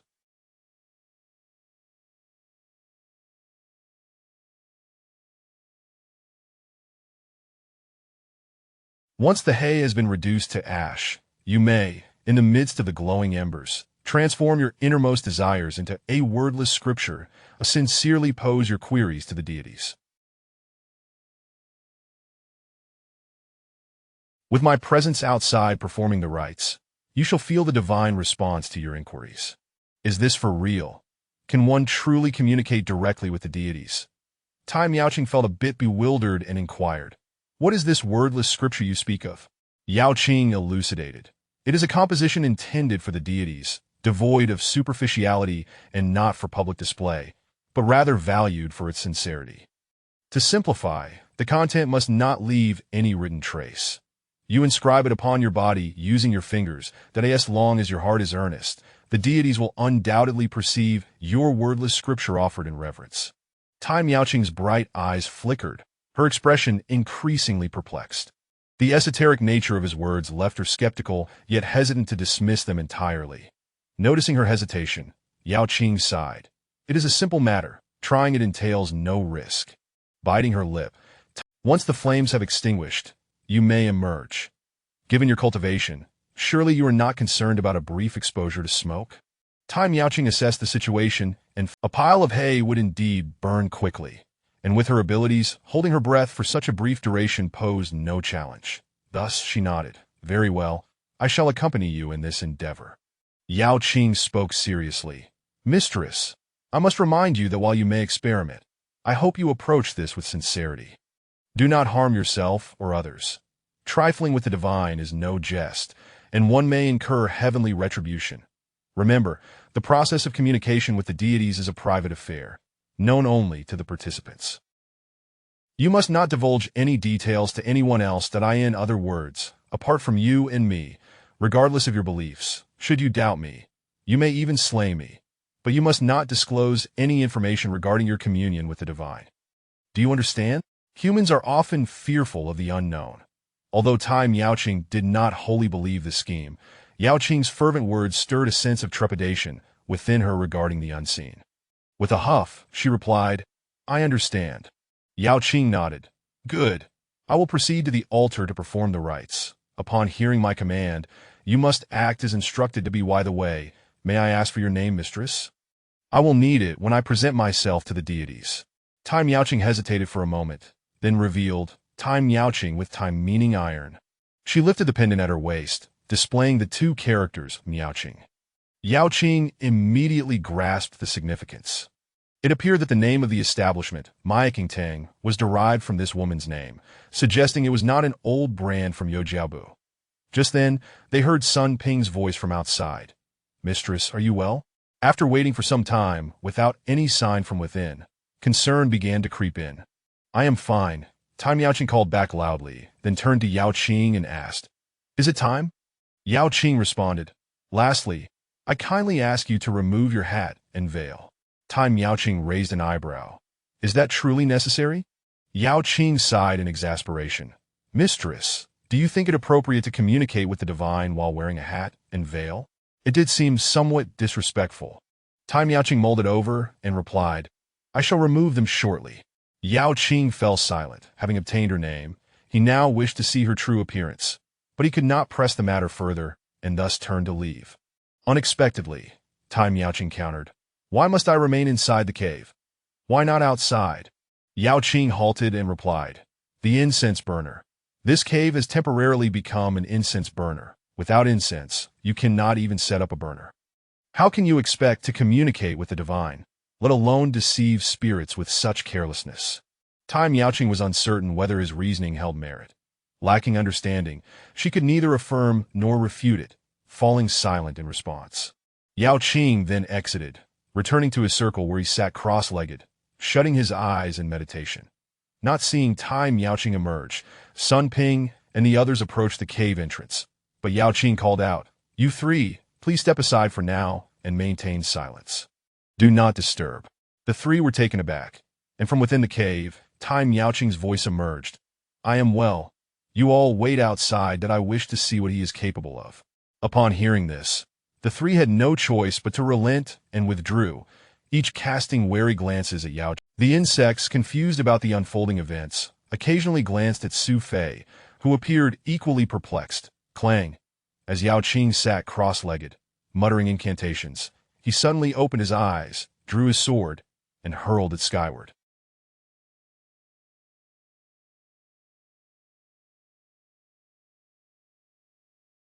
The sword spun in the air before piercing the ground outside the circle, striking directly in front of Yao Qing, and he gazed toward the cave entrance and shouted, Tai Miaoqing, do not delay any longer. Everyone turned their attention to the cave entrance.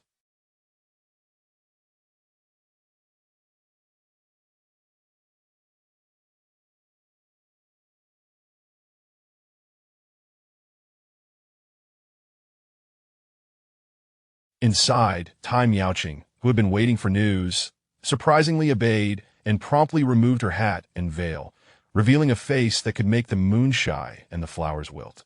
Biting her lip, she glanced outside, reassured that no one would see, and steeled herself to kneel. To her dismay, she found herself kneeling before a pile of hay, feeling somewhat foolish and absurd, questioning her own sanity for believing such nonsense. Determined, she vowed that if anyone dared to toy with her, they would surely regret their existence. Quickly dismissing her errant thoughts, fearful of offending the divine, she produced a match, ignited it, and obediently followed Yao Qing's instructions, igniting the hay. She extinguished the match and, facing the rapidly growing flames, felt a surge of sincere devotion arise within her heart.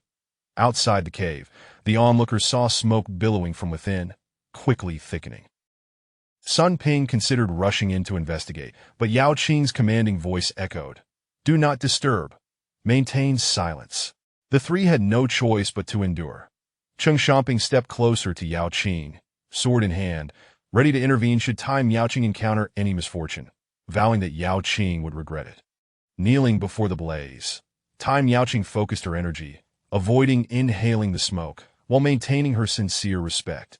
Perhaps it was merely her imagination, but amidst the thick smoke, she felt a pair of unseen eyes scrutinizing her, causing her hair to stand on end and reinforcing her resolve to remain devout. The pile of hay ignited swiftly, the flames roaring fervently before quickly extinguishing, leaving behind glowing embers that as the material to sustain the fire diminished, the embers darkened rapidly. Time Yao Qing, with little time to ponder, reflecting on what to inscribe as a wordless scripture, she found herself flustered, uncertain of the most suitable location. Ultimately, she decided on her palm, contemplating whether repeating. Thus, she respectfully inscribed the two characters, safety, with careful precision, hoping this would encapsulate all her inquiries and beseech the deities for an answer. As the ashes gradually dimmed, revealing faint embers within, Time Yao Qing pondered whether she could ask anything further. The problem was that her previous questions had gone unanswered, yet she dared not lose patience, remaining sincerely awaiting the divine reply. Even as the smoke thickened around her, meanwhile, Yao Qing, seated cross-legged within the circle of talismans, observed the dissipating smoke at the cave entrance, envisioning Time Yao Qing holding her breath, foolishly kneeling in the smoke, and secretly chuckled, feeling some satisfaction from venting the grievances of his earlier injuries. However, this reckoning was not complete, as he furtively cast a sidelong glance at Cheng Xiaoping, that as the smoke cleared, the glow of the ember should have faded as well. Time Yao Qing's expression darkened. She felt no sign or indication from the divine, and since she had been deceived, she pulled down her veil and covered her face again, retrieving her hat and placing it back on her head. Changing her posture from kneeling to standing, she turned and swiftly departed. Emerging from the cave, shrouded in wisps of smoke, Time Yao Qing's silhouette reappeared, coldly fixated on the cross-legged Yao Qing, silently grinding her teeth in anger. Yao Qing, upon catching sight of the expression on her half-visible face beneath the hat, realized he had provoked her ire, suspecting she had failed to communicate with the divine.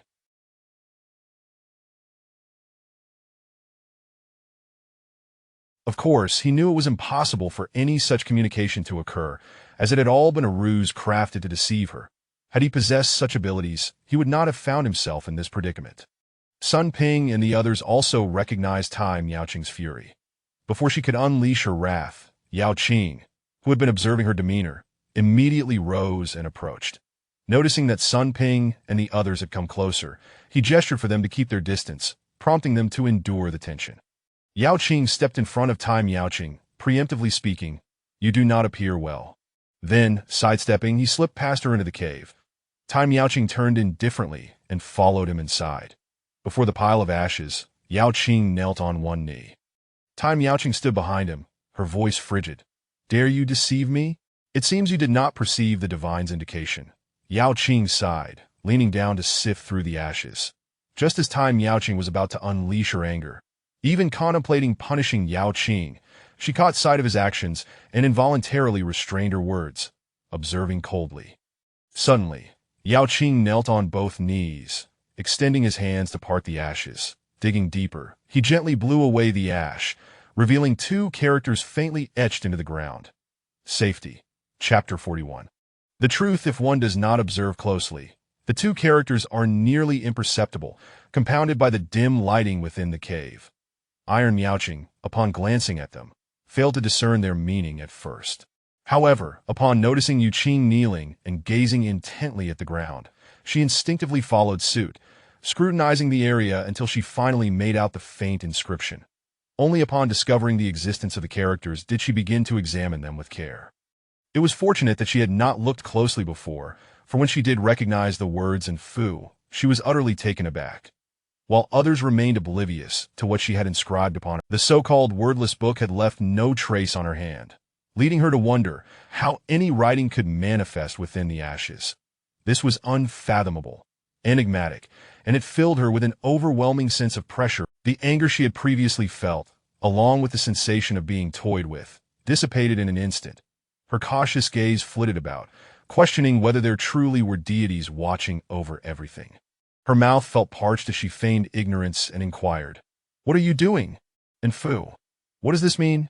Yu Qing murmured to himself before rising and turning to her. "Madam, what exactly did you pray to the deities for, and what did the wordless book inscribe?" Iron Miaoqing swallowed hard behind her veil, reluctant to reveal the truth.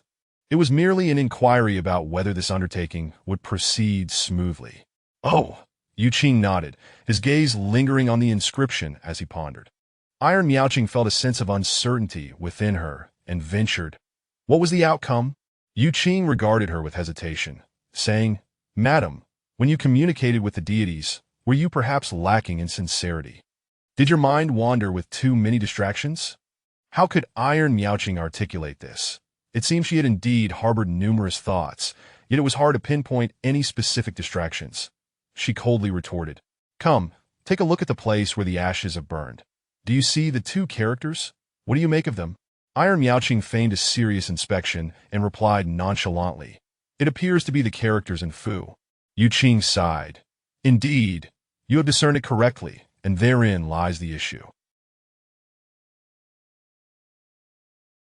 You asked the deities whether this journey would be smooth, yet the deities did not respond, but if I were to say that the deities seemed to be asking me to provide you with the answer, would you believe me? You might think I deliberately inscribed these characters to deceive you. My intention in facilitating your communication with the deities was to demonstrate my modest knowledge of divination and to affirm our connection. Yet, I am left wondering whether the deities are playing tricks on me, as you have failed to establish contact with them. Are you not the woman destined to aid me in escaping peril?" Iron Miaoqing retorted, "It seems your divination skills are lacking." Yu Qing ran a hand through his ponytail, exhaling a heavy sigh. "I never claimed to be an expert in this field. I merely stated that I possess a rudimentary understanding that it is only natural for there to be some errors, especially since a healer cannot cure themselves. Madam, I know that no explanation I provide will convince you, but I can swear that I harbor no ill intentions toward you. I merely wish to leave this place alive. I beseech you to show mercy and grant us a reprieve." Iron Miaoqing fell into a brief silence before gradually stating, "Did you not say that you could assist me in my endeavors?" Yu Qing wore a look of resignation. "Madam, as you can see, I miscalculated. I fear I cannot be of help, that I earnestly request your mercy upon us." He clasped his hands in supplication, even pleading. Iron Miaoqing remained unmoved. "If you do not even attempt, how can you know it will not succeed?" Yu Qing replied with difficulty, "What if I try and fail? Will you kill us then?" As for whether his divination had erred, Iron Miaoqing believed herself to be well aware of the truth. She chose not to expose it, preferring to maintain control over the situation. Thus, she adopted a more agreeable demeanor. "Here is the deal. You will do your utmost, and regardless of whether you succeed, I shall grant you a reprieve and ensure your safe passage to the capital for the examination. I will not harm you. How does that sound?" Yu Qing's eyes brightened. After all his efforts to deceive, he had awaited this very assurance. He felt he had achieved a psychological victory, and, barring any unforeseen circumstances, this woman would likely not harbor murderous intent toward him any longer. The threat posed by his companion seemed to have been successfully averted, but he hesitated. "Are you serious?" "I speak with sincerity. Words alone are not enough. If you doubt me, then there is nothing more to be done."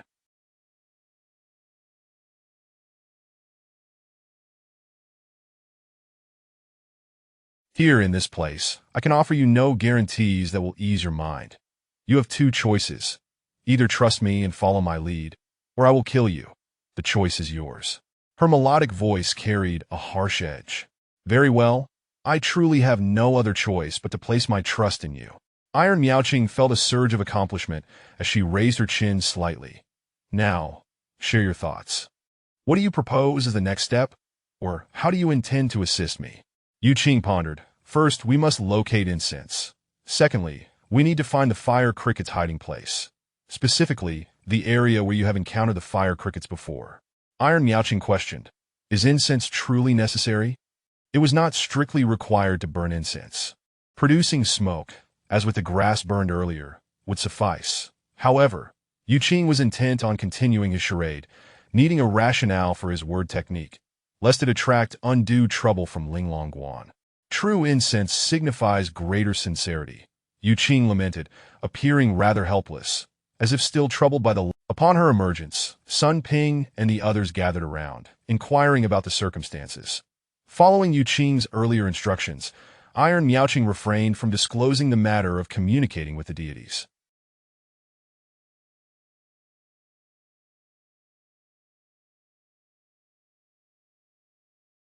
Instead, she instructed Cheng Xiaoping and Zhu Shangbiao to venture nearby to the lair of the demon clan to procure a batch of incense. Seeing her silence and resolute decision, the three ceased their questioning. Yu Qing watched, eyes wide, as Cheng Xiaoping carried away his belongings, feeling a sense of unwillingness. Unable to contain himself, he approached Iron Miaoqing with a request. When will you return my possessions? Iron Miaoqing reassured him, fear not. As long as you do your utmost, I shall return your belongings regardless of the outcome. Noticing the bloodstains at the corner of his mouth, she understood that he had sustained internal injuries from Cheng Xiaoping's blows. She retrieved a small vial and offered him a healing pill.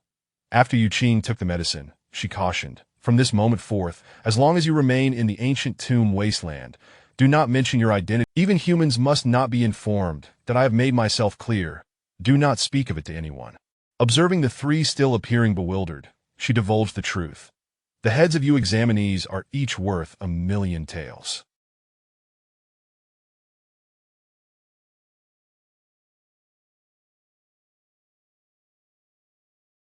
Have you heard of Lady Qixia? Her son was slain by a disciple of the chief order of Siniangfu. Upon hearing the unfolding truth, Yu Qing and Su Fei were nearly drenched in cold sweat, realizing only now the dire reality regarding the demon's merciless treatment of examinees. Particularly for Yu Qing, he was greatly alarmed. Had he known that the ancient witch Lady Qixia had clashed with the chief order of Siniangfu, he would never have dared to assist Ashing in shouldering such a tremendous burden. It was likely that even Ashing himself would not dare to participate in this year's examination. Thus, he finally understood the ruthlessness of the people from Siniangfu. Having incited such a large-scale incident, they still dared to proceed with the examination as scheduled, clearly showing little regard for the lives of the examinees. He also grasped why the merchants of Youjiaobu, who typically refrained from entangling themselves in external disputes, would seek to eliminate them. After all, 1,000,000 taels was an enormous fortune anywhere. He had effectively invited trouble upon himself, and oh wonder his offer of over 100,000 taels had failed to sway them, but he now suspected that even if he were to find the fire crickets for them, they would likely not spare him, given the magnitude of the reward. He immediately raised his voice in a bid for leniency. Madam, Lady Qixia is already dead. She has been killed by the chief order of Siniangfu. Are you not aware? What? This time, it was Iron Miaoqing and Sun Ping who were taken aback. However, Iron Miaoqing's keen mind turned, and she seemed to grasp Yu Qing's intentions. Since I have promised to spare you, I shall keep my word. You must not speak recklessly here. Understand that to some extent, the ancient tomb wasteland is also the territory of Lady Qixia. To curse her death in her own domain is to invite trouble upon oneself. Yu Qing immediately adopted a sincere demeanor. Madam, I swear, I am not deceiving you.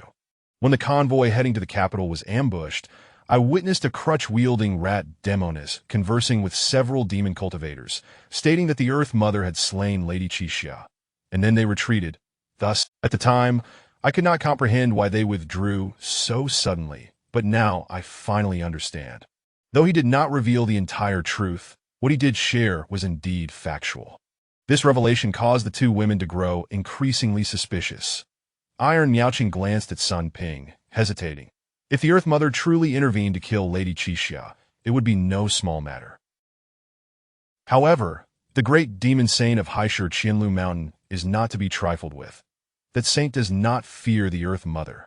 Sun Ping nodded in agreement. Lady Qixia must have had some confidence to challenge the chief order of Sinyangfu. She has the standing to celebrate the birthday of that great saint in the demon realm, and while she may not have any strong ties with him, the dignity of the demon race is at stake. How could the chief order of Sinyangfu act so brazenly, disrespecting the demon race? A great demon who is celebrating his birthday is being wantonly slaughtered by the chief order of Sinyangfu.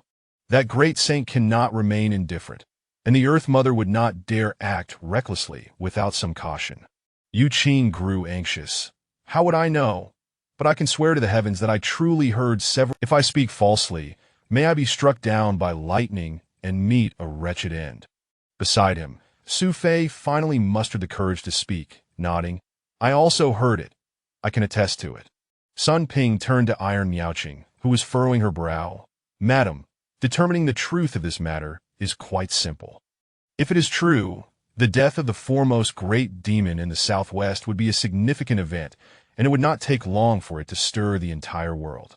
The demons in the ancient tomb wasteland, being part of the southwest, would inevitably react, and in a few days, we will surely hear the news. Chapter 42. Confirmation indeed. It is as such. Iron Miaoqing nodded in agreement, acknowledging that such a significant event would undoubtedly spread throughout the desolate region of the ancient tombs. Yu Qing was left speechless, also finding reason in Sun Ping's words, and could only wait for news that he breathed a sigh of relief. As long as they were willing to take the time to clarify the truth, once they learned of the demise of the old demon of Qixia, they would naturally cease their harassment, knowing there would be no rewards to claim. Simultaneously, he felt a twinge of distress, realizing he had jumped into a pit of his own making. Had he known the truth behind the events sooner, he could have revealed the news of Qixia's murder and avoided the charade of mystique. Now, he regretted that he could not even explain how he came to know the words safety and well-being, and was reluctantly compelled to assist in the search for that elusive fire cricket. With the situation temporarily at ease, Yu Qing picked up the metal cylinder used for the painting and called upon Su Fei and Chong Er to assist in locating the half of the painting discarded by Iron Miaoqing, uncertain of where the wind might have carried it. The painting must be retrieved. As long as they could leave this place, he had to exert himself to fulfill the examination task assigned by Asheng. Iron Miaoqing did not obstruct him. Instead, she turned to Sun Ping and said, "It was my careless mistake to misplace it. Please help me look for it." She also gave Sun Ping a knowing glance, indicating him to keep watch. Understanding her implication, Sun Ping complied. The group followed the direction the wind had taken the painting, seizing the opportunity when the others had dispersed slightly. Yu Qing swiftly made his way to Su Fei, casting a sidelong glance at Sun Ping a few paces away, and whispered, "Have I mentioned to them that I shot and killed the demon cultivator?" Referring to the slaying of Hai Yongxiu. Yu Qing raised an eyebrow. No confession? Do you possess such fortitude? This insinuation bordered on insult, prompting Su Fei to respond with urgency. What could I confess? They didn't inquire at all. Once they confirmed our identities as examinees, they simply brought me back. Yu Qing pressed on. You didn't mention how you acquired the spirit rice, did you? Su Fei sighed. I did not. I told you, they didn't ask further. Stop frightening yourself. Reflecting on this, Yu Qing recalled that when Su Fei and Chong Er were taken for questioning, the spirit rice on him had not yet been revealed. Nevertheless, he cautioned, Su, this matter must remain undisclosed. If anyone asks about the origin of the spirit rice, just say you saw the riddle to obtain it. Understood? Su Fei replied, Do I need you to instruct me on that? Would I dare to leak the matter of deceiving the state lord? As long as you keep your lips sealed, I shall be eternally grateful. Yu Qing reiterated, the killing of the demon cultivator must also remain unspoken. Who knows what connections they might have with those demons? We must avoid complications. His true fear lay in the potential retaliation from the demon cultivators. It was evident that they operated in groups, and the ones he had slain might have had accomplices. Su Fei acknowledged with a murmur, yet curiosity flickered in his eyes as he tugged at Yu Qing's sleeve. "Brother Xiang, can you truly foresee such events?" His recollection of Yu Qing drawing a sword and inscribing symbols was vivid. Yu Qing scoffed, feeling the need to clarify, for any rumors about Ashing being a seer would not bode well for future examinations, and he countered, "Do you truly believe that?" Su Fei's astonishment deepened. "Then how did you know she had a husband, and that her husband was in trouble?" His earlier certainty had indeed left an impression, and he vividly recalled the astonishment of Iron Miaoqing and the others. Yu Qing, intrigued, asked him, "What age do you think she is?" Su Fei pondered the implication of the question, glancing at Sun Ping, who was occasionally casting glances their way, and replied quietly, "She appears youthful, but I sense she must be around 30. Yu Qing's gaze remained fixed on the search for the painting. Not blind, just perhaps a bit bookish. "Su, the more beautiful a flower, the more likely it is to be plucked. Given her allure, it would be difficult for her to remain unclaimed in her chamber, at her age, to say she is yet to be plucked, to suggest she remains a coveted flower. Do you believe that?" Su Fei conceded, somewhat astonished. "I did not expect Brother Xiang to possess such understanding of women at such a young age." Yu Qing chuckled, attributing his insight to teachings from his junior uncle, the truth he would not disclose. Yet Su Fei remained puzzled. What does this have to do with her husband's troubles? Yu Qing regarded him as if he were simple-minded, baffled by the contents of his mind. How had this scholar even passed his examinations? He wished to convey that had it not been for his quick thinking at that moment, the lives of the three of them would have been forfeit, and that 4,000 taels given later would be no injustice. He had already begun to contemplate that not returning those 4,000 taels would be inadvisable. Su Fei caught the meaning behind Yu Qing's gaze and offered an awkward smile, yet he was still oblivious to the underlying connections. Since he could not comprehend, Yu Qing chose not to elaborate further, saying too much could prove detrimental as long as Su understood that Ashing was not a seer. That objective was achieved. Up in the tree, suddenly, Chong Er's voice rang out, prompting both Yu Qing and the nearby Sun Ping to look over. Chong Er raised a hand, pointing to a tree, signaling them. The three hastily made their way over, looking up to find the half of the painting dangling among the branches. Yu Qing leaped up with a spring, grasping the painting deftly and landing to unfurl it. Thankfully, it was undamaged. However, the paper was evidently not ordinary, possessing a silken texture that did not crease easily, not easily torn unless intentionally so. He rolled it back up and carefully replaced it in the metal cylinder, displaying an air of caution. This item was not to be lost. It was crucial for Ashing's identification, entwined with his destiny. Ashing had repeatedly emphasized the importance of this object before parting, stressing that it must not be misplaced. Previously, he had been preoccupied with preserving his own life, knowing it lay in the hands of others.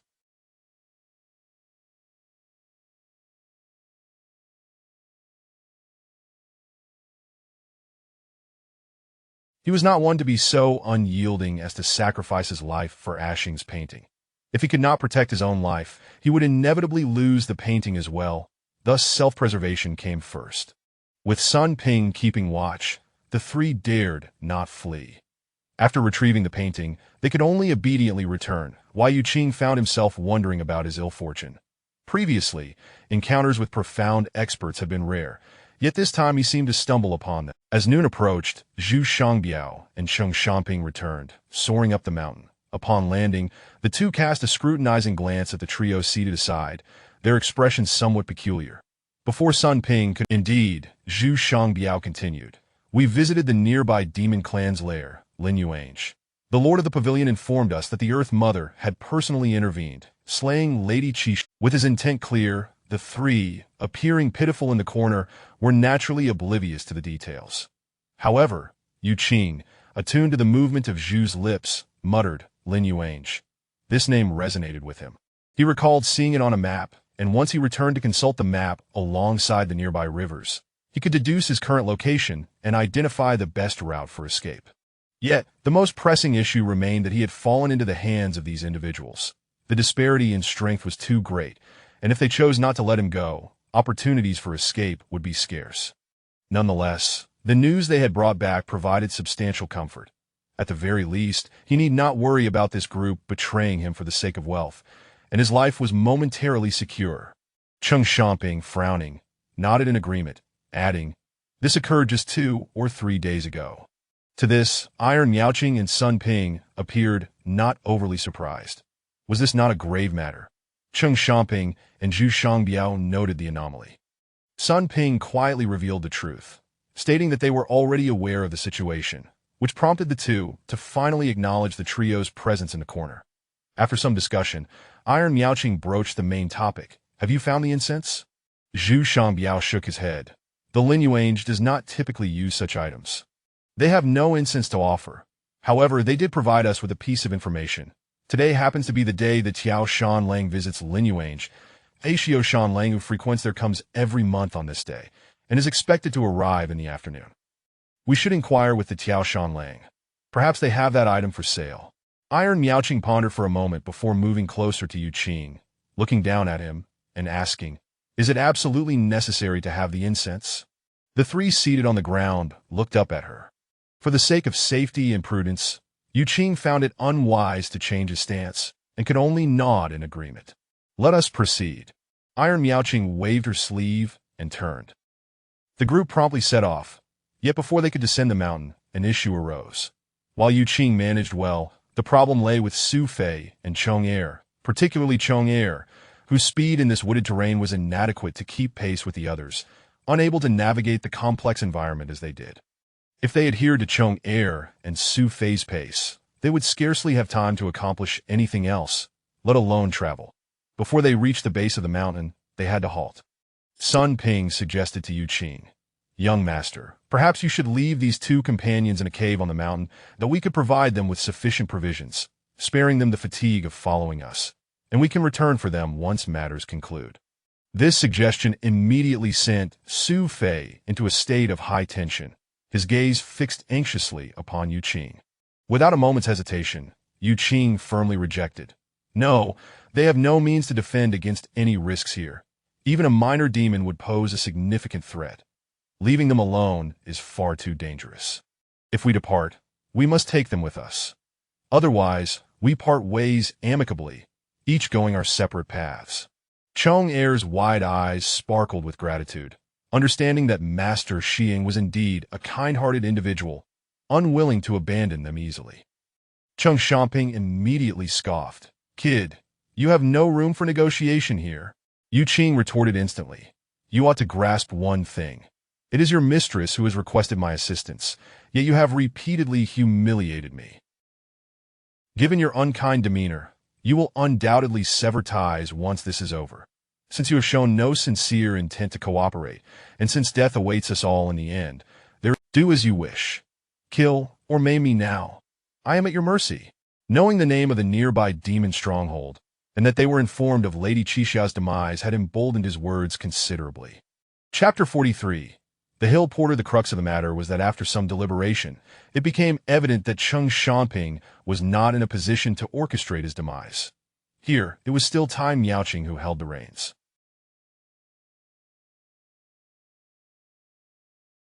Moreover, he had intentionally placed the winning ticket into Time Yaoqing's hands, providing her with the confidence to weigh the pros and cons before making a decision. He was certain that Time Yaoqing would not resort to taking his life at this moment. Boldly confronting him, Cheng Xiaoping exploded in fury. "I see you are truly tired of living." He reached out to grab. However, Yu Qing swiftly evaded, drawing his sword with a clang, ready to fight to the death. Time Yaoqing furrowed her brow, sensing the situation escalating, and promptly intervened, seizing Cheng Xiaoping's wrist to halt his attack while pressing down on his hand. Faced with Yu Qing's overt provocation, Cheng Xiaoping felt a wave of embarrassment wash over him, his expression darkening as he spoke in a deep voice. "Madam, this fellow's mysterious antics are utterly incomprehensible.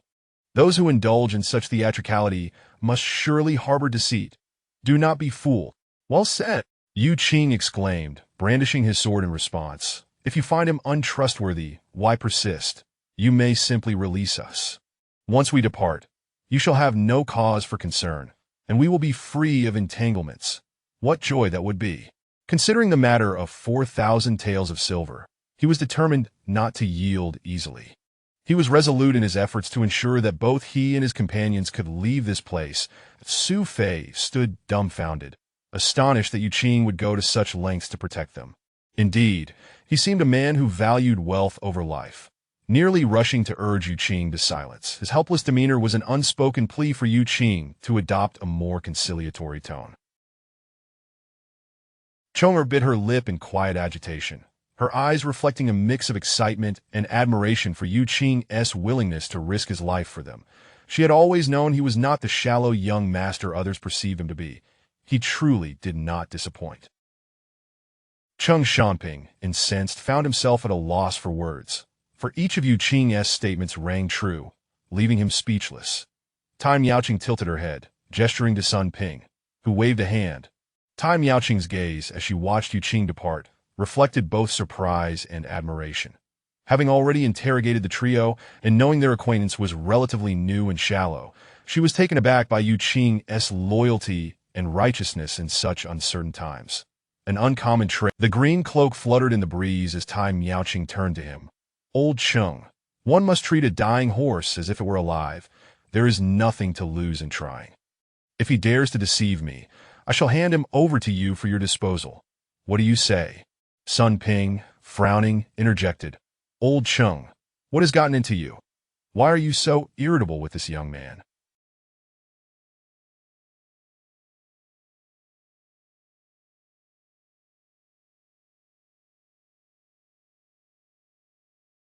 You were never like this before. Upon hearing this, Cheng Xiaoping's anger seemed to dissipate significantly, his countenance shifting towards calmness as he scoffed. I merely find this young man as presence here untrustworthy. How could you not be incensed if he dared to flaunt his disdain before you? Moreover, our master lies gravely ill. Time is of the essence, and allowing this young man to meddle about is tantamount to squandering precious moments. Time is already scarce, and now we have two burdens to carry. Are you not concerned? I, for one, am anxious. With that, he flicked his sleeve in exasperation. Tai Miaoqing's expression softened considerably as she replied gently, Old Cheng, consider it from another perspective. This person demonstrates profound loyalty and is unwilling to abandon his companions, which, in a way, could attest to the reliability of his words. Shouldn't that make him worth our trial? Sun Ping paused, then nodded in agreement. Cheng Xiaoping, rendered speechless once more, flicked his sleeve again, conceding, Very well, since the madam is so magnanimous, my impatience is of no consequence. I shall heed your command.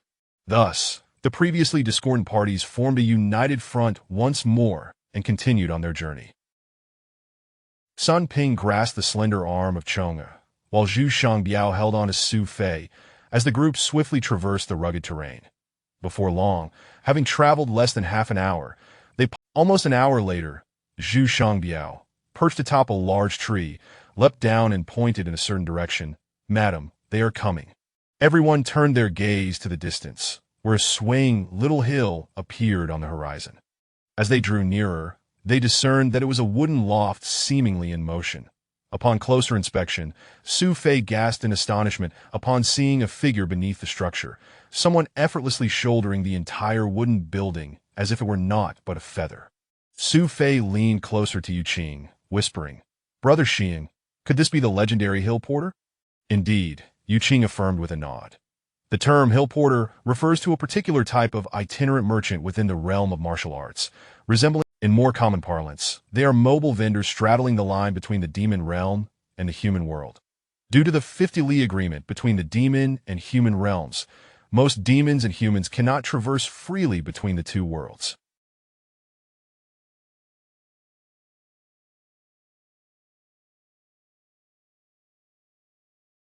Yet, each side has needs for certain goods available in the other realm. Demons, wishing to take on human form, require clothing, for running about unclothed would invite ridicule. However, cultivating into a demon is no simple feat, and few who achieve human form would squander their training on menial tasks. Conversely, the human realm boasts a plethora of industries, capable of producing various goods needed by demons. The interdependence of both realms thus gave rise to the profession of the hill porter. As the burden approached like a mountain, Zhu Shangbiao stepped forward to the wooden loft was set down before them, and the porter, a robust man with a gentle smile, raised his hands to release the 4 crossbars supporting the structure. The 4 corner pillars thudded down in quick succession, and with a few adjustments, he securely locked them in place. This process was simple and efficient. Even on a slope, the pillars adjusted their lengths to provide stable support for the loft, ensuring it appeared perfectly level. The porter, without needing to bend, easily stepped out from beneath the structure.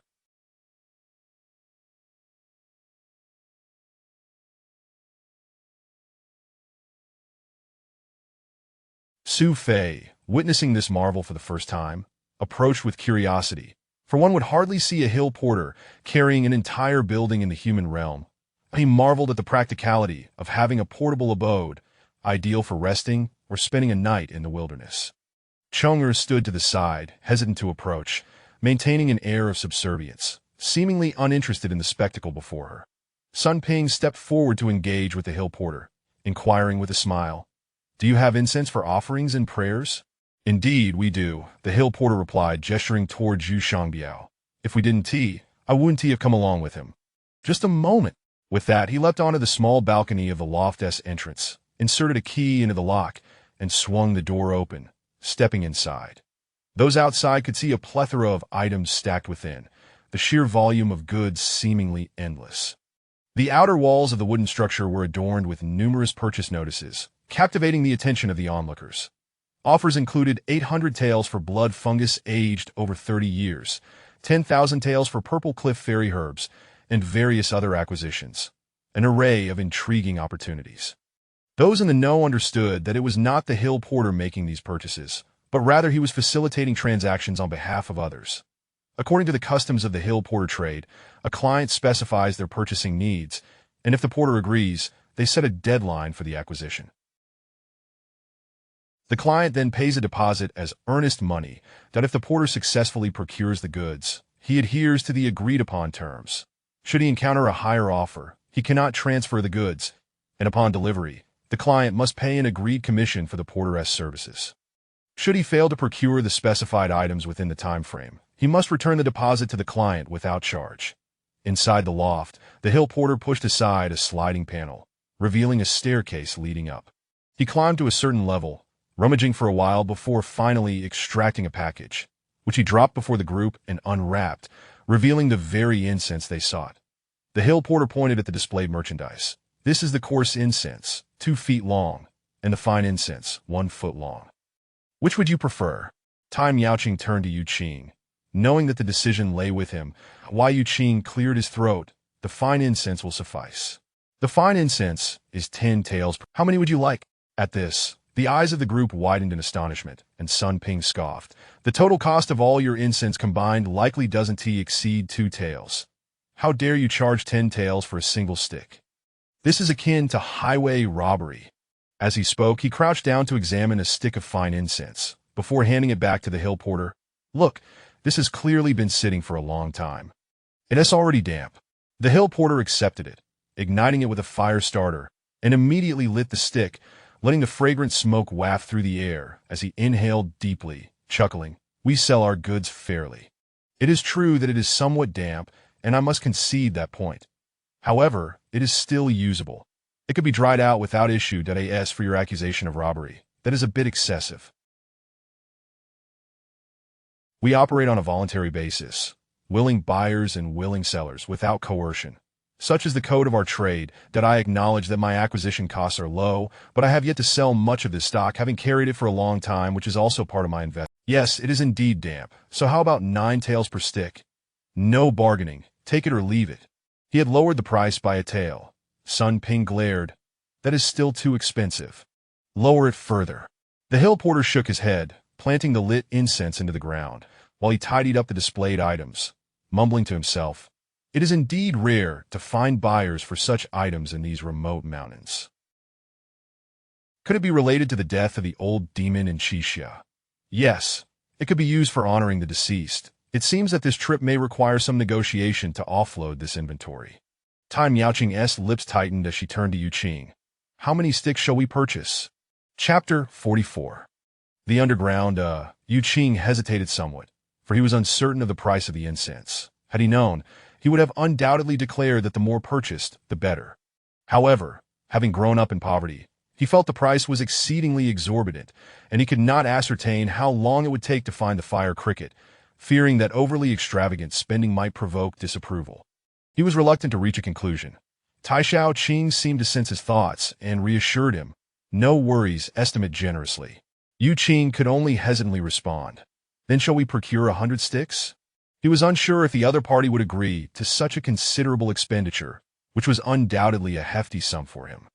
Tai Ching sought confirmation. Would 100 sticks suffice? Yu Qing was still uncertain, hesitating again. Perhaps it would be about right. After a brief deliberation, Tai Ching addressed the portly porter waiting with crossed arms. Let us take 200 sticks. Very well. The porter beamed with delight, promptly counting the items. However, upon concluding the count, he awkwardly raised his head and announced, Madam, we only have around 160 sticks that I can offer you the price for 150. Tai Ching gestured to Sun Ping. Yu Qing observed the porter collecting the money with a hint of envy, that he was acutely aware of the incense's true worth, frequently utilized in the Daoist temple, where such a small quantity would scarcely fetch even a tael of silver. Yet here it was sold for over 1,000 taels, a staggering profit of nearly 2,000 times. The allure of such gains tempted him to consider becoming a porter himself. However, he understood that the role was not one could simply aspire to, as the entry requirements were stringent, requiring recognition from various parties. For instance, the current individual would not be able to freely enter and exit the demon realm without its endorsement. How could one expect to gain acceptance without revealing their background? To serve as a porter on others' territories, one must elucidate their credentials clearly. This was a task Yu Qing could not accomplish due to the regulations of Linglong Temple, which forbade the casual disclosure of its secrets. It was likely that many practitioners faced similar obstacles. Sun Ping procured additional necessities for their stay and even purchased garments for Yu Qing and the others, concluding the transaction. The porter then secured the shop's entrance. With the bolts firmly in place, he bore the immense load and bid farewell to the group. As the group watched him sway away, Su Fei could not help but inquire, in such desolate mountains, does he not fear being robbed while carrying such wealth? Yu Qing shot him a glance. Robbed? Those who enter this trade have prior agreements with all parties involved that if one dares to rob, it is of no concern to him. Should he be robbed on demon territory, the demons are obliged to compensate him for all corresponding losses.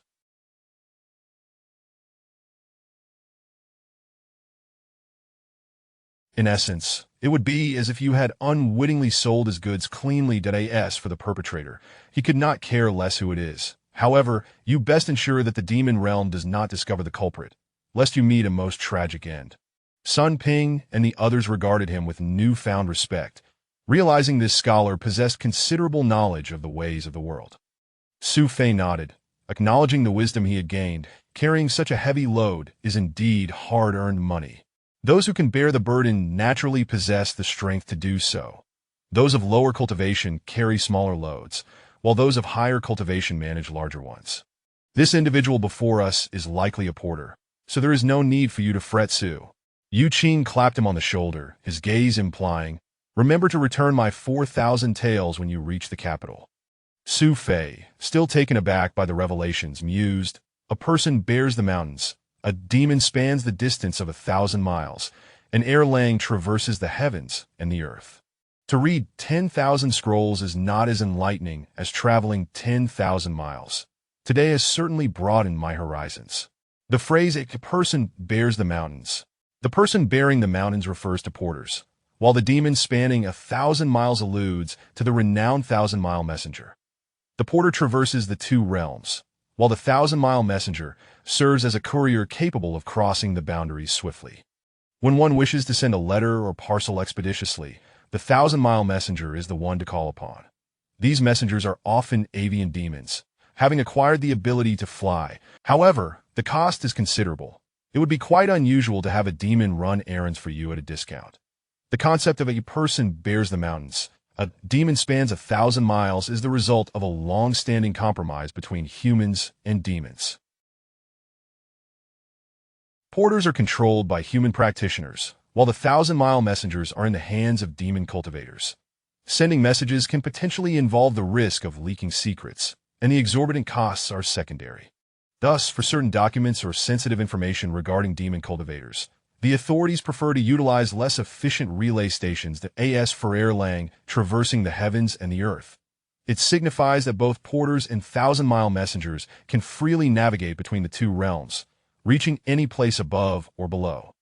Yu Qing, of course, understood these matters far better than Su Fei, but now is not the time for lengthy explanations. With preparations complete, the outwardly composed, yet inwardly anxious Tai Xiaoqing was unwilling to delay any longer.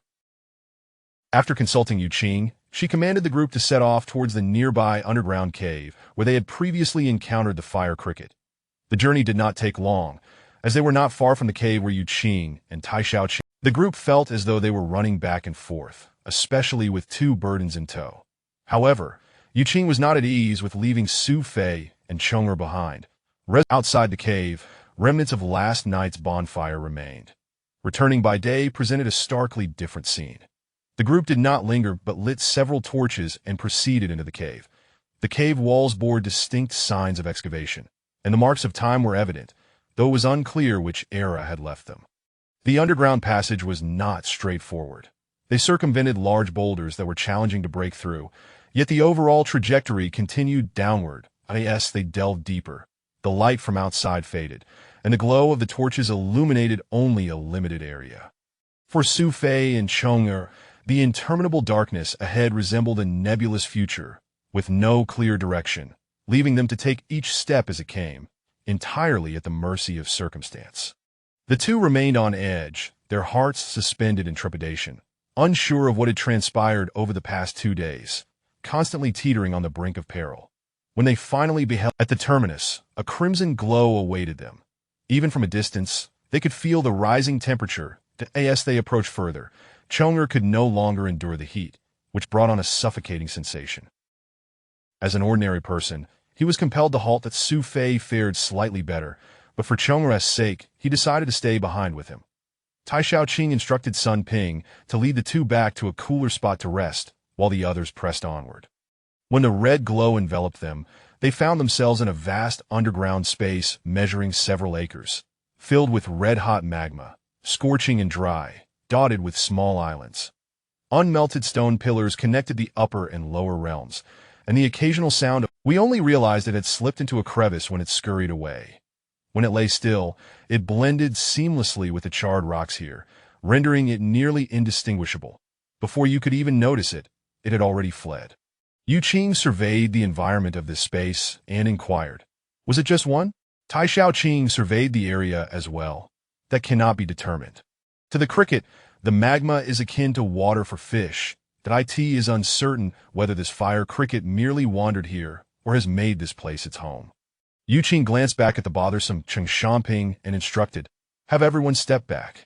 Tai Xiaoqing, unsure of his intent, reached for a package carried by. Seeing the owner obey so readily, Chen Xiaoping huffed but ultimately turned to leave. Once only the two remained, Tai Xiaoqing asked, "What do you plan to do?" "What to do?" Yu Qing's heart cried out in despair, for he had never encountered the environment of a magma chamber before today. Now that he finally witnessed it, he realized that within this several-acre space, combined with the rising heat, lighting one incense stick after another would be futile. Igniting 100 or 200 sticks simultaneously would not be sustainable. Yet he understood that without providing an explanation, escaping unscathed would be impossible at this juncture. He grasped that he had no means of capturing the fire cricket in this environment, compelling him to genuinely contemplate an escape plan, strategizing how to flee beneath the watchful eyes of these experts. After considerable reflection and taking into account the terrain he had observed, he devised a means of escape and countered, "Once we capture the fire cricket, how do you intend to contain it?" Tai Xiaoqing prompted. Hence, I ensured the lid was intricately designed to allow for both ventilated and sealed options. Receiving the can, Yu Qing twisted open the lid to inspect it and stated, "I will need 2 jars of water." She inquired, "What do you need a tree for?" Calmly, Yu Qing replied, "I was unaware of the environment here before, but having observed it and contemplated thoroughly, I have decided we need to construct another altar." "An altar?" Tai Xiaoqing was puzzled, yet she did not refuse. After a moment of thought, she asked, "How large a tree do you require?" If it is too long, it may be challenging to transport. Yu Qing replied, "It can be cut into sections." Tai Xiaoqing refrained from further inquiries, turning to leave. After a brief interval, she returned to inform him, "It will take some time to fetch it back and forth." Yu Qing nodded, requesting incense, which he slung over his shoulder. He extracted a stick and approached the scorching magma lake, crouching down to face the searing heat, igniting it upon the crimson molten surface. The incense head flared to life in an instant. Rising, he held the incense aloft, adopting a countenance of solemn devotion, as if in prayer. Yet in truth, he was intently observing the smoke's movements, discerning the stillness of the air underground.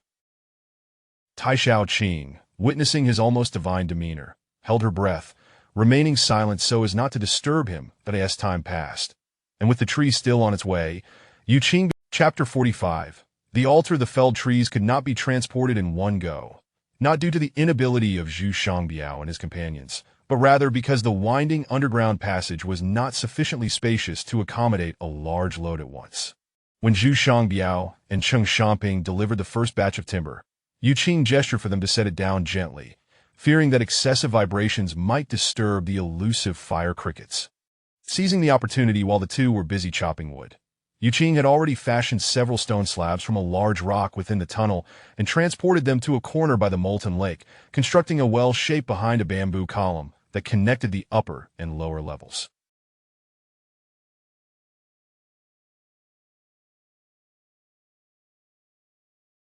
The use of stone slabs was necessitated by the absence of flat ground behind the bamboo column, where a molten channel lay. With meticulous care, Yu Qing arranged the freshly cut timber into a crisscrossing wooden fortress atop the stone slabs, leaving an empty vertical shaft in the center. Zhu Shangbiao and the others, who were quietly assisting with the wood transportation, were utterly baffled by this endeavor. When they inquired of Tai Miaoqing, she too was at a loss for words, only aware that they were constructing some sort of altar. "Madam, it's already dark outside," Cheng Xiaoping remarked as he passed by Tai Miaoqing, unable to suppress his voice to Yu Qing. "You're not thinking of using smoke to lure them, are you? I must inform you that we've already tried every conceivable method, but none proved effective. The fire crickets that can survive in molten lava are utterly unfazed by smoke." His intent was to caution Yu Qing against their efforts being in vain.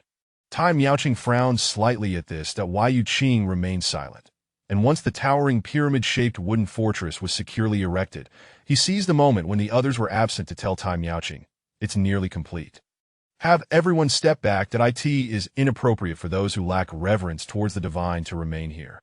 Having had prior experiences of safety checks, Tai Miaoqing was willing to believe that he might indeed have a method, and she promptly complied, instructing several individuals to retreat, particularly with the others gone. Yu Qing then hoisted a long, prepared tree trunk and leaped atop the wooden fortress, inserting the trunk into the vertical shaft, driving it down into the molten substance beneath the stone slabs before jumping back down. The freshly cut, damp wood was slow to ignite, initially producing billowing smoke before it gradually caught fire. What was this all about? Tai Miaoqing found the altar somewhat peculiar, yet she could not comprehend it. Turning around, she discovered that Yu Qing had already lit 9 incense sticks. 3 were placed on the ground in front of the altar, and Yu Qing called out, "Step back." After the two had leaped ashore, Yu Qing inserted 3 more into the ground, gazing at the flickering flames that began to burn slowly within the wooden fortress. As previously mentioned, damp wood does not ignite easily. The entire wooden fortress did not catch fire rapidly. Nevertheless, the high temperature of the underground molten space rendered the pile of wet wood akin to being roasted over a fire. Ultimately, Yu Qing aimed to generate a copious amount of smoke to assist with the incantation, as his current cultivation was insufficient in truth, tossing the wood directly into the molten. Hence, he constructed a wooden platform that would gradually collapse from within. Most importantly, since he had already concocted an air of mystique, he needed to present a semblance of a proper process. One could not rely solely on fanciful tales. The smoke generated from the burning damp wood gradually permeated the underground space. The Yu Qing observed that his design should pose no problems. The wooden fortress should eventually catch fire and be consumed. Thus he felt. It was only at this moment that he sat cross-legged, planting the last 3 incense sticks into the ground, facing the radiant glow. Should they leave again? Tai Miaoqing was uncertain of her stance and inquired, "What comes next?" Yu Qing, too, was curious, yet he lacked any certainty regarding this method. He was merely forced into a situation, entirely attempting this as a last resort, but if all else failed, he would have to flee alone, prioritizing his own life over any wealth. Money was merely a material concern. In truth, he had prepared for the worst, ready to abandon Su Fei and the others, recognizing that with no means of escape for the three of them, it would be better for at least, should he escape and merely leave a warning, the individuals from Maikingtang would likely hesitate to touch Su Fei and the others. These were participants in a journey to the capital organized by the Sinan prefecture, and such a prestigious body would not be trifled with by a mere Maikingtang. Disrupting the neutrality would invoke repercussions from the Yuyo cliff. Of course, he would first try this unreliable method, and if it utterly failed, he was loath to relinquish Su Fei. He could not afford to give up so easily. Wait. With a mind full of conflicting thoughts, Yu Qing offered Tai Miaoqing a response. Tai Miaoqing had no choice but to sit cross-legged as well, quietly awaiting his next move. After a moment, Tai Miaoqing detected the scent of smoke.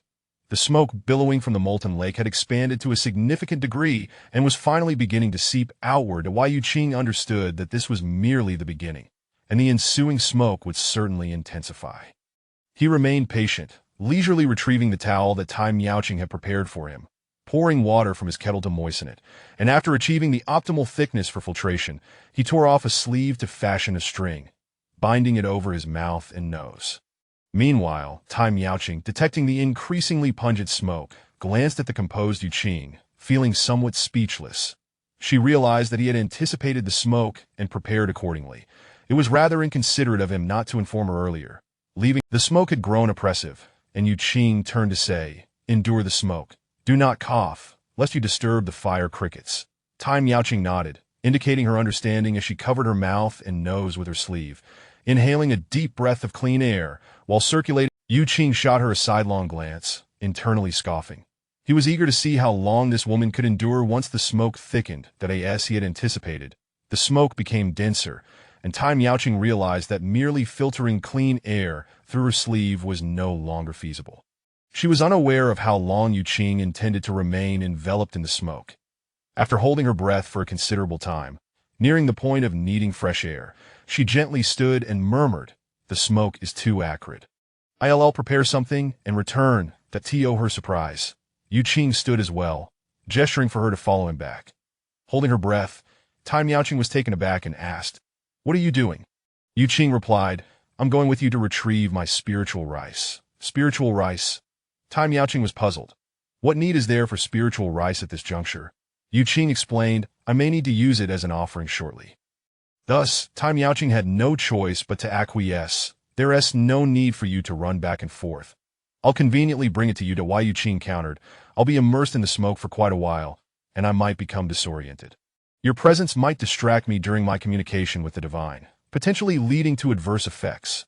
Hence, it's truly unnecessary for you to endure this ordeal alongside me. Additionally, you should caution your companion. Any movement could transmit vibrations underground. I require an utterly silent environment for the ritual. The smoke may also seep through. I'm concerned that you all might cough and create disturbances, especially my two companions.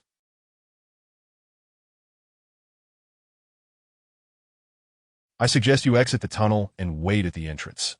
Listening to his reasoning, Tai Miaoqing felt it had some merit. She was not particularly worried about his ability to escape from the underground, yet she hesitated. With her breath nearly spent, Tai Miaoqing could hold on no longer and acquiesced. "Very well, I shall do as you say." She swiftly departed the area. Yu Qing followed, deliberately reminding her, "By the way, please keep an eye on my two companions. I am concerned that the one named Chung might act recklessly, that I'm laboring here for you.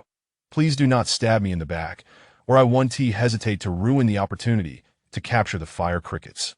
His tone suggested he was quite confident about capturing the fire crickets and that he was willing to risk everything for the sake of his two companions. Tai Miaoqing smiled slightly.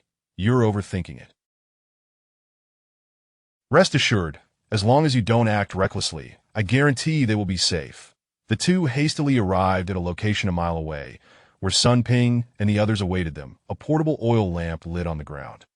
Upon seeing the two return abruptly, Those seated began to rise, with Su Fei and Chong Er gazing at the masked Yu Qing in astonishment, unsure of what had transpired. The air here, though slow to circulate, sloped upwards. The smoke was poised to reach this point. Without delay, Tai Miaoqing called out to Cheng Xiaoping, "Old Cheng, bring me his spiritual rice." Cheng Xiaoping was perplexed but nonetheless opened a nearby pack and retrieved the bag containing Yu Qing's spiritual rice, handing it to Tai Miaoqing. Without hesitation, she turned and passed it to Yu Qing.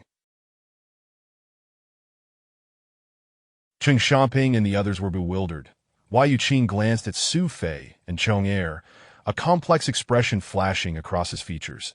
And after offering a smile, he resolutely turned away, uttering not a word, unsure of what to say, or rather, unable to express his thoughts. Once he vanished from their sight, he secured the spiritual rice upon his back, binding it for his escape. He could not afford to concern himself with the valuable demon dew, rainbow silk, or silver notes, as in this situation. Seeking these items would raise suspicions. After much contemplation, only the spiritual rice provided a suitable pretext. He could not let any opportunity slip away.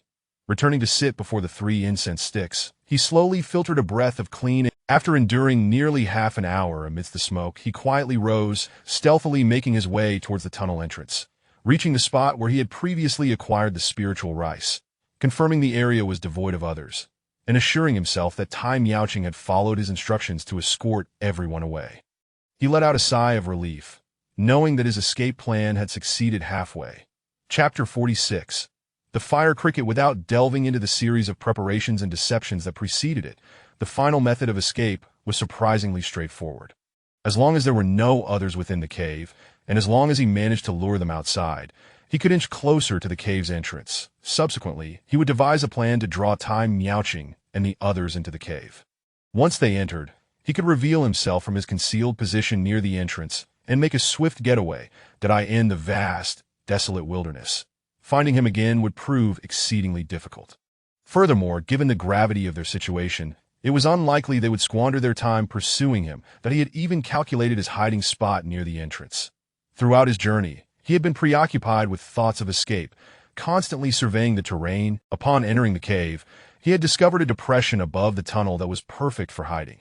The crux of his escape plan hinged on convincing the others that he was incapable of fleeing, that he would not escape.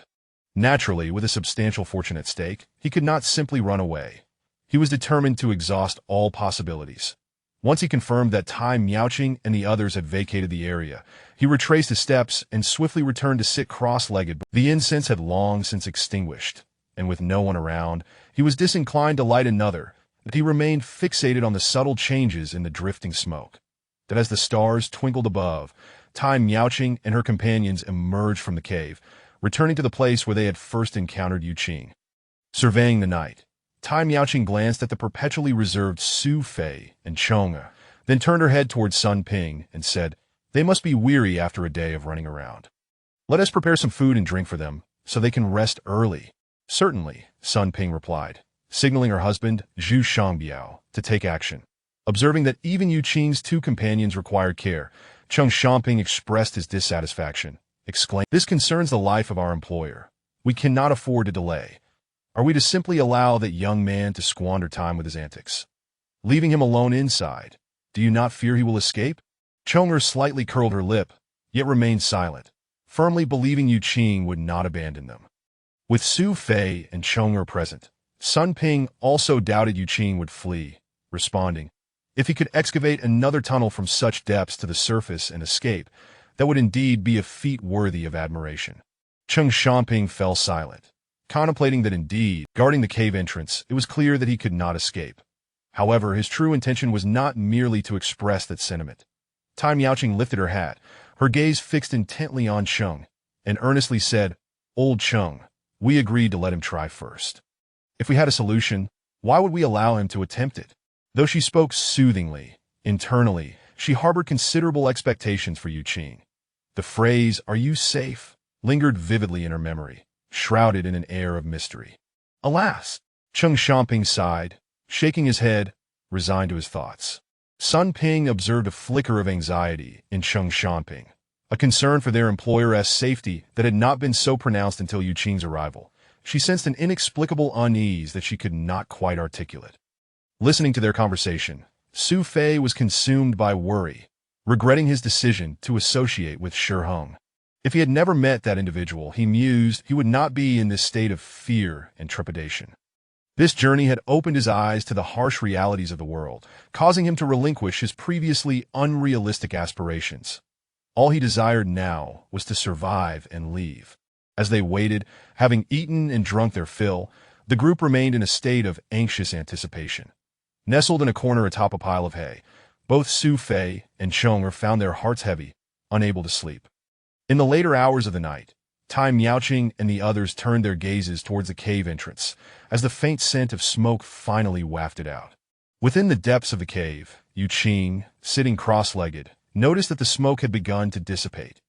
The stagnant air was gradually clearing, indicating that considerable time had elapsed, while Yu Qing let out a silent, rueful laugh, realizing that this attempt was indeed futile. He had overestimated his possibilities, that he had done his utmost, and it was time to depart, that if he lingered any longer until the smoke completely cleared, Tai Miaoqing and her group would likely enter to investigate, raising suspicions that could prevent any of them from escaping. To flee, he needed to act when Tai Miaoqing and the others believed he could not possibly escape. With his limited abilities, he could only apologize to Su Fei and Chong. Just as he prepared to rise and toss the remaining wooden barricades into the molten magma to intensify the smoke, he suddenly felt a jolt of energy in his eyelids, causing him to widen his eyes in astonishment. He focused intently on the smoke swirling against the backdrop of a red glow, a look of disbelief crossing his features. Was it a reaction from the bubbling magma? No, he was certain. This was a fluctuation he had never encountered before, and he began to observe closely. That in the smoke-filled magma lake, on a small island amidst the molten rock, a dark figure emerged from the magma beneath a bamboo stalk.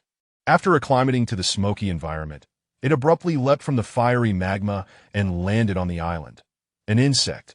This dark brown insect matched the color of the surrounding rocks, its uneven exoskeleton resembling their forms. 6 spiny appendages graced its body as it slowly rotated on the island, its large black gemstone-like eyes cautiously surveying the smoke. Though the insect was not particularly large, somewhat smaller than a typical human thumb, its head constituted half its body, and the remainder tapered to a point that in an apparent bid to attract attention. The insect emitted sparks from its sharp mandibles. After observing for a while, and finding no abnormalities in the surroundings, the insect seemed to relax considerably, slowly crawling away from the magma's edge and leaping onto the bamboo stalk, its mandibles gnawing at its surface, seemingly in search of food. Outside, Yu Qing remained utterly motionless, having confirmed that a small creature had emerged from the magma. Although he had never seen it before, even the most navi could deduce its nature. He waited patiently, allowing the creature's movements to stabilize, estimating its approximate location. Once he had taken a deep breath, Yu Qing slowly reached for the apple-sized metallic container crafted by Tai Miaoqing to contain the fire cricket.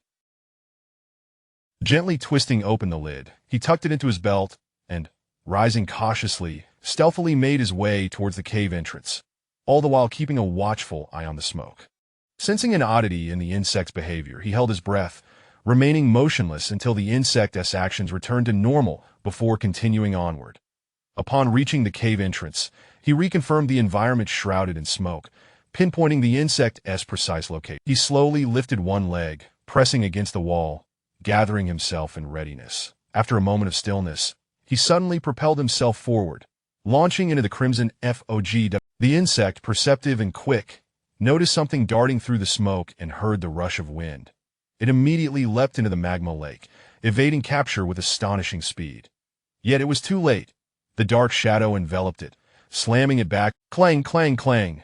The sharp sound of metal striking metal echoed rapidly from within the vessel as the insect collided against the sides, causing it to loosen and bounce from the stone. That a figure leaped across the surface of the magma lake, his shoes igniting with flames, but he paid no heed, diving forward with urgency. Yu Qing swiftly pressed the dislodged metallic vessel back onto the bamboo stalk, the tension palpable. The frantic clanging continued as he hastily extinguished the flames licking at his soles. Feeling the violent impacts, his heart raced with relief at having narrowly avoided failure. Had he delayed even a moment longer, the creature would have escaped. Having experienced this firsthand, he now understood why capturing such a creature was so challenging.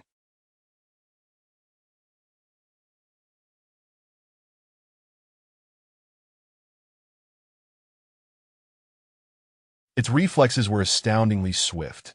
Even with a surprise attack, he had nearly missed, which illustrated the difficulty of the task.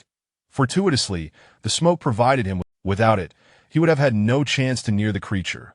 For the moment he revealed himself, it would vanish instantaneously. That it was no wonder Time Miaoqing and her companion struggled to capture such a small being. Thanks to the advantageous cover provided by the smoke, which obscured his presence from the fire cricket, he was able to seize the moment. Lacking prior experience in such matters, he felt fortunate that luck had favored him. As he felt the powerful impacts within the vessel, Yu Qing was astonished by the creature's strength. No wonder it had been able to escape so swiftly. He exhaled deeply, reassured that with this creature in his possession, he need not rush to flee, and the possibility of reclaiming his... He was grateful for the twist of fate that had appeared just when he was about to give up. What a close call. That outside the cave, the wait had stretched far too long.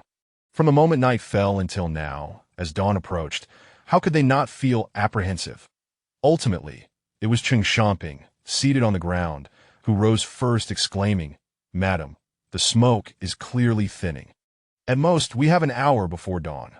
Waiting idly is not a solution. We are entirely in the dark regarding what is happening inside. Let me go in and have a look." Time Miaoqing hesitated.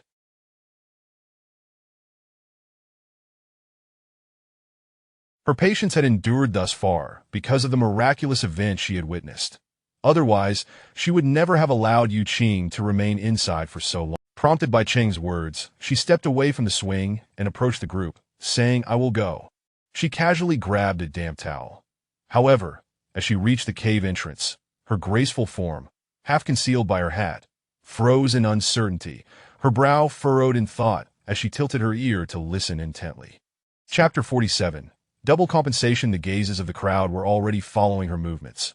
Witnessing the scene, Cheng Xiaoping and the others exchanged puzzled glances, uncertain of the situation. Sun Ping quickly rose and approached, asking, "Miss, what is the matter?" Upon speaking, she sensed something amiss and instinctively began to listen intently.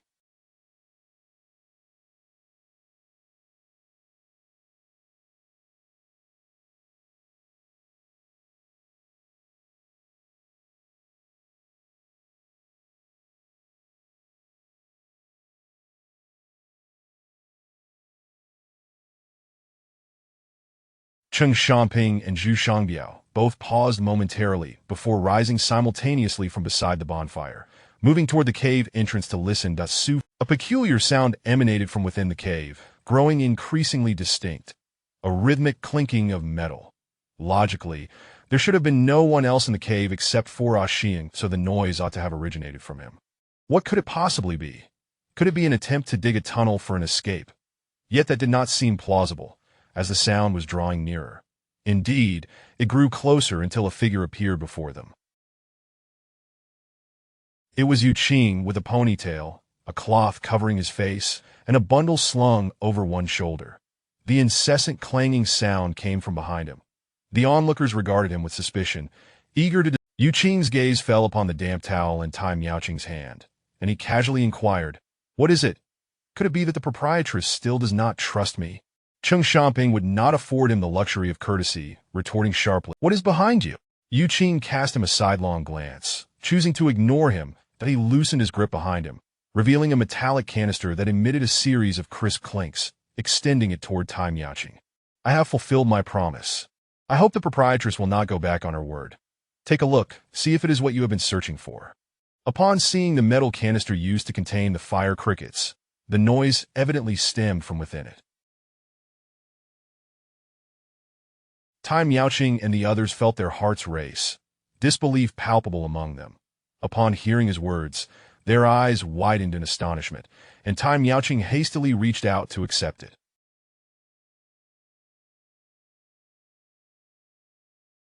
As the canister was placed in her hands, she felt the force of its contents colliding inside and quickly opened a few ventilation holes on the lid, immediately releasing sparks.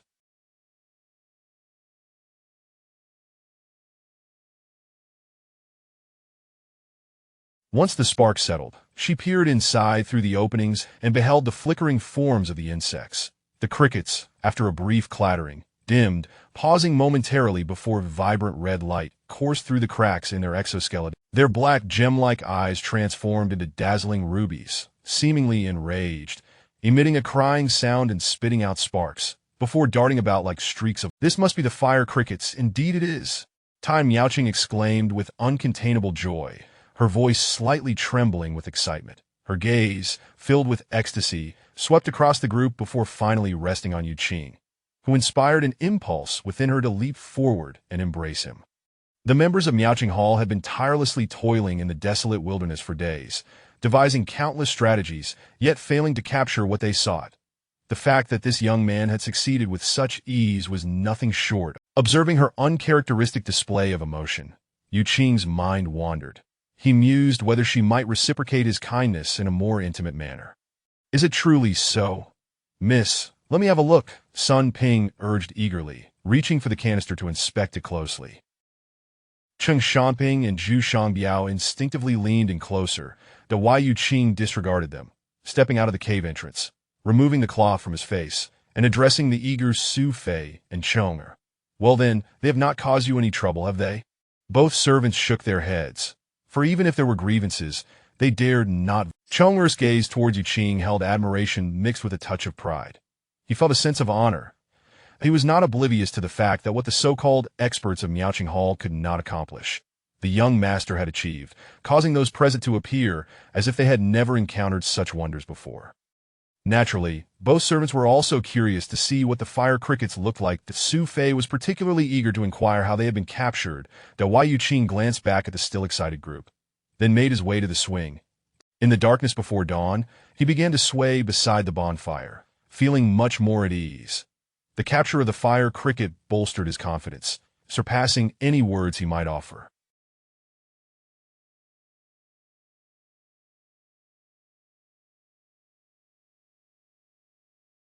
As the excitement began to settle, Tai Miaoqing's bright eyes flickered with determination. She stepped away from Sun Ping and the others, approaching the swaying swing, refraining from interrupting Yuqing's moment of relaxation. Internally, she felt a sense of relief, grateful that she had insisted on pursuing this path. Otherwise, she might have missed the chance to acquire the fire crickets. The acquisition of this fire cricket signified the authenticity of the divine signs, and Tai Miaoqing harbored no doubts. She believed in Yuqing's prophecy. He could help her find the fire crickets, and in return, she could ensure his safe departure. The connection between them was indeed profound. "Thank you," Tai Miaoqing expressed sincerely.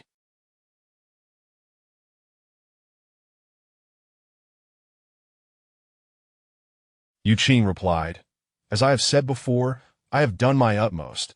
I hope you will not go back on your word, for there are consequences for such actions." Tai Miaoqing smiled softly. "Rest assured, you have done your best, and I too. You have become quite like smoked meat." Tai Miaoqing slightly inclined her body, expressing her gratitude once more. "You have worked hard." Yuqing responded, "Words of gratitude are insufficient. I am truly exhausted that it would not be unreasonable to have a bit of spiritual rice to replenish my strength, would it?" "It would not be unreasonable, but—" Tai Miaoqing's gaze fixated on the spiritual rice he carried. "This seems rather heavy to carry too much of.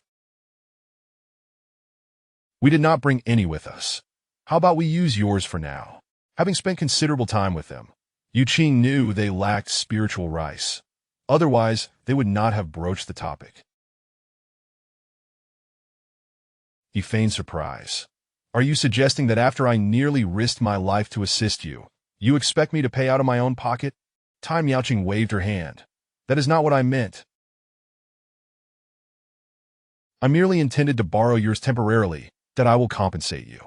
At that moment, Yuqing was about to steer the conversation towards finances, but he was taken aback when she brought up the topic of payment first, simplifying matters for him.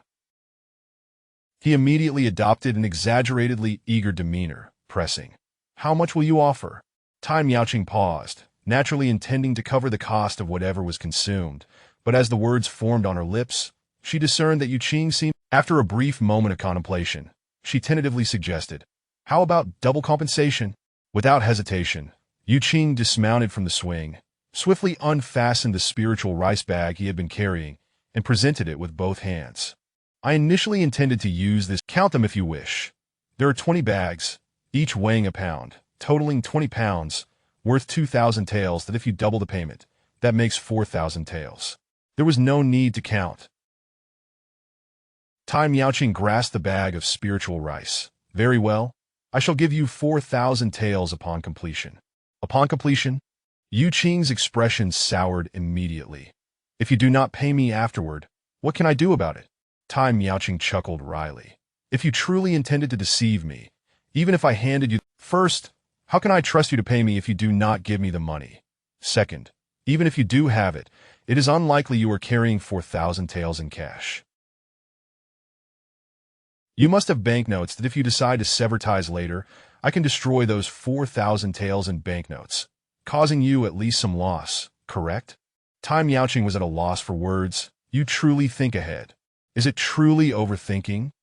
"Proprietress, I am but a simple scholar. You cannot twist the truth so easily. Speak with integrity."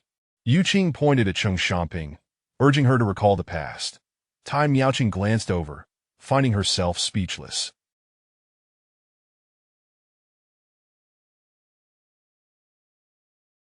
There was no denying that Cheng Xiaoping had indeed treated this fellow poorly before, nearly to the point of violence. Unable to provide an explanation, she waved for Sun Ping to come over and prepare 4,000 taels in banknotes. Upon seeing the fire crickets, he was quick to comply as soon as the banknotes were in hand. Yu Qing tucked them into his clothing, not yet satisfied, and added, "And shouldn't those be returned to me?" He gestured toward Cheng Xiaoping. Having already provided the payment, Tai Miaoqing did not wish for any ill feelings to linger. She called Cheng Xiaoping over, explained the situation, and requested that her belongings be returned to Yu Qing. Upon witnessing the fire crickets, Cheng Xiaoping's gaze toward Yu Qing grew increasingly complex. After a moment of silence, he ultimately shook his head. "Proprietress, it is not that I refuse to give him his belongings, nor do I covet them.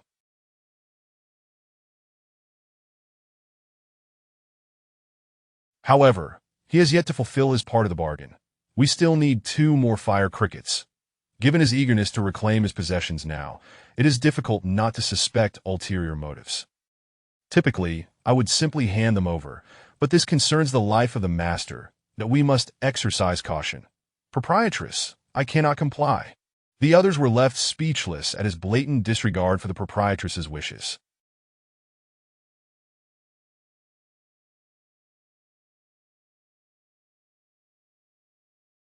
Sun Ping sighed.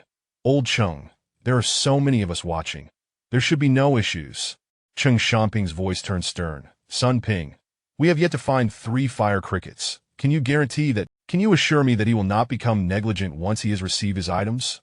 We have placed all our hopes on him. If he were to sabotage our efforts and jeopardize the master's life, would you, Master Sun, take responsibility for that?" Sun Ping found himself at a loss for words. How could he guarantee that? Cheng Xiaoping invoked the life of the master as leverage, making it impossible to forcefully take the items back.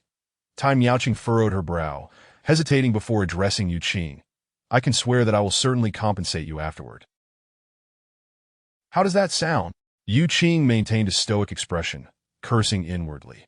Although he had captured 1 fire cricket, he could not guarantee he would catch all 3, that if he received everything now and something went awry, he could easily find. However, the current situation was clear.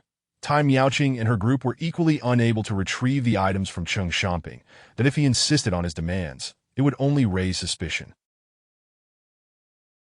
Once he was under scrutiny, it could hinder his potential escape.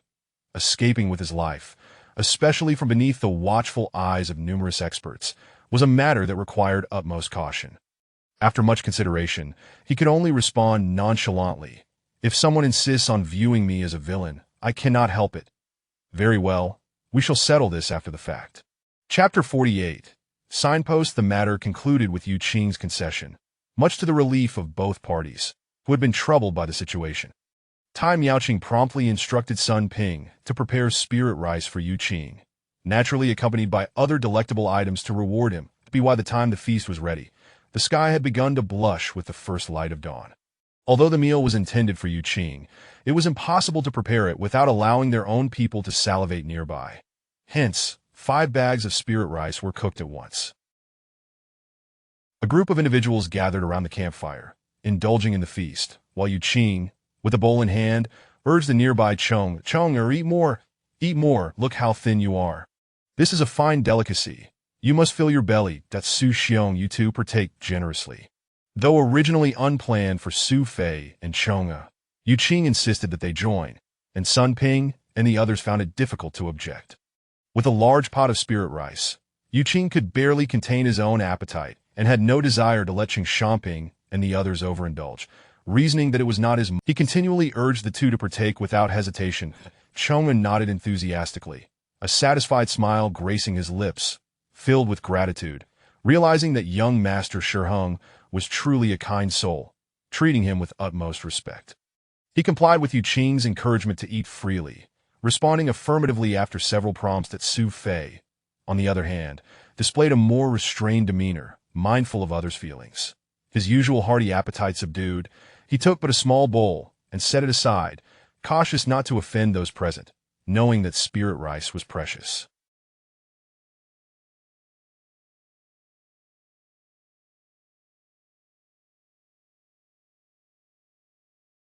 Yu Qing urged him to eat more, but he insisted he had already dined earlier, exhibiting grace and decorum. After satisfying their hunger, Yu Qing settled cross-legged to meditate and recover, while the group stood vigil to guard him. They had no choice.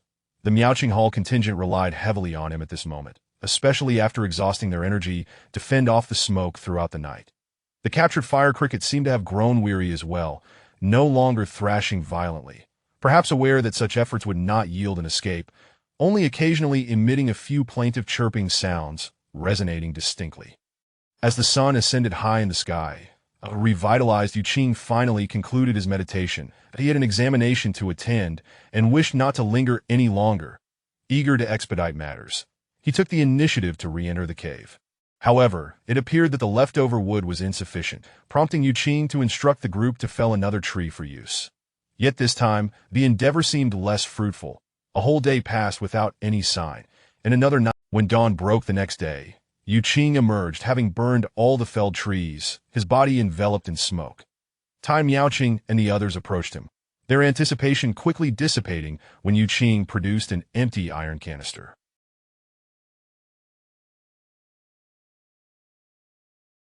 He offered an explanation, stating that the fire cricket had not re-emerged. Tai Miaoqing offered some words of consolation, but Yu Qing waved his hand dismissively, countering, "Are fire crickets social creatures?" Tai Miaoqing hesitated. There is scant information about fire crickets, merely fragments of text, lacking details on this aspect. Yu Qing surveyed the group. "Did you encounter more than one in the places you searched previously?" They shook their heads, with Tai Miaoqing stating, "None." Yu Qing concluded, "We have waited a day without a second appearing. There is no point in wasting time gambling on the unknown. It would be wiser to invest our time traveling to known locations where we have already seen them." His reasoning was sound, and no one objected. They promptly packed their belongings and set off toward another subterranean cavern where fire crickets had previously been discovered. As they passed near Linyuange, Cheng Shamping greeted Tai Miaoqing. "Madam, I inadvertently spilled some salt earlier. It would be remiss to prepare food without it. You all may proceed. I shall fetch some from Linyuange and catch up with you." Tai Miaoqing cautioned him to be careful. After navigating the complex terrain for about half an hour, Cheng Shamping finally After spending most of the day, they located the entrance to the cave where fire crickets had been previously discovered. Yu Qing, unable to devise any new tactics, resorted to the old method of felling trees.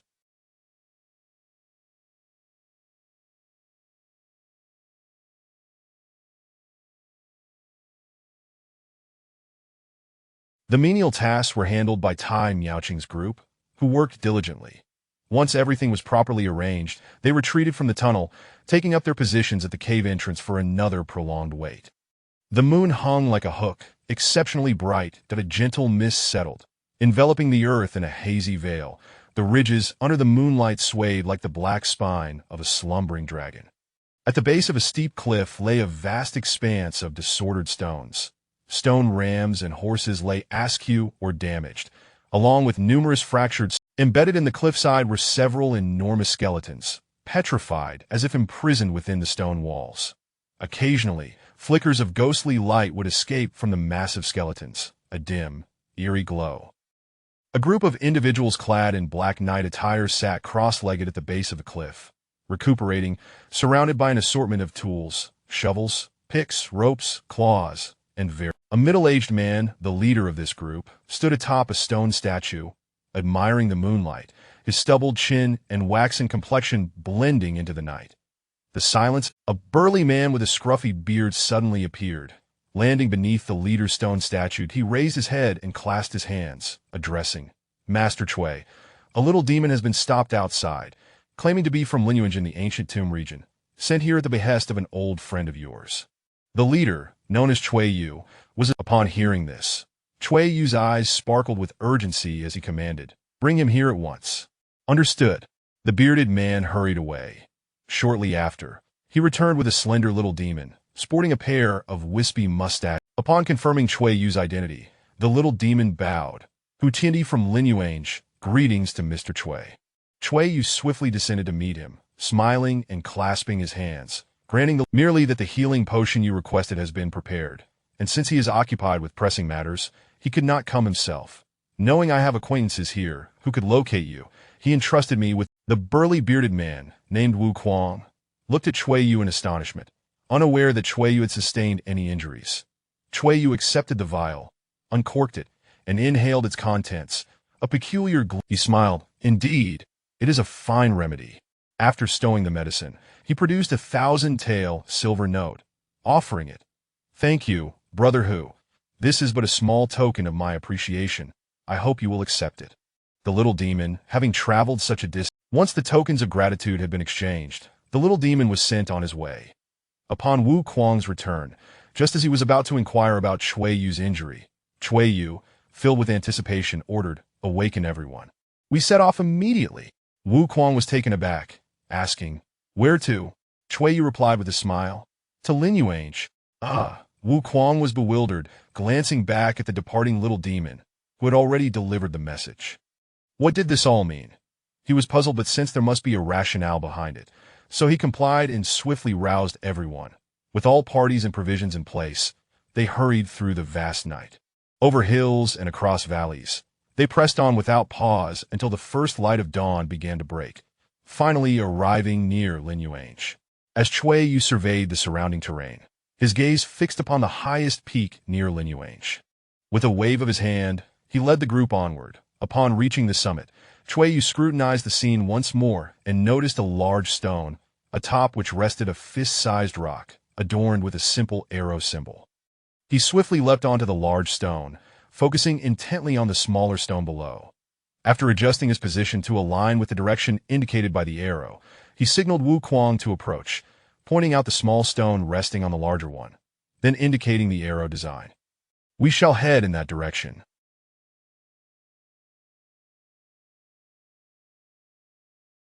Everyone must keep their eyes peeled for any remnants of this kind of trail marker along the way. Wu Kuang, puzzled, wondered why someone would leave a marker for them. Unable to contain his curiosity, he cautiously, "It seems unwise to waste time on unrelated matters. What exactly are you intending to do?" Chui Yu replied, "Do not question too much. Let everyone endure a bit longer, and in due time, you will understand." Reluctantly, Wu Kuang, once more, they set off at a rapid pace. That as dawn broke, the dew-laden branches glistened with crystalline droplets. Tai Miaoqing's hat brim was just as a singular glistening droplet fell from the brim. She suddenly halted, turning sharply to face the dark cave entrance. The sudden cessation of her light steps drew the attention of Sun Ping and the others, who all rose and approached the entrance. Indeed, the familiar clinking sound echoed once more. Daoist Yu Qing's figure finally emerged, their gazes fixated on the rattling canister in his hand, each of them aware of what that signified from prior experience. "Madam, Allow me a moment to recuperate before we proceed to the next location. Yu Qing, he intentionally maintained an air of nonchalance, calmly greeting Su Fei and Cheng'er before finding a spot to sit. Realizing that he had once again captured a fire cricket within the canister, Tai Miaoqing was overjoyed. She turned to Sun Ping and exclaimed, "Prepare the spirit rice." "Certainly." Sun Ping responded with equal enthusiasm, quickly instructing her husband, "Hurry and fetch it." "On it." Zhu Shangbiao excitedly took off. Observing the group's demeanor, Cheng'er felt a swell of pride. His eyes sparkled with delight, compelling him to whisper to Su Fei, Young Master Shiheng is truly remarkable." Chapter 49. The Ancient Demonic Grove at Noon, beneath the shade of the tree. The first words he uttered upon opening his eyes were a determination to resume their journey, displaying an eagerness that seemed to surpass even that of Miao Qingtang and her companions. Several factors contributed to this fervor, one of which was the entrusted task from Xing, a matter of utmost importance for him on this expedition, with significant safety concerns alleviated, as naturally, Tai Miaoqing and the others were delighted by this enthusiasm and readily cooperated, setting off as soon as the word was given. After traversing mountains and valleys for about an hour, they arrived at a lush forest ahead, where Sun Ping waved a couple of times to beckon the group forward, leading them to a secluded hollow in the mountains where they finally halted while Yu Qing scanned the surroundings, failing to spot the entrance to the tunnel, and was about to inquire when Sun Ping preemptively explained, "We must push through in one go, which will take over an hour. Let us take a moment here to ensure we are in optimal condition before proceeding swiftly." "What do you mean?" Having spent some time together, Yu Qing found that Tai Miaoqing, the boss lady, appeared less experienced than her subordinates in certain matters. Yet he could not help but glance back at her for clarification. Sun Ping elaborated, "Ahead lies the ancient demonic grove, a communal territory of a creature known as the Unicorn Mountain Demon. This beast possesses sharp fangs and claws, with immense strength capable of splitting stone. Fortunately, they are inherently lazy and prone to slumber, but our passing might rouse them, so we must be quick, avoid lingering, and refrain from engaging or provoking them." Yu Qing surveyed the scene, feeling a sense of among the Unicorn Mountain Demons, there are a few non-demonic beasts with considerable cultivation, one of which may have already reached the upper Xian realm. If we were to provoke them, given our current strength, none of us would likely survive to leave this rainforest. Non-demonic beasts? Su Fei's lips twitched slightly. Were they about to witness yet another instance of the creatures described in books? Yu Qing furrowed his brow, well aware of what non-demonic beasts entailed. To put it simply, they were a type of demon cultivator. Yet their nature could be described in various ways: aloof, reclusive, idiosyncratic, and peculiar. In essence, they are those unwilling to take human form. Of course, this is a perspective based on human standards that in their own eyes, they do not regard humans as the pinnacle of creation, do not aspire to become human. They simply exist as themselves, practicing their own path, revealing their true forms wherever they go, regardless of their massive size. With sufficient cultivation, they remain untransformed and unclassified as demons, hence termed non-demonic. Yu Qing felt a hint of trepidation, and as Zhu Shangbiao had stated, no one here could confidently stand against such a creature, that he thus gently suggested, "If that is the case, we should take a detour. It is better to be cautious." Zhu Shangbiao chuckled. "Ah, little brother, it is not as perilous as you imagined. We are merely passing through. As long as we do not harm their kin, they have established themselves here. And if they refuse passage to anyone, they will inevitably attract trouble for themselves and might not have survived to this point. That at least, they do not currently possess the strength to. If we do not provoke them, they will not harm us." Sun Ping chimed in, "Indeed, that is one reason. The second is that we can traverse this stretch in about an hour. If we choose to detour, it will take nearly 4 hours. Moreover, darkness will soon fall, and it is wise to avoid traveling through ancient tombs and desolate areas at night." Zhu Shangbiao patted Yu Qing on the back. "Rest assured, we are not merely talking. We have traversed this path before, and we know what to expect. There will be no issues." Feeling reassured by these words, Yu Qing nodded. "Very well. I shall heed your advice." The group promptly took a moment to rest. After sitting cross-legged for nearly half an hour, they prepared to set off. Sun Ping produced a box containing blue demon flowers and instructed everyone, except Su Fei and Chong'er, as they swiftly traversed the forest, leaping over grass and using branches to propel themselves forward. Sun Ping and his wife each took hold of Su Fei and Chong'er, aware that Cheng Xiaoping. Before long, Yu Qing, Su Fei, and Chong'er witnessed what the unicorn mountain demons truly were. Resembling large monkeys, they were covered in long brown fur, with a 3-inch-long blood-red horn protruding from their heads.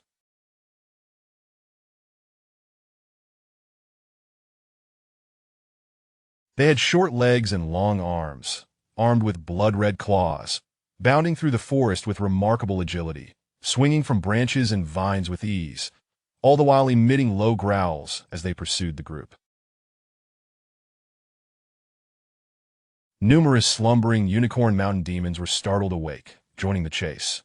Although they could not keep pace with the group's speed, the sight of so many monsters pursuing them sent shivers down Su Fei and Chong's spines, fearing that a moment's delay could result in being encircled by the creatures.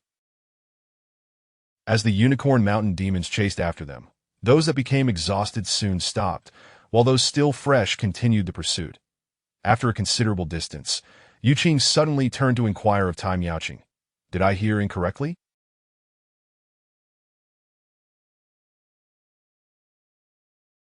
"I feel as if there is the sound of fighting behind us."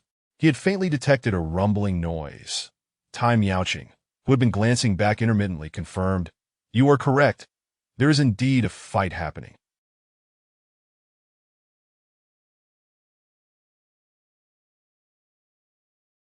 Others have ventured into this area, likely unaware that the unicorn mountain demons have already been awakened by our presence. Could it be that someone is following us? She turned to ask Sun Ping and the others behind them.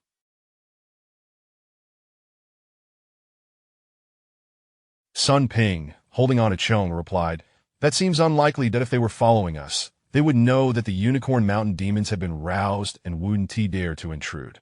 Zhu Sheng, with the unicorn mountain demons in the way, even if someone were following us, they wouldn't be able to keep up. It's likely that an uninformed individual has stumbled into this situation at this moment. It is unfortunate for them. Now that a confrontation has begun, it will be challenging for them to escape the ancient demonic grove unless they can defeat those non-demonic beasts. Fortunately, we arrived first. Had they arrived before us, we would have been the ones in trouble. Sun Ping remarked, "It's also possible that hostile entities of the unicorn mountain demons have entered." Cheng Xiaoping, who had been trailing behind, before long, the sounds of the battle faded away. The group speculated that either the conflict had been resolved, or they had distanced themselves from it due to their continued haste, thus rendering it inaudible. As the daylight began to wane, Yu Qing, who had been flying forward, began to tire, his pace slowing. After such a prolonged sprint, it was indeed taxing for him to endure. Tai Miaoqing noticed this, hesitated for a moment, then decided to act without pretense. Having come to a conclusion, she reached out to assist Yu Qing, lending him her strength. That in truth, Tai Miaoqing and the others had been maintaining a pace that matched Yu Qing's speed all along. As darkness fell and a thin mist began to rise in the forest, the atmosphere shifted to one of desolation, and the pursuing unicorn mountain demons disappeared from sight.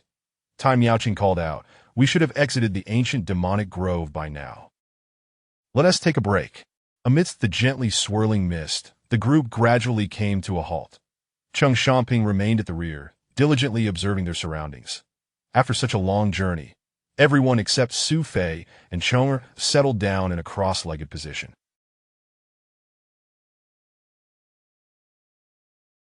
Regardless of where they found themselves, Yu Qing had a habit of looking around, a trait common among practitioners of the observational method. As he gazed in the direction they had come, he momentarily froze. Cheng Xiaoping moved behind a large rock, seemingly to relieve himself, and no one questioned it. However, Yu Qing noticed something amiss. Cheng Xiaoping's actions caused a noticeable change in the surrounding mist, and once behind the large rock, Cheng Xiaoping scanned the area, then swiftly bent down to pick up 2 stones from the ground. He leaned against the rock and began to carve with one of the jagged stones.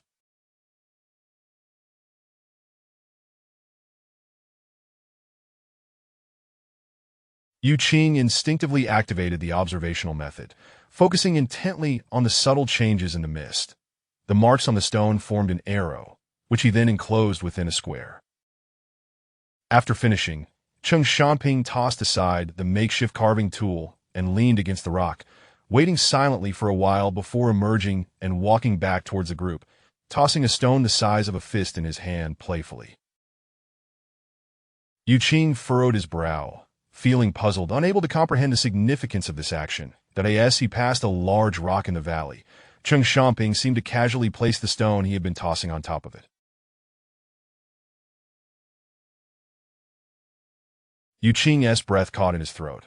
Seeing Cheng Xiaoping approach, he quickly turned away to avoid making eye contact.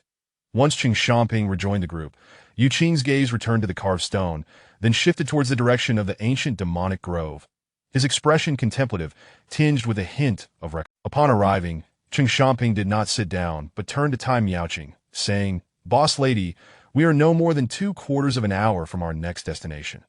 The sky is nearly dark.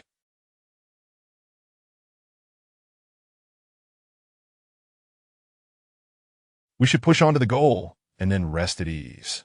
His reasoning was sound, and Tai Miaoqing looked to Yu Qing. "Are you all right?" Yu Qing, somewhat evasively, replied, "I need to step away for a moment." He rose and jogged off, leaving Tai Miaoqing and Sun Ping speechless, turning their heads away.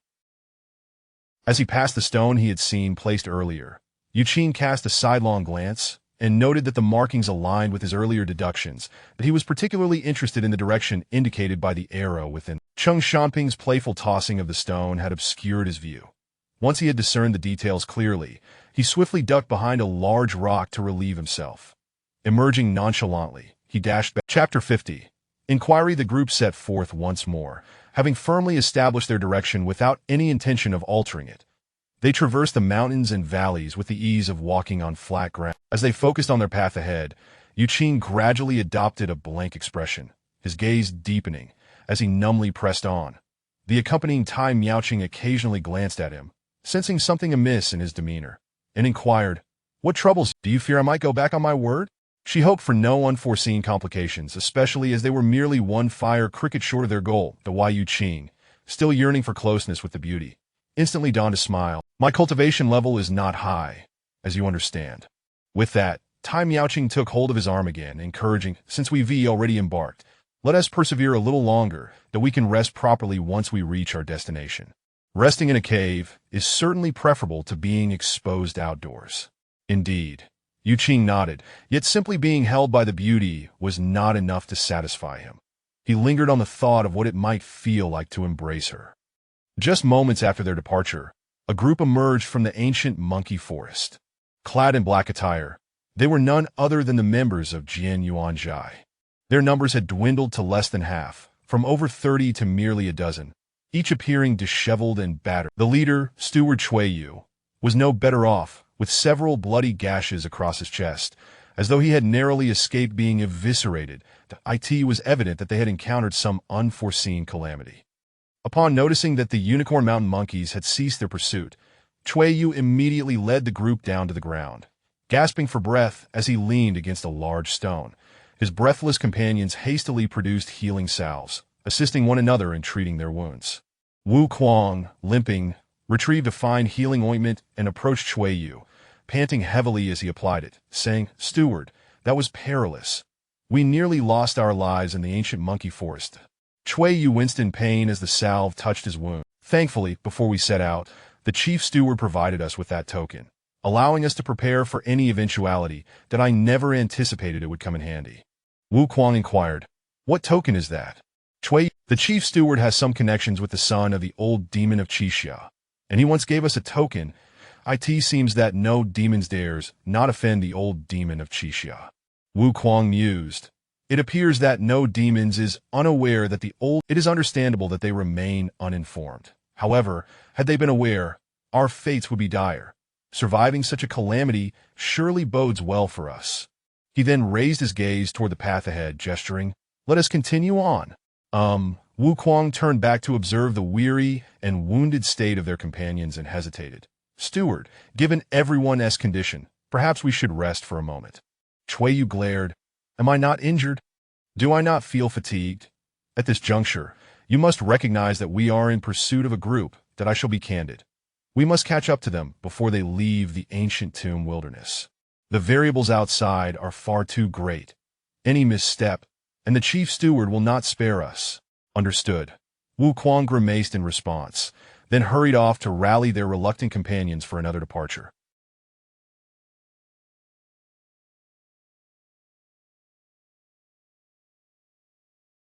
However, they had not traveled far before halting again, having spotted a prominent target, a small stone with markings.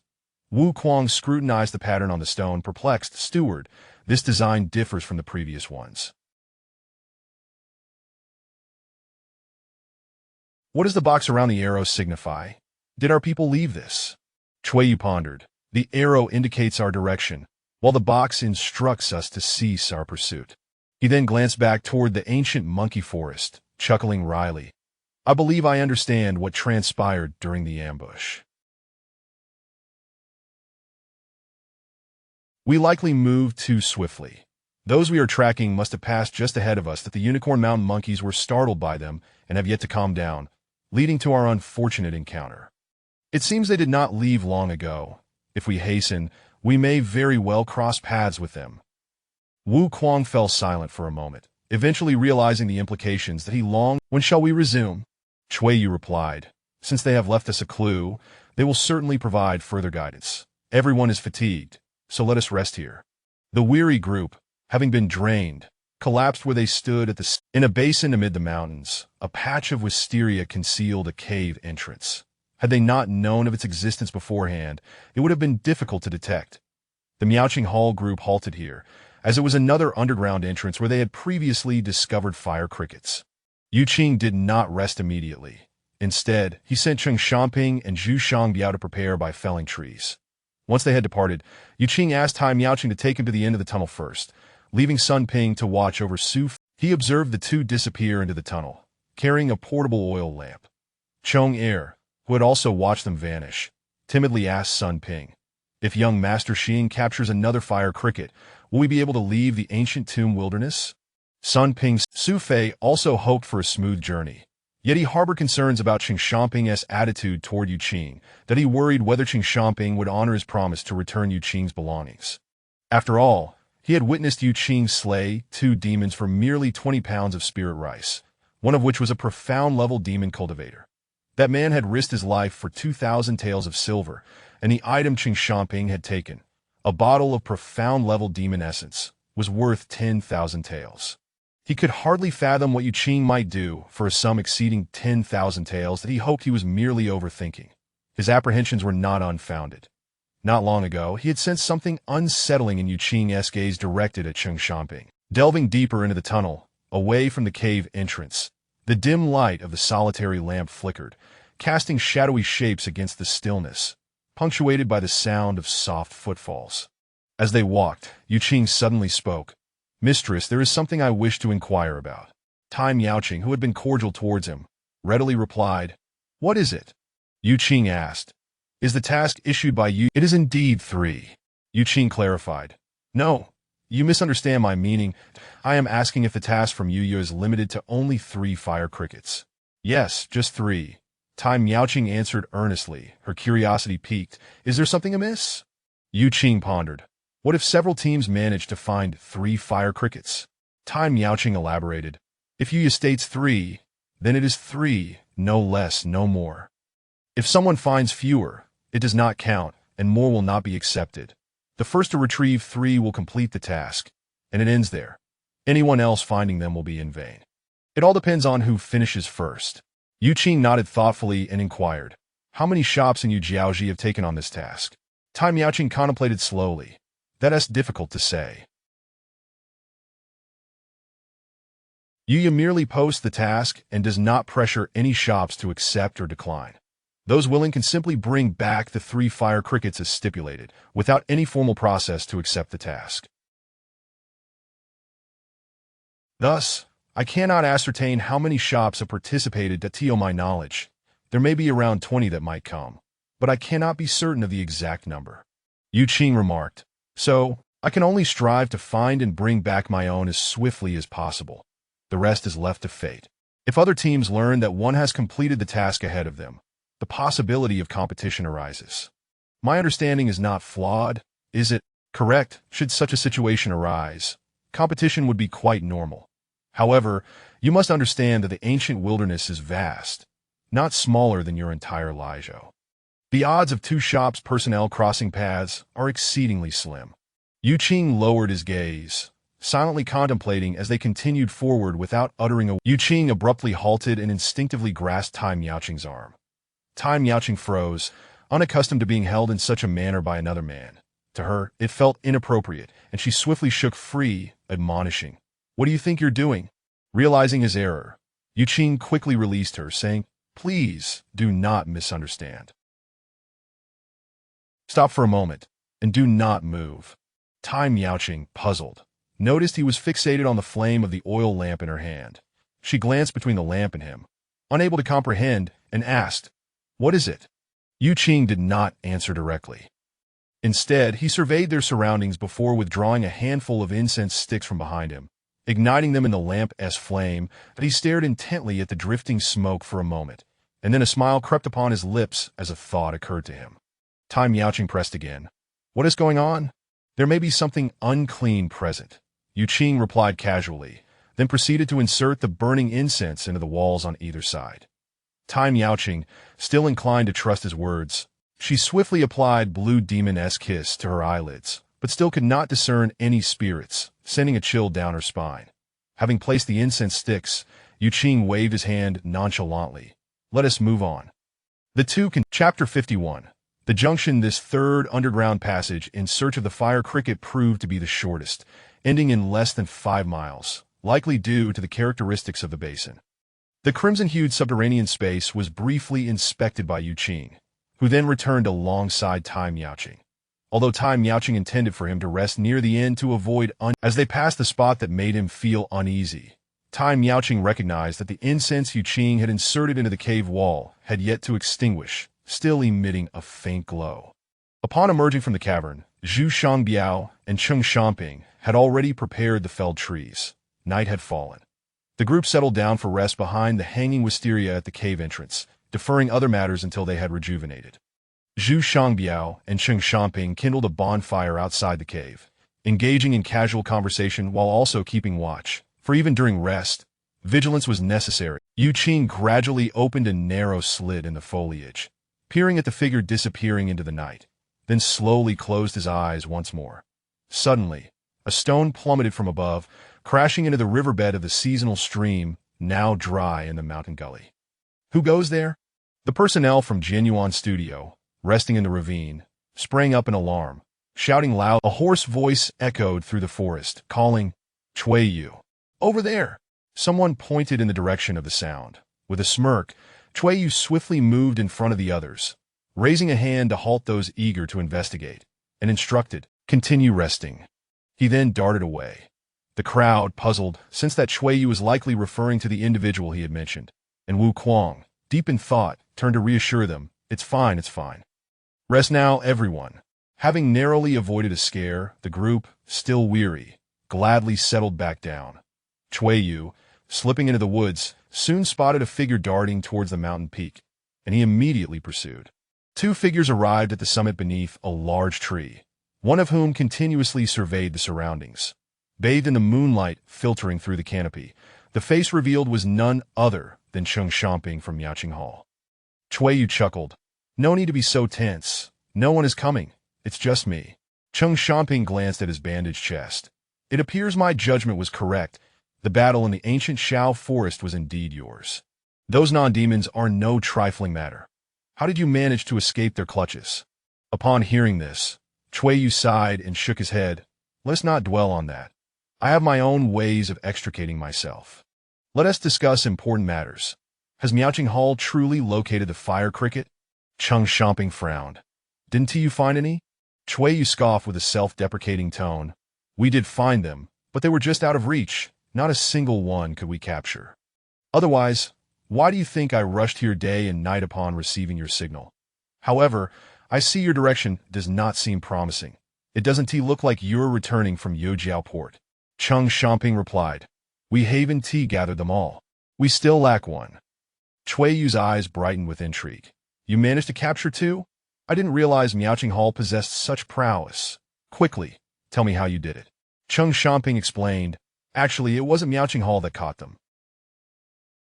It was merely a coincidence that we encountered two scholars on their way to the capital for the imperial examination. He recounted the general situation. Chui Yu listened, momentarily stunned, struggling to comprehend. Such a thing actually occurred? Is there truly a method of precognition in this world? Cheng Xiaoping rolled his eyes. Chui Yu, those two women were merely expressing their feminine intuition. Could it be that you two are narrow-minded? If there were such a thing as precognitive ability, would we find ourselves in this predicament? That young man, upon meeting, immediately spouted nonsense about deceit and trickery, clearly not a good character, indulging in all sorts of dubious antics, and yet Tai Miaoqing was foolish enough to believe him. In my view, he must have used smoke to flush the fire crickets out. Chui Yu considered the earlier statements with some agreement, but hesitated at the latter. Smoke? I've tried that before, and it was ineffective. Cheng Xiaoping sighed. I've also used smoke without success. There must be something we don't understand at play here. Based on the signs, I suspect he mixed something into the smoke. When we capture him, we can interrogate him, and it will surely become clear. At that point, I'll relish watching him squirm as he tries to predict his own fate. Chui Yu waved his hand dismissively. Regardless of his methods, capturing the fire crickets is an impressive feat. I merely wish to bring something back to report to the chief steward. Now, let us dispense with the pleasantries and strategize our approach. Cheng Xiaoping queried, what approach remains? We either go in and take them all at once, then compel that young man to help us find the third, or we wait for him to locate it first. You decide.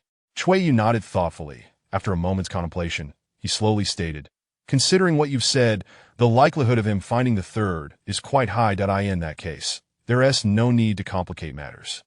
We shall wait. Once he finds the third, you send out a signal, and I will move immediately. Agreed, Cheng Xiaoping replied, but then added a stipulation. You may take the fire crickets, but when you act, you must guarantee the safety of those in Miaoqing Hall. I do not care about others, but no harm must come to them. Chui Yu sighed. In matters of conflict, I cannot provide absolute assurances. Cheng Xiaoping warned sharply.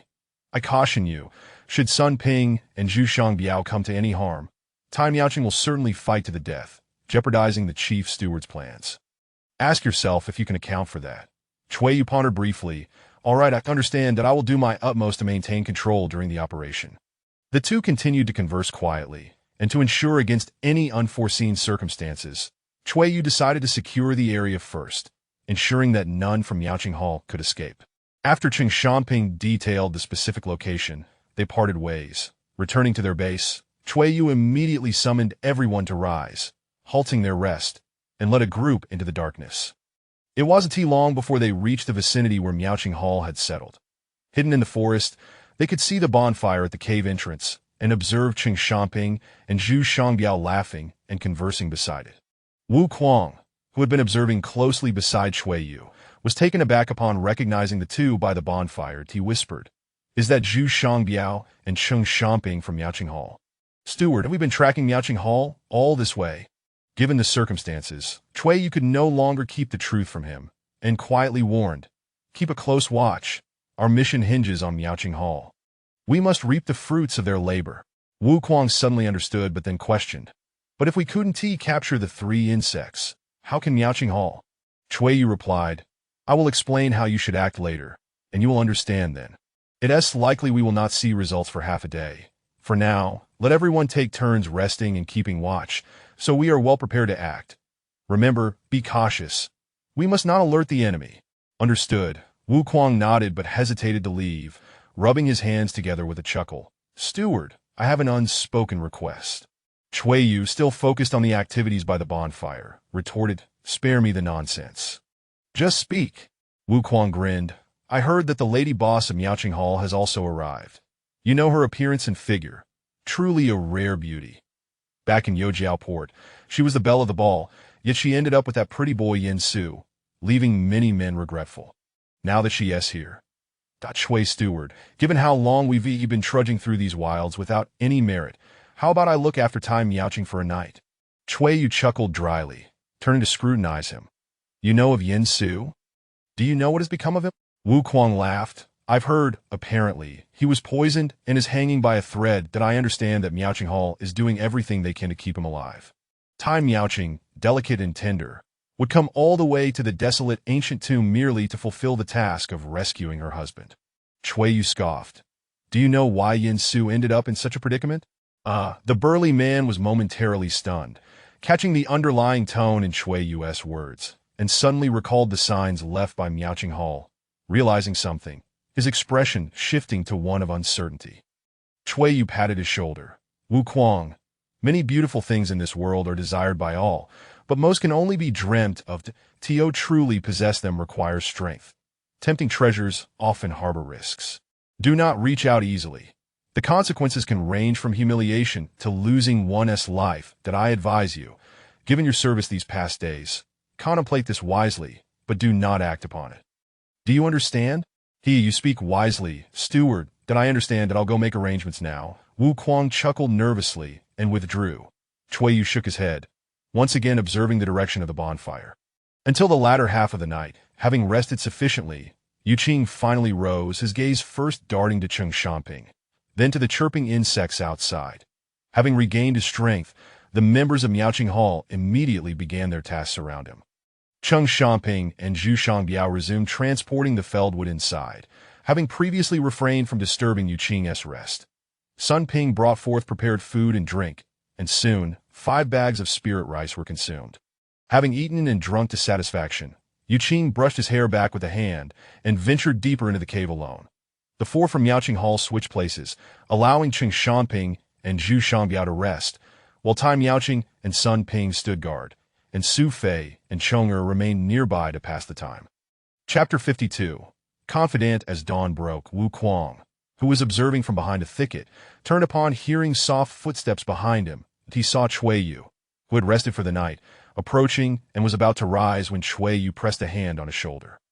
Yu crouched beside him and peered through the gaps in the thorns at the cave entrance shrouded in trailing vines, inquiring, How is it? Wu Kuang replied, Still the same. Hardly any movement. However, it seems there is smoke rising from the cave entrance. Yu instructed, You go rest and I will keep watch. After Wu Kuang stood up, he crouched down again, asking, Steward, when are we going to take action? Yu replied, We shall continue to wait. The right moment will present itself, and then we will act. You should rest. Wait? Wu Kuang pondered. Clearly his judgment was correct. There was indeed an insider at Miaoqing. It's all right. I can rest here just as well. Bang! In the smoke-filled crimson underground space, a shadow dashed like a meteor, landing at an angle on the ground. A metallic can was half embedded into the earth, and then a series of urgent clanging sounds erupted from within, causing the can to tremble and threaten to bounce free. That a figure burst through the haze, landing a foot on the unstable can, igniting flames beneath him as he swiftly alternated his steps. Extinguishing the burning soles of his shoes, Yu Qing drew a cup lid from his belt, pressed it against the ground with a bang, embedding it into the earth. With his other hand, he gradually pulled the metallic can from the ground until it was level with the surface, beginning to rub it against the earth as he moved it towards the lid. Once the rim of the can aligned perfectly with the lid, he promptly twisted the can, securing it tightly before pulling it free, both can and lid intact.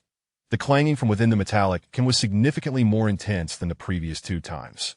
It was unavoidable, as it contained 2 fire crickets. Admiring the can in his hands, Yu Qing clicked his tongue in delight and surprised. He had not anticipated that in his frantic search for fire crickets, which he believed were solitary creatures, he would find 2 in this very place. It seemed the notion that fire crickets were not social animals could be cast aside. That, of course, there could be other explanations. The reason he managed to capture both at once was that the 2 emerging fire crickets, a male and a female, were caught in the act of mating, making them sluggish and less alert than when alone, perhaps too lost in their own world. There was little risk of them escaping during the process. This pair was relatively easy to capture, and Yu Qing surmised that such an opportunity would only arise during mating. For him, this was of little consequence. With the captured kin in hand, he leapt away, twisting and turning on the island amidst the lava lake before returning to the exit. Approaching a pile of unused timber, he discarded the can onto the ground and piled a heap of wood atop it, disregarding the clattering sounds beneath. He then turned and made his way towards the tunnel's exit. Walking at a leisurely pace, he halted near the exit and sat cross-legged on the ground. After approximately an hour and a half, with the smoke having largely dissipated, Yuqing tore off the cloth covering his mouth and attempted to breathe.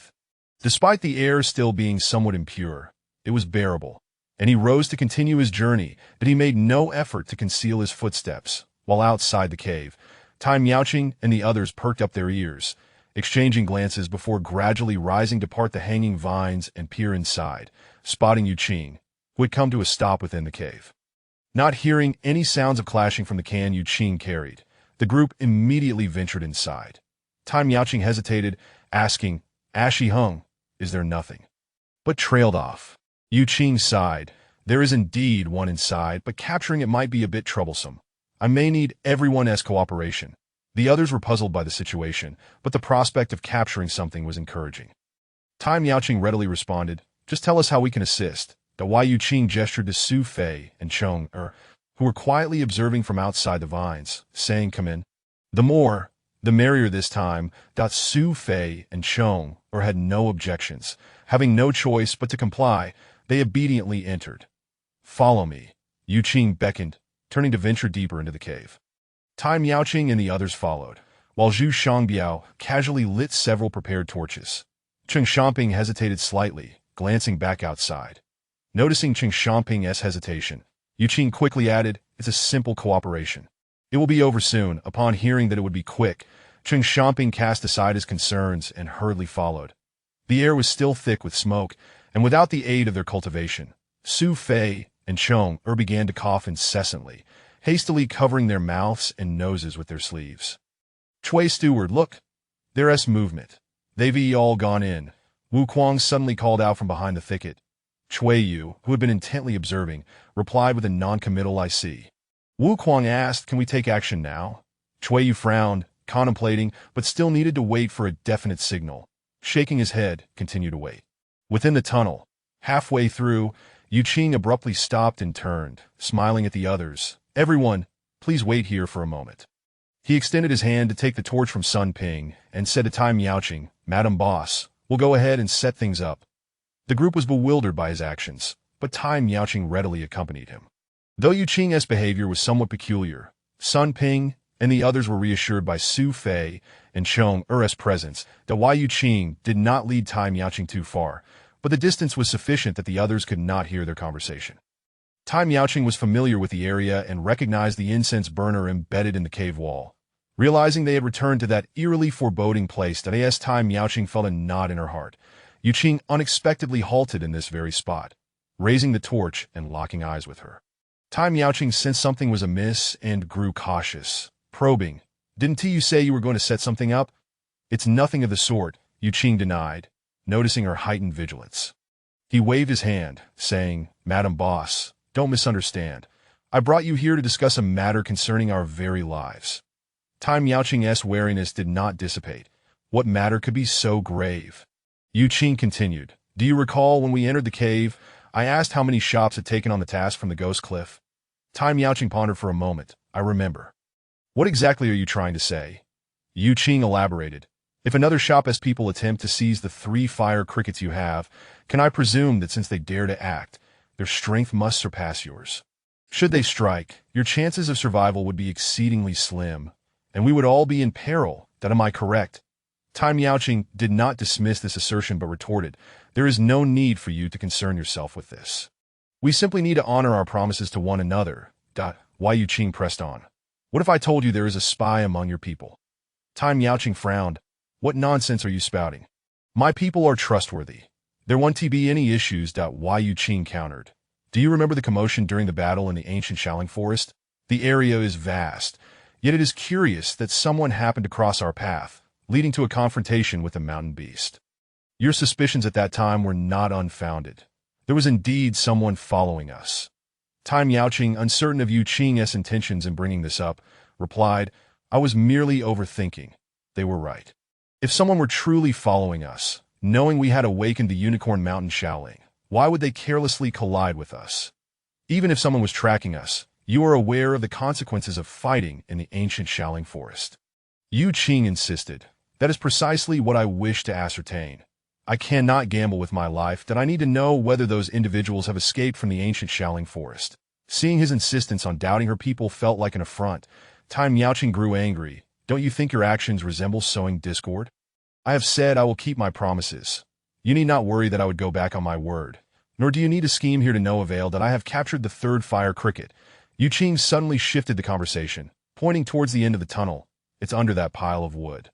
If you're not afraid of dying, feel free to take it and leave Dai. Captured? Tai Miaoqing was taken aback, her eyes flashing as she struck out like lightning, tapping several points on Yu Qing's body to prevent him from executing any tricks, then turning with the torch to leave. Yu Qing stood frozen, dumbfounded. He had not anticipated that before he could finish his carefully crafted words, Tai Miaoqing would launch a surprise attack. Her irrational behavior far exceeded his expectations, and he cursed inwardly. Fortunately, Tai Miaoqing, eager to uncover the truth, returned swiftly, holding the incessantly clanging metallic can, her face illuminated with surprise. Two.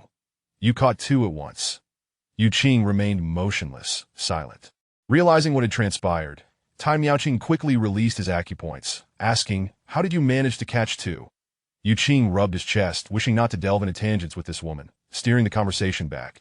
I now suspect that an insider has let another shop's people outside, and it is highly likely that an ambush has been set up.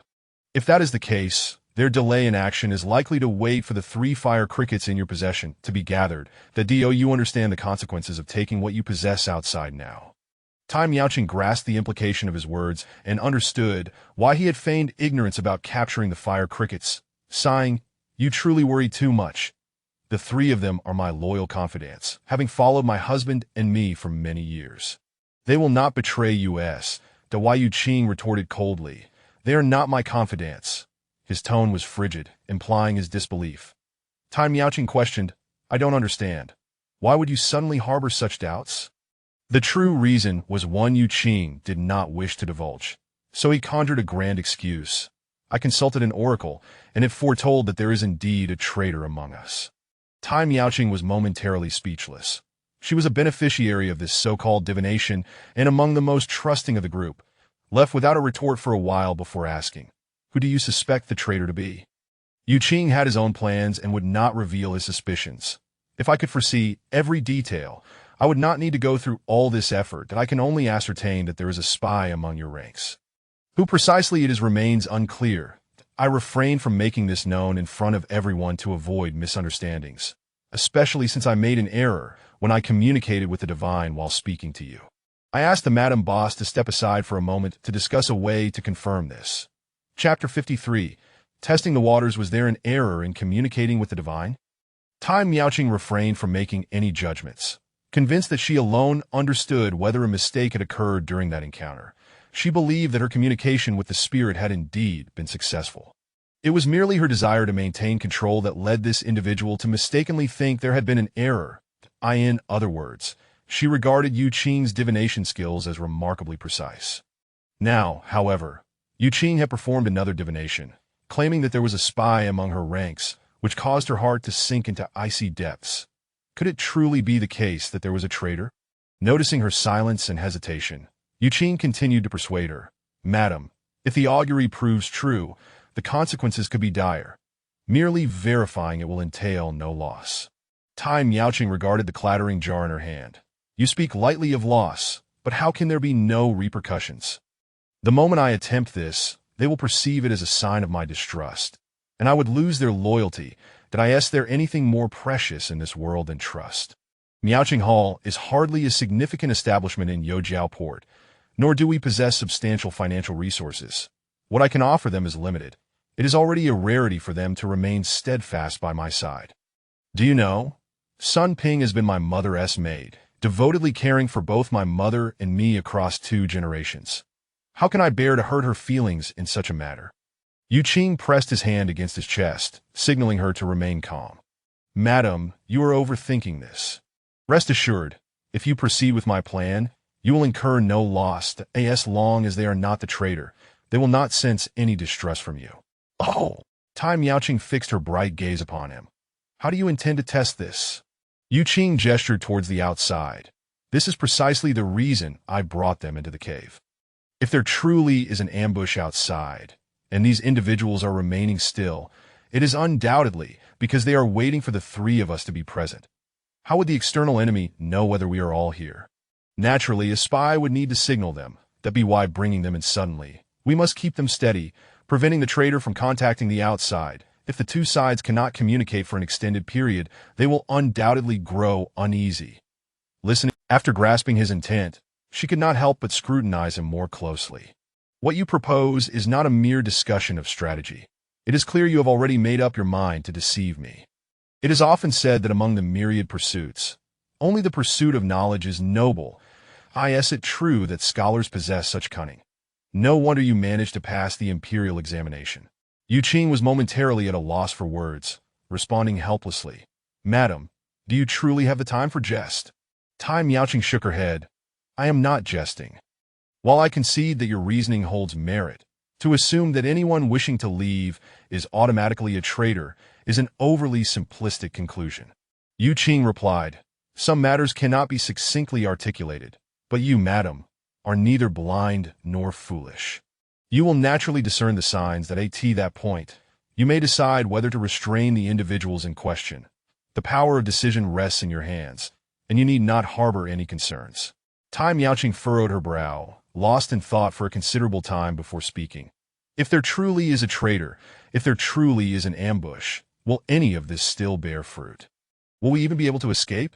Yu Qing immediately reassured her. The augury has indicated a course of action.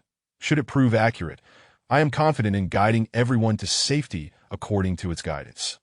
If the augury is flawed, it would suggest that a traitor does not exist, and thus, everything will proceed smoothly.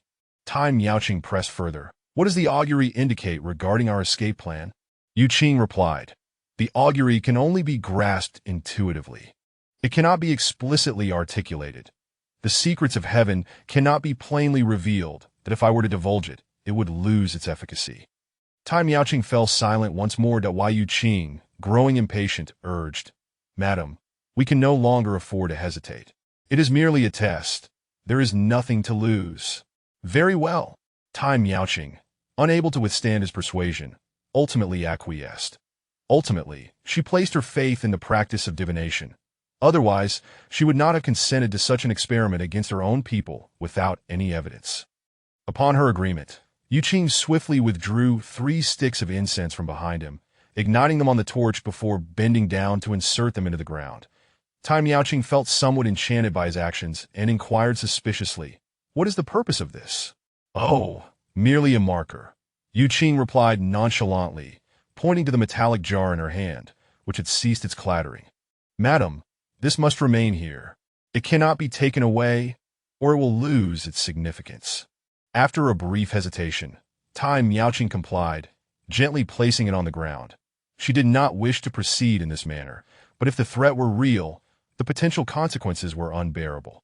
She had no choice but to agree to the test. Yu Qing extended his hand, inviting her to return together. As they made their way forward, they soon encountered the flickering flames ahead, revealing Sun Ping and the others waiting at the designated spot. Upon meeting, Sun Ping and the others wore expressions of confusion, eager to know their next course of action. Yu Qing first beckoned Su Fei and Chong Er over, handing the torch to Su Fei. Su, you too must proceed deeper. When you see the 3 sticks of incense on the ground, halt and wait for further instructions. The fire must not be extinguished. Tai Miaoqing then understood the purpose of the 3 sticks of incense. They were indeed meant as markers. That Su Fei hesitated, knowing that their opinions carried little weight in this situation. They could only comply obediently and lead Chong-Er away. The path ahead was obscured and daunting, leaving them somewhat apprehensive. As the group watched the two gradually fade from view, Sun Ping queried, what is going on? Tai Miaoqing was also uncertain, as Yu Qing had not previously mentioned anything regarding Su Fei and Chong-Er. Unbeknownst to her, Yu Qing simply wished to divert Su Fei and Chong-Er, as there were certain matters he did not want them to witness. Nothing much, just a few at a time. Yu Qing replied, before retrieving several more sticks of incense from behind him, igniting them on the torch and inserting them into the ground, then addressing Sun Ping and the others. You three should calmly meditate before these 3 sticks of incense. Remember, the fire must not extinguish. He even personally lit an oil lamp and placed it on the ground. What does this mean? Cheng Xiaoping inquired sternly. What are you up to with all this mysterious business? Tai Miaoqing interjected. Calm yourself. Simply sit down. This is all for the purpose of capturing fire crickets. You will soon understand. Yu Qing also raised his hands in surrender. If I fail to catch them, I will accept whatever consequences arise. Sun Ping lightly struck Cheng Xiaoping's arm. Old Cheng, why the urgency?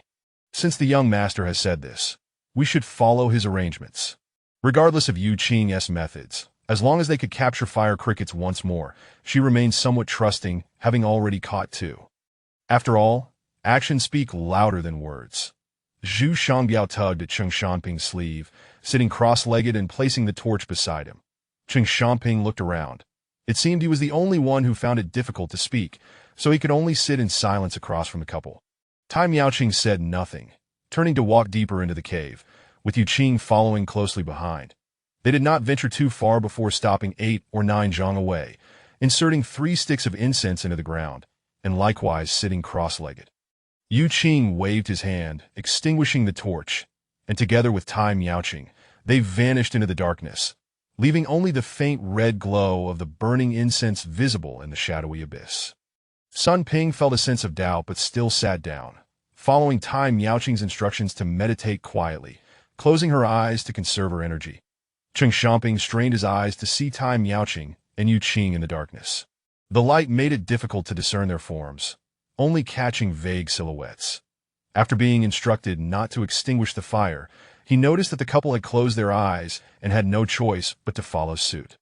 The 2 sitting in the dark observed every movement of the 3 with clarity, noting even the slightest gestures to why Yu Qing, skilled in the art of observation, was acutely aware of who the traitor was but chose to remain silent, allowing Tai Miaoqing to make her own observations while he subtly monitored her reactions. He noted that Cheng Xiaoping's slight abnormality seemed to have caught Tai Miaoqing's attention. After a moment of stillness, Cheng Xiaoping suddenly opened his eyes and addressed the 2 beside him. What are we doing just sitting here? The couple remained with their eyes closed, and Sun Ping replied calmly, Old Cheng, the young lady is not foolish. Just follow the arrangement.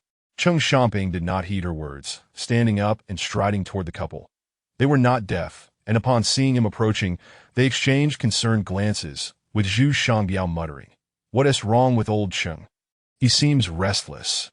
Tai Miaoqing naturally noticed Cheng Xiaoping advancing toward them, that Wai Yu Qing's lips curled into a fleeting smile. Cheng Xiaoping soon reached the 2, not daring to speak from a position of authority. He half-squatted before Tai Miaoqing. Madam, the young master lies gravely injured, awaiting our return with help. What is the reason for this unreasonable delay? Yu Qing interjected. It will be ready soon. Cheng Xiaoping retorted. You keep engaging in these mystifying antics, yet I fail to see their utility. Yu Qing countered. Are you suggesting that my methods will not yield results in capturing the fire crickets? Cheng Xiaoping found himself at a loss for words. Tai Miaoqing's tone grew more forceful. Old Cheng, there is no need for urgency at this moment. Return to your seat. Do not hinder our efforts. Meeting her rare, resolute gaze, Cheng Xiaoping's resolve weakened, and he fell silent, turning back to sit across from Sun Ping and Zhu Shangbiao once more. In the darkness, Tai Miaoqing fixed her unwavering gaze upon him, though Wai Yu Qing brushed his ponytail back, a glint of coldness dancing in his eyes. Previously, he had not dared to confirm whether there were people outside, even when he saw Cheng Xiaoping leave markers. The assertions made by Miaoqing Hall's group were reasonable. Those ensnared in the ancient Xiaolao forest found it exceedingly difficult to escape. Thus, he sought confirmation. Cheng Xiaoping's current demeanor assured him that there indeed were ambushers lying in wait. Cheng Xiaoping clearly seemed troubled, closing his eyes momentarily before reopening them, occasionally glancing toward the cave's entrance. Having known each other for many years, Tai Miaoqing was somewhat familiar with the habits of those around her, and she began to sense that Cheng Xiaoping was indeed exhibiting odd behavior. She could not tell if this perception was influenced by Yu Qing's earlier comments. The more she observed, the more disconcerted she became, gradually recognizing that Chen Xiangping's peculiarities were becoming increasingly apparent. Especially in comparison to the Sun Ping couple, the discrepancies stood out even more starkly. While the couple sat with their eyes closed, focusing on meditation and recuperation, Chen Xiangping, although mostly maintaining a similar posture, was clearly absent-minded, occasionally opening his eyes to glance in her direction or towards the exit, exuding an air of restlessness. Chapter 54. Control. The more she observed, the more unsettling it became. Tai Miaoqing's heart plummeted into an abyss of despair. She inwardly lamented, could it be that the so-called diviner had indeed foretold her misfortune? After so many years together, after all the time spent with an old companion, she believed she had treated him well, convinced that Chen Xiangping would never betray her, and that he was not someone easily swayed. She hoped fervently that her fears were unfounded, that as her tumultuous thoughts spiraled, Chen Xiangping could no longer contain himself. He rose once more and approached her, prompting the Sun couple to exchange wary glances. Tai Miaoqing met his gaze directly, watching intently as he drew nearer. When he stood before her, she feigned nonchalance and inquired, "Is there something you need?" Chen Xiangping snapped at Yuqing. "You sat here for half an hour without a word. Is this your idea of haste? Is this what you call being prompt?"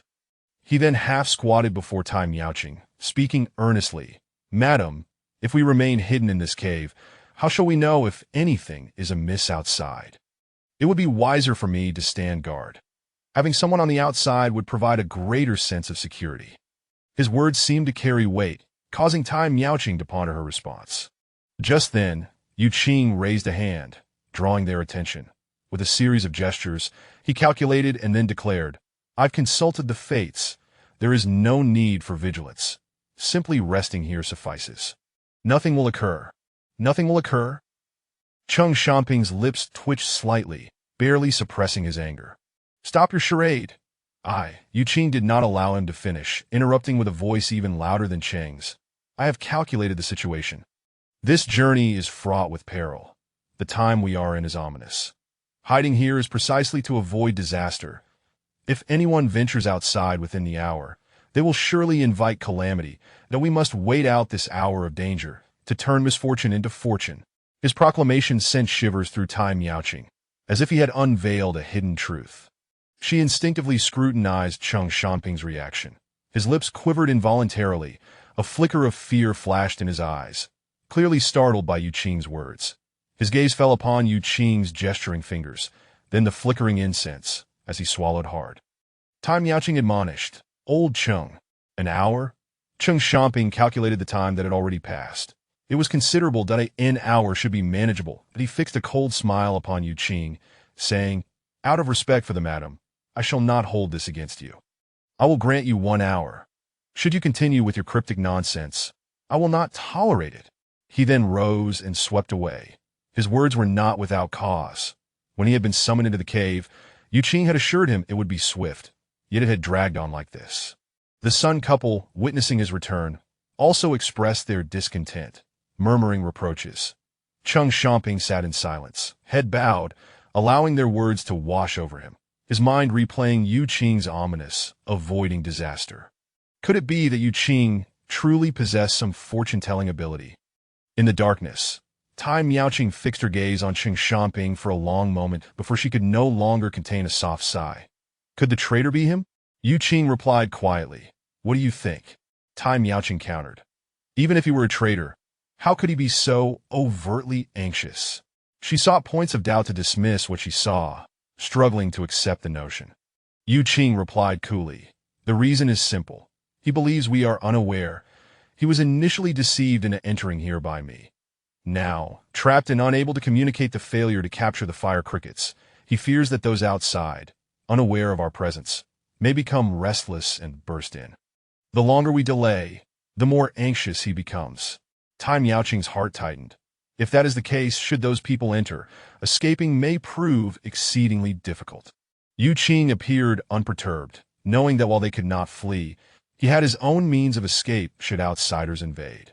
He seized the opportunity to apply pressure. "Therefore, we must act decisively and resolve this swiftly. The longer we wait, the more troublesome it becomes." Tai Miaoqing fell into silence, hesitant and indecisive, feeling that such a course of action was indeed too rash, lacking any solid evidence. Yu Qing had already discerned that this woman was not one to make quick decisions. He remained patient, waiting. Then on the mountainside, hidden among the thorns beneath the trees, Cui Yu glanced at the blazing sun before turning his gaze back to the cave entrance and asked, "How long have they been inside?" Wu Kuang calculated briefly. "About half an hour." Cui Yu frowned. "The cave is not deep. They say one incense stick's worth of time is enough to reach the bottom. Why have they not emerged?" He found it puzzling how the insider was handling the situation, as they should have known to signal. Regardless of the circumstances, given that individual's status within Maikingtang, it should not have been difficult to find an excuse to show their face. Could something have gone awry? After considering, he dismissed the possibility. What could happen underground? An underground collapse burying them. If such a disturbance occurred, they should have felt it here. The prolonged silence was beyond his expectations and contradicted the insider's report regarding the capture of fire crickets. Wu Kuang, however, observed closely, knowing that Shui Steward was likely unfamiliar with the area. How could he know that half an incense stick would suffice to reach the cave's end? He surmised that there was an insider within Maikingtang and cautiously suggested, "Perhaps something has occurred. We might as well wait a little longer." Cui Yu nodded slightly, raising his gaze to assess the sun's position, setting a mental timeline. The insider was not a fool. If there was no movement for an extended period, it would surely indicate a problem, and they would need to investigate. That after a long silence in the darkness, Tai Miaoqing suddenly spoke. "Just because he cannot remain composed, just because he desires to leave, we suspect him as a traitor and thus control him."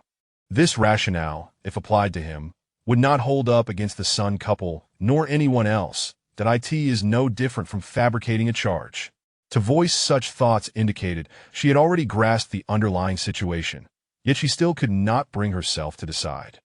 Yu Qing sensed her indecision and solemnly reminded her, "If we apprehend the wrong person, we can still release them, that as long as we approach with sincerity, misunderstandings can be resolved, and you might attribute the blame to me. Conversely, if we prolong this, the threat to our lives will not just be ours. If the fire crickets cannot be retrieved, your husband may perish as well." The gravity of his final statement struck Tai Miaoqing deeply. Behind her veil, her lips pressed together, and she raised her gaze to the others, making a firm decision. She inhaled deeply and called, "Bing Yang, come here for a moment." The three across from her opened their eyes in unison, and Sun Ping immediately stood and hurried over, squatting before them. Before she could speak, Tai Miaoqing interjected in a low voice, "Bing Yang, whatever I say now, do not display any signs of alarm. Do not let anyone perceive any hints that if my assumptions hold true, Cheng Xiaoping is likely in trouble. There should already be other merchants lying in wait outside, though we need to seize him without alarming the enemy outside and confirm our suspicions directly. I need your cooperation." Her tone was tinged with anxiety.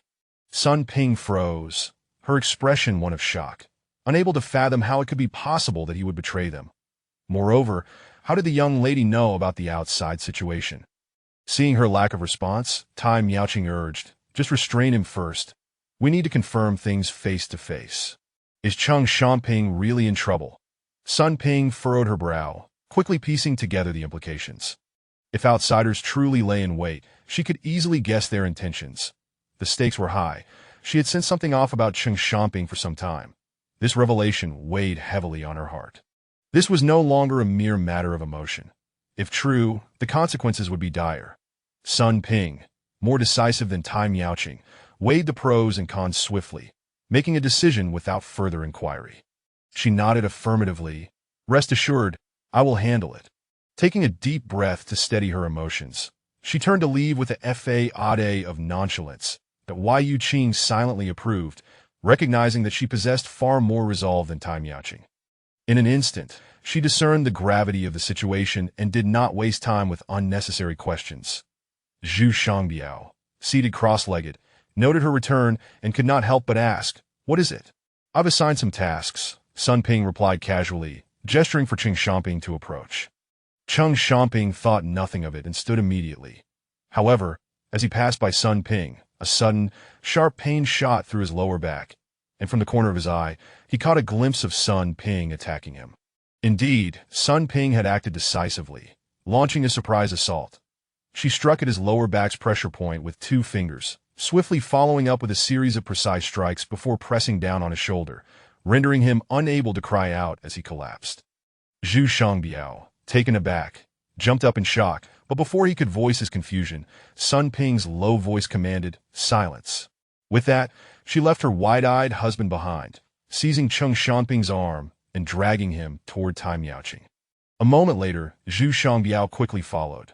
Cheng Shanping, now aware of the attack, realized he was not injured but effectively restrained. He noticed the torches across from him reigniting and saw Tai Miaoqing and Yu Qing standing, their gazes fixed upon him, causing his heart to skip a beat as he sensed the reason for his capture. Yet he found it implausible. How could they know? But aside from this reason, he could not conceive of any other justification for their treatment of him. If he truly were exposed, how had that come to pass? His gaze fell upon Yu Qing's seemingly mocking expression, and he recalled Yu Qing's earlier words about avoiding disaster, his heart a tumult of suspicion. Could this fellow truly possess such uncanny foresight? If that were the case, how unjust it would be for him to be branded a traitor by a fortune-teller. What kind of absurdity was that? In any case, he was now overwhelmed with confusion and dread, his mind racing with various speculations, while his face struggled to convey nothing but intense anger. Chapter 55. Confession. They brought the man before Tai Miaoqing. Sun Ping jabbed 2 fingers at Cheng Shanping, releasing the mute restriction but depriving him of the strength to shout, ensuring that his blood circulation remained constrained. At least he could make some sound. Cheng Shanping immediately inquired, "Madam Boss, what does this mean? Why treat me this way?" His expression was one of furious indignation. Zhu Shangbiao, who had trailed behind, glanced from one to the other, equally curious about the situation. The bright eyes hidden beneath the hat held a complex gaze. After a moment of mutual scrutiny, Tai Miaoqing remarked, "Old Cheng, why are you so eager to leave?" Cheng Shanping mused over her words, silently acknowledging their bitter implications, while his outward demeanor feigned shock. "Madam Boss, I don't understand what you're saying," he replied, his brow furrowing in confusion.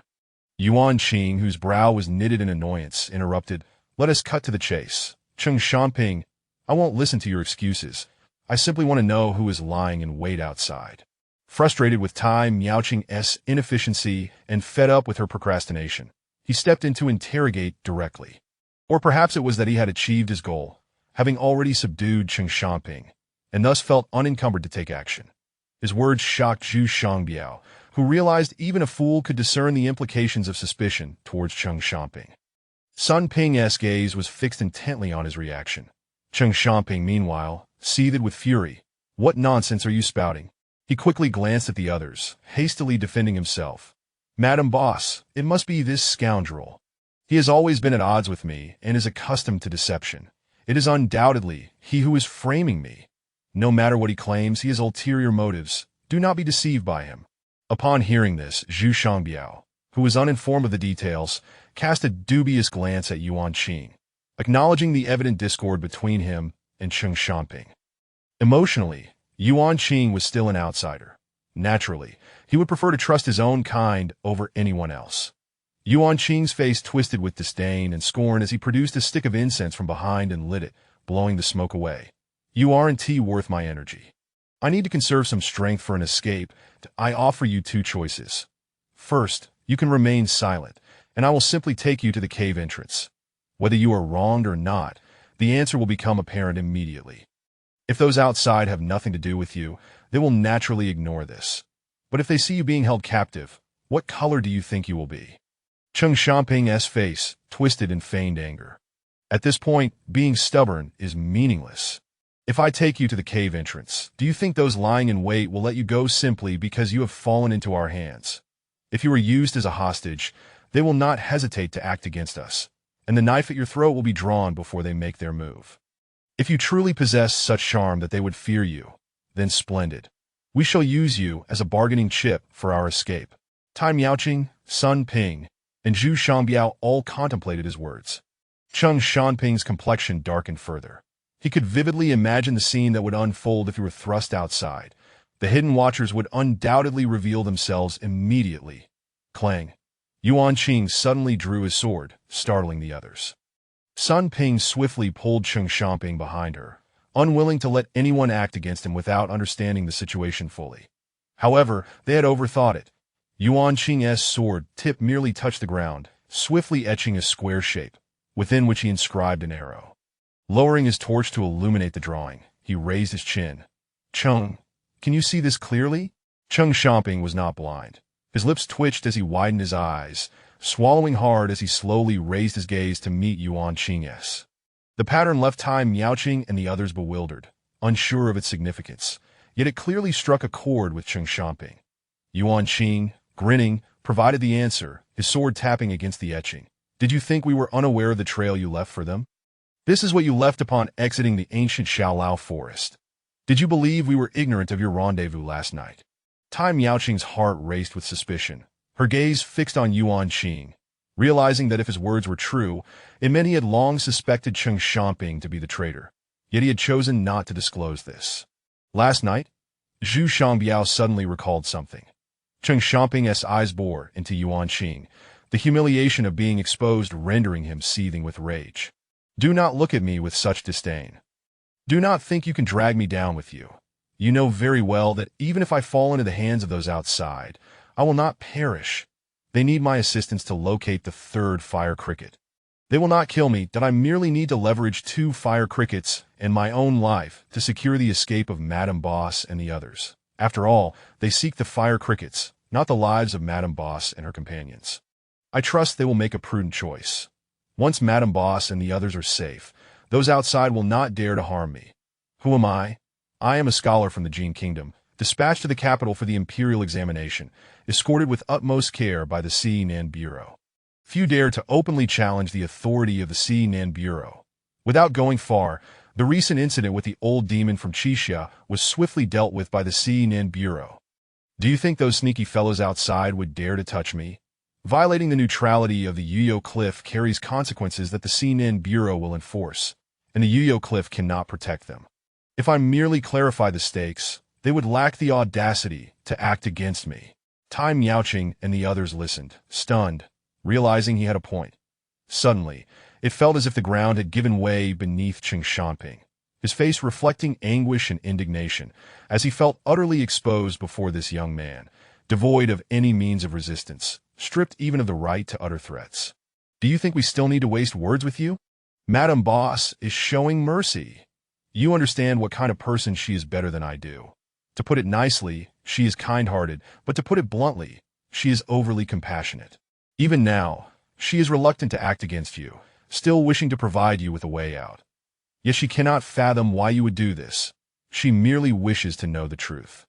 Madame Boss has said that if you give her an explanation, she will let you go."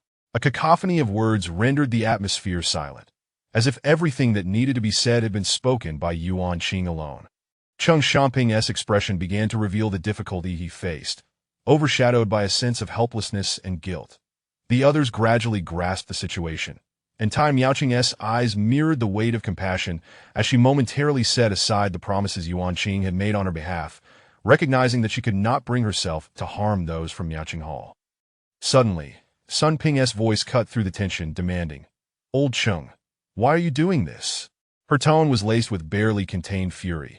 Zhu Shangbiao glared, his fists clenched tightly. Sun Ping's sharp question shattered the fa-ade Cheng Xiaoping had maintained, leaving him appearing resigned and powerless as he struggled to utter. It was the people from Jianyuantai. He raised his eyes to Tai Miaoqing, whose sorrowful expression deepened due to his confession. "Madam Boss, I never intended to betray Miaoqing Hall, but I had no choice. You know I have an elderly mother, and she has fallen into the hands of Jianyuantai. Jianyuantai. Miaoqing Hall has no enmity with Jianyuantai. Why resort to such despicable tactics?" The 3 from Miaoqing Hall were taken aback, each with their own questions. Cheng Xiaoping looked at Tai Miaoqing, a bitter smile crossing his face. "Madam Boss, it is indeed Jianyuantai. Think carefully. Is there truly no connection?" His words cast a contemplative shadow over the trio from Miaoqing Hall. What was the situation? Yuan Qing, puzzled, observed their reactions, suspecting there must be some entanglement between Miaoqing Hall and Jianyuantai. Cheng Xiaoping continued, "Madam Boss, now that we have reached this point, Do you truly not understand why they have taken my mother hostage? Am I wrong? This question visibly distressed Tai Miaoqing. Sun Ping suddenly focused on Cheng Xiaoping, inquiring. The East Master was traveling secretly. No outsider should have known. The sudden ambush is suspicious. Is it connected to you? Cheng Xiaoping appeared at a loss, lifting his gaze to the sky as if seeking solace. I leaked the East Master's whereabouts to Jian Yuan's high. I had no choice if I did not comply. They threatened to dishonor my mother. Yu Zhu Shangbiao erupted in fury, stepping forward as if to strike him. Sun Ping swiftly intervened, shaking her head, and gestured towards Tai Miaoqing, indicating that this matter should be handled by her. Tai Miaoqing lowered her head, her hat obscuring her face, preventing outsiders from discerning her expression. Yuan Qing, somewhat confused, could not help but ask, "What exactly is the grudge between Jian Yuantai and you?" Sun Ping shot back. "This matter does not concern you. There is no need to pry further." It was evident she wished to keep the details concealed, signaling that there were complexities not meant for outsiders. Yuan Qing scoffed. "If we were to delve into the origins of this predicament that has ensnared me, how could it not concern me? Since you are unwilling to speak, I cannot force your hand. Cheng Xiaoping, one thing I do not comprehend is why you have been at odds with me from the very beginning, even wishing to take my life. This cannot merely be my misperception. Why?" Cheng Xiaoping immediately turned, glaring fiercely. "If not for your meddling, this would not have happened. If you had been able to find the fire cricket, would things have escalated to this point?" In just a few words, he laid bare the entire truth, and everyone present understood immediately. The task of locating the fire cricket was not something Jian Yuantai had likely entrusted to Miaoqing Hall. However, should Miaoqing Hall succeed in their search, Cheng Xiaoping would have felt compelled to report back to Jian Yuantai, lest he face repercussions later. Yuan Qing found himself speechless, finally grasping the situation. It turned out that his earlier offer of assistance had already unsettled Cheng Xiaoping, leading to the turmoil that had ensued, not from distrust but from a desire to thwart him. No wonder Cheng Xiaoping had sought to eliminate him from the outset, wishing to leave no room for possibility. Uncertain if Cheng Xiaoping was unwilling to let everyone know of his betrayal or simply trying to protect them, the significance of it all seemed moot at this point. Tai Miaoqing, her head bowed, suddenly cried out, "Leave now. From this day forth, we owe each other nothing and shall not meet again." Sun Ping gradually loosened her grip on Cheng Xiaoping, but did not completely release the hold on him. She gestured toward a direction leading to the depths of the underground. "It is impossible for you to go and alert them now. You should hide at the end." Seeing that they were honoring their promise to let him go, Cheng Xiaoping, feeling somewhat weak in the legs, staggered forward. As he brushed past Tai Miaoqing, he said, "Madam Boss, I cannot claim that I am unafraid of death, but I still do not wish to die, for my mother remains in their hands." "I cannot die yet." Tai Miaoqing remained silent, turning her head away. Cheng Xiaoping forced a bitter smile, understanding that this woman no longer wished to converse with him, nor did Sun Ping and her husband seem inclined to do so either. With the East Master gravely injured and 2 of his old companions dead, he no longer harbored any hope of gaining their forgiveness. Dejectedly, he began to remove his pack, unloading the spare items they had brought along, before shuffling onward. Yet he had not traveled far when his body stiffened. Ugh, he let out a muffled groan that a glimmer of cold light reflected off the cave wall. Tai Miaoqing and the others turned in alarm. They beheld a sword hilt protruding from Cheng Xiaoping's back, blood rapidly soaking through his clothing. Chapter 56. Revenge. The precarious Cheng Xiaoping leaned against the cave wall, yet could not maintain his position, gradually sliding down while forcefully turning his head to look back, the bloodied sword piercing through his chest. His gaze swept across several individuals, ultimately locking onto Yu Qing, his eyes filled with resentment and hatred that he sank to the ground, gasping for breath, blood beginning to trickle from the corner of his mouth.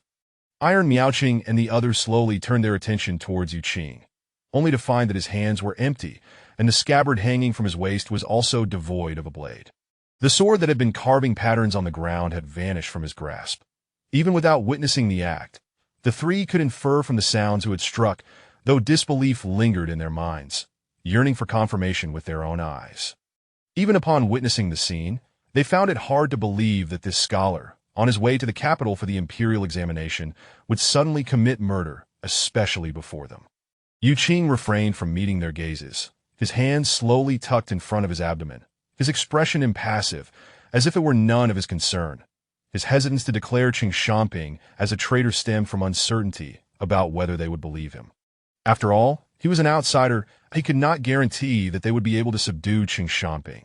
And if they failed to do so, it was secondary whether Qin Shangping would deny the accusations. Should his accusations provoke Qin Shangping's wrath, he was no match for him. The disparity in their strengths placed them at an uneven advantage, a crucial factor. He intended to use these individuals to restrain Qin Shangping, to render him incapable of resistance. Otherwise, how could he exact his revenge? "What are you doing?" Iron Miaoqing erupted in a scream, never imagining that Yu Qing would go back on his word. The Sun couple had already swiftly dashed to Qin Shangping's side, attempting to support him. Having known each other for many years, their instinct was to save him, only to realize it was a fatal strike. The sword had pierced his heart, and there was no hope for salvation. The moment the blade was withdrawn, death would follow, and he was already rolling his eyes, his body trembling slightly, his breath growing faint. Squatting on the ground, Sun Ping looked up and shook his head at Iron Miaoqing.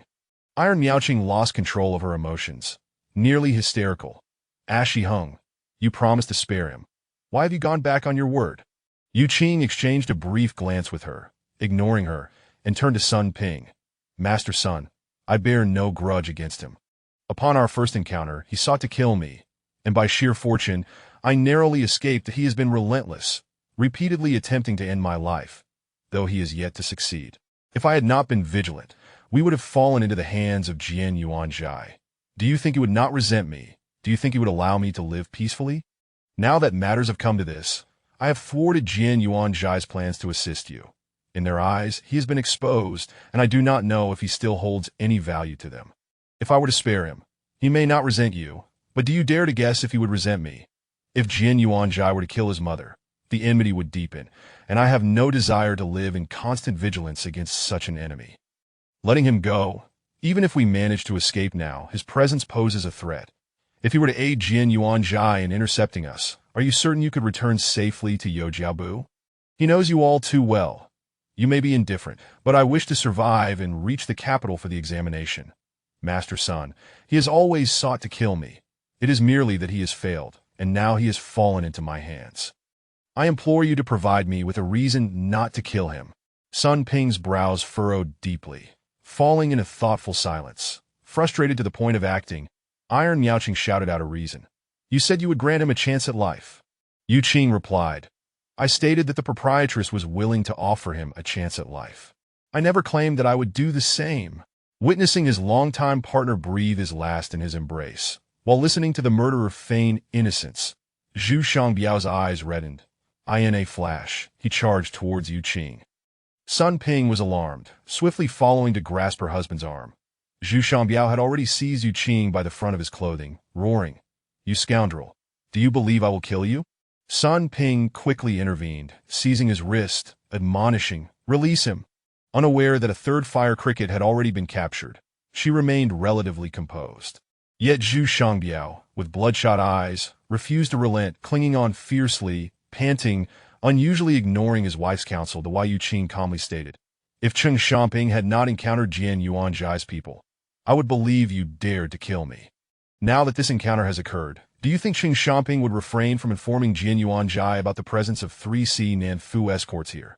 Should I die at your hands, Jian Yuanzhai would likely welcome it, compelling you to act as they desire. If they demand you hand over the fire cricket, you would have no choice but to comply." Realizing Qin Shangping was a traitor and confirming his collusion with other stores, he devised a method to secure his own safety. In a certain sense, Ashi Heng's willingness to let him take risks in his stead was not without reason. He understood him well. Zhu Shangbiao was beside himself with rage. Sun Ping exerted her strength to pry his hand open, pulling him away. "Step aside." Iron Miaoqing glared at Yu Qing with hatred. "You knew all along he was a traitor. You never intended to control him, to verify anything. You merely sought to use my hands to restrain him, so you could strike. You aimed to use me to kill him from the very beginning." At this moment, she finally comprehended Yu Qing's intentions. Yu Qing replied calmly, "To protect a traitor, even at the risk of a deadly threat, is to continue down the wrong path. Had I known the proprietress was so lacking in discernment, disregarding my contributions while blaming me, I could have remained silent and sought refuge with the more powerful Jian Yuanzhai. What concern is it of mine whether you can retrieve the fire cricket? I could even secretly collude with Cheng Xiaoping to deceive you. Jian Yuanzhai would obtain the fire cricket, and Cheng Xiaoping could continue as a traitor at your side, pursuing his schemes. How splendid that would be! I would not need to find myself in such a precarious position. The sarcasm in his words was palpable. Sun Ping raised her hand to silence him, urging the agitated Iron Miaoqing. Miss, old Cheng has brought this upon himself. Now that it has come to this, it is better to grieve less and consider the living. Miss, the master is still waiting for our rescue. The implication was that finding the third fire cricket still relied on Yu Qing, and they must devise a way to escape. Yu Qing remained silent, allowing Iron Miaoqing to figure it out on her own. If they could not overcome this predicament swiftly, and if Jian Yuanzhai's people were indeed alerted, he would not concern himself with their fates but prioritize his own escape. Miss, old Cheng has already confessed. Jian Yuanzhai's people are lying in wait outside. Escaping now is paramount.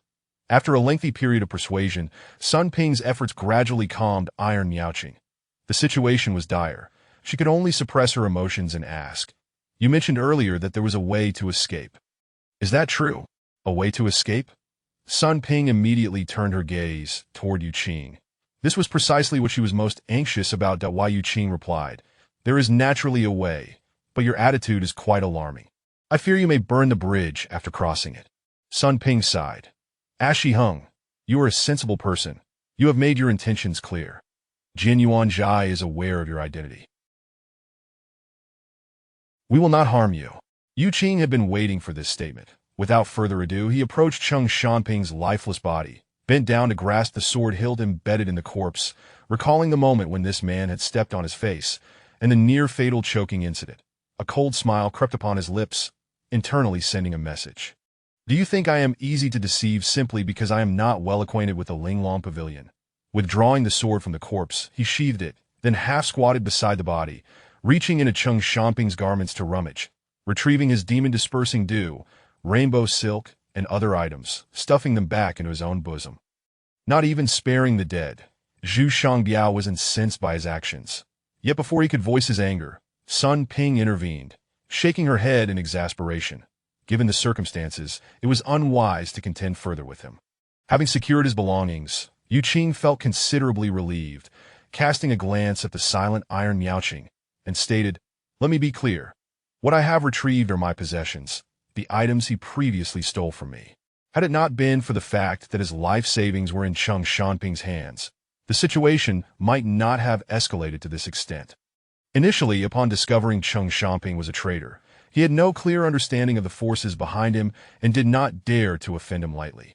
His first thought was to discreetly expose Cheng Xiaoping to Iron Miaoqing and the others, finding an opportunity to divert him, and once they had distanced themselves from Cheng Xiaoping, he would escape immediately. However, realizing that most of his possessions were in Cheng Xiaoping's hands, combined with past grievances, he could not swallow this indignity without seeking justice, which led to the current predicament. Sun Ping chose to overlook the unfolding scene and, striving for calmness, asked, "Do you truly have a way to escape?" Having regained his belongings, Yu Qing felt a sense of comfort and glanced at the taciturn Iron Miaoqing, saying, "If you are willing to listen to me, I will have a way. If you are unwilling, then there is no solution." Sun Ping sighed. "Given the circumstances, please speak quickly." Yu Qing motioned for her and Zhu Shangbiao. "You two should go outside the cave and act as if nothing has occurred. Find a nearby tree and bring it in." Sun Ping was puzzled. "Chop a tree. What does that mean? Are we still capturing fire crickets here?" "You will understand in due course," Yu Qing replied, falling silent thereafter. He had no reason to rush, internally musing, "Even if it were beautiful, it was not mine. Why should I be concerned about your expressions?" Sun Ping was immediately exasperated by his nonchalance, about to inquire further when Iron Miaoqing finally spoke. "Let us follow his instructions. The third fire cricket has already been captured and is temporarily stored in the tunnel." "Capture?" the Sun couple exclaimed in unison, momentarily taken aback, their gazes shifting from Iron Miaoqing's face to Yu Qing's, both astonished and delighted. Without further questions, Sun Ping gestured for her husband, and together they rushed outside the cave. "Look, steward," Wu Kuang, hidden among the brambles, pointed at the couple emerging from the cave. Chui Yu pressed down the hand Wu Kuang had pointed with, as he too had observed, focusing on their actions, only to discover they were chopping a tree. Given the Sun couple's abilities, felling a tree was indeed effortless. After trimming and breaking it into several sections, they directly brought it into the cave. That Wu Kuang was perplexed. "Steward, what are they doing chopping trees?" Chui Yu, understanding it was for capturing fire crickets, let out a sigh of relief. "It seems they are still busy inside. Everyone must remain hidden, and we must not startle the snake." Chapter 57. Escape. Deep within the shadowy tunnel, the couple carried a substantial pile of timber to Yu Qing. Sun Ping inquired, "What shall we do next?" Yu Qing gestured for them to place the items down and turned to leave, stating, "Just leave it here. Come along with me." The trio, puzzled by his intentions, could only follow suit. The Yu Qing, still with his back turned, added, "Take the body with you and dispose of it in the magma lake to obliterate all traces. Clean up the bloodstains on the ground as well. If those people cannot find the corpse, it will leave them perplexed and grant us more time to escape, that as long as the people from Jianyuanzhai remain unaware of Cheng Shanping's demise. Should they pursue us later, we can utilize the markers left by Cheng Shanping to mislead them." Destroying Cheng Shanping's body. Sun Ping and his wife exchanged glances, hesitating until Tai Miao Qing decisively interjected, "No." Yu Qing halted, slowly turning around to face the trio, locking eyes with Tai Miao Qing as he stated, "I have already committed heinous acts and borne the infamy. I ask you, Madam Boss, what exactly do you wish to achieve?" Tai Miao Qing fell silent for a moment before providing her rationale. If they do not know Cheng Shanping is dead, his sudden disappearance could easily be construed as a flight. In their fury, Jianyuanzhai would undoubtedly not spare his mother. Knowing he has been murdered, realizing he died for Jianyuanzhai, it would lose all significance for them to harass an inconsequential old woman, and perhaps they would even release her. "Please leave the body intact. I beg you." The couple was moved by her reasoning and turned their attention to Yu Qing. Sun Ping sighed. "The young lady speaks wisely, Da Shi Hung. He has been our acquaintance for many years, and there is some bond between us." His betrayal this time stemmed from internal conflict. He was coerced and left with no choice. Unless absolutely necessary, let us heed the young lady's counsel, that if we can spare a life for his mother, even if he dies at your hands, his spirit will not hold it against you. A dignified practitioner of the Xian level, even seeking clemency for his friend, Yu Qing smirked, saying nothing further. He lit a new torch and turned to delve deeper into the tunnel. Tai Miao Qing and the others sighed in relief and followed. Not far into their journey, they encountered Su Fei and Cheng Er, who had obediently remained by a spot where the torch had long since extinguished. Upon seeing the flickering light and people, they felt a wave of relief. The prolonged silence and darkness had been unbearable. Tai Miao Qing recognized this place and immediately identified it by the incense burner attached to the cave wall. She swiftly picked up a metal canister from the ground to inspect it. The two fire crickets, previously stilled, began to clash within the canister as she moved it. Sun Ping and his wife discerned the unusual sound, and upon inquiry, they were astonished to learn there were indeed two of them. Yu Qing disregarded their curious gazes and, after confirming Su Fei and Cheng Er were unharmed, he retrieved 3 incense sticks and lit them, observing the curling smoke. Now was the time for escape. Noticing Yu Qing had paused, Sun Ping pressed, "What shall we do next?" Yu Qing pointed towards Tai Miao Qing, leaving everyone bewildered. Tai Miao Qing, equally perplexed, was about to speak when Yu Qing gestured, "Do not obstruct. Step aside, there are cracks in the cave wall, feel them." Upon hearing this, Tai Miao Qing immediately turned around, while Sun Ping and Zhu Shangbiao brought their torches closer to illuminate the wall's details. Indeed, upon closer inspection, they discovered several fissures of varying widths that were difficult to detect in the dimness of the tunnel. The 3 of them simultaneously reached out to sense the wall and immediately perceived a faint airflow seeping through the cracks, particularly noticeable against their skin. They then pressed their palms against the wall and channeled their energy to investigate further. Zhu Shangbiao was the first to turn back towards Yu Qing, exclaiming in astonishment, "Is there another space behind this?" Tai Miao Qing and Sun Ping confirmed their findings. The wall was merely a foot thick, and behind it lay an expanse of emptiness that Yu Qing declared, "There is a passage leading to the outside. Breaking through the wall should allow us to escape." Zhu Shangbiao, skeptical, asked, "Are you certain it's a passage and not a sealed space?" Yu Qing could not help but roll his eyes. "You truly are something else. Show me a sealed space with airflow, if you can." With the confidence of someone standing on solid ground, his tone was markedly different. Zhu Shangbiao fell silent, grasping the implications. Sun Ping pulled him aside, standing before the wall as he asked, "Shall we break through directly?" Yu Qing sighed. "It must be done. Let us break through and depart." Without hesitation, Sun Ping pressed his palm against the wall and forcefully channeled his energy, causing the wall to collapse while managing to suppress the noise. Dust and debris immediately surged from the darkened side, covering the two main characters in grime as they could not employ their energy to shield themselves. What swept over them was no longer a mere draft, but a considerable breeze. Zhu Shangbiao leaped to the other side, holding his torch aloft to survey the surroundings, his tone tinged with excitement as he proclaimed, "Indeed, it is a passage. There is certainly a passage here."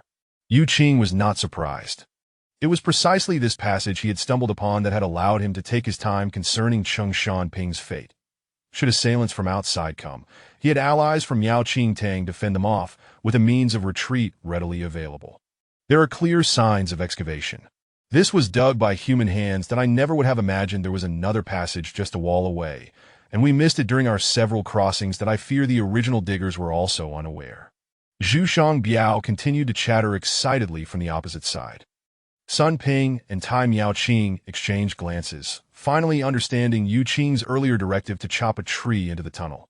He was buying them more time for their escape, while Yu Qing waved Su Fei and Cheng Er over, always mindful to bring them along, and the group promptly shifted into the underground passage. A splendid sunset stretched across half the horizon, the clouds painted in rich hues, casting brilliant shadows by the official road traversing the mountains. A large relay station buzzed with activity as the examination candidates from Lijiao arrived. The bustling of horses and the unloading of goods created a lively atmosphere. The soldiers were still busy arranging accommodations, while the students, having secured their rooms, emerged in small groups to take in the scenery. It must be said that the sights along the route through the ancient tombs were quite beautiful. When the group had first come under attack, the students had been terrified, too frightened to venture outside for several days until they gradually regained their composure. With the government dispatching personnel to offer comfort and proclaiming good news to ease their fears, they finally began to feel a semblance of normalcy. Hey, what are you doing burning paper near the stable? What if you set the fodder ablaze? Do you wish to burn the entire relay station down?" A group of students was found burning paper near the stables, and upon discovery, the relay staff were alarmed, suspecting the students had lost their minds, rushing over to chastise them.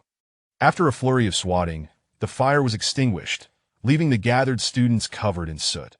Some accompanying officials arrived to inquire about the situation, questioning why the students had set a fire in that location. Naturally, the students hastened to explain that they were not setting a fire, but rather mourning their deceased peers that in the days that followed, as everyone began to recover.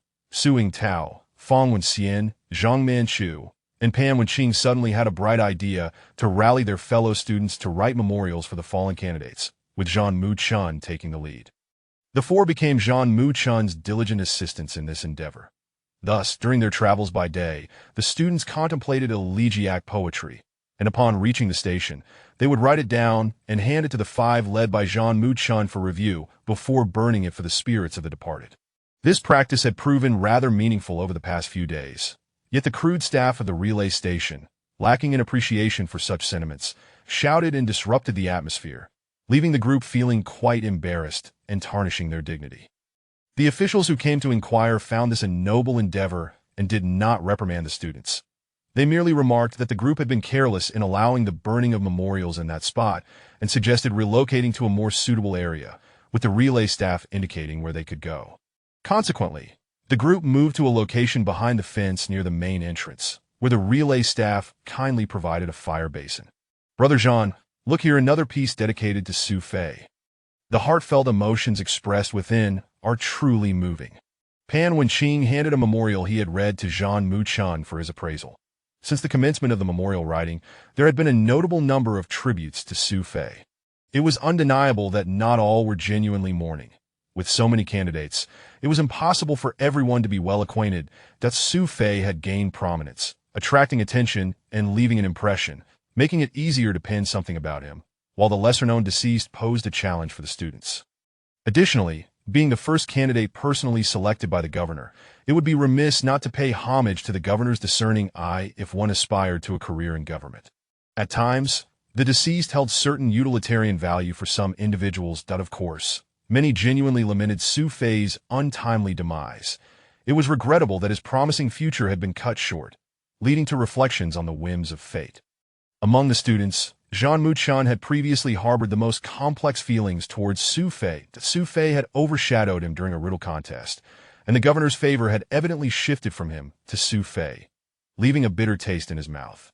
Now that Su Fei was gone, all past grievances transformed into sighs of nostalgia, naturally allowing for a more magnanimous demeanor as he held the memorial and nodded lightly, exclaiming, "Life is so fleeting, life is so fleeting. Su brother." Su. Suing Tao, whose head was bandaged with white cloth after being struck by a stone, was about to echo the sentiment when the sound of galloping hooves reached his ears. He casually glanced outside, only to freeze, his words faltering as he stammered, "5 riders are approaching at full speed." It was none other than Yu Qing and Tai Miao-Qing, along with their companions, arriving with the vigorous winds of the Jianghu.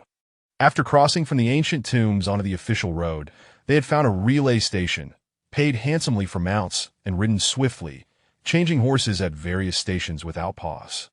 They finally arrived just as the examination candidates were about to depart the ancient tombs. That it was not merely a pursuit of the examination candidates. Tai Miao-Qing and her companions were also in haste to escape. By now, Jin Yuanzhai would certainly have discovered Cheng Shanping's death. Outside the relay station, the 5 riders came to an abrupt halt. Chong Er and Yu Qing shared a mount, nestled against Yu Qing's back throughout the bumpy ride. This arrangement was born of necessity.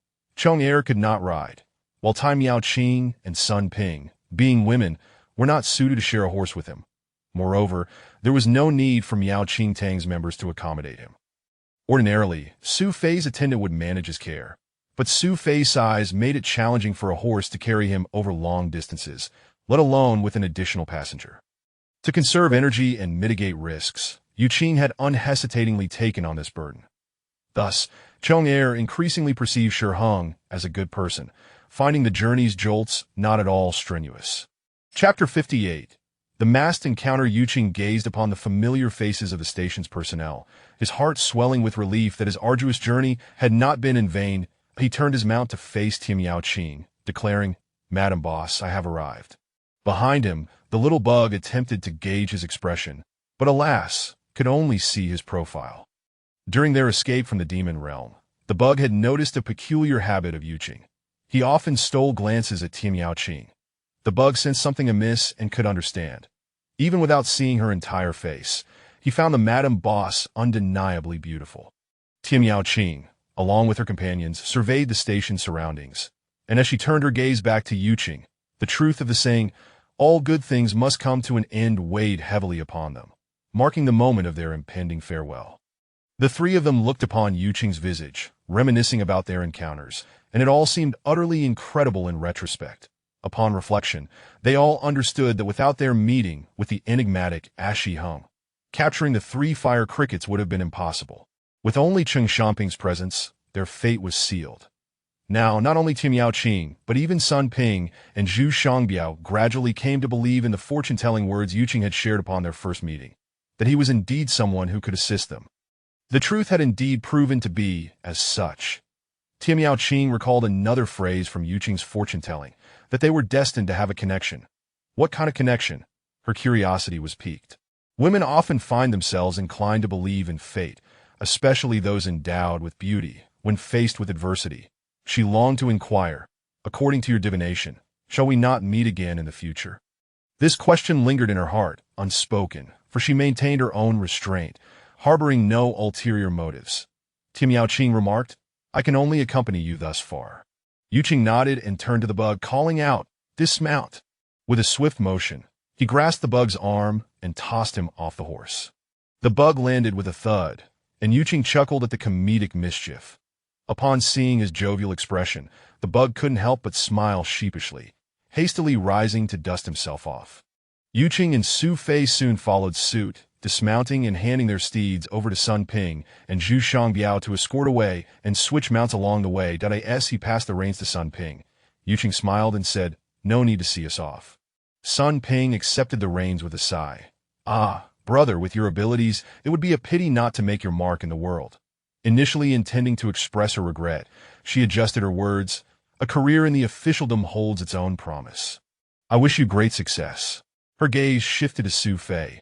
"I wish you both fulfillment in your aspirations and a bright future ahead." Had it not been for her concerns that Yuqing was affiliated with the court and might bring trouble to the Timiao Hall, she would have eagerly invited him to join them. Su Fei clasped his hands in gratitude. "May we meet again by fate." Yet deep within, he harbored no desire to encounter these individuals again. Timiao Qing removed the Yo residence token from her attire and handed it to Yuqing, saying, "It is inconvenient for me to vouch for you. Entangling with court officials can lead to complications. As you know, we are pressed for time. Should they doubt your words, let this serve as proof, or direct them to Yajabu to inquire with us. Should the opportunity arise to visit Yajabu, do come by Timiao Hall. Those in the shop will recognize this token and inform us." Yuqing accepted the token, his thoughts mirroring Su Fei's. He did not wish to meet these people again, but he had introduced himself under the guise of Ashi Heng, and it was unwise to let outsiders discover the truth, lest it jeopardize Ashi Heng's reputation. However, there was one thing he had long desired to do, and now he finally spoke with a smile. "Madam Boss, I have yet to see your true visage. May I request that you unveil your face, so we may become acquainted, lest we meet again as strangers?"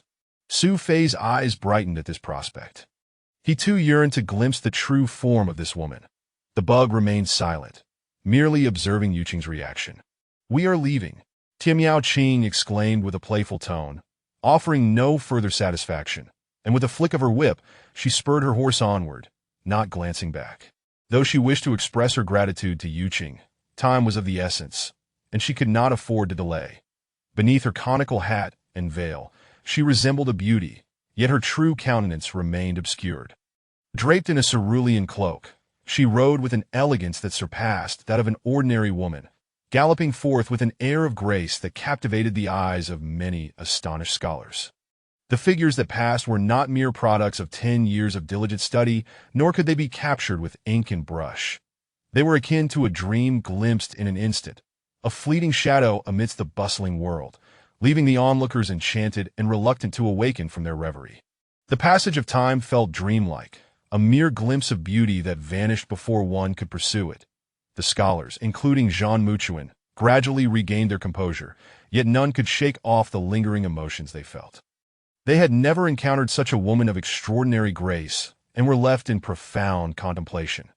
But at the entrance, the guards observed the 3 approaching figures and halted them, stating, "The station is not open to the public today. Those arriving must seek other accommodations." Su Fei replied, "I am Su Fei, and this is Ashi Heng. We are merely a group of candidates traveling to the capital for examinations that we recently encountered a great upheaval and became separated from our party. We hope you will relay our return." "Su Fei, Brother Su, indeed it is Brother Su," a throng of scholars joyously called out, rushing toward them, only to be obstructed by the guards, who forbade them from exiting the gate. Zhang Muchuan, still holding the sacrificial offerings prepared for Su Fei, stood frozen in place, realizing that his companions had all rushed to greet Su Fei, leaving him utterly alone. His expression shifted to one of complex emotions, feeling a twinge of discontent. Yuqing sought to conceal himself behind Su Fei, hoping to avoid being called out and drawing attention to himself. This had been his greatest concern upon returning, yet retreating was not an option. To his surprise, he had overestimated his importance. Most people did not recognize him, merely recalling his name. Those who knew him, such as Su Yingtao, were indifferent and therefore did not extend their greetings. After a brief announcement, someone quickly arrived, not affording the group of scholars any opportunity for reunion, and promptly ushered Su Fei and the others inside to meet with the officials responsible for their escort. The first order of business was to verify their identities, primarily focusing on Yuqing's, as Su Fei's identity was already well known to the officials present. Even those who had not initially recognized him would have asked, which one is Su Fei from Hengqiu? And upon being pointed out, they would naturally become acquainted. With Su Fei's identity confirmed, Yuqing was not concerned about the verification process. Thus, he encountered Su Juning and Tang Bulin from the Sinan prefecture once more. Their surprise at Yuqing's continued existence brought them a measure of joy, and they affirmed Yuqing's identity as Ashihong. Subsequently, they inquired about the circumstances surrounding their separation and how they had managed to return. The trio had prepared a unified narrative, primarily adhering to Yuqing's lead, making it difficult for Su Fei to deviate. During the conversation, someone mentioned the riddle-solving incident involving the provincial governor, which Yuqing had cleverly spun. What else could Su Fei say? He could recount how they had gone in search of the bug, only to be startled by a multitude of rats, causing them to flee and tumble into a river, where they clung to a tree and drifted for an extended period before washing ashore in the demon realm, ultimately receiving assistance from the people of Timiao Hall, who brought them back. Not a word was spoken about capturing the fire crickets, that as long as their identities as candidates were established, the details of their return were secondary. The officials merely needed to document the information for higher authorities. Once confirmed, the escorting officials verbally welcomed them back, exchanging pleasantries with Su Fei while paying little attention to Yuqing. Before directing them to their accommodations that in the corridor, Yuqing casually tore down a portion of a fabric curtain, inspired by Timiao Qing, covering half of his face and securing it at the back of his head. What was happening? The attendant who heard the tearing sound turned around in surprise, asking, "What are you doing?" Su Fei and the bug also looked on in bewilderment, utterly perplexed. Yuqing explained, "I do not wish to be repeatedly questioned about what the officials asked us earlier. I anticipate that other candidates will certainly inquire about our return, and I prefer not to answer them repeatedly, that be why covering my face. They won't remember my appearance, allowing me to ignore them and focus on my studies." He foresaw that news of his and Su Fei's survival would surely spread among the candidates, and there would be many seeking to visit him afterward. Nestled in such a setting, and having traveled together, evasion was futile. Thus, he decided to boldly cover his face that Su Fei and the bug were both speechless, unable to comprehend his reasoning. Could it truly be so simple? As for studying, Su Fei found it hard to believe. Given that Yuqing had brought no writing tools, he suddenly recalled that he too had lost all his belongings and was now without even a pen. The attending official was at a loss for words, scratching his face in confusion. It seemed unreasonable to intervene, so he could only scold lightly. Tearing down the station's curtains is not appropriate. If they discover it, you will have to compensate. Seeing this, Su Fei reached out to Yuqing for the remaining piece of fabric, wishing to imitate him. Yuqing tossed the cloth above his head, brushing Su Fei's hand away. "You need not bother. Everyone knows you. Covering your face serves no purpose. Besides, you have many social engagements." Su Fei considered this and felt a touch of embarrassment. The attending official shook his head and gestured for the three to follow him. They were placed wherever there was space, and Yuqing and Su Fei were assigned to the same room, with the bug sleeping on the floor alongside them. After the previous attack, the book boy had no means of protection and was left severely wounded. There were few survivors, thus saving considerable lodging space. The shared quarters, designed for 8 candidates, now housed only 5, and within the room, 2 others were engrossed in their books. Upon learning that Su Fei would be staying with them, they welcomed him warmly. Yuqing merely exchanged greetings and confirmed his sleeping spot before withdrawing into his own world. That as for the cloth covering his face, he offered no explanation, and others did not press him. He had resolved not to show his face, and what could the other candidates do? In any case, he wished to sever ties with these individuals, both now and in the future, leaving the restoration of relationships to the true Ashihong. As anticipated, the news of Yuqing and Su Fei's return spread swiftly among the candidates, with the spotlight primarily on Su Fei, and no sooner had they settled into their room than they were besieged by a throng of candidates knocking at the door to pay their respects. Chapter 59. Feigning sleep upon hearing the commotion outside the door, Yuqing promptly laid down on his bed. Plunging into a deep slumber, Su Fei felt a wave of embarrassment. He could hardly compete with this individual's capriciousness and had no choice but to open the door to welcome the guests. "Brother Su, "We finally see you, Brother Su. We heard you were missing, and it truly frightened us. Brother Su, surviving great peril surely brings great fortune. Brother Su, are you in good health?" As a crowd of visitors entered, they showered him with greetings. Just as Su Fei was mustering his spirits to engage with them, another group arrived uninvited, led by the esteemed scholar Zhang Muchuan. The room suddenly felt cramped. Zhang Muchuan, wearing a broad smile, had adopted a humble demeanor, further encouraged by the presence of Su Yingtai and the others, who had come to pay their respects. Su Fei felt somewhat overwhelmed.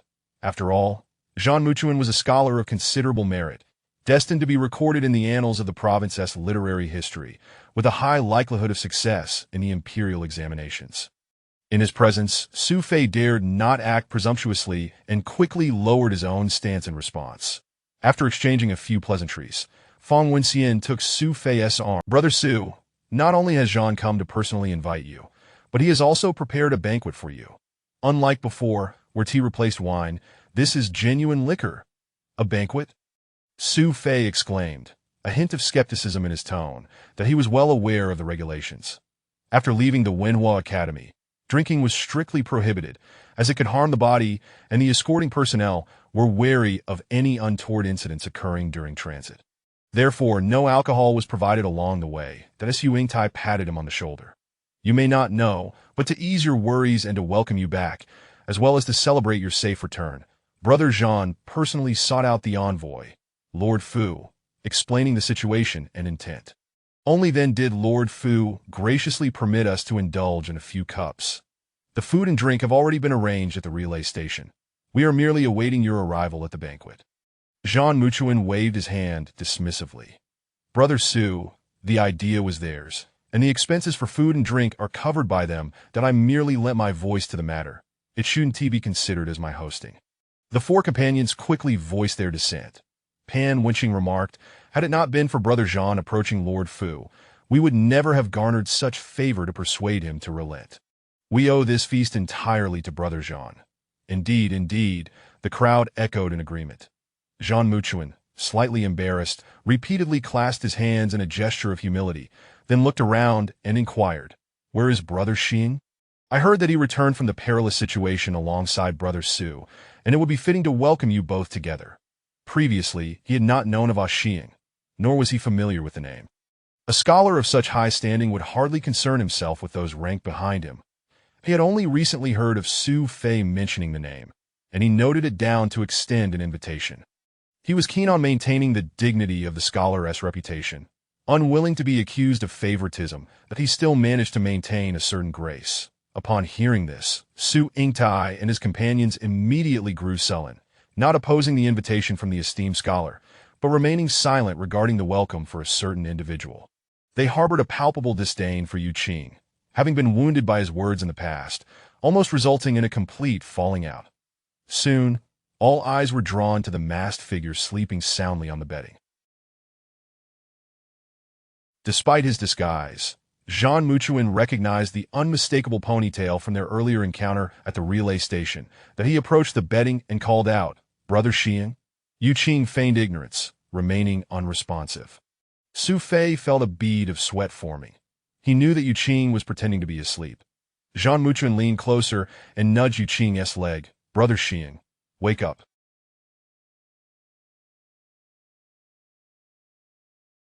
Yu Qing had intended to remain undetected, but the earnestness of his inquiry caught him off guard. He decided to concede a bit of face, keeping his eyes shut as he replied, "Thank you for your kindness, Brother Zhang.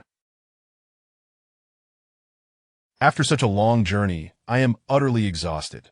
Please enjoy your meal without concern for me." Zhang Muchuan was taken aback. From his response, it was clear that Yu Qing had been listening all along, and his earlier silence was deliberate. The four who were inseparable from him immediately disapproved, their tempers flaring.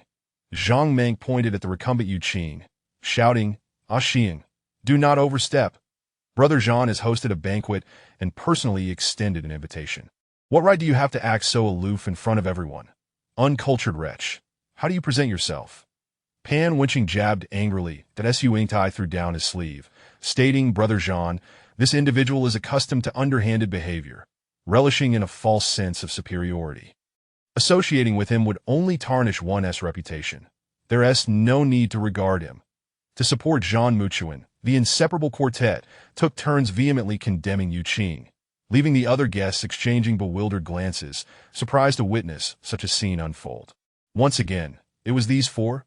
The insect in the corner watched them with displeasure, recalling how they had previously berated Yu Qing at the Wenhua Academy. That Su Fei, however, was left speechless, silently worrying for his companions. He was aware of Yu Qing's ruthless nature. Among the candidates, it would be nearly impossible to find another as merciless. Even regarding Qing Shanping, whom he had not seen since their return journey, he harbored suspicions that Yu Qing might have harmed him. With reason to be concerned, he worried that Yu Qing would indeed take drastic measures against Qing Shanping, especially since the latter had vanished without a trace. How could he not harbor doubts?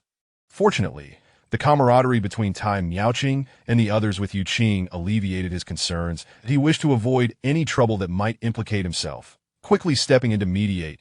Everyone, it's a misunderstanding, truly a misunderstanding. Brother Xing sustained some injuries during the journey and collapsed upon arriving here. He truly lacks the strength to rally for the banquet that I hope everyone can forgive him. Seeing him intervene, the four were obliged to give him face, grumbling softly before falling silent. Yu Qing remained unresponsive, genuinely not wanting to engage with them, primarily wishing to avoid bringing trouble upon Xing, as his temperament was indeed somewhat wild. Jean Muchuan, remaining composed, nodded in understanding. In that case, Brother Xing should rest well. We shall not disturb you. With that, the group took their leave, and naturally, Su Fei accepted the invitation to the banquet. The dinner hour was drawing near, and the other guests gradually departed. Only the insect remained, inching closer to the edge of the bedding, attempting to inquire, "Young Master Xing, if you prefer not to rise, I could bring you some food?"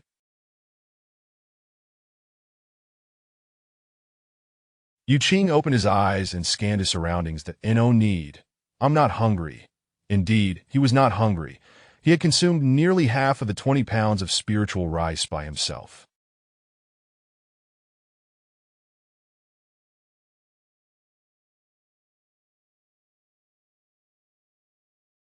The insect, wishing to persuade him further, was met with Yu Qing's impatience.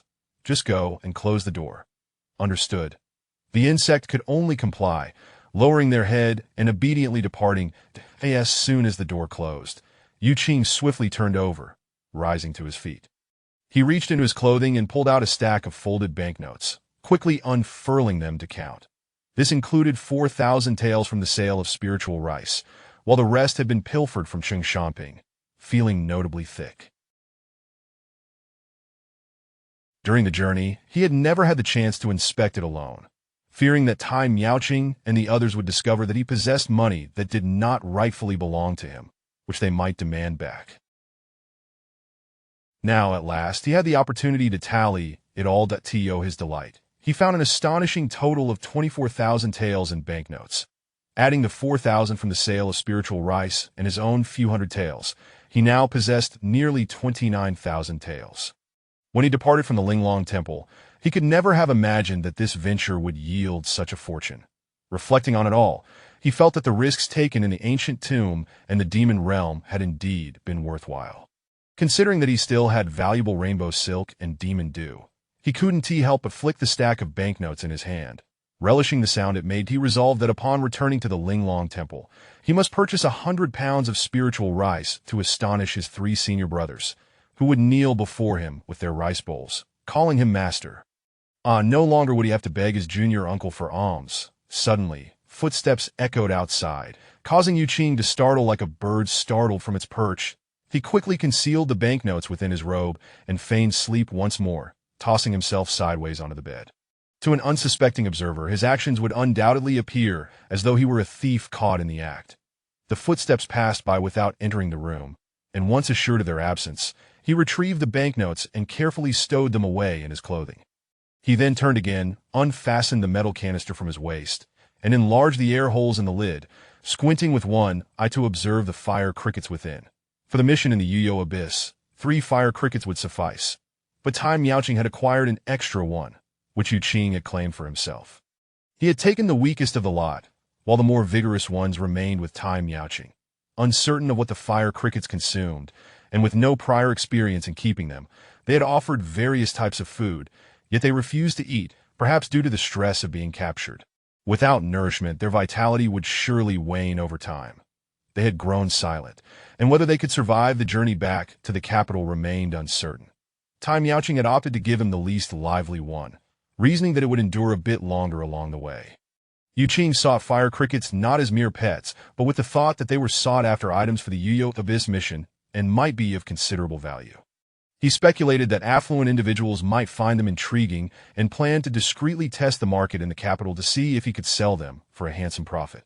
Even a modest sum would suffice, as he aimed to make the most of his limited time before returning to the temple. Yet the crickets in the canister appeared lethargic, lacking the vigor that once made them lively, giving the impression that they might perish soon. He began to doubt whether he could bring them to the capital alive, and whether a deceased specimen would even fetch a price. The fire cricket lay motionless within the canister, and Yuqing shook it vigorously, peering inside. The little creature, clearly agitated, emitted a fleeting flicker of red light across its body, only for it to extinguish quickly. That he considered extracting it for a closer look, but feared that the creature might suddenly bolt. Having captured it himself, he was acutely aware of how swiftly it could escape, that he couldn't simply use his hands, as the creature's wrath could render even the metal canister scalding hot. Yet its half-dead state could not be ignored. If it proved valuable, he would suffer a significant loss. What to do? Suddenly, an idea sparked in his mind. He reached into his robe and retrieved a bowstring made of rainbow silk, carefully separating a strand. He fashioned a loop with it and slowly opened the lid, creating a small gap to feed the loop into the canister. Then he focused his energy to manipulate the silk thread, attempting to slip the loop over the fire cricket's neck. However, the cricket's head was rather large, and it was uncooperative that as he fumbled, he muttered, "Come on, big head, stretch that neck out." Chapter 60. The poison test, a strand of silk danced ominously before him, clearly indicating that the newcomer bore ill intent. The fire cricket, however, was not inclined to cooperate. As the silk approached, it instinctively brandished its limbs to swat it away. The Yuqing had no choice but to exert his strength, channeling energy into the metal canister to forcibly restrain the creature. Once he had managed to secure the living noose around its neck, he tugged on the silk thread, tightening the loop snugly against the fire cricket's throat. At long last, the noose was in place, and he repeatedly tugged on the silk to test its efficacy. Provoked by the constriction around its neck, the fire cricket erupted in fury, its body radiating a crackling red light, and it began gnawing at the silk with its sharp mandibles in an effort to sever the binding. Yet the silk that ensnared it was no ordinary thread. It was a precious rainbow silk, worth 1,000 taels, renowned for its unparalleled resilience, impervious to blades and fire alike. In short, it was exceedingly difficult to break.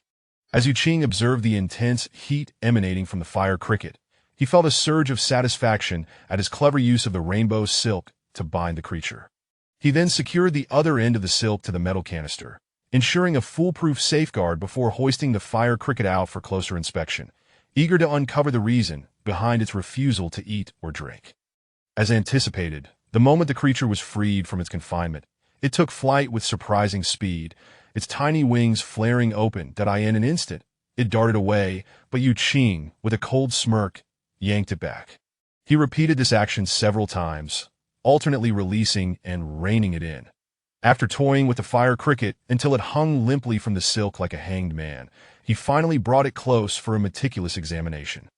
To his astonishment, as their eyes met, the fire cricket launched a surprise attack, emitting a cacophony of crying sounds as it spat forth a shower of sparks, nearly singeing Yuqing's face. Fortunately, his cultivation allowed him to withstand such feeble attacks, and he released a burst of internal energy, deflecting the fiery embers that surged toward him. However, the fire cricket continued to spew sparks uncontrollably. While he managed to shield himself, he neglected to notice the growing scent of burning fabric behind him. Realizing the predicament, he turned sharply, only to see a row of bedding smoldering with tiny holes, wisps of smoke rising ominously. If the creature continued its crying, it would surely set fire to the bedding and ignite the entire room. Swiftly, Yu Qing swept the metal canister over the embers, trapping the fire cricket within and sealing the lid.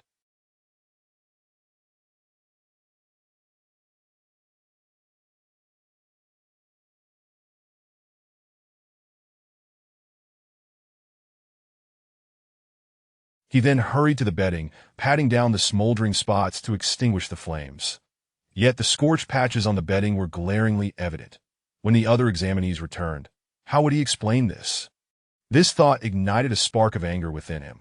The little creature had quite the temper, and it was imperative to quell its fiery disposition. Surveying his surroundings, he spotted a basin of water on the washstand. Without hesitation, he approached, lifted the canister's lid, and, gripping the silk, flicked it with a sharp motion. Splash! The fire cricket was sent tumbling into the water, where Yu Qing held it submerged, pressing it down. The moment it struggled to surface, he would push it back down with the canister. After a few moments of bubbling, the fire cricket lay motionless at the bottom of the basin. Had he truly drowned it? Just as doubt crept into his mind, he noticed the creature's gemstone-like eyes glowing red, and once again, the crackling red light surged from its body. Yu Qing's amusement returned. He had intended to extinguish its flames with water, only to discover that it could still ignite even while submerged. He quickly realized that this little creature did not submit to oppression.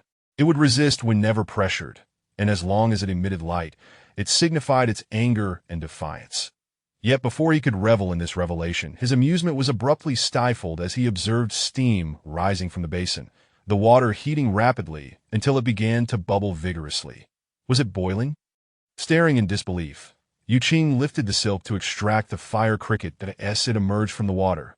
The red glow dissipated, and upon locking eyes with Yu Qing, it emitted a soft cry. He braced himself, anticipating another eruption of sparks, but instead, the creature let out a series of delicate water streams, splashing briefly before falling silent, seemingly unable to produce further cries.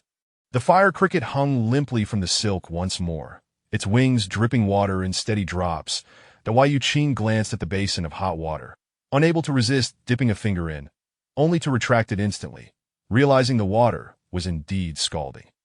Curiosity piqued, he looked around the room until he found a water jar filled with fresh water, but he lifted the lid, placing it aside, and used a ladle to fill a bowl with water.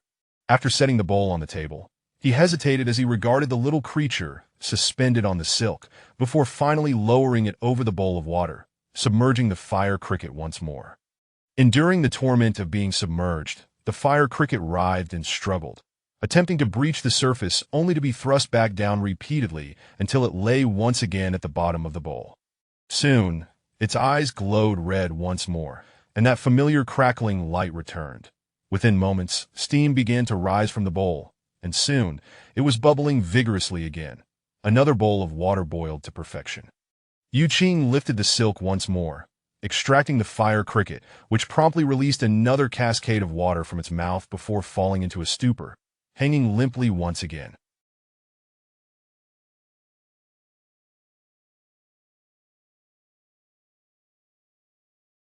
Even upon meeting Yu Qing's gaze, it remained still, swaying gently from the silk's motion, its legs drooping slightly, as if to convey, "I am utterly exhausted."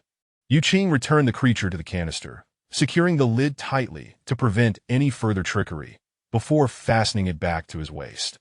He observed the bowl of hot water, scrutinizing it carefully, even lifting his mask to smell it repeatedly, finding no trace of foulness. After much deliberation, he brought the bowl to his lips, blowing gently to cool it before tentatively tasting it with his tongue.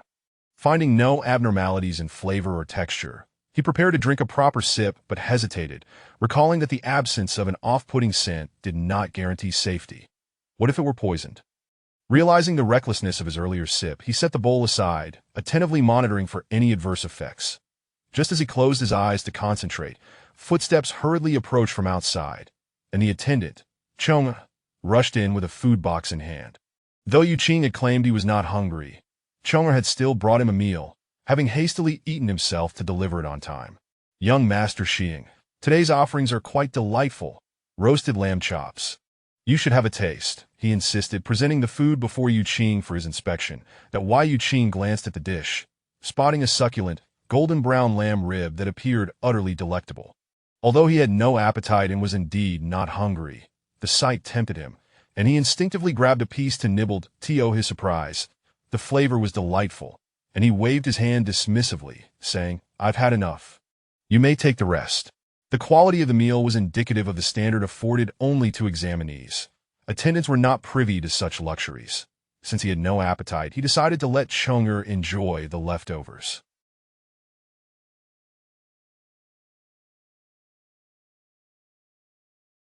Chang'e quickly shook his head, insisting, "I'm full." Yu Qing shot him a sidelong glance, his tone sharp. "Did you not hear me? I said you should eat." Noticing Yu Qing's displeasure, Chang'e lowered his head meekly, responding with a hesitant, "Oh," as he carried the food to a corner and began to eat quietly. Munching on the lamb rib, Yu Qing's gaze drifted to the bowl of water on the table, and after a moment's pause, he turned back to Chang'e, saying with a smile, "Chang'e, take your time."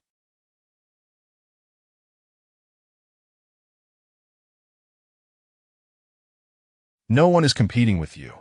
Chang'e looked up in surprise, momentarily confused, thinking to himself that he was not eating quickly at all. Before he could process this, Yu Qing beckoned him, saying, "Don't choke. Come drink some water." Chang'e shook his head. "I'm not thirsty." Yu Qing's demeanor shifted abruptly. He glared and barked, "What nonsense! I told you to come over." Reluctantly, Chang'e set down his bowl and approached. Yu Qing's expression softened again as he said, "You must have rushed back without eating properly. Eating too quickly is detrimental to your health. Here, I prepared this hot water for you. It has almost cooled off, so drink it while it's still warm." Upon hearing that it was prepared especially for him, Chang'e gazed at Yu Qing in disbelief, overwhelmed with emotion. He nodded appreciatively, cradling the warm bowl in his hands, and upon realizing it was indeed well-heated water, he drank it eagerly, the warmth soothing his stomach while Yu Qing watched, encouraging him, "Drink up, drink up. It will warm your insides." Chang'e nodded vigorously as he gulped down the water. Finishing the entire bowl in one go, he let out a satisfied burp, his belly noticeably fuller. Having eaten a meal outside and now this, along with the forced bowl of water, it was no surprise that his stomach felt stretched. Yu Qing observed his bloated belly, shaking his head in concern. "Have you eaten too much? Be careful not to overindulge, that if you feel any discomfort, tell me immediately. Don't bear it silently." "Understood." Chang'e nodded, his eyes glistening with unexpressed gratitude, unable to articulate the depth of his feelings. The tenderness of Yu Qing's concern nearly brought him to tears, his eyes reddening. With a cheeky grin, Yu Qing devoured the last morsel of meat from his lamb rib, chuckling to himself. His intention in having Chang'e drink the water was not merely out of kindness. He sought to test for poison, curious if the water boiled with a fire cricket would yield any adverse effects. After sampling the water himself and waiting a considerable time without incident, he assumed it was safe.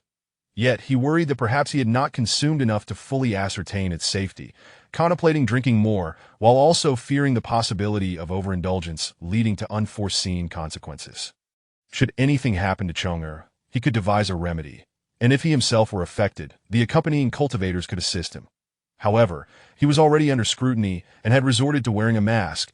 Adding further spectacle would undoubtedly be ill-advised. Moreover, he could not bring himself to fully commit to testing the water, that he considered asking other examinees to partake, but given his sudden invitation for them to drink seemed rather strange, he questioned whether they would dare accept. Furthermore, any issues arising from their consumption could escalate into a significant problem. Chang'e, being obedient and easy to manage, was the most convenient choice for his experiment. His ultimate aim was to sell the fire cricket at a high price. The fire cricket sought by the merchants of Yuya would be a prized possession, capable of boiling water for tea at a moment's notice. A true treasure for the wealthy in the capital, who would surely pay a premium, perhaps even 1,000 taels extra. Of course, it was critical that it posed no danger. Should the affluent of the capital encounter any fatalities, the money would be tainted, thus necessitating a thorough test prior to any sale. Chapter 61. Gnawing on Bones. The insect, a mere little book boy, was utterly oblivious to the elaborate schemes of those around him. He could only sense that Master Shurhing's gaze upon him was rather peculiar, which left him feeling somewhat flustered and uneasy. With both hands, he gently placed the bowl he had just emptied of water back onto the table, And no sooner had he set the bowl down than Yu Qing tossed a cleanly gnawed bone into it with a clatter. At that moment, a sudden clanging erupted from the metallic canister at Yu Qing's waist, ringing out with considerable vigor. "Oh!" Yu Qing exclaimed curiously, bending down to inspect the canister. The little creature inside had not eaten for quite some time and had become rather listless. It was surprising to see it suddenly so animated. Had it perhaps drunk its fill of water? Could it be that the little creature was, in fact, a water drinker? Yet, upon reflection, he found this notion implausible, for the creature had previously refused both food and water, even when offered. Perplexed, he unfastened the canister from his waist and twisted off the lid. As soon as the lid was removed, a fire cricket burst forth with a swift leap. "Ah!" the insect cried out. The fire cricket, seemingly unperturbed by its predicament, flitted about chaotically before diving headlong into the bowl where the insect had just sipped water. More precisely, it landed on the bone that had been stripped of its flesh. The sound of crunching echoed as it began to gnaw. Both Yu Qing and the insect were momentarily taken aback, then simultaneously bent down, bringing their heads close to the bowl's edge. They could sense each other's breath as they widened their eyes in astonishment, focusing intently on the fire cricket, which was indeed voraciously gnawing at the bone. After observing for a while, they confirmed that the cricket was indeed swallowing the remnants of the bone it had gnawed away. The bone bore large gashes, and there were no remnants left in the bowl. It was certain that the pieces had been consumed. The two exchanged glances, and Yu Qing suddenly turned to look at the remnants of the meal that the insect had previously consumed, then back at the insect. Without uttering a word, they seemed to understand each other perfectly. The insect nodded repeatedly and hurried to fetch the rice bowl, using chopsticks to add some vegetables to the table, followed by a mound of rice. Yu Qing tugged on the thread, lifting the fire cricket, but the little creature clung tenaciously to the bone, even managing to grasp the rib that was several times larger than its own body. Despite being pulled by the neck, it continued to gnaw frantically, as if it were oblivious to the danger, and Yu Qing secured the rib with one hand and pulled on the thread with all his might, finally separating the little creature from the bone, which he tossed back into the bowl. The little creature, seemingly reluctant to part with its prize, flapped its wings and soared back towards the bone. Yu Qing swung his hand, directing the fire cricket to land beside the mound of rice, clearly indicating that it should eat. The fire cricket, however, was undeterred, taking off once more to make a beeline for the bone in the bowl. Yu Qing swung his hand again, redirecting the cricket to the vegetables, allowing it another choice. The creature, however, remained stubborn, darting back toward the bone with reckless abandon. This time, Yu Qing chose not to intervene, allowing the little creature to feast like a ravenous wolf. With a crash, the cricket overturned the bone in the bowl, but clung to it fiercely, dangling beneath it as it continued to gnaw away incessantly. After observing for a while, the insect ventured a question. "Master Xing, do fire crickets eat bones?" He had witnessed the concern of others, including Tai Miaoqing, over the fire cricket's eating habits during their journey home, where it had stubbornly refused all food and water, leading others to believe it would starve itself out of frustration. Yu Qing hesitated several times, leaning in to observe closely. After confirming that the cricket was still eating, he could not help but scratch the back of his head. Incredible! It truly is eating the bone. All this way, it refused water, juices, meat, grass, and fruit, rejecting all manner of delectable sustenance. Yet it can go wild for a mere bone. Tai Miaoqing would never have imagined this, and who knows if those 3 fire crickets will survive until we return to Youjiao Port. It is too late to inform them now. The little creature had indeed sharp jaws, and it gnawed rapidly, having already consumed nearly half of the rib, which was several times larger than its own body.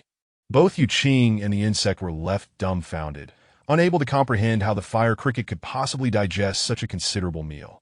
Watching the cricket's belly swell round and firm, Yu Qing grew concerned, fearing it might burst, and he pulled on the thread. Big head, that's enough now. Let go, and I'll fetch you more bones another day."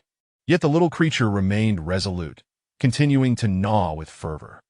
The insect, eyes wide with curiosity, ventured to ask, "Master Xing, did you name it Big Head?" Yu Qing scoffed lightly. "I called it that because of its large head. It has no real name." He glanced at the insect. "The food is getting cold. Go eat your meal." The insect, obedient as ever, reached for the bowl, But its gaze fell upon the remnants of its earlier meal on the table. With delicate fingers, it gathered every last grain of rice, mixing it with the vegetables, and silently consumed it. Yu Qing was taken aback, staring at the insect. "Are you serious? That has been touched by the fire cricket. Aren't you afraid it might be poisonous?"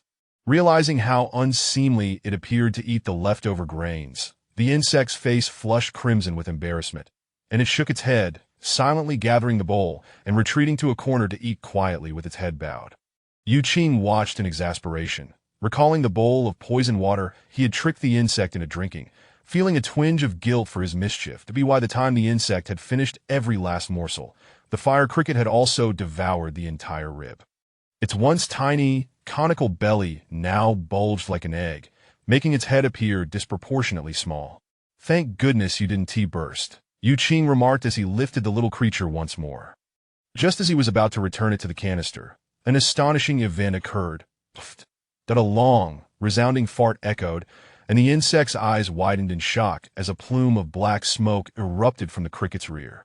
The smoke billowed out for nearly 10 counts before dissipating, leaving the room shrouded in a haze. They dashed outside, quickly closing the door behind them. Upon examining the cricket in Yu Qing's grasp, it still resembled a dangling specter, but its demeanor had shifted entirely. It now exuded a lazy satisfaction, having eaten its fill. Remarkably, the swollen belly had returned to its normal size. Had it simply needed to relieve itself? The two exchanged incredulous glances, their minds expanded by the spectacle. Yu Qing glanced toward the hallway and hurriedly returned the specter to the canister. When the smoke had cleared, they re-entered the room, only to find a light layer of ash on the table, the floor, and the bedding. While the table and floor could be managed, it was indeed inappropriate to soil the place where one slept. Once more, they exchanged glances. "I will clean it up," the insect immediately volunteered, rolling up its sleeves to begin its task. "There is no time for that," Yu Qing interjected, pulling the insect close and draping an arm around its shoulders, causing the insect's cheeks to flush crimson. "It's not merely a bit of dust. The bedding has numerous burn holes from the sparks the cricket expelled. When they return, just tell them it was a mistake by Su Fei." The insect gasped, gazing up at him with a look of distress, shaking its head in protest. "You still don't see it? Your master is now a person of great renown, with many candidates eager to curry favor, that if he admits to making a mistake, everyone will surely be forgiving. I, on the other hand, would not be so fortunate. But, the insect muttered, lowering its head in conflict, shaking it once more. "I'm not asking you to wrongfully accuse your master. Go find Su Fei immediately and quietly inform him of the situation. Just as I said, he will agree to your account. Do you understand?" The insect exhaled in relief, nodding vigorously to Yu. In a small hall at the relay station, a long table had been assembled, gathering about 10 candidates. The majority present were those who had performed well in the provincial examination, including the top scholar, Zhang Muchuan. However, there were exceptions, such as Su Fei and Su Yingtang, whose scores did not place them in the top 20, yet there were justified reasons for their presence. This gathering was a celebratory banquet for Su Fei to ease their worries, and Su Yingtang's group had organized it. Nominally hosted by Zhang Muchuan, but financially supported by the four of them. Thus they were entitled to be present. During the feast, the attendees inquired about Su Fei's recent experiences. Su Fei, aside from offering a wry smile, found it difficult to say much, citing that there were matters he could not speak of without the escorting official's consent. The others, despite knowing nothing, feigned understanding, convinced they grasped the underlying implications. After several rounds of drinks, Su Yingtang finally broached the topic that had piqued everyone's interest, the departure of Tai Miaoqing on horseback from outside the relay station. Su Fei continued to deflect, unwilling to invite trouble upon himself. And when he claimed he had not even seen Tai Miaoqing's true appearance, no one believed him, leading him to be punished with more wine. That evening, one by one, visitors came to Su Fei's room, causing quite a commotion. Seated in a corner of the communal bedding, Yu Qing managed to glean some insights into the current situation of the examination convoy. It was said that the number of escorting personnel had diminished and the defenses had grown lax. Reports indicated that the court had sent officials to pacify the crowd, claiming that the mastermind behind the attacks on candidates had been dealt with by the Sinan prefecture, assuring that no similar dangers would arise on their journey ahead. While the officials mentioned that the Sinan prefecture had resolved the issue, they omitted to clarify that it was, in fact, the Sinan prefecture that had instigated the trouble. Most importantly, the court had announced a significant piece of good news to alleviate the anxiety of the candidates. Acknowledging that the candidates from Liezhou had been traumatized, which could affect their performance in the upcoming imperial examination, His Majesty had graciously bestowed an additional 5 opportunities for Liezhou candidates to achieve recognition on the Golden List. This designation was to be done outside the usual criteria, allowing for supplementary admissions, an imperial edict personally approved by the emperor. This meant that after the results of the imperial examination were announced, if the court's admission quota was for the top 100 candidates, an additional 5 candidates from Liezhou would be selected from those ranked beyond 100. This revelation implied that among the candidates from Liezhou, those who placed 150 or even 200 or 300 places behind stood a chance of achieving recognition, as it was unlikely that all 5 slots would be filled solely by Liezhou candidates, with others from different states inevitably interspersed. Thus, the significance of these 5 quotas was immense, offering numerous opportunities and making it a moment of sheer joy for the candidates from Liezhou, who hailed the emperor's wisdom with unrestrained enthusiasm. Chapter 62. Arrival in the capital as night deepened. After much effort in entertaining the guests, Su Fei began to apologize to the other candidates sharing his lodgings. He expressed remorse for the numerous burn holes he had caused in the bedding, essentially taking the blame for Yu Qing. The other candidates, displaying admirable magnanimity, reassured him that it was of no consequence and would not affect their sleep. Deeming the matter trivial, Su Fei expected Yu Qing to be grateful for his assistance. But to his surprise, just as he was about to rest after burning his foot, Yu Qing remarked, "Su, do you truly have an uncle in the capital engaged in business?" Su Fei was taken aback, instantly comprehending the insinuation. This was a reminder of the matter concerning the 4,000 taels of silver, that he felt a pang of disillusionment, realizing he had encountered a true scoundrel today. After taking the fall for him, Yu Qing couldn't even allow him a peaceful night's sleep before starting to tally accounts. He harbored his grievances internally. While he dared to renege on the promise of 4,000 taels with others, he could not afford to do so with Yu Qing. Aware of Yu Qing's avarice and propensity for violence over money, he recognized the peril of defying him. If he was willing to risk his life for 2,000 taels, one could only imagine his ferocity over 4,000. It was clear that this gentleman was ruthless, and Su Fei could not afford to dismiss him, fearing he might not survive to reach the capital. Yet it must be acknowledged that had it not been for Yu Qing, he might well not have returned alive. One undeniable truth remained. As long as the money was forthcoming, Yu Qing was a man who could be relied upon. Thus, Su Fei had no choice but to discreetly borrow ink, paper, and a writing brush, avoiding prying eyes to draft a promissory note for the 4,000 taels. Yu Qing accepted the note with a casual air, tucking it into his pocket before lying down to rest.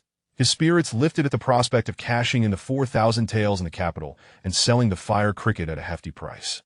With hopes of smoothly navigating the examinations, he envisioned a triumphant return to Linglong Temple. His world was small, his perspective narrow, with Linglong Temple being his universe, the place where he had grown up, where he had ascended to the position of temple master. Even before reaching the capital, his thoughts were already turning towards home. But at dawn, the sounds of soldiers organizing outside stirred the occupants of the earthen beds that Su Fei, groggy, blinked to see a figure looming close. Rubbing his eyes, he was startled to find a man's face inches from his own.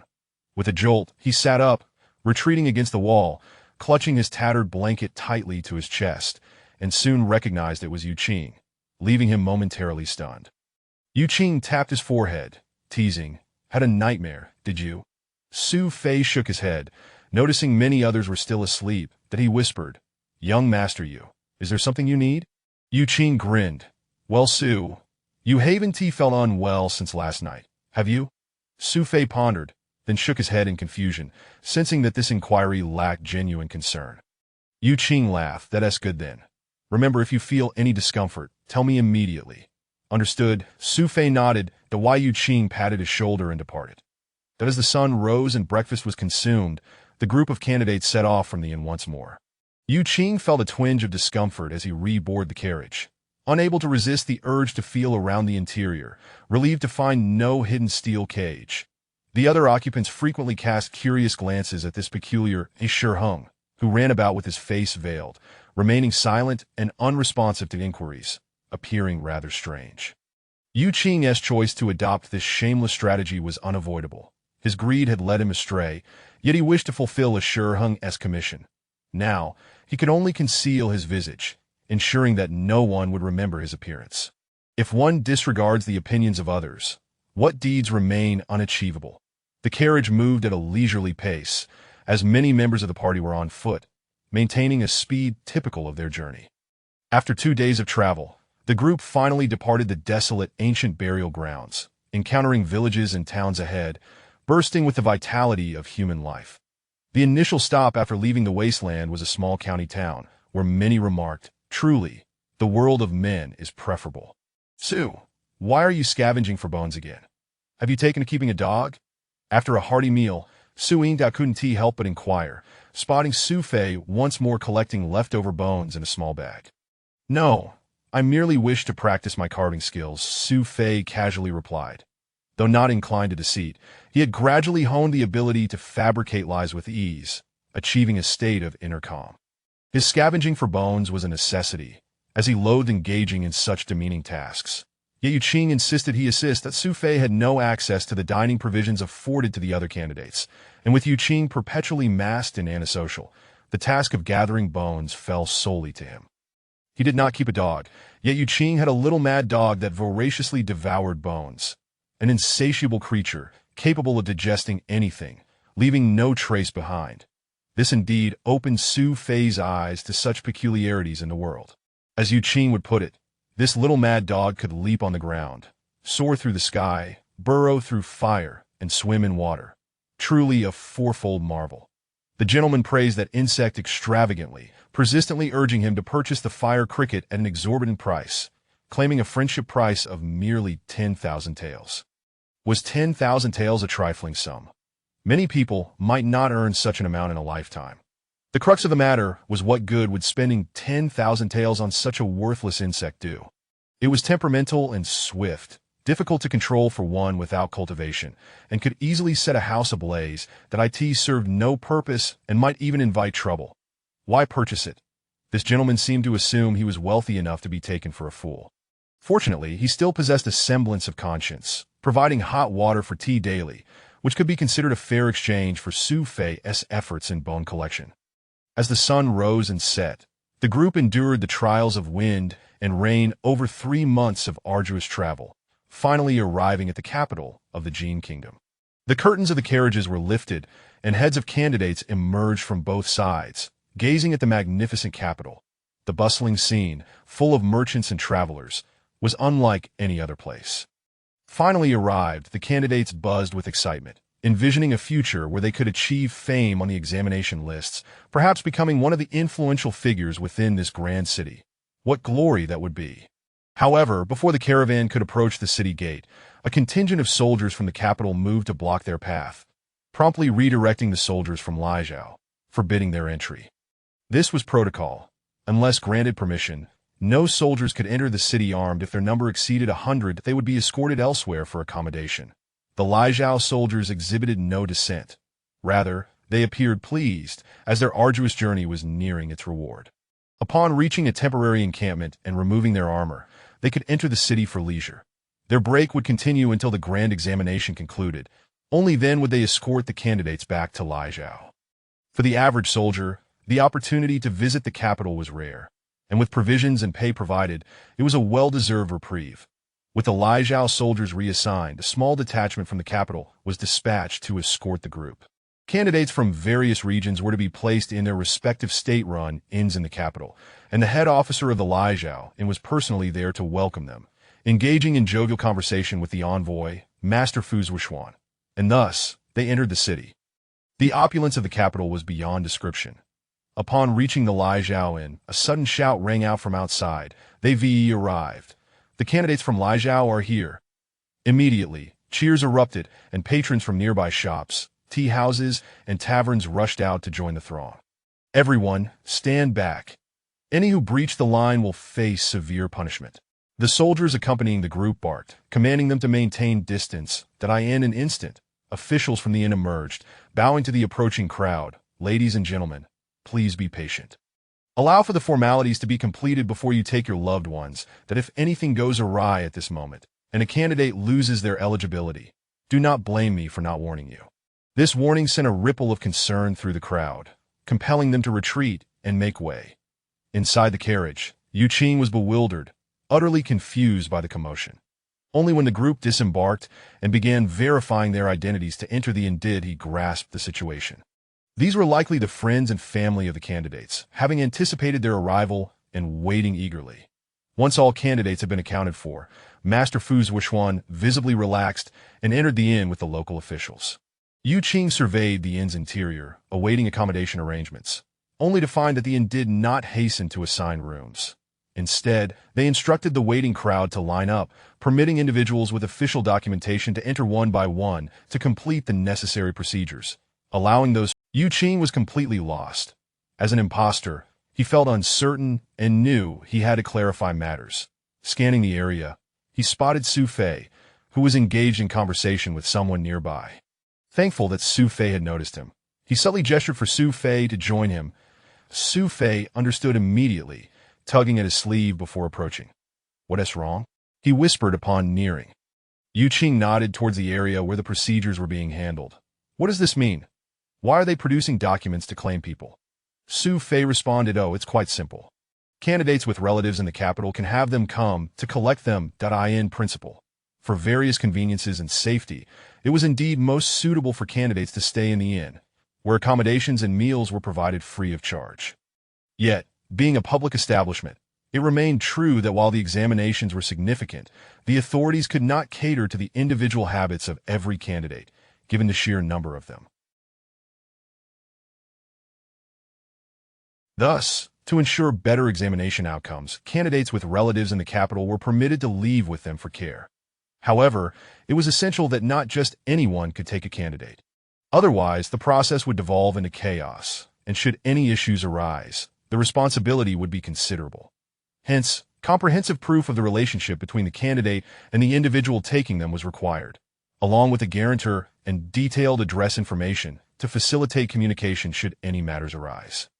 Ultimately, all these requirements had to be transformed into documentation verified by the capital's authorities. Chapter 63. The simplicity of wealth. The documents in everyone's hands are precisely this. This certificate was naturally arranged by the candidate's relatives and friends in the capital before the examinee's arrival. Only with the certificate issued by the prefecture, confirmed by the candidate in person, can the candidate be taken away. For candidates from families with limited means, this arrangement is advantageous. Even the likes of the Lijiao Guild Hall, where every inch of land is precious, can feel cramped when trying to provide one room per person. With fewer people, they can enjoy single accommodations, ensuring a quiet and serene environment for their studies. Candidates without a place to go have all expenses waived here. While the food may not suit their tastes, 3 meals a day are guaranteed. Upon hearing all this, Yu Qing nodded slightly, finally understanding that it had nothing to do with him. Noticing that he was unaware of even this, Su Fei attempted to inquire. "Does Xing have no relatives in the capital?" Yu Qing chuckled and shook his head. The truth was complicated. From Shiheng's perspective, there were indeed places to go in the capital, specifically to his future father-in-law's house. Unfortunately, that future father-in-law was oblivious to Shiheng's plans to come to the capital for the examination this year. In the capital, Xing had only one address to give him. The rest he had to figure out on his own. Su Fei looked at him with a peculiar expression. This was no longer the time of their first encounter, when he could still harbor notions of sympathy for this seemingly impoverished individual. After witnessing Yu Qing's prowess, he realized his initial misjudgment. A young man who could attain such martial prowess must have substantial training resources to support him. Training resources are acquired through wealth, and it was evident that his family was better off than Su Fei's. Chong Er, however, looked at him with eyes full of sympathy. Su Fei called out an official from the paperwork office, while an elderly servant dressed as a housekeeper nodded in their direction. Upon hearing the call, Su Fei promptly approached. After completing the formalities, he returned with Chong Er to bid farewell to Yu Qing, who was accompanied by the elderly servant. While Yu Qing noticed that this servant was dressed in fine materials, suggesting that his employer was indeed somewhat affluent. He immediately inquired, "Has your uncle sent someone to pick you up?" Su Fei nodded, and upon mentioning his uncle, He understood the implication that he had already written the IOU and had no intention of defaulting. With the examination looming, if someone reported him for not repaying his debts, it would spell great trouble. The court would not admit individuals with a lack of creditworthiness, and he could even risk losing his eligibility to take the examination. Although he estimated that the other party would not go that far, he still addressed the elderly servant. "Uncle Wei, I had to spend some money on the way due to unforeseen circumstances. I borrowed 4,000 taels of silver from Xiang. Do you have any funds on hand to cover this for the time being? I will repay you soon." "For 1,000 taels?" The elderly servant was clearly taken aback, unable to comprehend what could have been so costly. He immediately shook his head, saying, "Master Su, you jest. That is no small sum. How could I possibly have that much silver on me? Why not do this? I will return and inform the elder of your uncle, and this young gentleman can come to collect it another day, or we can deliver it to you then." Su Fei hesitated, glancing at Yu Qing, uncertain if he would agree. Yu Qing, displaying a generous demeanor, waved his hand, saying, it's fine. You can give it to me whenever you have the chance." "In that case," Su Fei responded, surveying the guild hall, "shall we meet again another day?" Yu Qing clasped his hands, replying, "No need to see me off." Su Fei inclined his head in acknowledgement before turning to leave. In truth, he was somewhat reluctant to continue his association with Yu Qing, feeling vulnerable since he was in possession of a leverage against him. Additionally, Yu Qing's ruthless nature instilled a sense of fear in him. He recalled the promise he made to hand Chong-Er over to Yu Qing. It had been a necessity at the time, but it seemed the other party was also unwilling to accept. Pleased to let the matter slide, he chose to forget it. The elderly servant offered a slight bow to Yu Qing before retreating a few steps and turning away. "Young Master Xiang, take care." Chong-Er performed a proper bow and walked away, glancing back every few steps. Once they departed, Yu Qing concealed his face with a handkerchief fashioned from a cloth curtain, occasionally coughing, as though to stifle his cough. As dusk approached, the departing candidates finally left, leaving only about 20 behind. From over 200 candidates, less than 1/10 remained, clearly indicating that these 20 were all scions of impoverished families, though Yu Qing finally grasped the truth of the saying. Those with the means to study diligently are often from well-off backgrounds. It was only at this point that the staff of the Lijiao Guild Hall began to arrange accommodations for the 20 or so candidates who had waited for nearly half a day. They were assigned rooms, with ample options for selection. Meals were provided, but prior notice was required. Otherwise, it would be assumed they had gone out to eat, to avoid waste. Each candidate was also given a document bearing the official seal to verify their identity, ensuring that during their time in this unfamiliar city, no one would dare to cause them trouble.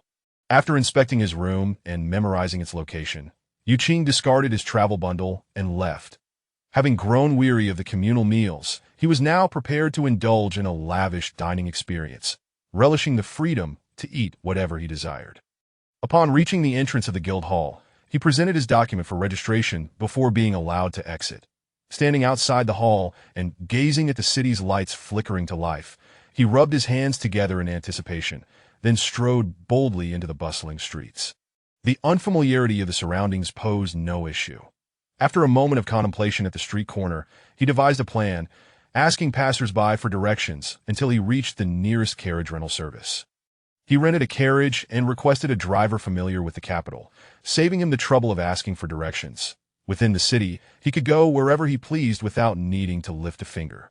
A silver coin was given to the driver, who eagerly pointed out various streets, noting where to turn left or right, what culinary delights awaited him, which brothel housed the prettiest maidens, and where a drowning had occurred the previous day.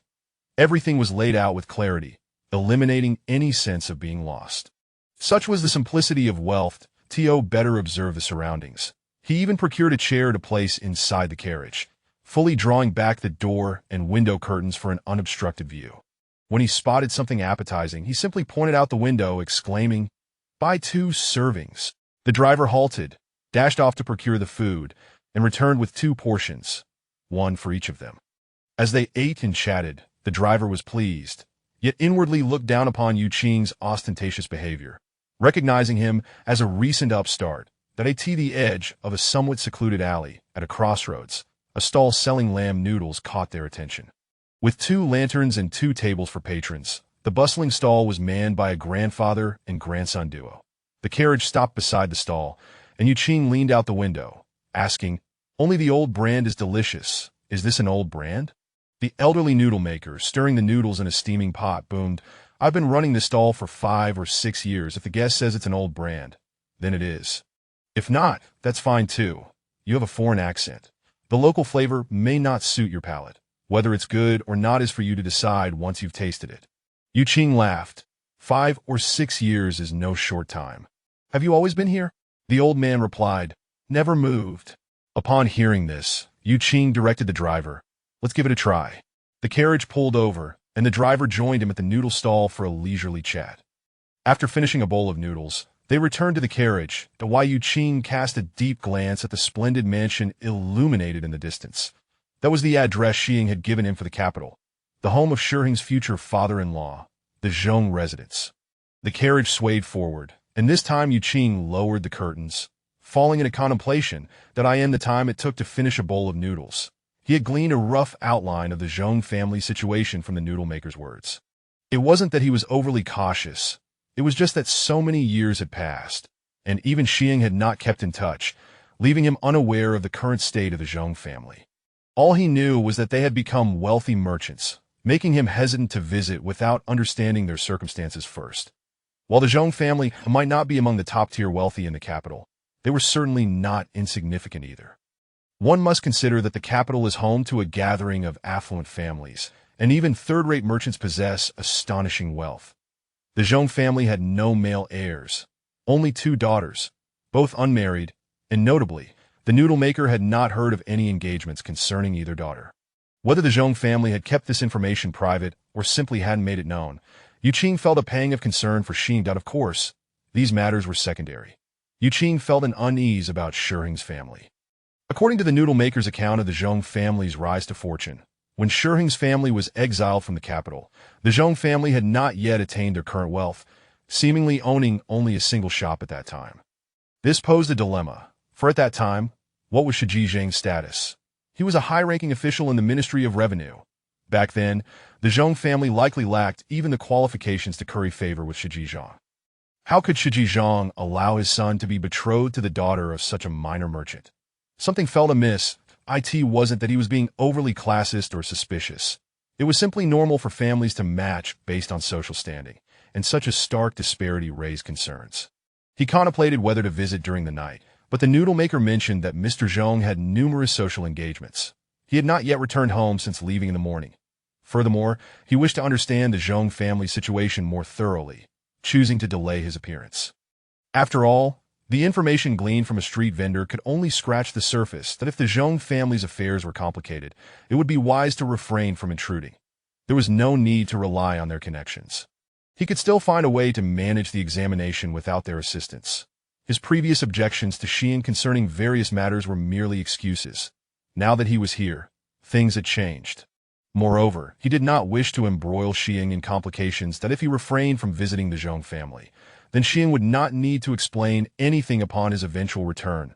Additionally, acquiring more knowledge about the Zhong family would allow him to relay information back to Xing later.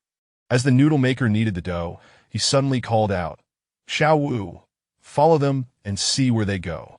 The young man, who had been wiping down tables, immediately set aside his work, removed his apron, and swiftly ran after the direction the carriage had taken.